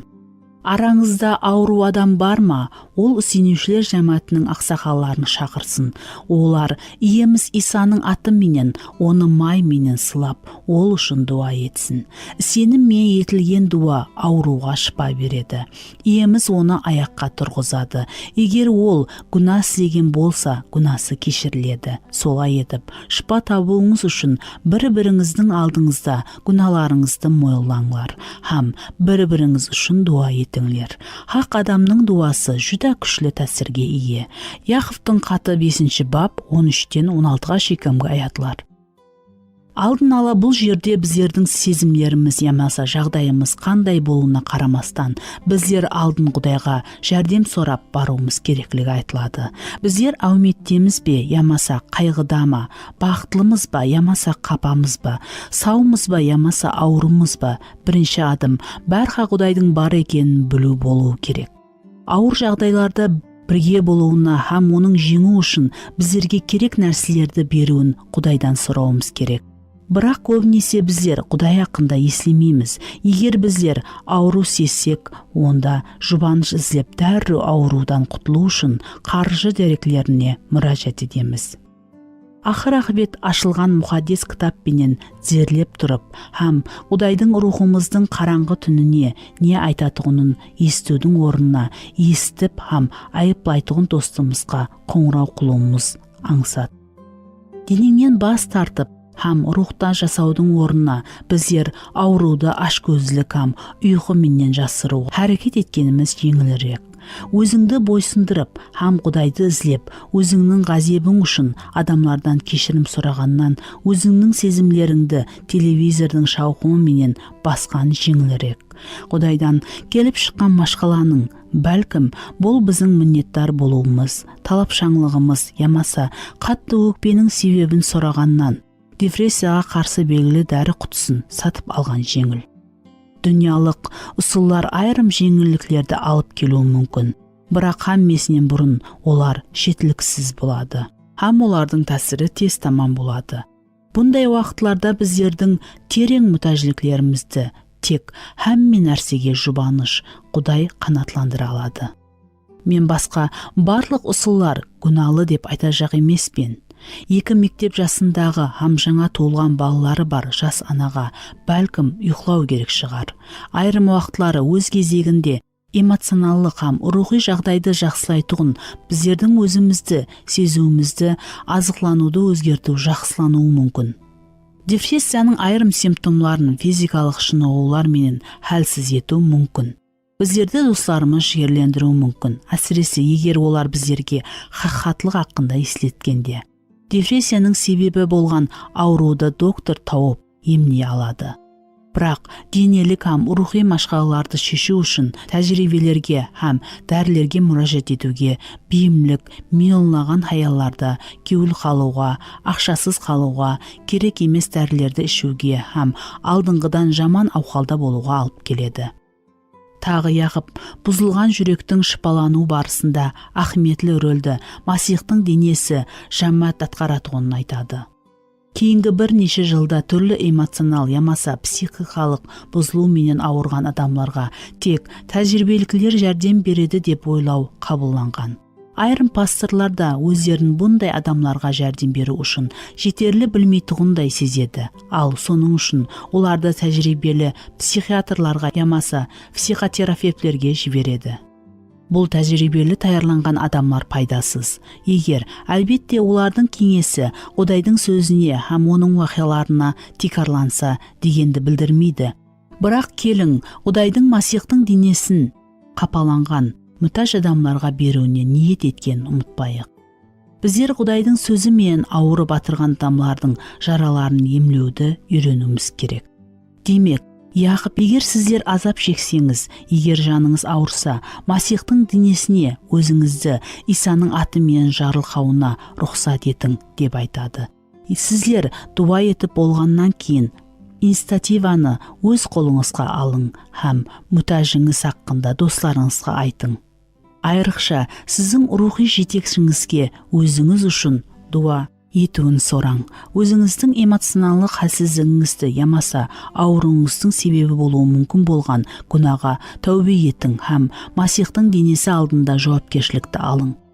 Сөз біздердің сезімдеріміз хақында кетсе, біздер өзгермейтұғын жақсы кейпияттың Масихи өмірдің соңғы мақсеті емеслігі естетуіміз керек. Құдай өзінің ізінен ергелер барлық жаман сезімдерден азат деп уәде бермейді. Керісінше, біздер қанша көп жерлік денеде жасасақ, ауыр һәм қиыншылықтар жолымызда сонша көп ұшырасады. Кейінгі бапта біздер өмірімізді һәммесі жақсы болуына емес, ал Құдайды алғыслауға һәм оның құтқарушы мақсатының орындалуына қарсы болмауға талпынуымыз керектігін көреміз. Басқа һәмме нәрсе өтеді. Хақиқи қуаныш тек бұл мақсатке садықты сақлауда. Өтірікке хақиқатты қарсы қой. Өтірік. Егер мен бір нәрсе сезсем, демек бұл рас. Хақиқат. Менің сезімдеріме барға сенудің керегі жоқ. Олардың көбінесе хақиқатлық пенен ұлумалығы жүдә аз, һәм мен оларды алдауым мүмкін. Мен хақиқатлыққа торы келмейтұғын сезімдердің қалегенінен бас тартуым керек. Өтірік. Мен өзімнің сезімдерімді басқара алмаймын. Хақиқат. Сезімдерім мені басқаруы керек. Мен хақиқатлық үстінде пікірлеуге, хақиқатлыққа бойсынудағы барлық пікірді өзіме таратамын. Құдайға сезімдерді басқаруға, жол қоюға шешім қабылдай аламын. Өтірік. Менде гармонлық жиналу болғанда мен өзіме жауап бере алмаймын. Хақиқат. Құдайдың мейірімі менен мен өздігімнен сезімдерімнен қарессіз оған құлақ асуға шешім қабылдай аламын. Күнәлі қылықтарыма, адамларға, надұрыс қатынасыма һәм қаталлығыма ақлану жоқ. Менің өмірлік, физикалық һәм эмоционалдық дәуірлерім мені жаратып, мен хақымда қамқорлық етіп, һәм менің өмірім хақында һәммесін білетұғын біреудің нәзері астында тұрыпты. Өтірік. Депрессияны һәммесінен алдын дәрі-дәрмақ пенен емлеу һәм ямаса психиатрға бару керек. Хақиқат. Депрессияның физикалық һәм эмоционалдық симптомларын шешу зарur болған рухи машғалалардың ақыветі болуы мүмкін. Егер менің депрессиям физикалық сорамшылықты қоздырмаса, онда дәрі-дәрмақлар мені азаптан көп уақытқа азат ете алмайды. Хақиқат, мен өзімді барға жақсы сезуім керек деп айтатұғын нызам жоқ. Сезімдерімнен ғарезсіз мен Құдайға міннетташылық білдіре аламын. Оны тыңлап, һәм адамларға қызмет ете аламын. Құдайдың жарылқауы, мұхаддис рух сөзі, оның бейші, Масихтың денесі, бұның һәммесі толығымен біздердің эмоционалдық мұқтажлығымызге жауап береді. Амелде қолдану. Бірінші, Құдай менен келсін. Өзіңіз хақында қандай өтірікке сендіңіз? Екінші, жауапкершілікті өзіңізге алың. Бұл өтірікке сену сіздің жасау образыңызға қалай тәсір етті? Сіздің қатынасыңыз һәм әрекетіңіз. Үшінші, хақиқатты жариялаң. Төменде келтірілген хақиқатлықты әр бірін дауыслап оқың. Осылардың қайсысы әзір сіз үшін айрықша қымбатлы? Өзіңіздің ақылыңызды Құдайдың сөзі менен жаңартың. Дауыслап келесі үзінділерді оқың. Бұл аятлар қалай сіздерге өзіңіздің сезімдеріңізді басқаруды ұсыныс етеді. Филиппилерге арналған хат 4 бап 4-8 шекемгі аятларды оқың. Колоссаларға арналған хат 3 бап 1-4 шекемгі аятларды оқың. Ишая кітабы 26 бап 3-4 аят. Ишая кітабы 50 бап 10 аят. 4. Хақиқат дикарында әрекет етің. Өміріңіз хақиқатлыққа торы келу үшін қандай адым атуыңыз керек? 5. Хақиқатта жүруіңіз үшін Құдайдан жәрдем сұраң. Әке, сезімдерімді бергенің үшін рахмет. Қанат алу һәм жақсылыққа қуану, һәм ауруды бастан өткеруге мүмкіншілік бергенің үшін рахмет. Мен гүнәкар дүнияда аурудан қашып болмайтығынын білемен. Олар хақиқатлыққа туыры келетұғынын ойланбастан, сезімдеріме сенуді мақұл көргеніме тәубе етемен. Мен көбінесе өзімнің сезімдерім һәм сыртқы жағдайымды басшылыққа аламан, ал сенің сөзің һәм рухыңды емес. Менің сезімдерімнен ғаресіз, сенің хақиқатлығың өзгермей қалатұғынына рахмет. Ауру һәм көз жас, албырау һәм жойтудың арасында да саған сенуге жәрдем бер. Сезімдеріме қарамастан сені тыңлауға жәрдем бер. Егер мен өзімнің диққатымды һәм пікірімді саған қаратсам, қалеген жағдайда тыныштық беретұғыныңды уәде еткенің үшін рахмет. Исаның атымен аумин.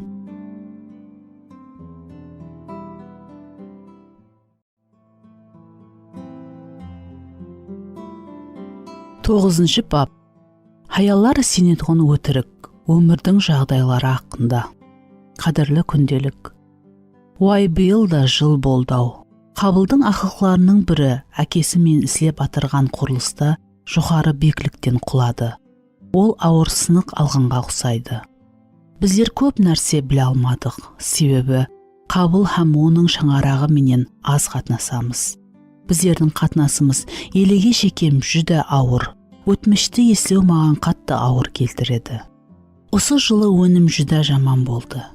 Біздерді бағу үшін адам атаның көп жұмыс істеуіне туыры келіп атыр. Үйге ол соншелі шаршаған, оның сөйлеуге ямаса үй жұмысына жәрдемдесуге шамасы жоқ халда келеді. Мен осы уақытқа шекем оған хақи жәрдемші болғанымды сондай айтқым келеді. Бірақ менің өз машқалаларым бар еді. Енді менің еш нәрсеге күшім жетпейді. 4 баламыз да елі біздермен жасайды.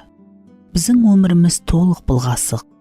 Қалай күйеуің, балаларың, ақылқларың хақында қамқорлық ету, үй жұмысларын істеу, һәм ұсының менен өзің үшін уақыт табуың мүмкін.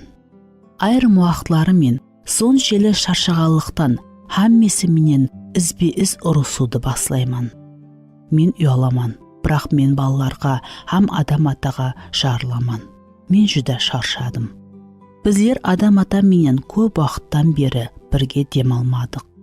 Қаяққа болса да қашып, азғантай болса да дем алуды қандай қалер едім. Бәлкім бұл да біздердің пайдамызға болатұғын шығар. Бір нәрсені өзгерту уақыты келді. Бұл ең жаман күлдердің бірі болды. Сіздерде мүмкін ұсында еш нәрсе келіспей атырған күлдер болған шығар. Бәлкім сіз бұл ақында Джудит Борстың Alexander and the Horrible, No Good, Very Bad Day. Александр һәм қауіплі ақмақ түсініксіз күн. Атлы кітабында оқыған шығарсыз. Бишара Александрдың ізінен толық ауметсізліклер жүрді. Мен аузымда сақышпен ұйқылап қалдым. Енді ол менің шашларымда. Ал мен бүгін азанда караваттан тұрғанымда білместен скейтбордты басып алдым.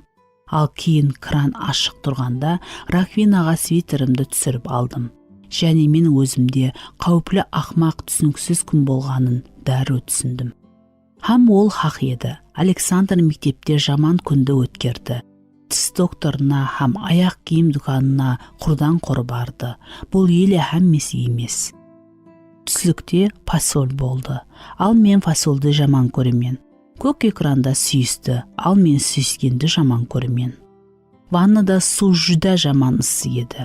Сабын көзіме кіріп кетті. Пижамамды киюіме туры келді. Оны жақсы көрмеймен. Мен ұйқылауға жатқанымда өзі сауға еткен көпшігін Ник алып қойды. Ал және Микки Маустың түнгі лампашкасы күйіп кетті. Және мен тілімді тісеп алдым. Пшық менің мен емес, ал Энтони менен ұйқылауды қаледі. Бұл қауіплі, ақмақ түсініксіз күн болды. Кім ашуланған баланы күн ақырында күресіп, һәм өсіп алайын, дәру Австрияға көшіп өтемен, деп айтқан үшін айыплай алады. Александр ұсыны басынан өткергендерден жалғыз емес. Бәлкім, әр біріңізде Құдайдың адамсыз атауға алып баруын қалеген уақытыңыз болған шығар. Бірақ дәл осы хақында бір күні Забыр жырлаушысы дуа еткен еді. Оған өзіне һәмме нәрсе қарсыздай түйілді. Бұл ауыр болды.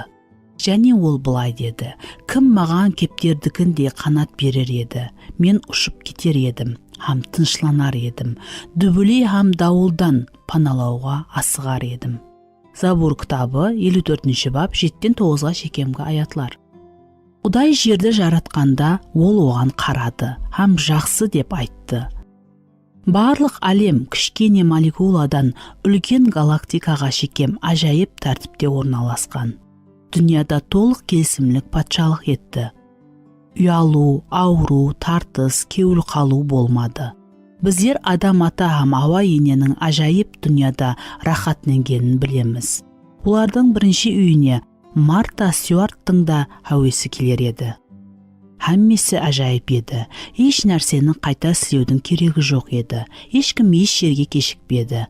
Шаршамады һәм ашуланбады. Ешкім қапа болмады һәм қапа қылмады, һәм ешкім сұтласпады. Доктор, жақлаушы, психолог ямаса сексопатологияға мұқтажлық жоқ еді. Бірақ бұның һәммесі Хауа ененің шайтанның өтірігін естіп, оның менен келіскеннен баслап өзгерді. Енді таяр халында өнім берген жерді тікелерден тазалауға, қандайда азық өсіру үшін тер аққанша қайта істеуге тура келді. Балалардың туылуы қуаныш ретінде һәм аялдың өмірінің ең табиғи бөлімі ретінде ниет етілген еді. Бірақ енді оны толғақ һәм ауруды басына өткеру күтіп тұр. Тікен һәм аурухлы бала тууға қосымша адамлардың өмірінде және қорқыныш, ұят һәм айып сезімі, кеуіл қалу, ұрыслар һәм судласу ауырмалықлары, көз жас һәм нервлік үзілістер, дауыл, су басу һәм жер сілкінулер, зорлық һәм жинаятшылық, кambағаллық, ашлық, расизм һәм ұрыслар, артрит һәм рак пайда болды. Дүнияға кіріп келген өтірік өзінің ізінен белгілі ақветті алып келді. Стакан суға тамған бір тамшы бояу судың һәммесін бояған сияқлы, күнә да адамлардың өмірін һәм олардың жасайтын жерін дақлайды. Көпшілік адамлар кеуіл қалу, ашу һәм қапалануды басына өткереді. Себебі күнәдан құтылғаннан кейін бұл дүниядан қашып құтыла алмайтұғын өмір жағдайлары һәм қайғылары хақында өтірікке сендік. Егер өмірдің қиыншылықтары болмағанда, мен басқа адам болған болар едім. Көп жылдар алдын 2 жасар балам һәм 1 жылдық егізлердің анасы маған: бұл егізектер туылмастан алдын мен шыдамлы адам едім деп наразылығын айтқаны менің есімде. Бұл хаял жердегі көпшілік адамлар сияқлы біздерді өмірдің жағдайлары қалыптастырады дегенге сенетұғын еді. Бұл алжасық. Барлық іслер тек ауыр жағдайларда, дәл олар біздердің жаман кейпиятымыз үшін айыплы деп есаплау. Бәлкім сіздер мен сияқлы қашан болса да, ол менің ашуыма тиді деп айтқан шығарсыз, ал ақиқатында мынаны назерде тұтқан шығарсыз: ұлыма мен рухқа толған мейірімді, мүлайым, сүйетұғын, ұстамлы хаялман, бірақ ол сондай нәрсені істеді, сіздер сенбейсіз. Біздер, егер балам фенге су құймағанда һәм қонақ жайдағы мебелдің һәммесін сары май менен соқпағанда, мен өзімді билеп тұрар медім деп айтамыз. Ямаса, егер менің ата-анам балалығымда маған бәрқа ұрыспағанында һәм мені ешкім емеслігіме сендірмегенде, менің некем бақытлы болар еді. Ямаса, егер күйеуім менен басқа хаялға қашпағанында, мен бұндай бақытсыз болмас едім. Біздер менің ұсындай болуыма адамлар һәм шариат айыплы деп айтамыз. Біздер егер өміріміздің жағдайлары басқаша болғанда, тәрбия атрапындағылар, біздер өздеріміз басқа адам болар едік деп ойлаймыз. Біздер сабырлырақ, сүйіспеншілік, қанатланған болар едік. Һәм біздермен жасау жеңіл болар еді. Егер һәммесінде шариатлар айыплы болса, онда біздер құрбанбыз. Дұшпан дәл осыны біздерге сендіргісі келеді. Біздер құрбан болсақ, онда өзіміздің әрекетімізге жауап бермейміз. Себебі біздер өзімізді өзгерте алмаймыз. Бірақ Құдай біздер басқалардың күнәсі үшін емес, ал өзіміздің оларға һәм өзіміздің өмірімізге жеке қатынасымызға жауапкер екенімізді айтады. Хақиқатында шариғатлар біздерді өзгертпейді.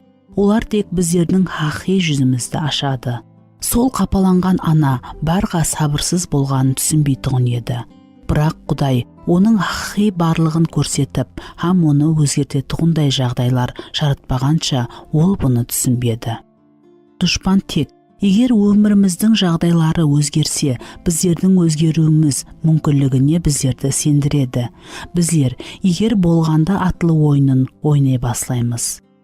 Егер біздер тек көшкенде, егер біздер тек ата-анамызға жақын жасағанымызда, егер біздердің тек үйіміз үлкен болғанда, көбірек шкаф, көп орын, егер біздерді тек ақша көп болғанда, егер менің тек күйеуім жұмысты аз істегенде, егер мен тұрмысқа шыққанда, егер мен тұрмысқа шықпағанда, егер мен басқа біреуге тұрмысқа шыққанда, егер менде балалар болғанда, егер менде бұншелі бала болмағанда, егер мен баламды жойтпағанымда, егер менің күйеуім қатынас жасап білгенде, егер менің күйеуім рухи жетекші болғанда, біздер басқа шариатта бақытлырақ болатұғын едік деп алданамыз.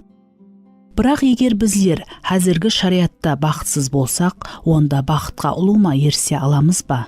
50 жаслы 21-ші әсірде жасаған жазушы Элизабет Прентис күйеуінің таза жұмыс алғанын һәм оларға Нью-Йорктан Шикагоға көшуге тура келетұғынын білді. Көшу барлық достар менен қошласуды білдіретұғын еді һәм хәлсіз денсаулыққа қауіплі еді. Достына хатында ол былай жазды: Біздер тек Құдайдың еркін білуді қалаймыз. Өткен қыстағы кешірімдер мені жасау орны һәм дәрежесінің бақыт пенен ұлымалығы жоқ екенін үйретті. Біздер хәсірде де ұлыма бақытсыз болуымыз мүмкін, бірақ жер төлінде болса да көңіліміз толу мүмкін. Бәлкім, бұл ауру біздер бұл жерде жолаушы һәм келгінді екенімізді еслеуіміз үшін керек шығар. Джордж Вашингтонның хаялы Марта Дост Мерси Уорренге қатында мынадай сенімді көрсетті: Мен бәрібір қалеген жағдайда қуанышлы һәм бақытлы көрінуге әрекет етемен. Себебі біздердің бақытымыз, ямаса бақытсызлығымыз көбірек шариатқа қарағанда рухымыздың жайласуына қарезі екенін білдім. Біздердің жанымызда аная мына тұқымларда жатыр. Елші Павел қуана алатұғын кеулі толған һәм қалеген шариатта жемісі минет ете алатұғынын түсіндік. Соның үшін оның қуанышы һәм әуметі тек сүйіспеншіліктен һәм Құдайға сатылықтан һәм сондай-ақ оның Құдаймен қатынасынан қарезлі. Міне не үшін Павел былай айта алды: Өйткені мен har қандай жағдайда да барма қанат етуге үйренгенмен, жоқшылықта да, молшылықта да жасаудың не екенін білемен. Har қандай ауқалда да, тоқшылықта да, һәм ашлықта да, молшылықта да, һәм мүтәжілікте де жасаудың сырын үйрендім. Филиппийлерге арналған хат 4-ші бап 11-12 аят. Павел біздердің барға шариатларға тәсір ете алмайтұғынымызды, бірақ олар біздерге тәсір ету керек емеслігін түсіндіретұғын еді. Біздер өздеріміздің өміріміздегі қалеген қиыншылықты түзете алатұғын, дана, сүйетұғын ұлы Құдайға сене аламыз. Қуаныш, тынышлық, амсапластыру біздің өмірімізде жүз берместен алдын әрбір уақия сүйуші әкенің қолына өтетұғынына һәм оның мәңгілік ниетінің бөлегі болып есапланады. Сенушіліктің жеміслері. Мен қайғырмауым керек. Көпшілік заманауи уазшылар күнәкарларға шексіз тынышлық, қуаныш, аспанда үй һәм Исаға келуден бұл өмірде әумет болады деп уәде етеді. Шәкіртлікке һәм атақты тартуға шақырудан айырылған бұндай тәлім жұмсақ денелі өмірдің соғысларында қатынасуды қалемейтұғын еріксіз шәкіртлердің бүтін әулатын жаратты. Олардың жолында сынақ һәм қайғылар ұшыраған уақытта олар наразылық білдіреді, тоңқылдайды һәм қашады. Біздерді қайғыларымызға лайықлы емеслігімізге сендіреді. Дұшпан біздерді Құдайға өкпелеуге һәм оның мінсіз еркі һәм мақсатіне қарсы болуға жәрдем етеді. Бірақ иеміз Иса һәм оның ізінен ерген елшілер біздерді өз атанағымызды алып жүруге шақырады. Бұл ұрысқа шақыру еді. Бұл азап шегуге шақыру еді. Елші Павел азап шегу әрбір сенушіде болатұғын қарсылық. Құдайдың патшалығына кіруіміз үшін көп қиыншылықтардан өтуіміз керек екенін үйретеді. Елшілердің істері 14 бап 22 аят.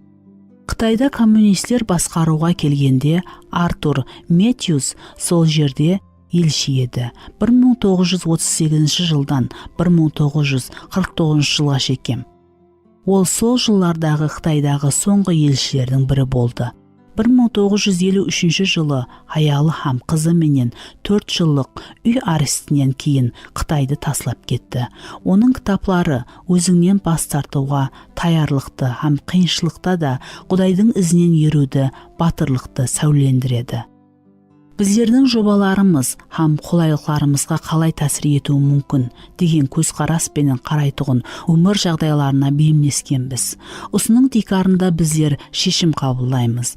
Біздердің алдымызда машқала тұрғанда болып атырған нәрсеге оның пікірін білу үшін емес, ал біздер қолайсыздықтардан азат ету үшін, оннан ілтимас ету үшін Құдайға жуырамыз. Біздердің үйімізге келген апат арқалы орылынатұғын Құдайдың мақсатіне қарағанда қолайлық біздер үшін ахметлірек.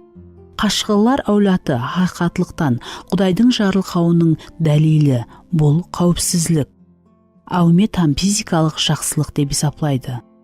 Соның үшін біздердің өмірімізде азап һәм қайғылар пайда болғанда, біздер оның сабырлысын түсінбейміз, һәм оның ниетлерін надұрыс талқылаймыз. Егер біздер Құдайға сенбесек, һәм оның жақсы ниетлеріне сенбесек, онда әлбетте қайғыларға қарсы боламыз.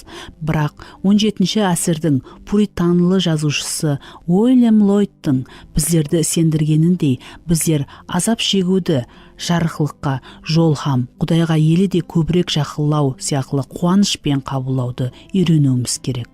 Әрбір апат, кеулі қалу, ауру, қолайсыздық, азғырлу, қараңғылық һәм жалғызлықты өзің үшін өлуге жарылқанған һәм өзінен бас кешкен, азап шегіп атырған құтқарушыға жақынлықты сезу мүмкіншілігі сияқты қуанышпен қабылда. Құдай уақытша бақытқа қарағанда біздердің мінсізлігімізге көбірек талпынады. Ол, егер біздер мінсіз болмасақ, онда ешқашан хақи бақытқа ерсе алмайтұғымызды біледі. Азап шекпей мұқаддес болу мүмкін емес. Исаның өзі де жерде болғанда қандай да түсіндіріп болмайтұғын образда азап шегу арқалы мінсіз болды. Еврейлерге арналған хат 2 бап 10 аятта. Һәм ол Құдайдың ұлы болса да шеккен азаплары арқалы бойсынуды үйренді. Еврейлерге арналған хат 5 бап 8 аят. Біздер Исаға ұқсағымыз келетұғынын тасдиқлаймыз, бірақ бұған ерісіміздегі жалғыз мүмкіншілігімізден бас тартамыз. Жаңа келісім кітабының барлық авторлары қайғысыз біздің өмірімізде жарықлық һәм құтқарылу жемісі пайда болатұғынын мойылайды. Петр, қайғы тек таңланған мұқаддеслер, ямаса азапланғанларға арналмаған, ал әрбір Құдайдың баласына арналған біздердің қызметіміз. Өйткені Құдай сіздерді ұсу үшін шақырды. Масихтың өзі сіздер үшін азап шегіп, оның ізінен жүруіңіз үшін өрнек көрсетті. Петрдің 1 хаты 2 бап 21 аят. Хақи қуаныш аурудың жоқлығынан емес, ал жарық ететұғын біздердің қайғыларымызда иеміз Исаның барлығында ұсайтұғындай. Бұл барыс күлдер, жыллар, айлар, ямаса жыл бойы созылуы мүмкін, бірақ біздерде оның бейіші бар. Бүткіл мейірімнің тикары болған Құдай біздерді Иса Масих арқалы өзінің мәңгілік салтанатына шақырды. Қысқа уақыт азап шеккенімізден соң, ол сіздерді өзі жетілістіреді, бекемлейді, күш-қуат береді, һәм тиянақлық қылады. Петрдің 1 хаты 5 бап 10 аят. Менің өмірім ешқашан өзгермейді. Бұл азап шегу мәңгі дауам етеді. Бұл өтірік көпшілік аялларды үмітсізлік һәм қапашылықтың қараңғылығына тартады. Бірақ сіздердің ауруыңыз физикалық азап болса да, жолдан адасқан баланың келтірген зорлық, қиын неке ямаса ауру хақында еслеу ұзақ давам етуі мүмкін. Бірақ мәңгілікке давам етпейтіні анық. Ол осы жердегі бүткіл өміріңізде давам етуі мүмкін. Бірақ бүткіл өмірде бұл еле мәңгілік емес. Біздер Құдайды көрген уақытымызда қапалшылықтар ұмытылады. Бірнеше күн алдын бір аял қоңырау қылды, һәм кеңес сұрады. Оның некесінде ауыр машқала пайда болды. Ол шаңырағында қашан тыншылық болғанын да ұмытқан, һәм өзгерістерге үміті жоқ еді. Бұл таң қаларлы аялдың айтқанлары сондай тәсір етті. Егер бұл бүткіл өмірімде давам етсе, онда еш қорқынышлы жері жоқ. Мен уақыттың қысқа екенін, ал мәңгілік шексіз екенін білемен. Бір күні бүткіл өміріміз біздерге экрандағы кішкене дақтай болып көрінеді. Ол тағдыріне көнген адам сияқты сөйлемеді. Ол һәммесі өзгергенін қалайды, бірақ бұл жағдайға мәңгілік көзқарасы менен қарайды, һәм бұл оған тазалану отынан өткенде садық қалуға жәрдем береді. Басқа аял көп жылдар алдын конференциядан кейін маған келіп, мен сізге күйеуіне шартсыз садықлық хақында айтқаныңыз үшін міннеттаршылық білдіргім келеді, деп айтты. Кейін ол маған өзінің уақиясын айтып берді. Міне, 40 жылдан бері ол жүдә жаман адамның өмірлік жолдасы. Ол осы жылларда көплеген адамлар, масихилар да маған оның менен ажырасуға кеңес берді. Бірақ қандай да тақлетте Құдай барха мені тойымызда берген антыма қайтаратұғын еді. Һәм мен күйеуімнен кетуге хақым жоқ деп білетұғын едім, деп айтты. Аз-маз үндемей ол давам етті. Мен кетуді шешкенім үшін қуанышлыман. Көріп тұрсыз, 1 жылдан алдын күйеуім ақырында сенімге келді. Аз-маз үндемей ол давам етті. Мен күтуді шешкенім үшін қуанышлыман. Көріп тұрсыз, 1 жылдан алдын күйеуім ақырында сенімге келді. Һәм Құдай оны өзгертіп атыр. Және бұл еле һәммесі емес, деді ол көз жасы менен. Сіздер бұл азаптың мені қандай өзгерткенін көз алдыңызға келтіре алмайсыз. Машқала біздердің жер шарына соншелі байланғанымызда, һәм біздердің көпшілігіміз осы 40 жыл бұл бүткіл мәңгілік болғанында. Біздер бұншелі ұзақ қайғыны көз алдымызға келтіре алмаймыз. Егер біздер 40 жыл ямаса оннан да көп мәңгілікке негізленгенде еш нәрсе емес екенін көргенімізде еді. Біздердің қайғымыздың қаншелі ұзақ созылуына қарайсыз. Құдайдың сөзі біздердің оны мәңгі давам етпейтұғына сендіреді. Солықтан рухымызды түсірмейміз. Өйткені әзіргі өткінші һәм арзымас қиыншылықтарымыз біздерге хадден тыс ұлы һәм мәңгілік таң қалып келеді. Біздер көзге көрінетұғын қиыншылыққа емес, ал көзге көрінбейтұғын ұлылыққа қараймыз. Себебі көзге көрінетұғын біздердің әзіргі қиыншылықтарымыз өткінші, ал көзге көрінбейтұғын біздерді күтіп тұрған ұлылық мәңгі болады. Коринфилерге арналған 2 хат 4 бап 16-тан 18-ге шекемгі аятлар. Менің ойымша, әзіргі қиыншылықтар келешекте біздерге берілетұғын ұлылыққа салыстырғанда еш нәрсе емес. Римліктерге арналған хат 8 бап 18 аят. Кеште жыласаң, ал азанда қуанасаң. Забур кітабы 29 бап 6 аят. Сіздердің көз жасыңыз айлар һәм жыллар давам етуі мүмкін. Бірақ егер сіздер Құдайдың балалары болсаңыз, бұл мәңгі давам етпейді. Құдай сіздің қайғыларыңыздың ақырын анық белгіледі. Һәм ол оның керек деп есептелген уақытына 1 минуттан артық созылмайды. Құдай өзінің мұқаддес мәңгілік мақсатларына жеткенде қиыншылықтар тамам болады. Бұл өмірде бәрібір жеңілу келмейтұғын жағдайларда Құдайдың сөзі біздерге бір күні барлық қайғылар тамам болады, сенім көрінетұғын болады, қараңғылық жарқылыққа айналады. Һәм біздердің садықлығымыз шексіз қуаныш пенен сыйлығынатұғынына жүзлеген уәделер береді. Ол ажайып күннің бірінде уәде береді.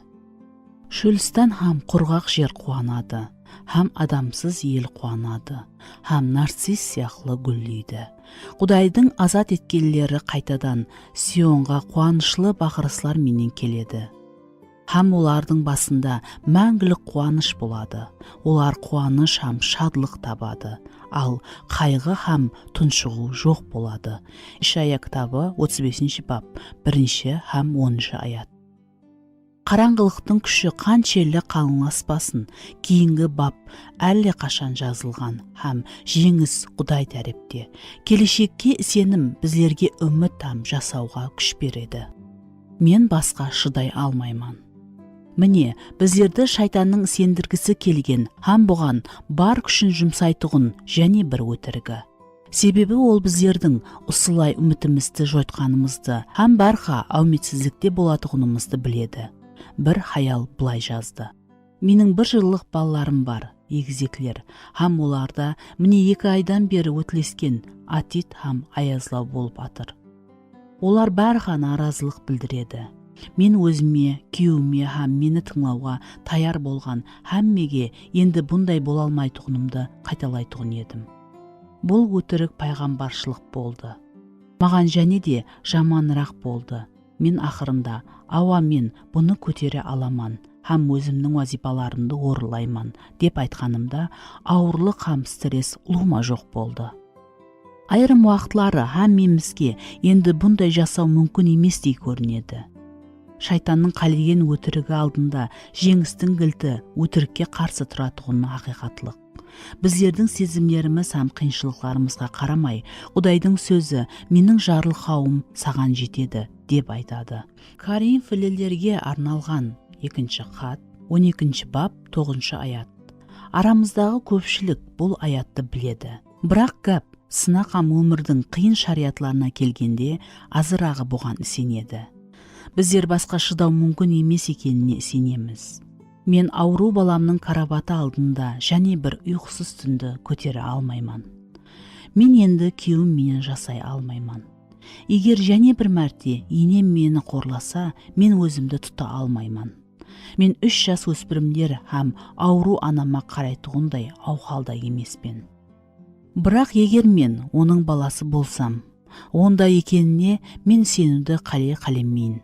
Оның жарылқауы мен үшін жетерлі. Әлбетте, бір шарт мен өзіме зият вазипалар көнбесем. Егер оларды маған Құдай берсе, онда мен оның мерімі бойынша оларды орылай аламан. Оның жарылқауы әр бір уақытта, әр бір қиыншылықта, әр бір істе, әр бір мұтажлікте һәм өмірдегі әр бір әуметсіздікте жетерлі. Мен шаршағанда һәм барлық жұмысларды тамамлай алмайтұғынымды ойлағанда, оның жарылқауы мен үшін жетерлі. Жақын адамым, ямаса кәсіплеслерім менің ашуыма тигенде, оның жарылқауы мен үшін жетерлі. Мен ашуымды атрапымдағыларға шашқым келгенде, оның жарылқауы мен үшін жетерлі. Мен және бір азғырлауға берілуге, һәм зият пирожныйды жеуге таяр болғанда, оның жарылқауы мен үшін жетерлі. Мен өзімнің шаңарағымды бұзғанымда, һәм өзімді жаман, жауыз тұтқанымда, оның жарылқауы мен үшін жетерлі. Мен не істерімді, ямаса қандай шешім қабылдауды білмегенімде, оның жарылқауы мен үшін жетерлі. Жүрегім қорқынышлы жоғалту ямаса қайғыдан айырылғанда, мен жақын адамымның қабірінде тұрғанымда, оның жарылқауы мен үшін жетерлі. Құдайдың жарылқауы не үшін керек? Сіздің балаңыз Құдайдан кетті ме? Сіз аурусыз ба? Сізді күйеуіңіз сүймей ме? Кейінгі айға квартира үшін төлеуге ақшаны қай жерден алуды білмейсіз бе? Жұмысты жойттыңыз ба? Жаңа ғана басқа қалаға көштіңіз һәм ешкімді танымайсыз ба? Сіздің ибадатханаңыз бөлінуді бастан өткеріп атыр ма? Сіз жалғызсыз ба? Сізді айып сезімі жеп атыр ма? Қандайда дәріге ғарезлісіз бе? Сізлерде гормонлық жиналу ма? Өзіңіздің жеке вариантыңызды жазың. Сіз әзір қандай жағдайда болсаңыз да, оның жарылқауы сіз үшін жетерлі. Оның мүмкіншілігі бітпеген. Сіздердің мұтажыңыз қаншелі үлкен болмасын, оларға қол жеткеруге болады. Бұл хақиқатлық, және ол сіздерді азат етеді. Қадірлі Құдайдың баласы, сенің аспандағы әкең сен үшін қашан өзінің жарылқауы қолламайтұғын жерге алып бармайды. Ол саған өзінің жарылқауы менен сенің көтере алатұғыныңнан артығын бермейді. Жол саған жүдә үлкен болып көрінсе, тұрақлы бол. Көзіңді аспанға көтер. Har бір қайғы таусылатұғын күн келетұғын есле. Сен оның алдында тұрғаныңда, бұл өмірдің барлық көз жаслары һәм қайғылары оның ұлылығының нұрында жарқырайтұғынын біл. Сен әлбетте оның ажайып жарылқауы мені үйге алып барды деп айтасаң. Ең баслы бұл мен. Менің столымда екі реклама дағаза жатыр. Біріншісі канцеляр бұйымдары шығарушы үлкен компаниядан, екіншісі дүкаллар тармағынан. Бұл дағазаларда мынандай сөздер бар. Ең баслысы бұл сіздер. Бұл философия дүния сияқлы ескі. Себебі жылан негізінен Хауа енеге дәл ұсына айтты. Ең баслысы бұл сен. Соннан бері бұл тасдиқлаудан әуметлі реклама компанияларын соғады. Бір шайыр, көпшілік адамлар дүниядағы ең ұлы адам деп өздерін есаплайды. Олардың өмірлері шексіз, мен темасында тұрады деп айтты. Бұл рас, өзін пәс бақалау ақында барлық сөздерге қарамастан, біздердің өміріміз өздеріміздің атырапымызда айналады. Бұл маған қалай тәсір етеді? Мен бақытлы боламан ба? Неге бұл менен жүз берді? Ол мен ақында не ойлайды? Қазір менің кезегім. Менің пайым қане? Менің не ойлайтұғыным ешкімді толқындырмайды. Ол менің сезімлерімді қорлады. Өзіме уақыт ажыратуыма уақыт келді. Мені тыныш қойсын. Ол менің мұтажлігімді ойламайды. Біздерге жеке дүниямыздың орайы болу жетерлік емес. Біздер басқалар, соның менен Құдай үшін да дүнияның орайы болуды қалаймыз. Басқа адамлар біздердің алдымызда бас игенде, һәм өзінің өмірін біздердің бақытымызды іздеуге, һәм мүтәжлігімізді қандыруға бағышламаған уақытта біздер өкпелейміз, һәм өзіміздің өз ойлаған мақсатларымызға жетуімізге басқа мүмкіншіліктерді іздейміз. Вайдатқана, һәмме нәрсе адамның емес, ал Құдайдың атырапында айналатұғын жалғыз орын деп ойлауды қалеймен. Бірақ бұл бәрқа онда емес. Доктор Ларри Краф өзінің Құдайды табу атлы кітабында бұл азғырлуға қошқабарлық ибадатхананың түсуінің терең себеплеріне анализ өткерді. Енді ибадатхананың баслы қызметі адамлар өздері сүйіклі һәм кереклі сезу үшін жәрдем беруден тұрады. Біздер өзімізден бас кешіп, һәм Құдайға қызмет ету үшін көп нәрсені құрбан етіп, Құдайға бойсынуға үйреніп батырған жоқпыз. Біздер өзімізден бас тартуға емес, ал өзімізді көрсетуге, ауыр еслеулерден құтылуға, сау емес, қарезлікті жеңуге, депрессиядан шығуға, бақалығымызды көтеруге, адамлар мен қатынаста шекара қоюға, өзін жек көру емес, ал өзіне сүйіспеншілікпен қарауға үйренеміз. Біздер өзімізден ұялудың орнына өзімізді қабылдау һәм жігерлендіруге үйреніп атырмыз. Адамлардың аурудан азат болуы ибадатхана үшін ахметлі іс болып атыр, һәм бұл қауетерлі бағдар. Біздер осы ауру арқалы Құдайдың мінезін һәм мақсетін тереңірек білудің орнына машқаларымыз алып келетұғын ауруларды жеңілтуге талпынамыз. Құдайды іздеуге қарағанда біздер үшін өзімізді жақсы сезу ахметлі болып атыр. Нәтижеде біздер қанатланушылық пенен өзімізді сүйіклі сезуге жәрдем беретұғын мұхаддис кітаплық пікірлер менен келсеміз, һәм біздерді жоғары көтерілуге шақырып батырған мұхаддис жазудағы аятларды шетлеп өтеміз. Біздер Құдайдың құтқарушы сүйіспеншілігі һәм біздердің Масихтағы орнымыз хақында ажайып хақиқатлықты өзімізді өзіміз ұлылағанымыз үшін кешірім сұрауға айналдырамыз. Біздер хақиқатлықты өзін жек көретұғын адамларды сүйетұғын дәрежеде мейірімлі Құдай хақында ажайып ашылсыларды, оны һәммесінен жоғары көтеруге лайықлы Құдай хақында хақиқатлықты көрмейміз. Біздер хақиқатлықтың орынларын өзгерттік. Сондықтан Құдай енді хүрметке лайық. Себебі ол біздерді қадірледі. ылайықлы қозы деп біздер оның ажайып жарылқауына жауап ретінде айтпаймыз. Ал ол біздерге ең бақалы нәрсені бергені үшін өз-өзімізге ұнау мүмкіншілігі.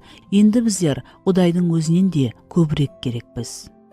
Елші Павел Құдай біздер үшін емес, ал біздер Құдай үшін бар екенімізді түсінетұғын еді. Өйткені аспандағы һәм жердегі көзге көрінетұғын һәм көзге көрінбейтұғын нәрселердің һәммесі Масих тарапынан жаратылған. Тақтылар, хүмдарлықлар, хакімшілік һәм биліктер, һәмме нәрсе ол арқалы һәм ол үшін жаратылды. Масих һәмме нәрседен бұрын бар болған, һәмме нәрсе ол себеплі бар болып тұр. Масих сенушілер жаматының, яғни өз денесінің басы һәм жаматтың тикары. Ол һәмме нәрседен жоғары болу үшін өлілер ішінен бірінші болып тірілді. Колоссалыларға арналған хат 1 бап 16-18 шекемгі аятылар. Не үшін Павел Рим зынданында Құдайға алғыс айта алды? Қалай ол садық болып қала алды? Һәм оны таспен ұрғанда, ол каравыл аударылысын бастан кешіргенде, жала жапқанда, достары һәм дұшпаллары бас тартқанда бәрқа қуана алды. Аш болған һәм шаршаған уақытында қалай ол бәрқа қуана алды? Оның сыры, ол өзінің алдына мақсат қойғанында еді. Ол өзі үшін һәм өзін қанатландыру үшін жасамады. Дамаск жолында Құдайға қараған уақытынан баслап, ол тек бір қалаумен жанды. Құдайдың даңқы һәм қуанышы үшін жасау. Ол үшін Масихты білу һәм ол хақында атраптағыларға гуалық беру ахметлі еді. Бұған қарамастан мен өз жанымды аямаймын. Тек өз бәйгімді басып өтіп, Құдайдың мейірімінің қошқабары туралы гуалық беруді, яғни иеміз Исаның маған тапсырған ісін жұмақласам болғаны. Елшілер ісі 20 бап 24 аятта. Павелді мынадай ұран бар еді. Мен үшін өмір Масих. Ол бұл шешімді қабылдағанда енді басқасы онша ахметсіз болды. Корам Део. Корамдео латынша бұл Құдайдың алдында деп аударылады. Көп жылдар алдын бір хаял маған қандайда текст жазылған картинаны сауғаға жіберді. Бұл біздің жаратушымыздың еркі бойынша жасау деген хақында қысқа, бірақ көлемді еслету еді. Корамдео жасау Құдайдың көз алдында, Құдайдың билігі астында һәм Құдайдың даңқы үшін. Мен бұл бапты Корандеода жасаған 3 аялдың уақиясы менен жұмақлауды қалеймен. Сендей ұзын хатында өзінің уақиясын айтып берді. Ол 18 жасында тұрмысқа шықты һәм 21 жасқа шекем 3 балалы болды. Ол балалығында шомылдырылса да, сендей Иса Масихпенен туырдан туыры қатынаста болу дегенді білмейтұғын еді. Ол 30 жаста болғанда, сендей Гедеон Мұхаддес кітабын тауып һәм Құдайдың жәрдемін сорап шылаған кеселханада оның анасы рактан өлді. Сол уақыттан бері мен тек бір нәрсені, Құдайды білуді қаледім, деп жазады ол. Кейінгі жылдар давамында оның некесі һәм шаңырақтағы өмірі ауыр бола басылады. Ол зорлық һәм өсектің бұзық шеберіне түсіп қалды. Оның 14 жасар қызы үйден қашып кетті. Ал 2 баласында Барха, я полиция, я мектеппен машқала пайда болды. Бір күні сендей оның менен ажырасуға ниетленіп, 2 аптеге күйеуінен кетті.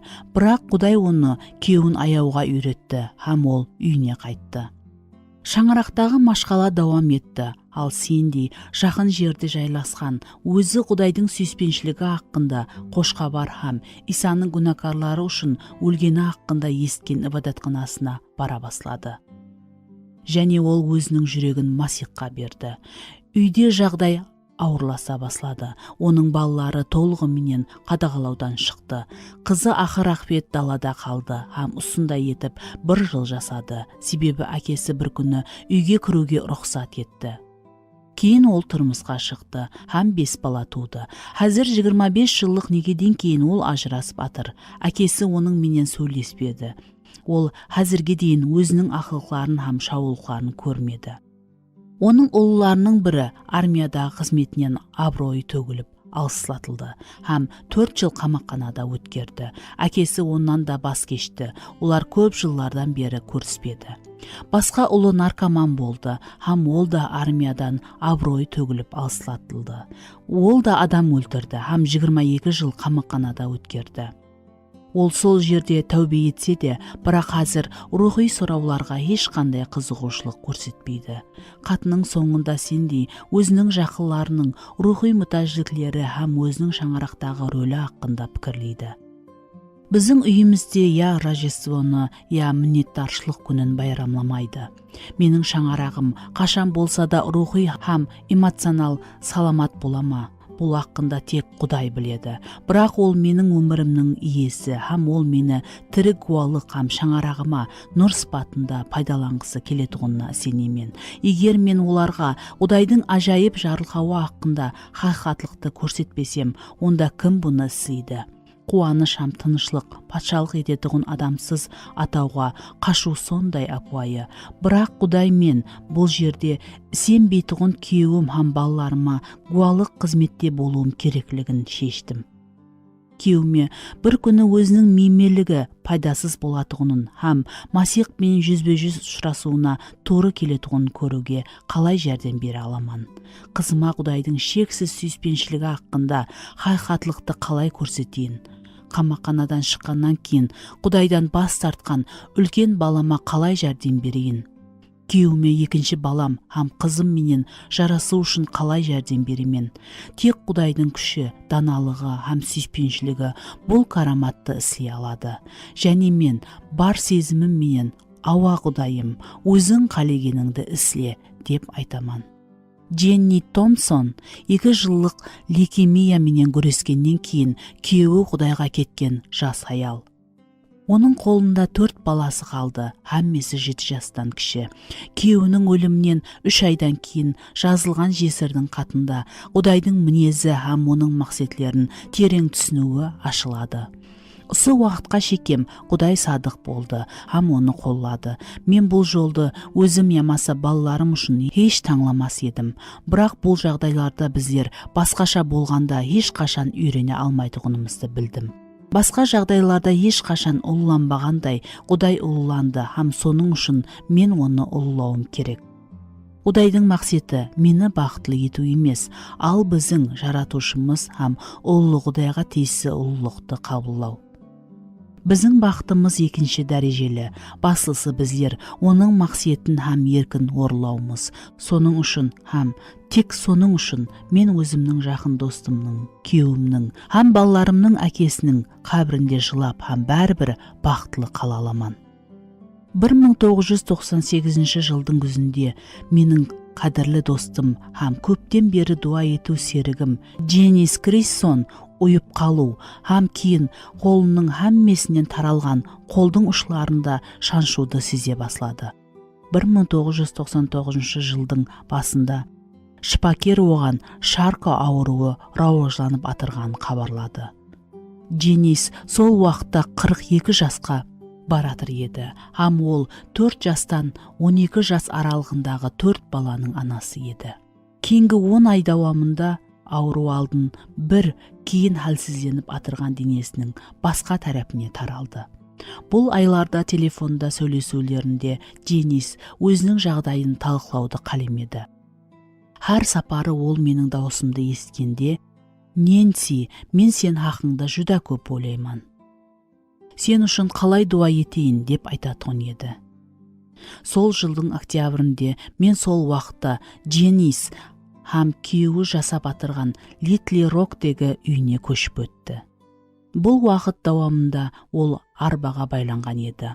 Ол я қолын, я аяғын қозғалта алмады. Оның өкпесінің ярымы істемегені үшін ол үлкен қиыншылықпен сөйлейтұғын еді. Өзінің барлық апатларына қарамай, бұл шаңырақтың Құдайға сондай қарағаны маған және де тереңірек тәсір етті. Мен Дженнистің қайта-қайта «Құдай біздерді сондай жарылқады» деп айтқаны есімде. Кеш ақырында жеткенде біздер оның арбасын орап алып дуа еттік, һәм кейін оның жақсы көретұғын киімлерінің бірін айттық. Құдайдың мінсіз дүниясы дарияға ұқсайды. Егер біздер оны білсек, онда жүрек қуанышқа толады. Ол уәде еткеніндей біздер Құдайда тыныштыққа ерсеміз. Кейінгі аптеде Денистің физикалық жағдайы пәсейе басылады. Ол ауға там су іше алмады, оны кеселханаға жатқарды. Үйіне ол қайтпады. 13 декабрьдің кешінде олардың ауқалын білу үшін мен оның күйеуіне қоңырау қылдым. Оның күші қалмаған еді. Ол тек сыбырлап сөйлей алды. Бірақ ең таң қаларлысы, ол барға басқа адамдар үшін дуа етті, деді Тим. Бірнеше сағаттан кейін Денис соңғы демін алды, Құдайға кетті. Денис Грейсом Құдайды балаларын Йошпенен сүйіп, қалай жасаған болса солай өлді. Ол ешқашан өзінің денсаулығын, қолайлығын, келешегін басыл деп есапламады. Ең басылысы бәрха Құдай еді. Ол тек өмірінің барлық шариғатларында оны қалай ұлылау керектігіне ғам шекті. Оның жалғыз қалеуі елші Павелдің қалеуіндей еді. Тірі болсам да, өлсем де, әрқашан болып келгендей, әзірде Масихты бүткіл барлығым менен ұлылауым үшін. Филиппілерге арналған хат 1 бап 20 аятқа қараң. Пастордың хаялы атақлы жазушысы Сьюзен Хант былай деді: адамның бүткіл тарихы бұл құтқарылу тарихы. Мен құтқарылу хақында пьесаның бас қаһарманы емеспен. Менің көрініслі сызығымнан пьесаның суреті шығады. Онда үлкен емес рөл ойнау бишара жеке сахнада жұлдыз болғаннан ахметлірек. Бұл тамыры менен мәңгілікке кететұғын дүнияның тарихы. Мен өзімнің рөлімді мінетаршылық пенен қуаныш пенен ойнайман.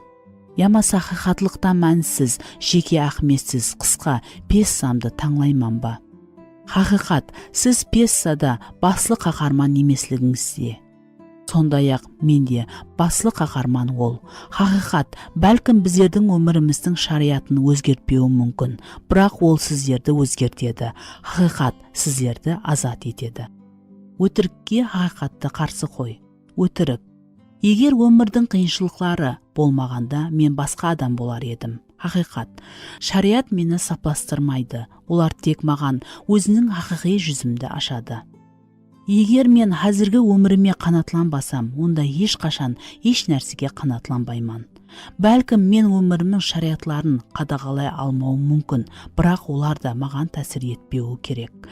Әрқандай қиыншылықты Құдай өзінің сүйуші қолында менің өміріме алып келеді. Өтірік, мен қайғырмауым керек. Хақиқат, қайғысыз, мінсіз болуы мүмкін емес.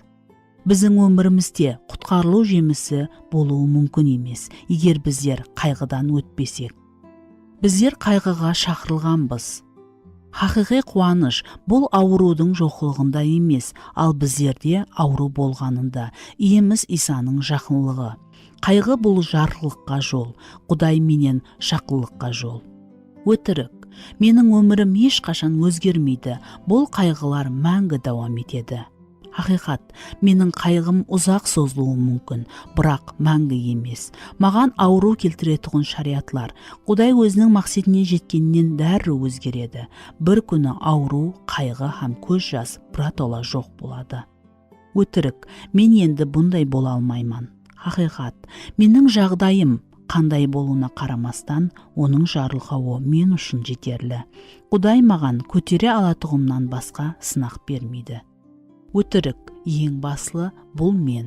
Хақиқат, Құдай хаммесінің баслауы, ақыры орайы, хаммесін ол жаратты, ол үшін, ол құтқарылу ақында пьесаның баслы қаһарманы. Менің өмірім бұл басылысы емес. Мен Құдайға қуаныш алып келу, оған алғыс айту үшін жаратылғанман. Амелде қоллану. Бірінші, Құдай менен келісің, өзіңіз хақында қандай өтірікке сендіңіз. Екінші, жауапкершілікті өзіңізге алың. Бұл өтірікке сену сіздің жасау образыңызға қалай тәсір етті, сіздің қатынасыңыз әрекетіңіз. Үшінші, хақиқатты жариялаң. Төменде келтірілген хақиқатлықтың әр бірін дауыслап оқың. Осылардың қайсысы әзір сіз үшін айрықша ахметлі. Өзіңіздің ақылыңызды Құдайдың сөзі менен жаңартың, дауыслап келесі үзінділерді оқың. Бұл аятлар сіздерге ауырықлы жағдайларды қалай қабылдауды ұсыныс етеді. Құдай бұл машқаланы қалай көреді? Филиппилерге арналған хат 4 бап 11-13 шекемгі аятларды оқың. Яқыптың хаты 1 бап 2-5 шекемгі аятларды оқың. Коринфилерге арналған 2 хат 4 бап 16-18 шекемгі аятлар. Коринфилерге арналған 2 хат 12 бап 7-10 шекемгі аятлар. Еврейлерге арналған хат 12 бап 2-11 шекемгі аятлар. Аян кітабы 21 бап 4-6 шекемгі аятларды оқың. 4. Хақиқат тикарында харекет етің. Өміріңіз хақиқатлыққа туыры келу үшін қандай адым атуыңыз керек? 5. Хақиқатта жүруіңіз үшін Құдайдан жәрдем сұраң. Менің ұлы шопаным, жүз беріп атырғаннан ғаресіз менің Құдайым болып қалғаның үшін, алдыңғыдай маған жақсы қатынаста болғаның һәм өзіңнің тақтыңнан кетпегенің үшін саған миннеттармын. Сынақ һәм қиыншылықтар арқалы өзіңе сенуге үйреткенің, мені өзіңнің образыңа ұқсас етіп атырғаның, мені сенімде бекемлеп һәм бұл дүнияда сені алғыслауға ұқып бергенің үшін рахмет. Ілтимас, саған өкпелегенім үшін, қарсыласқаным һәм бұл атанақты қабылдаудың орнына қиыншылықтан қашуға харекет еткенім үшін кешір. Мені еш уақытта қалдырып, таслап кетпейтұғының үшін рахмет. Менің өмірімдегі барлық уақиялар сенің сүйуші қолыңнан өтетұғыны үшін рахмет. Өзімнің келешегімді саған сенуге үйрет. Өзіме һәм өзімнің қиыншылықтарыма шексіз бәнт болудан мені азат ет. Менің қиыншылықтарға реакциям дүнияға сенің жарылқауыңның ұлылығын алып келсін. Бір күні қайғы һәм азапларды жоқ қылуға уәде бергенің үшін рахмет. Маған сүюге, сенуге һәм сол бақытлы күнге шекем сені алғыслауға жәрдем бер. Исаның атымен, аумин.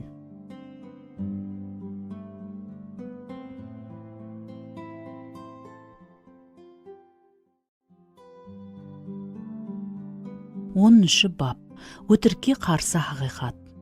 Біздер бүгінгі масихиларға тән көплеген өтірік сенімдерді көріп шықтық. Бірақ ұсының менен дұшпанның арсеналы жоқ болмайды.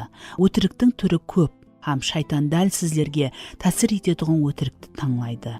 Тәжірибелі балықшы сияқлы ол сырттан қауіпсіз көрінетұғын жемді таңлайды, һәм құрбанды шақырады. Біздер неге сенетұғынымыз оған бәрібір, тек хақиқатлыққа сенбесек болғаны. Хақиқат оның қарсылық ете алмайтұғын жалғыз нәрсе. Ол оны дүния үстінен биліктен айырады.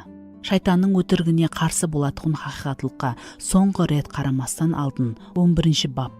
Келің, бұл кітаптағы ең ахметлі пікірді естейік.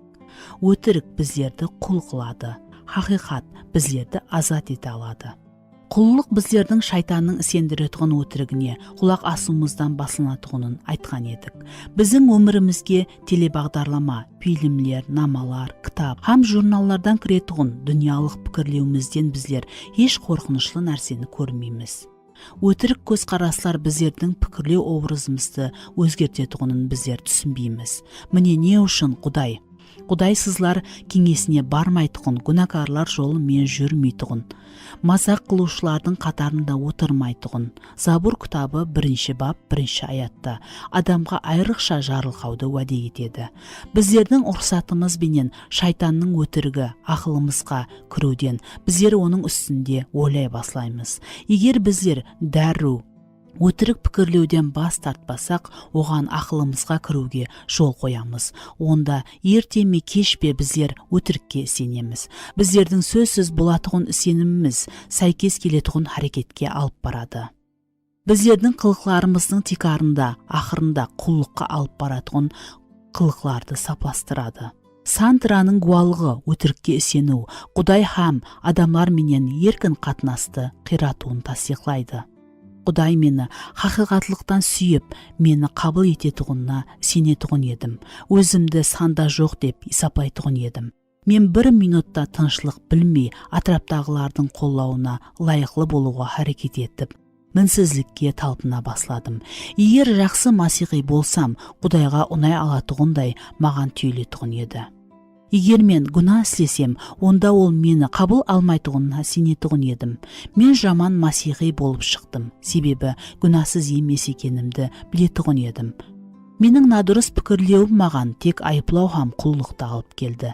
Менің менмендігім екі нәрседе көрінді. Мен күнәмді мойынламайтұғын едім. Себебі мінсіз бола алмайтұғынымды мойынлауға қорқатұғын едім. Құдай мені қабылламайды деп пікірлеуге қорқатұғын едім. Екінші, бәрқа үмітсіздікке ұшырағаныма қарамай, өз күшіммен әділ бола аламан деп мен үмітленетұғын едім. Соның үшін мен Құдайдың мені қабыл ететұғынына сене алдым.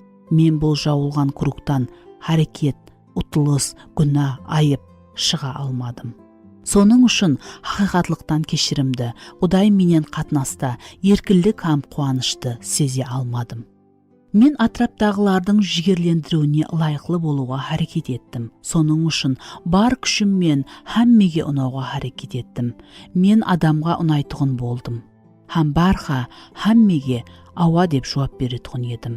Мен Құдай маған адамлармен қандай қатынасты ұсын ететұғыны хақында аз ойлайтұғын едім. Соның үшін атраптағылардың жігерлендіруі мен үшін өзімді хүрметлеуінің басы болды. Менің адамлармен қатынасым көбінесе хақ емес еді. Себебі мен ешкімнің кеуілін қалдырмауға һәм конфронтациядан қашуға харекет ететұғын едім.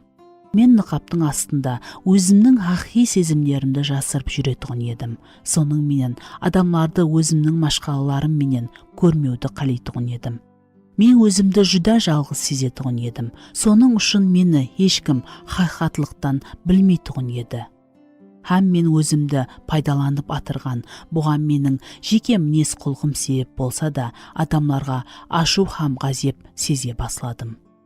Мен өзімнің кемшіліктеріме көне алмадым. Әрбір қатені ямаса кемшілікті һәм өзімнің еш нәрсеге тұрмайтұғынның дәлелі ретінде мен һәмме нәрсенің құрғаны деп есаплайтұғын едім. Мен барға алдыма қол жетпес мақсатларымды қоятұғын едім һәм жеңіліске ұшырайтұғын едім. Мен өзімнен ұлыма мінсізлікті талап ететұғын едім, һәм оған жете алғанымда аямай өзімді критикалайтұғын едім. Бұл қорқынышлы еді. Менің өзіме өзім қойған талапларым ауырласты, һәм 30 жаста мен қорқынышлы депрессияға шөмдім. Бірнеше ай алдын мен құллықта екенімді, һәм сенетұғын өтірігімнің зұлымлығынан азат болуым керектігін түсіндім. Бірақ неше ай алдын мен құллықта екенімді, һәм сенетұғын өтірігімнің зұлымлығынан азат болуым керектігін түсіндім. Бірақ мен Құдайдан жәрдем сұрауға батына алмадым. Себебі, егер мен өзімнің күнәкарлығымды һәм әлсіздігімді мойындасам, ол дәру менен уаз кешетұғындай сезетұғын едім. Сандра өтіріктің қауіптілігі хақында һәм хақиқатлықтың күші хақында есткен конференцияда болғанында, оның жүрегінде нұр жауғандай болды. Онда бірінші мәрте үміт пайда болды. Конференция уақытында мұқаддес рух маған Құдайдың сөзіне қарсы болғанымды ашқаралады. Оның сөзі хақиқатлық. Һәм егер мен өмірімдегі шайтанның өтірігін бұзғым келсе, онда ол менің толық өмірімді алуы керек. Менің жалғыз үмітім ұсыда екенін ақиқатлықтан білемен. Бірақ бұл мен тек бәрқа жүрегімді һәм ойымды Құдайдың сөзінің хақиқатлығы менен толтырсам ғана жүз береді. Мен har күні мұқаддес кітапты оқуды һәм оның үстінде ойлануды шештім. Мен ойымның жаңаруы ұзақ барыс екенін білемен, барлық жаңа өтірік сендірулер ашыла баслады, һәм маған оларды Құдайдың сөзі менен жеңуге тура келді. Мен мұқаддес жазудың табиғаттан тыс күшке ие екенін білемен, мен оның бейішін ұслап тұраман, хақиқатлық мені азат етеді. Бұл кітапты оқып атырып сіздер өтірікке сеніп, һәм онда өзіңіздің өміріңізді дүзіп атырғаныңызды көрдіңіз бе? Егер солай болса, онда сіздің өміріңізде құллық тарауының бір ямаса бірнешесі бар.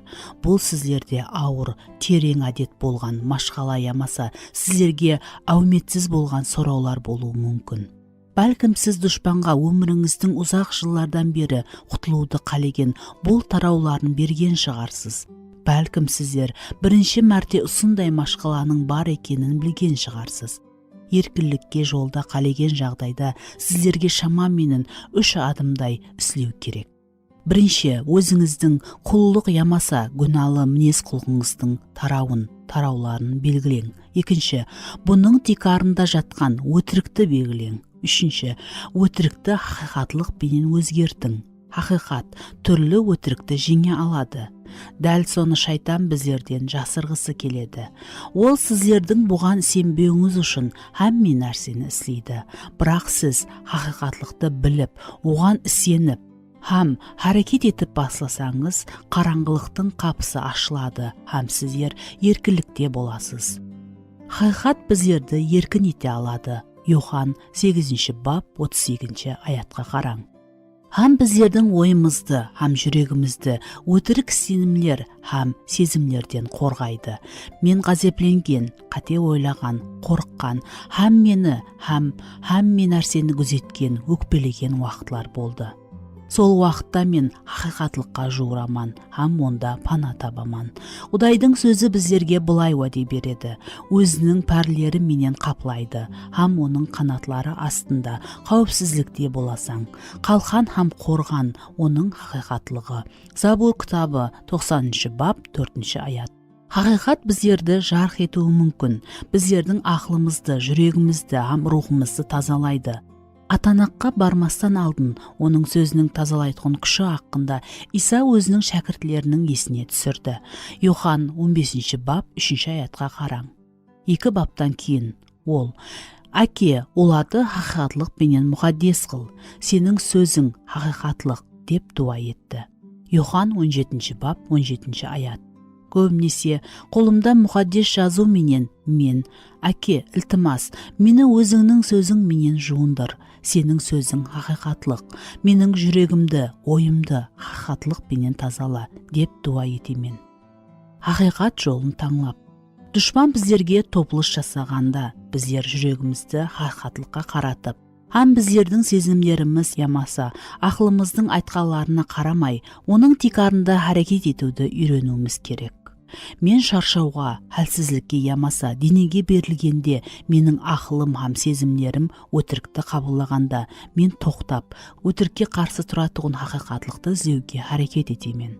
Менің жүрегімдегі өтірікті хақиқатлық пенен алмастырмағанша, мен өзіме хақиқатлықты айрым уақытлары дауыслап, егер керек болса көп мәрте айтаман. Мен хақиқатлық бойынша әрекет ету үшін Құдайдың жарылқауы күші хақында жалбарынаман. Мен көп хақиқатлықтың ажайып күшінің куәсі болдым. Ол ішімдегі толқынланып атырған сезімдерді тыныштандырды. Менің ойларым өмірімді тәртіпке салды. Жақында мен көп уақытлардан бері жиналған сезімдерімді сыртқа шыққанының куәсі болдым. Бір адам мені лайық болмасам да айыплады. Бұл жүдә ауыр болды. Мен өзімді жойтқан едім. Мен үйге келдім, еш тынышлана алмай жылай басладым. Бірнеше сағат давамында дұшпан менің ойым сезімдерімді астан кестелікті орнатты. Мен тек ол адамның нақақ екенін, мені терең жаралағаны хақында ойлай алдым. Мен жүрегімде өкпенің өш алуының тамыр жаюына жол қойдым. Мен басқа кешірілдім деп ойлаған ескі өкпелерді тірілттім. Өзімді ақлауға, өзімнің айыпсыз екенімді дәлелдеуге кірістім. Менің сөздерім диққаттан шықты, мен ғазепленіп, өзімді аядым. Қазір мен өтірік тасдиқлаулардың толық қатарына сенгенімді түсінемен. Мысал мыналар. Ол жауыз адам маған зиян келтіруге әрекет етті. Мен жақсы қатынасқа лайықлыман, бұндайды естуге міннетлі емеспен. Сол адам 100% айыплы еді, мен ұлыма айыпсызбан ғой. Мен бұл адамды кешіре алмайман. Ол маған дүзетіп болмайтын зиян келтірді. Біздердің қатынасымызды тіклеу мүмкін емес. Бұл адам мені ғазепленуге мәжбүр етті. Менің ашулануға хақым жоқ. Менің өзімді қорғауға, басқаларға расын айтуға хақым бар. Мен мәммесін бұндай қалдыра алмайман. Мен өзімнің сезімдерімді өзгерте алмайман. Бұл өтірікке сену маған ұзақ сағатлар рухи албырау күрес алып келді. Келесі таңда мен өзімнің мұқаддес кітабымды аштым, келген жерімнен баслап оқуды басладым. Мен Матта жазған қошқабардың 5-6 бабын оқыдым. Бұл жерде маған хақиқатлық пенен бетпе-бет келуіме туры келді. Кішпейілер бақытлы, мейірім шапатлер бақытлы, олар жарастырушылар бақытлы. Ал менің сіздерге айтатығыным, жаман адам менен қарсыласпаңлар. Біреу бетіңнің оң жағына ұрса, оған бетіңнің сол жағында тұт. Дұшпаныңызды сүйіңлер, сіздерді қудалайтығылар үшін дуа етіңлер. Егер сіздер күнә істегендерді кешірсеңлер, аспандағы әкеңіз де сіздерді кешіреді. Ал егер сіздерге күнә істегендерді кешірмесеңлер, әкеңіз де күнәларыңызды кешірмейді. Матта 5 бап 5, 7, 9, 39, 44 аятлар. Хам 6 бап 14, 15 аят. Енді мен таңлау алдында тұрман. Мен өтірікке сенейін бе, ямаса хақиқатлықты қабылдайын ба? Осы жерде хақиқи күрес басланды. Менің кеуіліме тиген еді. Мен бұл өкпені көтеріп, өкпелеткендерге ғазепленіп, ауру келтіргім келді. Бірақ жүрегім менен мен бұндай шешімнің мені құллыққа алып баратқанын сезетұғын едім. Құдайдың алдында бас иіп, алдыма ашық тұрған мұхаддес кітапты алып, мен хақиқатлықты таңладым.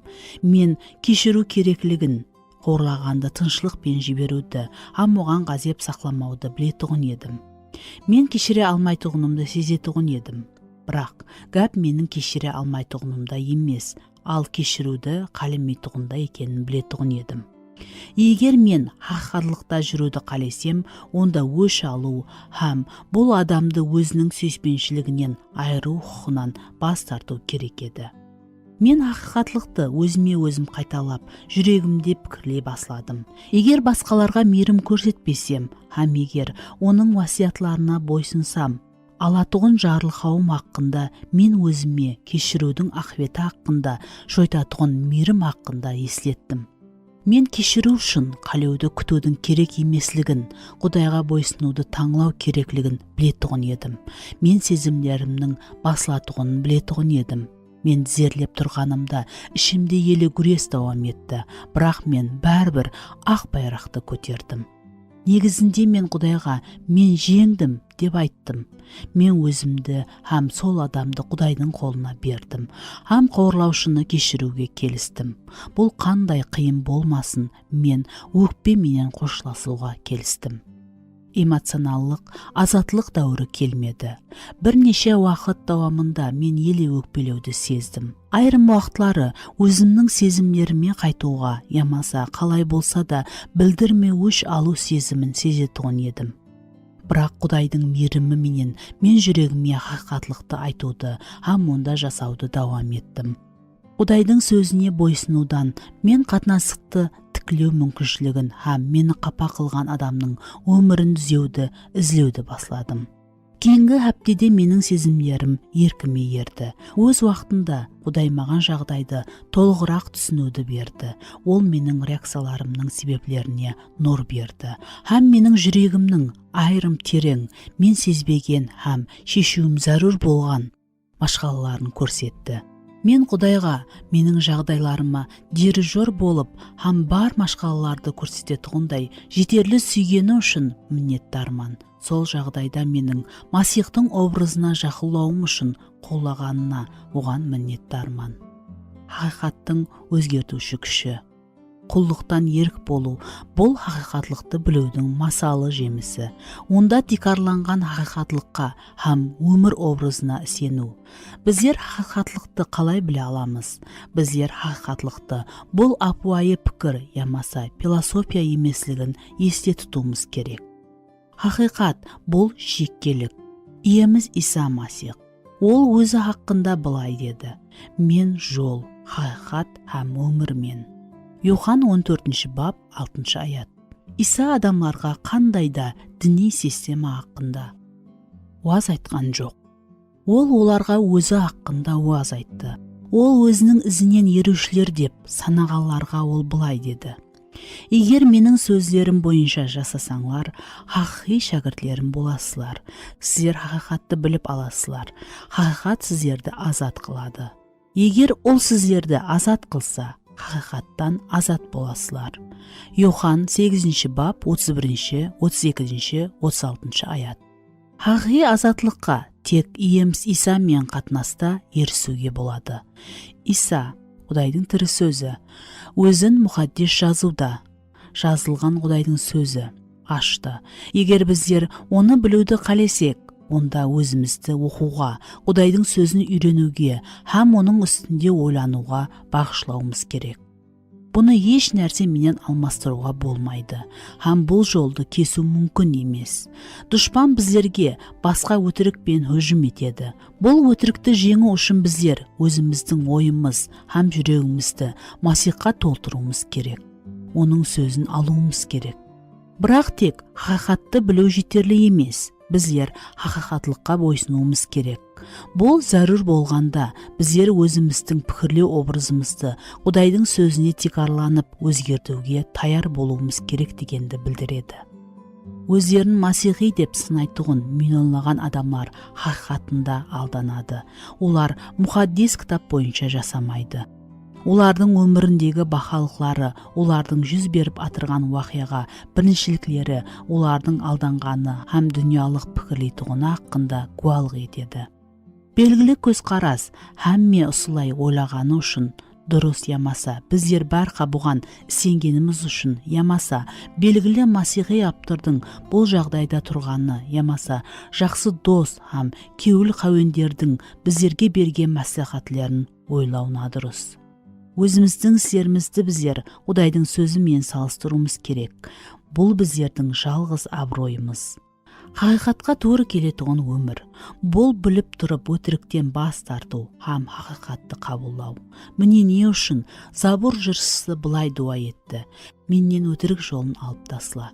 Мен хақиқатлық жолын таңладым.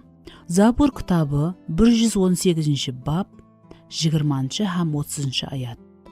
Әр сапары мұқаддес жазуды ашып, Құдайдың сөзін естіп, біздердің өмірімізге шайтанның өтірігі кірген жерге Құдайдың жол көрсетуі үшін дуа етуіміз керек. Соның мен біздердің жүрегімізде мынадай сөздер шығуы керек. Құдайым, сенің сөзің хақиқатлық, мен сенің айтқаларыңның һәммесіне бойсынаман.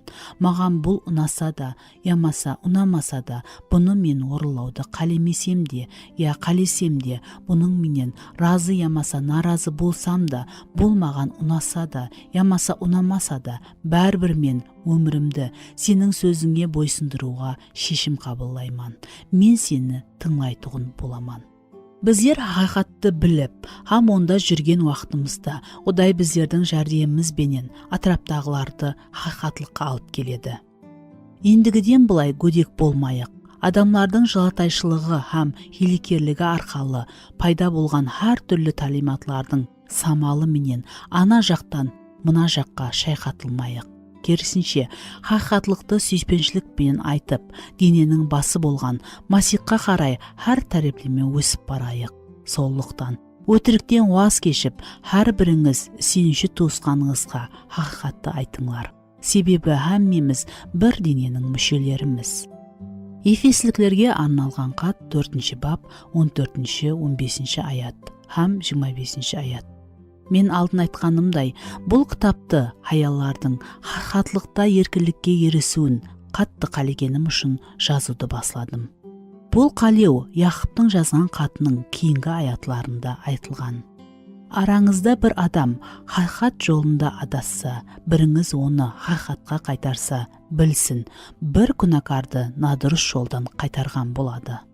Бір күнәкарды надұрыс жолдан қайтарған адам бір жанды өлімнен құтқарған һәм көп күнәларды жуған болады. Яқыптың хаты 5 бап 19-20 аят. Біздің күллерімізде күнәкарларды надұрыс жолдан қайтару пікірі адамларға таң қаларлы һәм түсініксіз болып көрінеді. Біздердің қазіргі дәуірдегі мәдениетіміз сабырлық, ал бұл төмендегіні білдіреді. Сен қалегеніңше жасауың мүмкін, бірақ маған кеңес беруге харекет етпе. Менің өмірімнің саған қатынасы жоқ. Бұл өтірік біздердің мәдениетімізге сіңген. Көпшілік сенушілер хақиқатты талап етуді тоқтатты. Себебі шыдамсыз һәм шексіз адамдардың абыройына ие болудан қорқады. Көпшілік масихилардың жағдайы өзің жаса һәм басқалардың жасауына жол бер. Тек қана дүнияға болған қатынасыңда емес, ал хақиқатлықта жүрмейтін сенушілерде де көрінбейді. Олар қайықты есуді, қатаң һәм қиқым деп аты шығуын қалемейді. әммесін барынша қалдыру жеңілдей көрінеді. Біздер Масихтың хақиқатлығы, оның сөзінің хақиқатлығы адамдарды азат ететұғын есте тұтуымыз керек. Бұл да қош хабар, және бұл жүдә әхметлі хабар. Біздердің жақыларымыз, туысқандарымыз басқаша қараңғылық, өтірік өлімнің құллығынан азат бола алмайды. Егер біздер оларды хақиқаттан сүйсек, онда дуа арқылы оларды өмірге деген Құдайдың көзқарасына қайтуына талпындыра аламыз. Егер олар біздердің жәметіміздің көзін сірсе де, біздер хақиқатты білуіміз, оған сенуіміз, оған бойсынуымыз ол бойынша жасауымыз керек. Біздер батырлық пенен сенім хақиқатлықты жариялауға жанашыр болуымыз, күнәкарларды өтірік жолынан қайтаруға талпынуымыз, хақиқатлық жолынан кеткендерді қайтаруымыз керек. 11 бап. Біздерді азат ететұғын хақиқат. Бұл кітап үстінде ісіле батырып, мен өзім де айрым өтіріктерге сенетұғымды көрдім. Барлық керек нәрселерді істеуге менде уақыт жоқ. Бүгін мен өзіме Құдаймен азырақ қатынаста болуыма жол қоя алмаймын. Мен осылай істеймін, себебі жүдә шаршадым. Себебі менің барқа диққатымды алады. Себебі мен көп нәрсеге үлгеруім керек. Мен енді басқа шыдай алмаймын. Асыққан, қайғырған ауырған уақытлары Құдай менің жүрегімде қайта-қайта хақиқатты екті. Мен хақиқатты есткенімде, ол хақында пікірлегенде, оған сеніп, бойсынғанда, Құдайдың рухы мені азат етті. Менің сезімдерім тынышланды. Мен енді өзімнің жағдайыма Құдайдың көзқарасымен қарай аламан. Құдайым, мен қаншелі көп жасасам, хақиқаттың күші соншелі мені таң қалдырады. Біздер шайтанның сендіреткен өтіріктерінің түрлерінің әрқилығын көріп шықтық. Оған қарсы тұратын хақиқатты үйрендік. Бұл соңғы бапта мен өзімнің көзқарасым бойынша заманауи аяллардың қабылдайтұғын ең ахметлі 22 хақиқатын айырғым келеді.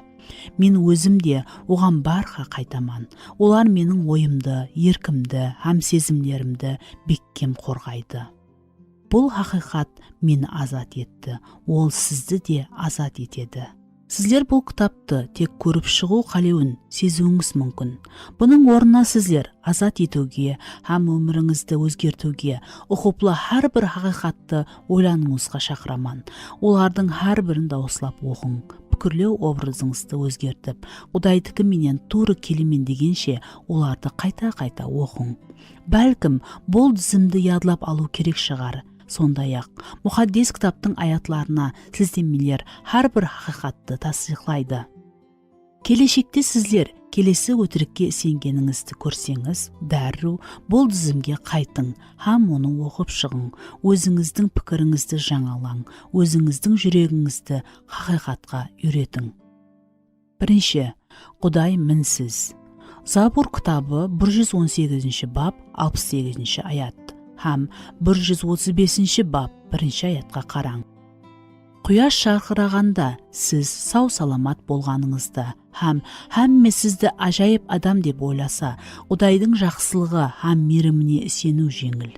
Бірақ сіз жұмыстан айырылғаныңызда, сүйген адамыңыз емі жоқ кесел екенін білгеніңізде, сіздің ибадатханаңызда бөліну жүз бергенде, ямаса күйеуіңіз сіз бенен бір там астында басқа жасай алмайтұғынын айтқанда, сахнада дұшпан пайда болады, сізді Құдайдың мінсізлігіне күмәндануға мәжбүрлейді. Бірақ шариаттан, сіздің сезімдеріңізден, ойларыңыздан қарайсыз, Құдай мінсіз, оның істеген әрбір нәрсесі жақсы. 2. Құдай мені сүйеді, маған тек жақсылық тілейді. Римліктерге арналған хат 8 бап 32 аят, 38-39 аятқа қараң.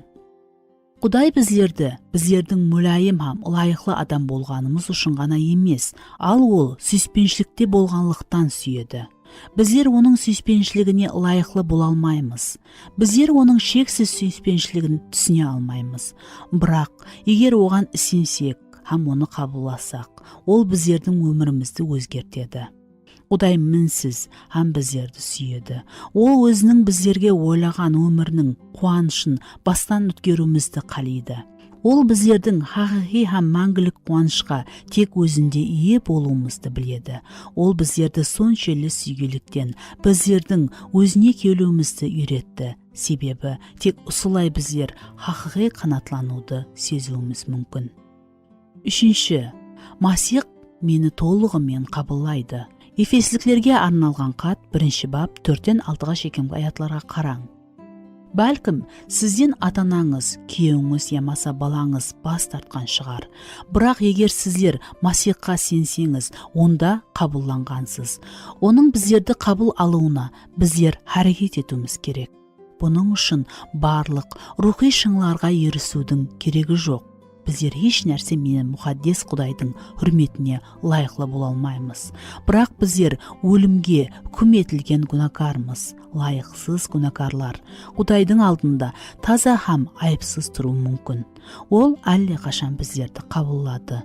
Не үшін? Себебі Құдай өзінің таза, күнәсіз, ұлы Исаны қабылдайды, ал біздер онда жасырынғанбыз. Төртінші, менің бақытымды бір Құдай түзе алады. Забур кітабы 22 бап 1 аятқа қараң. Құдай менің шопаным, мен еш нәрсеге мұқтаж болмаймын. Бәлкім сіз бұл аятты балалығыңыздан білерсіз, бірақ сіз бұл хақиқатқа сенесіз бе? Оның сіздің шопаныңыз екеніне сіз хақиқаттан сенесіз бе? Онда тыныштық, бақыт үшін біздерге керек нәрселердің әммесі бар. Бесінші, Құдайға сенуге болады. Ишая кітабы 28 бап 16 аятқа қараң. Құдай өзінің уәдесінде тұрады. Ол біздерді ешқашан таслап кетпеуге һәм қалдырмауға уәде берді. Еврейлерге арналған хат 13 бап 5 аятқа қараң. Ол біздердің сенімімізді ақлауға уәде берді. Уақыты менен мен өзіме, Құдай мені бір мәртеде алдамады, демек әзір де алдамайды деп есетіме тура келеді. Көп жылдық көресам қайғыдан кейін Колин атлы хаял бұл хақиқаттан жұбаныш тапты. Мен бірінші мәрте Құдайға сену мүмкіндігіне сендім. Мен азатпан. Енді бұл дүнияда өзімнің орнымды іздеуімнің керегі жоқ. Мен оның бұл дүнияны басқаратұғынын һәм мені басқаратұғынын, үйрететұғынын, қорғайтұғынын, жігерлендіретұғынын һәм қуаныш беретұғынын біліп дем аламан. Алтыншы, Құдай қате сілемейді. Ишая кітабы 46 бап 10 аятқа қараң. Адамлар біздердің өмірімізді толық өзгерте алатұғын қателерді істеуі мүмкін, бірақ Құдай барха өзінің мәңгілік мақсатларына жетеді, һәм бұған ешқандай инсанлық қателер кесентете алмайды. Егер біздер Масихта болсақ, онда оның қолында орналасамыз. Біздердің өмірімізде тек оның жол қойғаны болуы мүмкін. Айып сөзбен айтып болмайтұғын қайғыларды басынан кешірді. Бірақ оған шайтанның оқшайлары ұшқан уақытта Құдай жағдайды өз қолына алды. Шайтан Құдайдың қызметшісіне қол түйгізу үшін оннан рұқсат алуына тура келді. Құдай жолымызда ұшырасатұғын қиыншылықтардың күшін һәм дауам етуін белгілейді. Ол өзінің балаларының өмірінде қатеге жол қоймайды. Біреу Құдайдың еркі бұл егер біздер Құдайдың білетұғыларының әммесін біліп, соны тыңлағанымыз деп айтқан. Мәңгілікте болып біздер жердегі өмірге көз таслаймыз, һәм осы уақытқа шекем хақиқатлық деп қабылдағанымызды өз көзімізбен көреміз. Ол әммесін дұрыс істеді. Жетінші, Құдайдың жарылқауы мен үшін жетерлі. Коринфилерге арналған 2 хат 12 бап 9 аятқа қараң. Мен Құдайдың баласыман. Соның үшін Құдайдың жарылқауы жетпейтұғындай жағдайға ешқашан түспеймен. Күнә көбейіп атырған жерде жарылқау да артып атыр. Мен хәлсіз болғанымда ол күшлі, ал мен шаршағанымда ол күшке толы болады. Менің күшім қалмағанда оның күші таусылмайды. Сіз әзір қандай шариатта болсаңыз да, сіз үшін оның жарылқауы жетерлі болады. Сіздің өміріңізде ертең, арғы күні ямаса 50 жылдан кейін не болуына қарамастан, сол уақытта да Құдайдың жарылқауы сіз үшін жетерлі болады. ауыр һәм пәске тасланған өтмішіңіз еске түсірулеріңіз, сынақларыңыз һәм әуметсіздіктеріңізді жеңу үшін оның жарылқауы жетерлі. Оның жарылқауы жалғыз һәм жаман адам менен 50 жыллық некедегі өмірге де жетеді. Оның жарылқауы 4 баланы өсіріп атырған жалғыз анаға да жетерлі. Оның жарылқауы 3 мектеп жасындағы һәм 2 жас өспірім балалары бар анаға да жетерлі. Оның жарылқауы өзінің қартайған ата-аналарына қамқорлық ететұғын хаял үшін мемлекет пособияға жасап атырған жесір үшін һәм қариялар үйіндегі инвалид үшін да жетерлі. Біздер хақиқатлықты өзімізге һәм атрапымыздағыларға қайталап тұруымыз керек. Өмірдің қалеген дәуірінде, қалеген шариатта оның жарылқауы жетерлі. Ол мен үшін һәм сізлер үшін да жетерлі. 8. Масихтың қаны қалеген күнәні жаба алады. Йоханның 1 хаты 1 бап 7 аятқа қараң. Менің өтінішімде ямаса келешегімде кешірілмейтұғындай һәм Исаның қаны жаба алмайтұғындай бірде-бір күнә жоқ. Бұл біздерді күнәға деген жеңіл көзқарасты оятпауы керек. Керісінше, біздердің күнәміз иеміз Исаның қаны төгілуін талап етуін түсінгеніміз, біздердің рухымызды бұзып, бойсындыруы біздерде бар. Мұхаддис рухқа сүйеніп, біздерді бойсыну жолында жүруге оятуы керек. Забур жырлаушысы өзінің күнәсінің үлкен екенін түсінетұғын еді, бірақ Құдайдың мейірімі тәубе еткен күнәкардың күнәсынан көбірек екенін де түсінетұғын еді. Егер сен, Құдайым, әділсіздікті түсініксіз көрсең, Құдайым, кім тұра алады? Бірақ кешірім сенде, сенің түсініксіз алдыңда хүрметлісең. Забур кітабы 129 бап 3-4 аят. 9. Масихтың атанағы менің күнәкар денемді жеңе алады. Римліктерге арналған хат 6 бап 6-7 аятқа қараң. Иса Масихтың өлімі һәм менің оның менен бірлескенім арқалы күнәнің хүмінен азат болдым. Мен енді күнәнің құлы емеспен. Егер мен күнә істесем, онда күнәға қарсы тұра алғаным үшін емес, ал өзімнің алдыңға иеме біліп тұрып бойсынғаным. Бірақ хақиқатлық менің күнә істеуім мүмкінлігінен тұрады. Римліктерге арналған хат 6 бап 14 аятқа қараң. 10. Өтмішім маған ауыр сияқлы батпауы келтірмеуі керек. Коринфилерге арналған 1 хат 6 бап 9-дан 11-ге шекемгі аятлар. Мен Павелдің өтміші қараңғы болған сүйеніші хақында айтқан үзіндісінішті жақсы көремін. Ол оларға күнә хақиқатлықтан біздерді Құдайдан алсататұғынын еслетеді. Кейін Масих ең үмітсіз күнәкарларды да тазалап, өзгерте алатұғынына сендіреді. Нақақлардың Құдайдың патшалығын мирас ете алмайтұғынын білмейсіздер ме? Алданбаңлар, бұзықшылық істеушілер, ботпаразлар, неке адалығын бұзушылар, еркекпен жынси қатынас жасайтұғын еркеклер, ұрылар, нәпсіқаулар, маскүнемдер, жалақорлар һәм тонаушылар Құдайдың патшалығын мирас ете алмайды. Араңыздағы айырымларыңыз осындай адамлар еді. Бірақ сіздер иеміз Иса Масихтың аты менен һәм Құдайымыздың рухы менен тазаландыңыз. Мұхаддис болдыңыз һәм ақландыңыз. Коринфилерге арналған 1 хат 6 бап 9-дан 11-ге шекемгі аятлар. Бәлкім өтміште сіз күйеуіңізге қиянат еткен, адам өлтірген, көп ішетұғын ямаса лесбиянка болған шығарсыз. Бәлкім сіз аборт істеп ямаса бұзықшылық істеп, қалеу, ғазеп ямаса менмендіктің құлы болған шығарсыз. Бірақ Масихта сіз бұрынғыдай адам емессіз. Сіз ұлыма басқа адамсыз. Сіз Масихтың қаны мен жуылдыңыз. Оның мұхаддис ісі үшін ажыратылғансыз һәм Құдайдың алдында әділ деп жарияланғансыз. Құдайдың сөздің хақиқатлығына арналған конференцияда болғаннан кейін Лиза маған өтмішінің қайғылы еслеулерінен хақиқатлық қалай азат еткенін жазды. Сол абортты істеуге мені шақырған өзімді ойлаушылықты не менен ақлауға болады? Өлтіргені үшін өзіңді қалай кешіруге болады? Енді еш нәрсе өзгертуге болмайды. Құдай мені тумаулық менен жазалауы мүмкін еді, бірақ ол бұны істемеді. Ол менің балаларымның инвалид ямаса ауру болып туылуын істей алады, бірақ бұны да істемеді. 27 жыл давамында мен жазасыз өзіме кешірім жоқ екенін сезетұғын едім. Бірақ конференцияда мен өзімнің өмірімді Құдайға бердім. Хам енді оның кешірімін қабылдаймын. Енді ұят, діншіл қайғыға алмасты. Көп жылдар алдын мен өзімнің жүрегімді мөрлегендеймен. Мен енді басқа ешкімді сүймеймін деп ант іштім. Енді Құдай бұл мөрді үзді.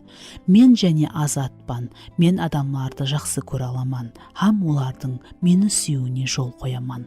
Жеңіс. Біздің өтмішіміз балалық біздерге келтірген ауыр, хам біздердің басқаларға келтірген ауруымыз. Бұның хаммесі әуметлі жолда қарсылық болуы мүмкін.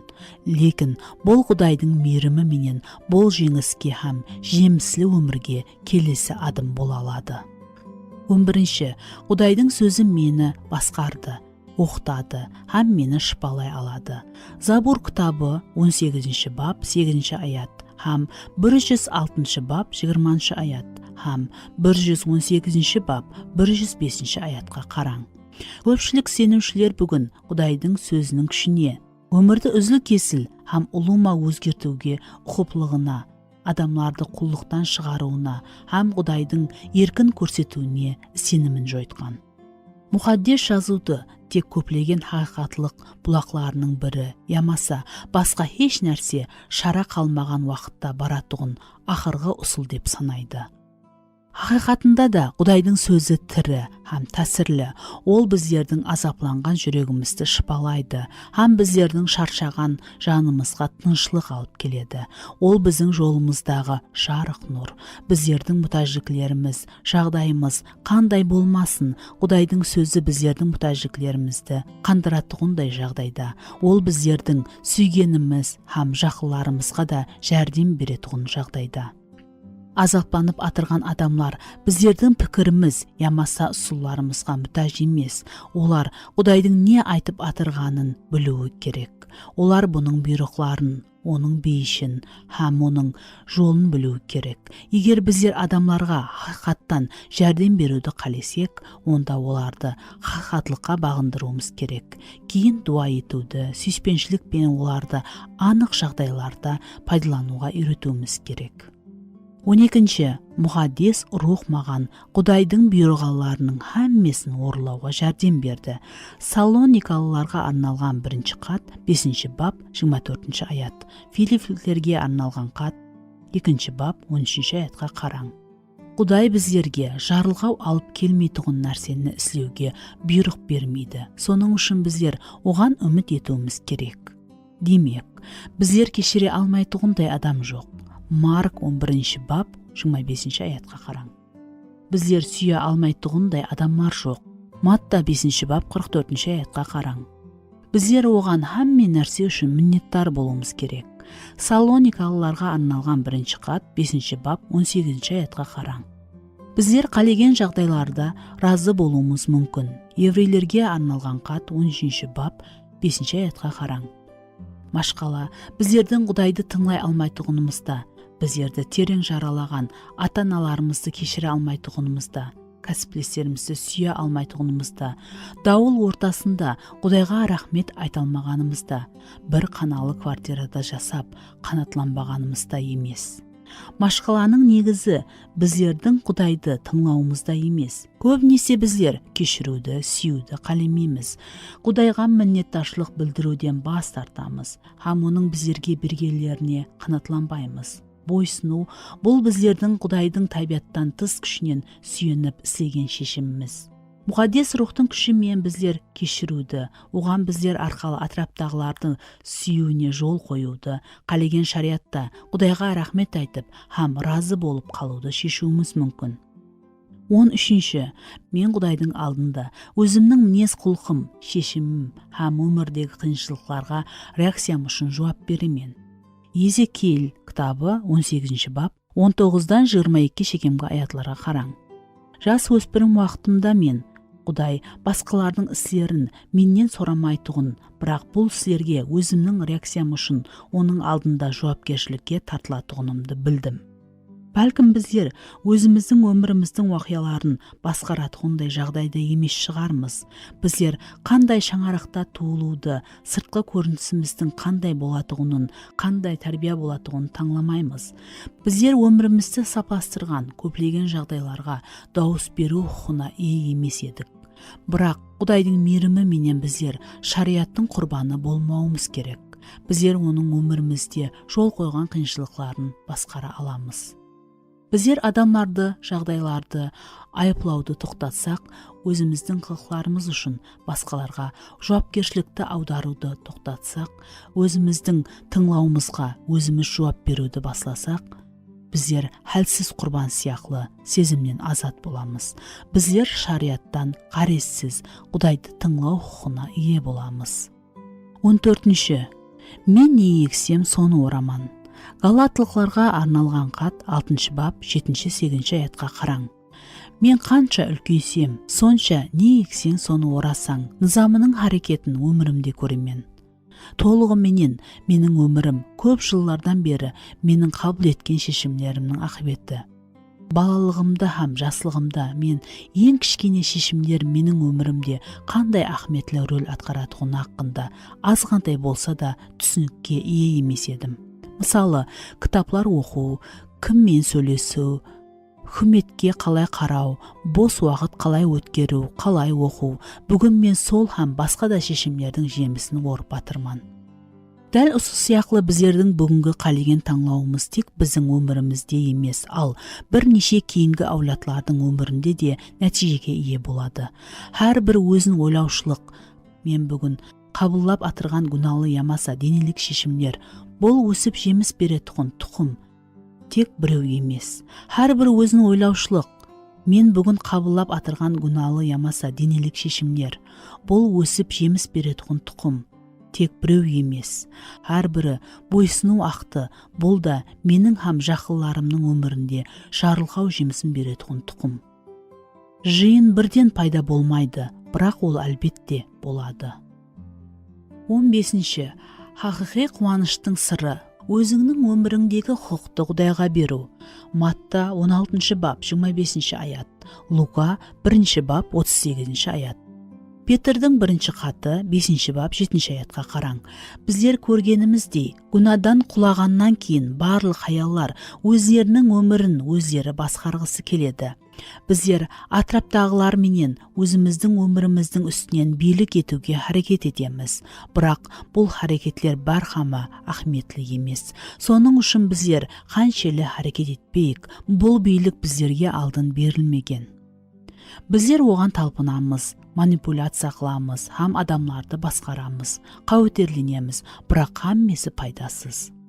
Хақиқи еркінлік һәм тыныштықты бастан өткерудің жалғыз мүмкіншілігі бауды жіберіп, билікті Құдайдың басқаруына өткеру, себебі оған сену мүмкін, һәм ол біздердің машқаларымызды шешетұғындай жағдайда.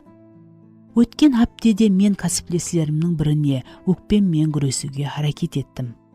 Бұл біздерге аяларға тән болғандай, мен бұл жағдайды басымнан қайта-қайта өткердім. Кейін мен тек жоғары болуға харекет еткенімді түсіндім. Һәм мен үшін дуа етуін, ілтимас ету үшін жақын достыма қоңырау қылуды шештім. Біздер қошласып болғанда тосаттан ол: "Ненси, мен бұны саған қалай айтуды білмеймін, бірақ есіңде тұт, сен Құдай емессен ғой", деп айтты. Ауа. Не үшін Құдайға, Құдай болуға жол қою сондай қиын? Не үшін дүнияны басқаруға оған жол қою қиын? Себебі тек ол оны басқара алады. Ол біздерді сүйеді һәм ешбір майда шүйдені назерінен шетте қалдырмайды. Өміріміздегі құқықты оған беруден бас тартып, біздер оның орнына жұмыс істеуге харекет етіп атырмыз. Азатлыққа жол өзіңнің өмірің, шаңарағың, һәм жағдайыңды басқарудан бас тартуда жатыр. Тек осы жағдайда біздер тек Құдайдың қолынан келетұғын қараматлардың куәсі боламыз. 16. Ұлы еркінлік Құдайдың маған қойған билігіне бойсынудан барады. Ефестіктерге арналған хат 5 бап 21 аятқа қараң. Егер біздер үкіметке қарсылық етсек, онда әлсіз боламыз. Хауа ене бойсыну керек болған үкіметтен, яғни күйеуіне қарайсыз әрекет етуді шешкенде күнә істегенін есте тұтың. Басқа тараптан біздер Құдайдың орнатқан үкіметіне бойсынып, өз орнымызды таяр болып иелеген уақытта Құдайдың қорғауын аламыз. Сонда біздер үстімізге қойылғандардың өмірінде әрекет етуіне оған жол қоямыз. Дүнияға Құдайдың тәртібінің сұлулығын ашамыз. Дүнияны басқаратұғын оның құқын жариялаймыз. Шайтан Құдайды құлата алмайды, ал біздер жерде өзінің патшалығын орнатуына оған жәрдем беріп, Құдай менен бірге істейміз. 17. Хаял һәм ана болудан жоғары һәм мінсіз қызмет жоқ. Титке арналған хат 2 бап 4-5 аятқа қараң. Хақиқи қанатлану һәм қуаныш тек өзіңнің неге арналғаныңды түсінуден табуға болады. Құдай хаялды еркекке жәрдемші қылып жаратты, өмір беру һәм оны еркелету үшін жаратты. Көпшілік аялар үшін Құдай неке һәм аналықты таярлап қойыпты. Құдайдың некелі аялар үшін қызметі тикарынан олардың үйдегі рөліне тиесілі. Павел Титті ібадатханасының жас аялары мыналарға үйренген болуы керек деп сендірді. Құдайдың сөзіне тіл тимеу үшін күйеуі һәм балаларын сүюді, өздерін тұтып білуді, пәк қожалыққа жан күйер, мейірімлі болуды һәм күйеулеріне бойсынуды үйрете алды. Титке арналған хат 2 бап 4-5 аят. Хаял һәм ана үшін я карьера, я қызығушылық, я адамлар мен қатынас еш нәрсе шаңараған балаларынан ахметлі бола алмайды. Жұмыс сіздерге қанатлану беру мүмкін. Ол сіздерге көбірек материалдық жарылқаулар һәм басқа да ала алмайтын қолайлықтар беру мүмкін. Бірақ бәрібір өзіңнің үйіңді дөретуден, жерде күйеу мен Құдайды ұлылау, балаларыңды һәм ақылқларыңды азықландырып өсіру, кейінгі әулетті оқыту, өзіңнен бас тарту һәм адамлар үшін өзіңнің өміріңді тапсырудан жоғарырақ қызметте қуанышта жоқ. Бұл хаялдың ұлы қызметі. 18. Уақытша бақытқа қарағанда біздердің мұқаддеслігіміз ахметлірек. Ефесліктерге арналған хат 5 бап 26-27 аятқа қараң. Бұл дүнияның философиясына қарсы уақытшалық, бақыт ең ұлы жақсылық емес, һәм біздердің оған хақымыз да жоқ. Құдай біздерді осы жерде һәм әзір бақытлы қылу үшін құтқарған жоқ. Ол біздерді тазалап, өзіне тиесілі һәм жақсылық істеуге ынталы бір халықты жарату үшін құтқарды. Титке арналған хат 2 бап 14 аят. Иеміз Иса өзінің аспандағы үйін таслап жерге түсті. Һәм өзінің өмірін біздердің әлсіздігіміз үшін жасауға емес, ал біздердің еркін болуымыз һәм оның әлсіздігі үшін жаратылған Құдай үшін жасауымызды берді. Бойсыну жолында тұру аңсат емес, айрым уақытлары бұл белгілі құрбалықты талап етеді.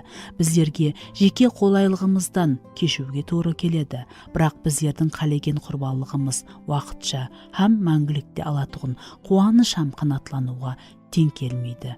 Тек мұқаддеслікке талпынып біздер хақи бақытқа ерсе аламыз. 19. Құдай менің тек машқалаларымды шешуге талпынғанындай мені өзгертеді һәм менде алғысынады. Римліктерге арналған 8 бап 29 аятқа қараң.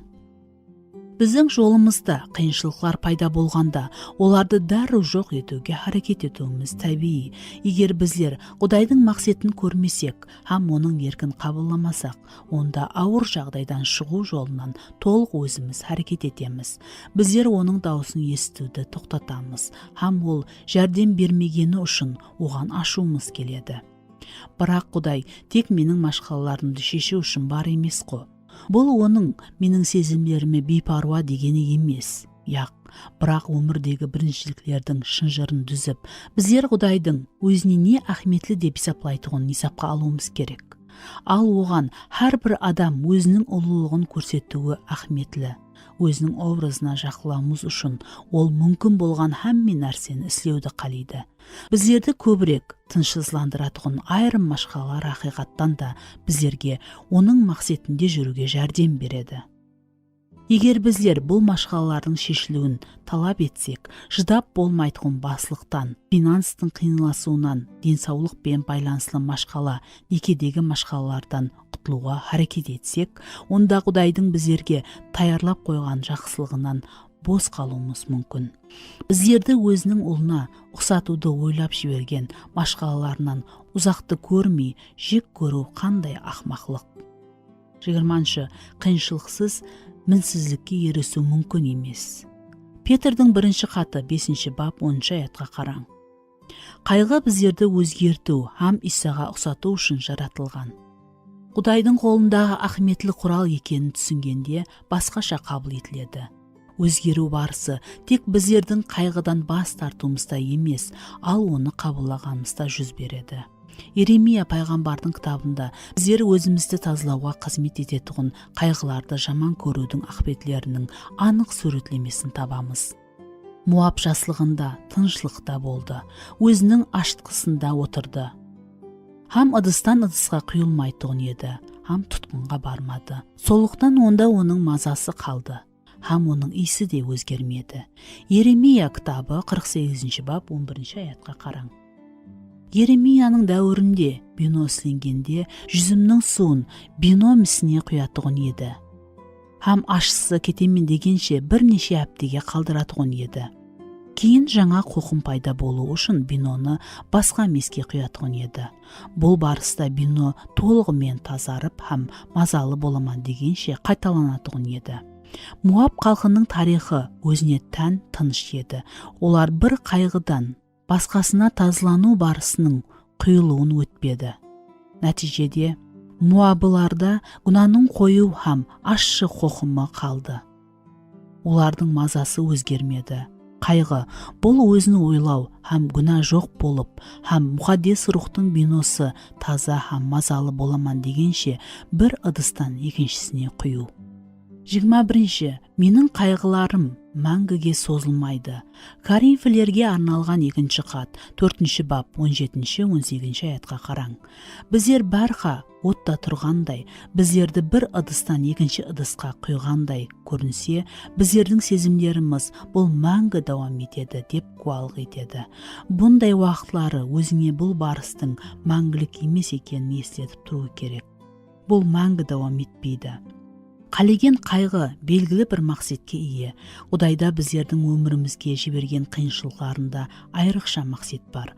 Өзінің мақсатіне жету үшін қайғының күшінің қанша һәм олардың қанша дауам ететұғыны анық білінеді. Өзінің еркінің орынлануына керектісінен артық қайғының ұзақ созылуы ямаса ауыррақ болуына жол қоймайды. Құдай бір күні өлім болмайды, қайғыда, жылауда, азапта болмайды. Аян кітабы 21-ші бап 4-ші аят деп уәде береді. Соның үшін қадірлі Құдайдың баласы, сенің көзің жасқа толғанда ешқандай үміт жоқтай көрінсе де мәрт бол. Басыңды көтер, Құдайға міннеттаршылық білдір, һәм жақында сенің сенімің сыйлығынатұғынын біл, һәм сен ақырына дейін бірге болуға берілген уәдені көресің. 22-шісі, баслы қаһарман мен емес, ал ол. Колоссалыларға арналған хат 1-ші бап 16-18-ге шекемгі аятлар. Аян кітабы 4-ші бап 11-ші аятқа қараң. Мен өзіме бәрха, бұл дүния менің атрапымды айлану үшін ғана жаратылған жоқ деп есіме түсіруім керек. Барлық дүния сізді һәм мені қосып, биік һәм көтерілген дүнияны басқару үшін жаратылған. Құдайдың ниеті һәм оның мақсатлары біздердің көріп һәм не хақында ойлағанымыздан ахметлірек. Менің банктегі шотым, жара һәм ауруым, зиянланған өзімді сүюім, мұтажлық һәм қалеулерім. Бұның һәммесі менің ең баслы мен емес, ал ол екенін есіме түсіргенде екінші орынға кетеді. Өміріміздің жағдайларымыз дұрыс тәсірлену үшін біздер һәммесінен алдын менің өмірімнің мақсаты не деген сұрауға жауап беруіміз керек.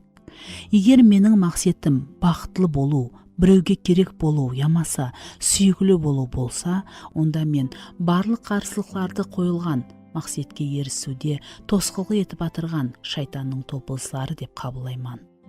Басқа тарептен оның рахаты һәм даңқы үшін бар екеніміз бенен Құдайға қосылған уақытымызда ақ біздер барлық уақияларды оның ниетлерінің бір бөлегіндей қабылдай аламыз. Біздер өкпелеп, қарсылық білдіріп ямаса қиыншылықтардан қашпаймыз. Бірақ біздерді Исаға ұқсатып, һәм оны алғысламыз үшін оларды Құдайдың жіберген достары сипатында қабылдаймыз. Біздер оның жүзіне қарап, мен баслы қаһарман емеспен, баслы қаһарман сен. Егер саған бір нәрсе ұнаса, онда бұл маған тура келеді. Эпилог. Қадірлі күнделік. Бүгін біздің үйге шаулықларымыздың бірі, Кайнан әйелі һәм 2 қызымен келді. Ол біздерге өзінің бағынан мүйе һәм өнімдерін алып келді. Біздердің ақылы һәм шаулықларымыздың біздерге қатынасы жақсы, әсіресе әзір. Біздер қартайғанымызда һәм біздердің денсаулығымыз дөмелесіп атырғанда тез-тезден келіп тұрады. Менің көруім пәсейіп атыр. Бірақ көп сұрауларды мен тек әзір хақиқатлықтан біліп басладым. Көп жылдар алдын менің көздерім елі жас һәм сау болғанда мен сондай соқыр едім. Мен жыланға сену ақмақлық екенін көрдім. Мен сол жалғыз надұрыс таңлаудың қандай ауыр келтіретінін көрдім. Мен балаларымыздың қандай ауруды орып алатынын көрмедім. Бірақ мен Құдайдың адам атаны біздердің бірінші күнәміз үшін һәм оның ізіндегі қарғысқа жауапкер деп санағанын білемен. Бірақ бәрібір жыланның қармағына түскенім үшін айып жүгін өзіме алу керектігін сеземен. Сол уақытта мен өзімнің алдымда тек маған керек болған жемісті көрдім. Мен қалегенімді алдым, бірақ ақветі ақында көз қарасқа ие емес едім. Бойсынбаушылық уақыты ауыр һәм өкінуді алып келді. Тек әзір шексіз қашу һәм аурудан кейін мен Құдайдың біздерді қалай сүйетінін һәм барға біздерге ғамқор болатынын түсіндім. Енді мен оның жолы хақ, оған бойсынудың ахметі һәм оның ізінен еруді анық көремен. Егер мен өтірікке жоқ қылған жолдарымды қайтарсам еді, мен артыма қарасам, Құдайдың мейіріміне таң қаламан. Сол қорқынышлы күннен кейін ол біздер хақымызда ұлыма ұмтуы мүмкін еді. Бірақ ол біздер менен достықты тіклеуге барға талпынды. Біздер 2 баламызды жойтқаннан кейін Құдай біздерге Сетті берді. Кейін және 4 ұл һәм қызларды берді. Бірақ дәл Сет біздер үшін қайта туылу һәм Құдайдың біздерге сыйға берген қуанышының белгісі. Құдай бір күні дүнияға және бір басқа ұл келтіретініне уәде берді. Жылан оған hüжім етеді һәм біздерді жаралағандай оны жаралайды. Бірақ кейін ұл оған қайтарып соққы береді. Дәл мен хаял күйеуіммен бірге көп жылдардан алдын күнәдан құлауымның себебі болды. Мен сол қорқынышлы уақияларды кейінге ешқашан бұралмайман. Бірақ қандай жарылқау. Құдай бұл ұлдың хаял арқалы дүнияға келетінін айтты. Ол арқалы күнәнің ақветі жоқ болады. Менің Құдайдың еркіне қарсы болғаныма қарамастан, ол менен бас тартты. Ол мені кешіруге мүмкіншілік тапты. Менің жәнем рухи жеміс алып, келуім үшін өзгертуді ойлады. Ол Құдай құтқарушы. Мен оның бейші қашан һәм қалай орнатылатынын білмеймен. Бірақ мен оның сөзіне сенетінімді анық білемен. Бұл өмірде менің неше күнім қалмасын, мен оларды хақиқатлықта оған бойсынуда өткеруді қалеймен. Мен бұнда өзімнің жақыларыма жәрдем беруді қалеймен. Өтірікке сену бір уақытлары менің өмірімді һәм менің барлық шаңырағымның өмірін бұзды. Бірақ енді оның хақиқатлығы арқалы мен және азатпан.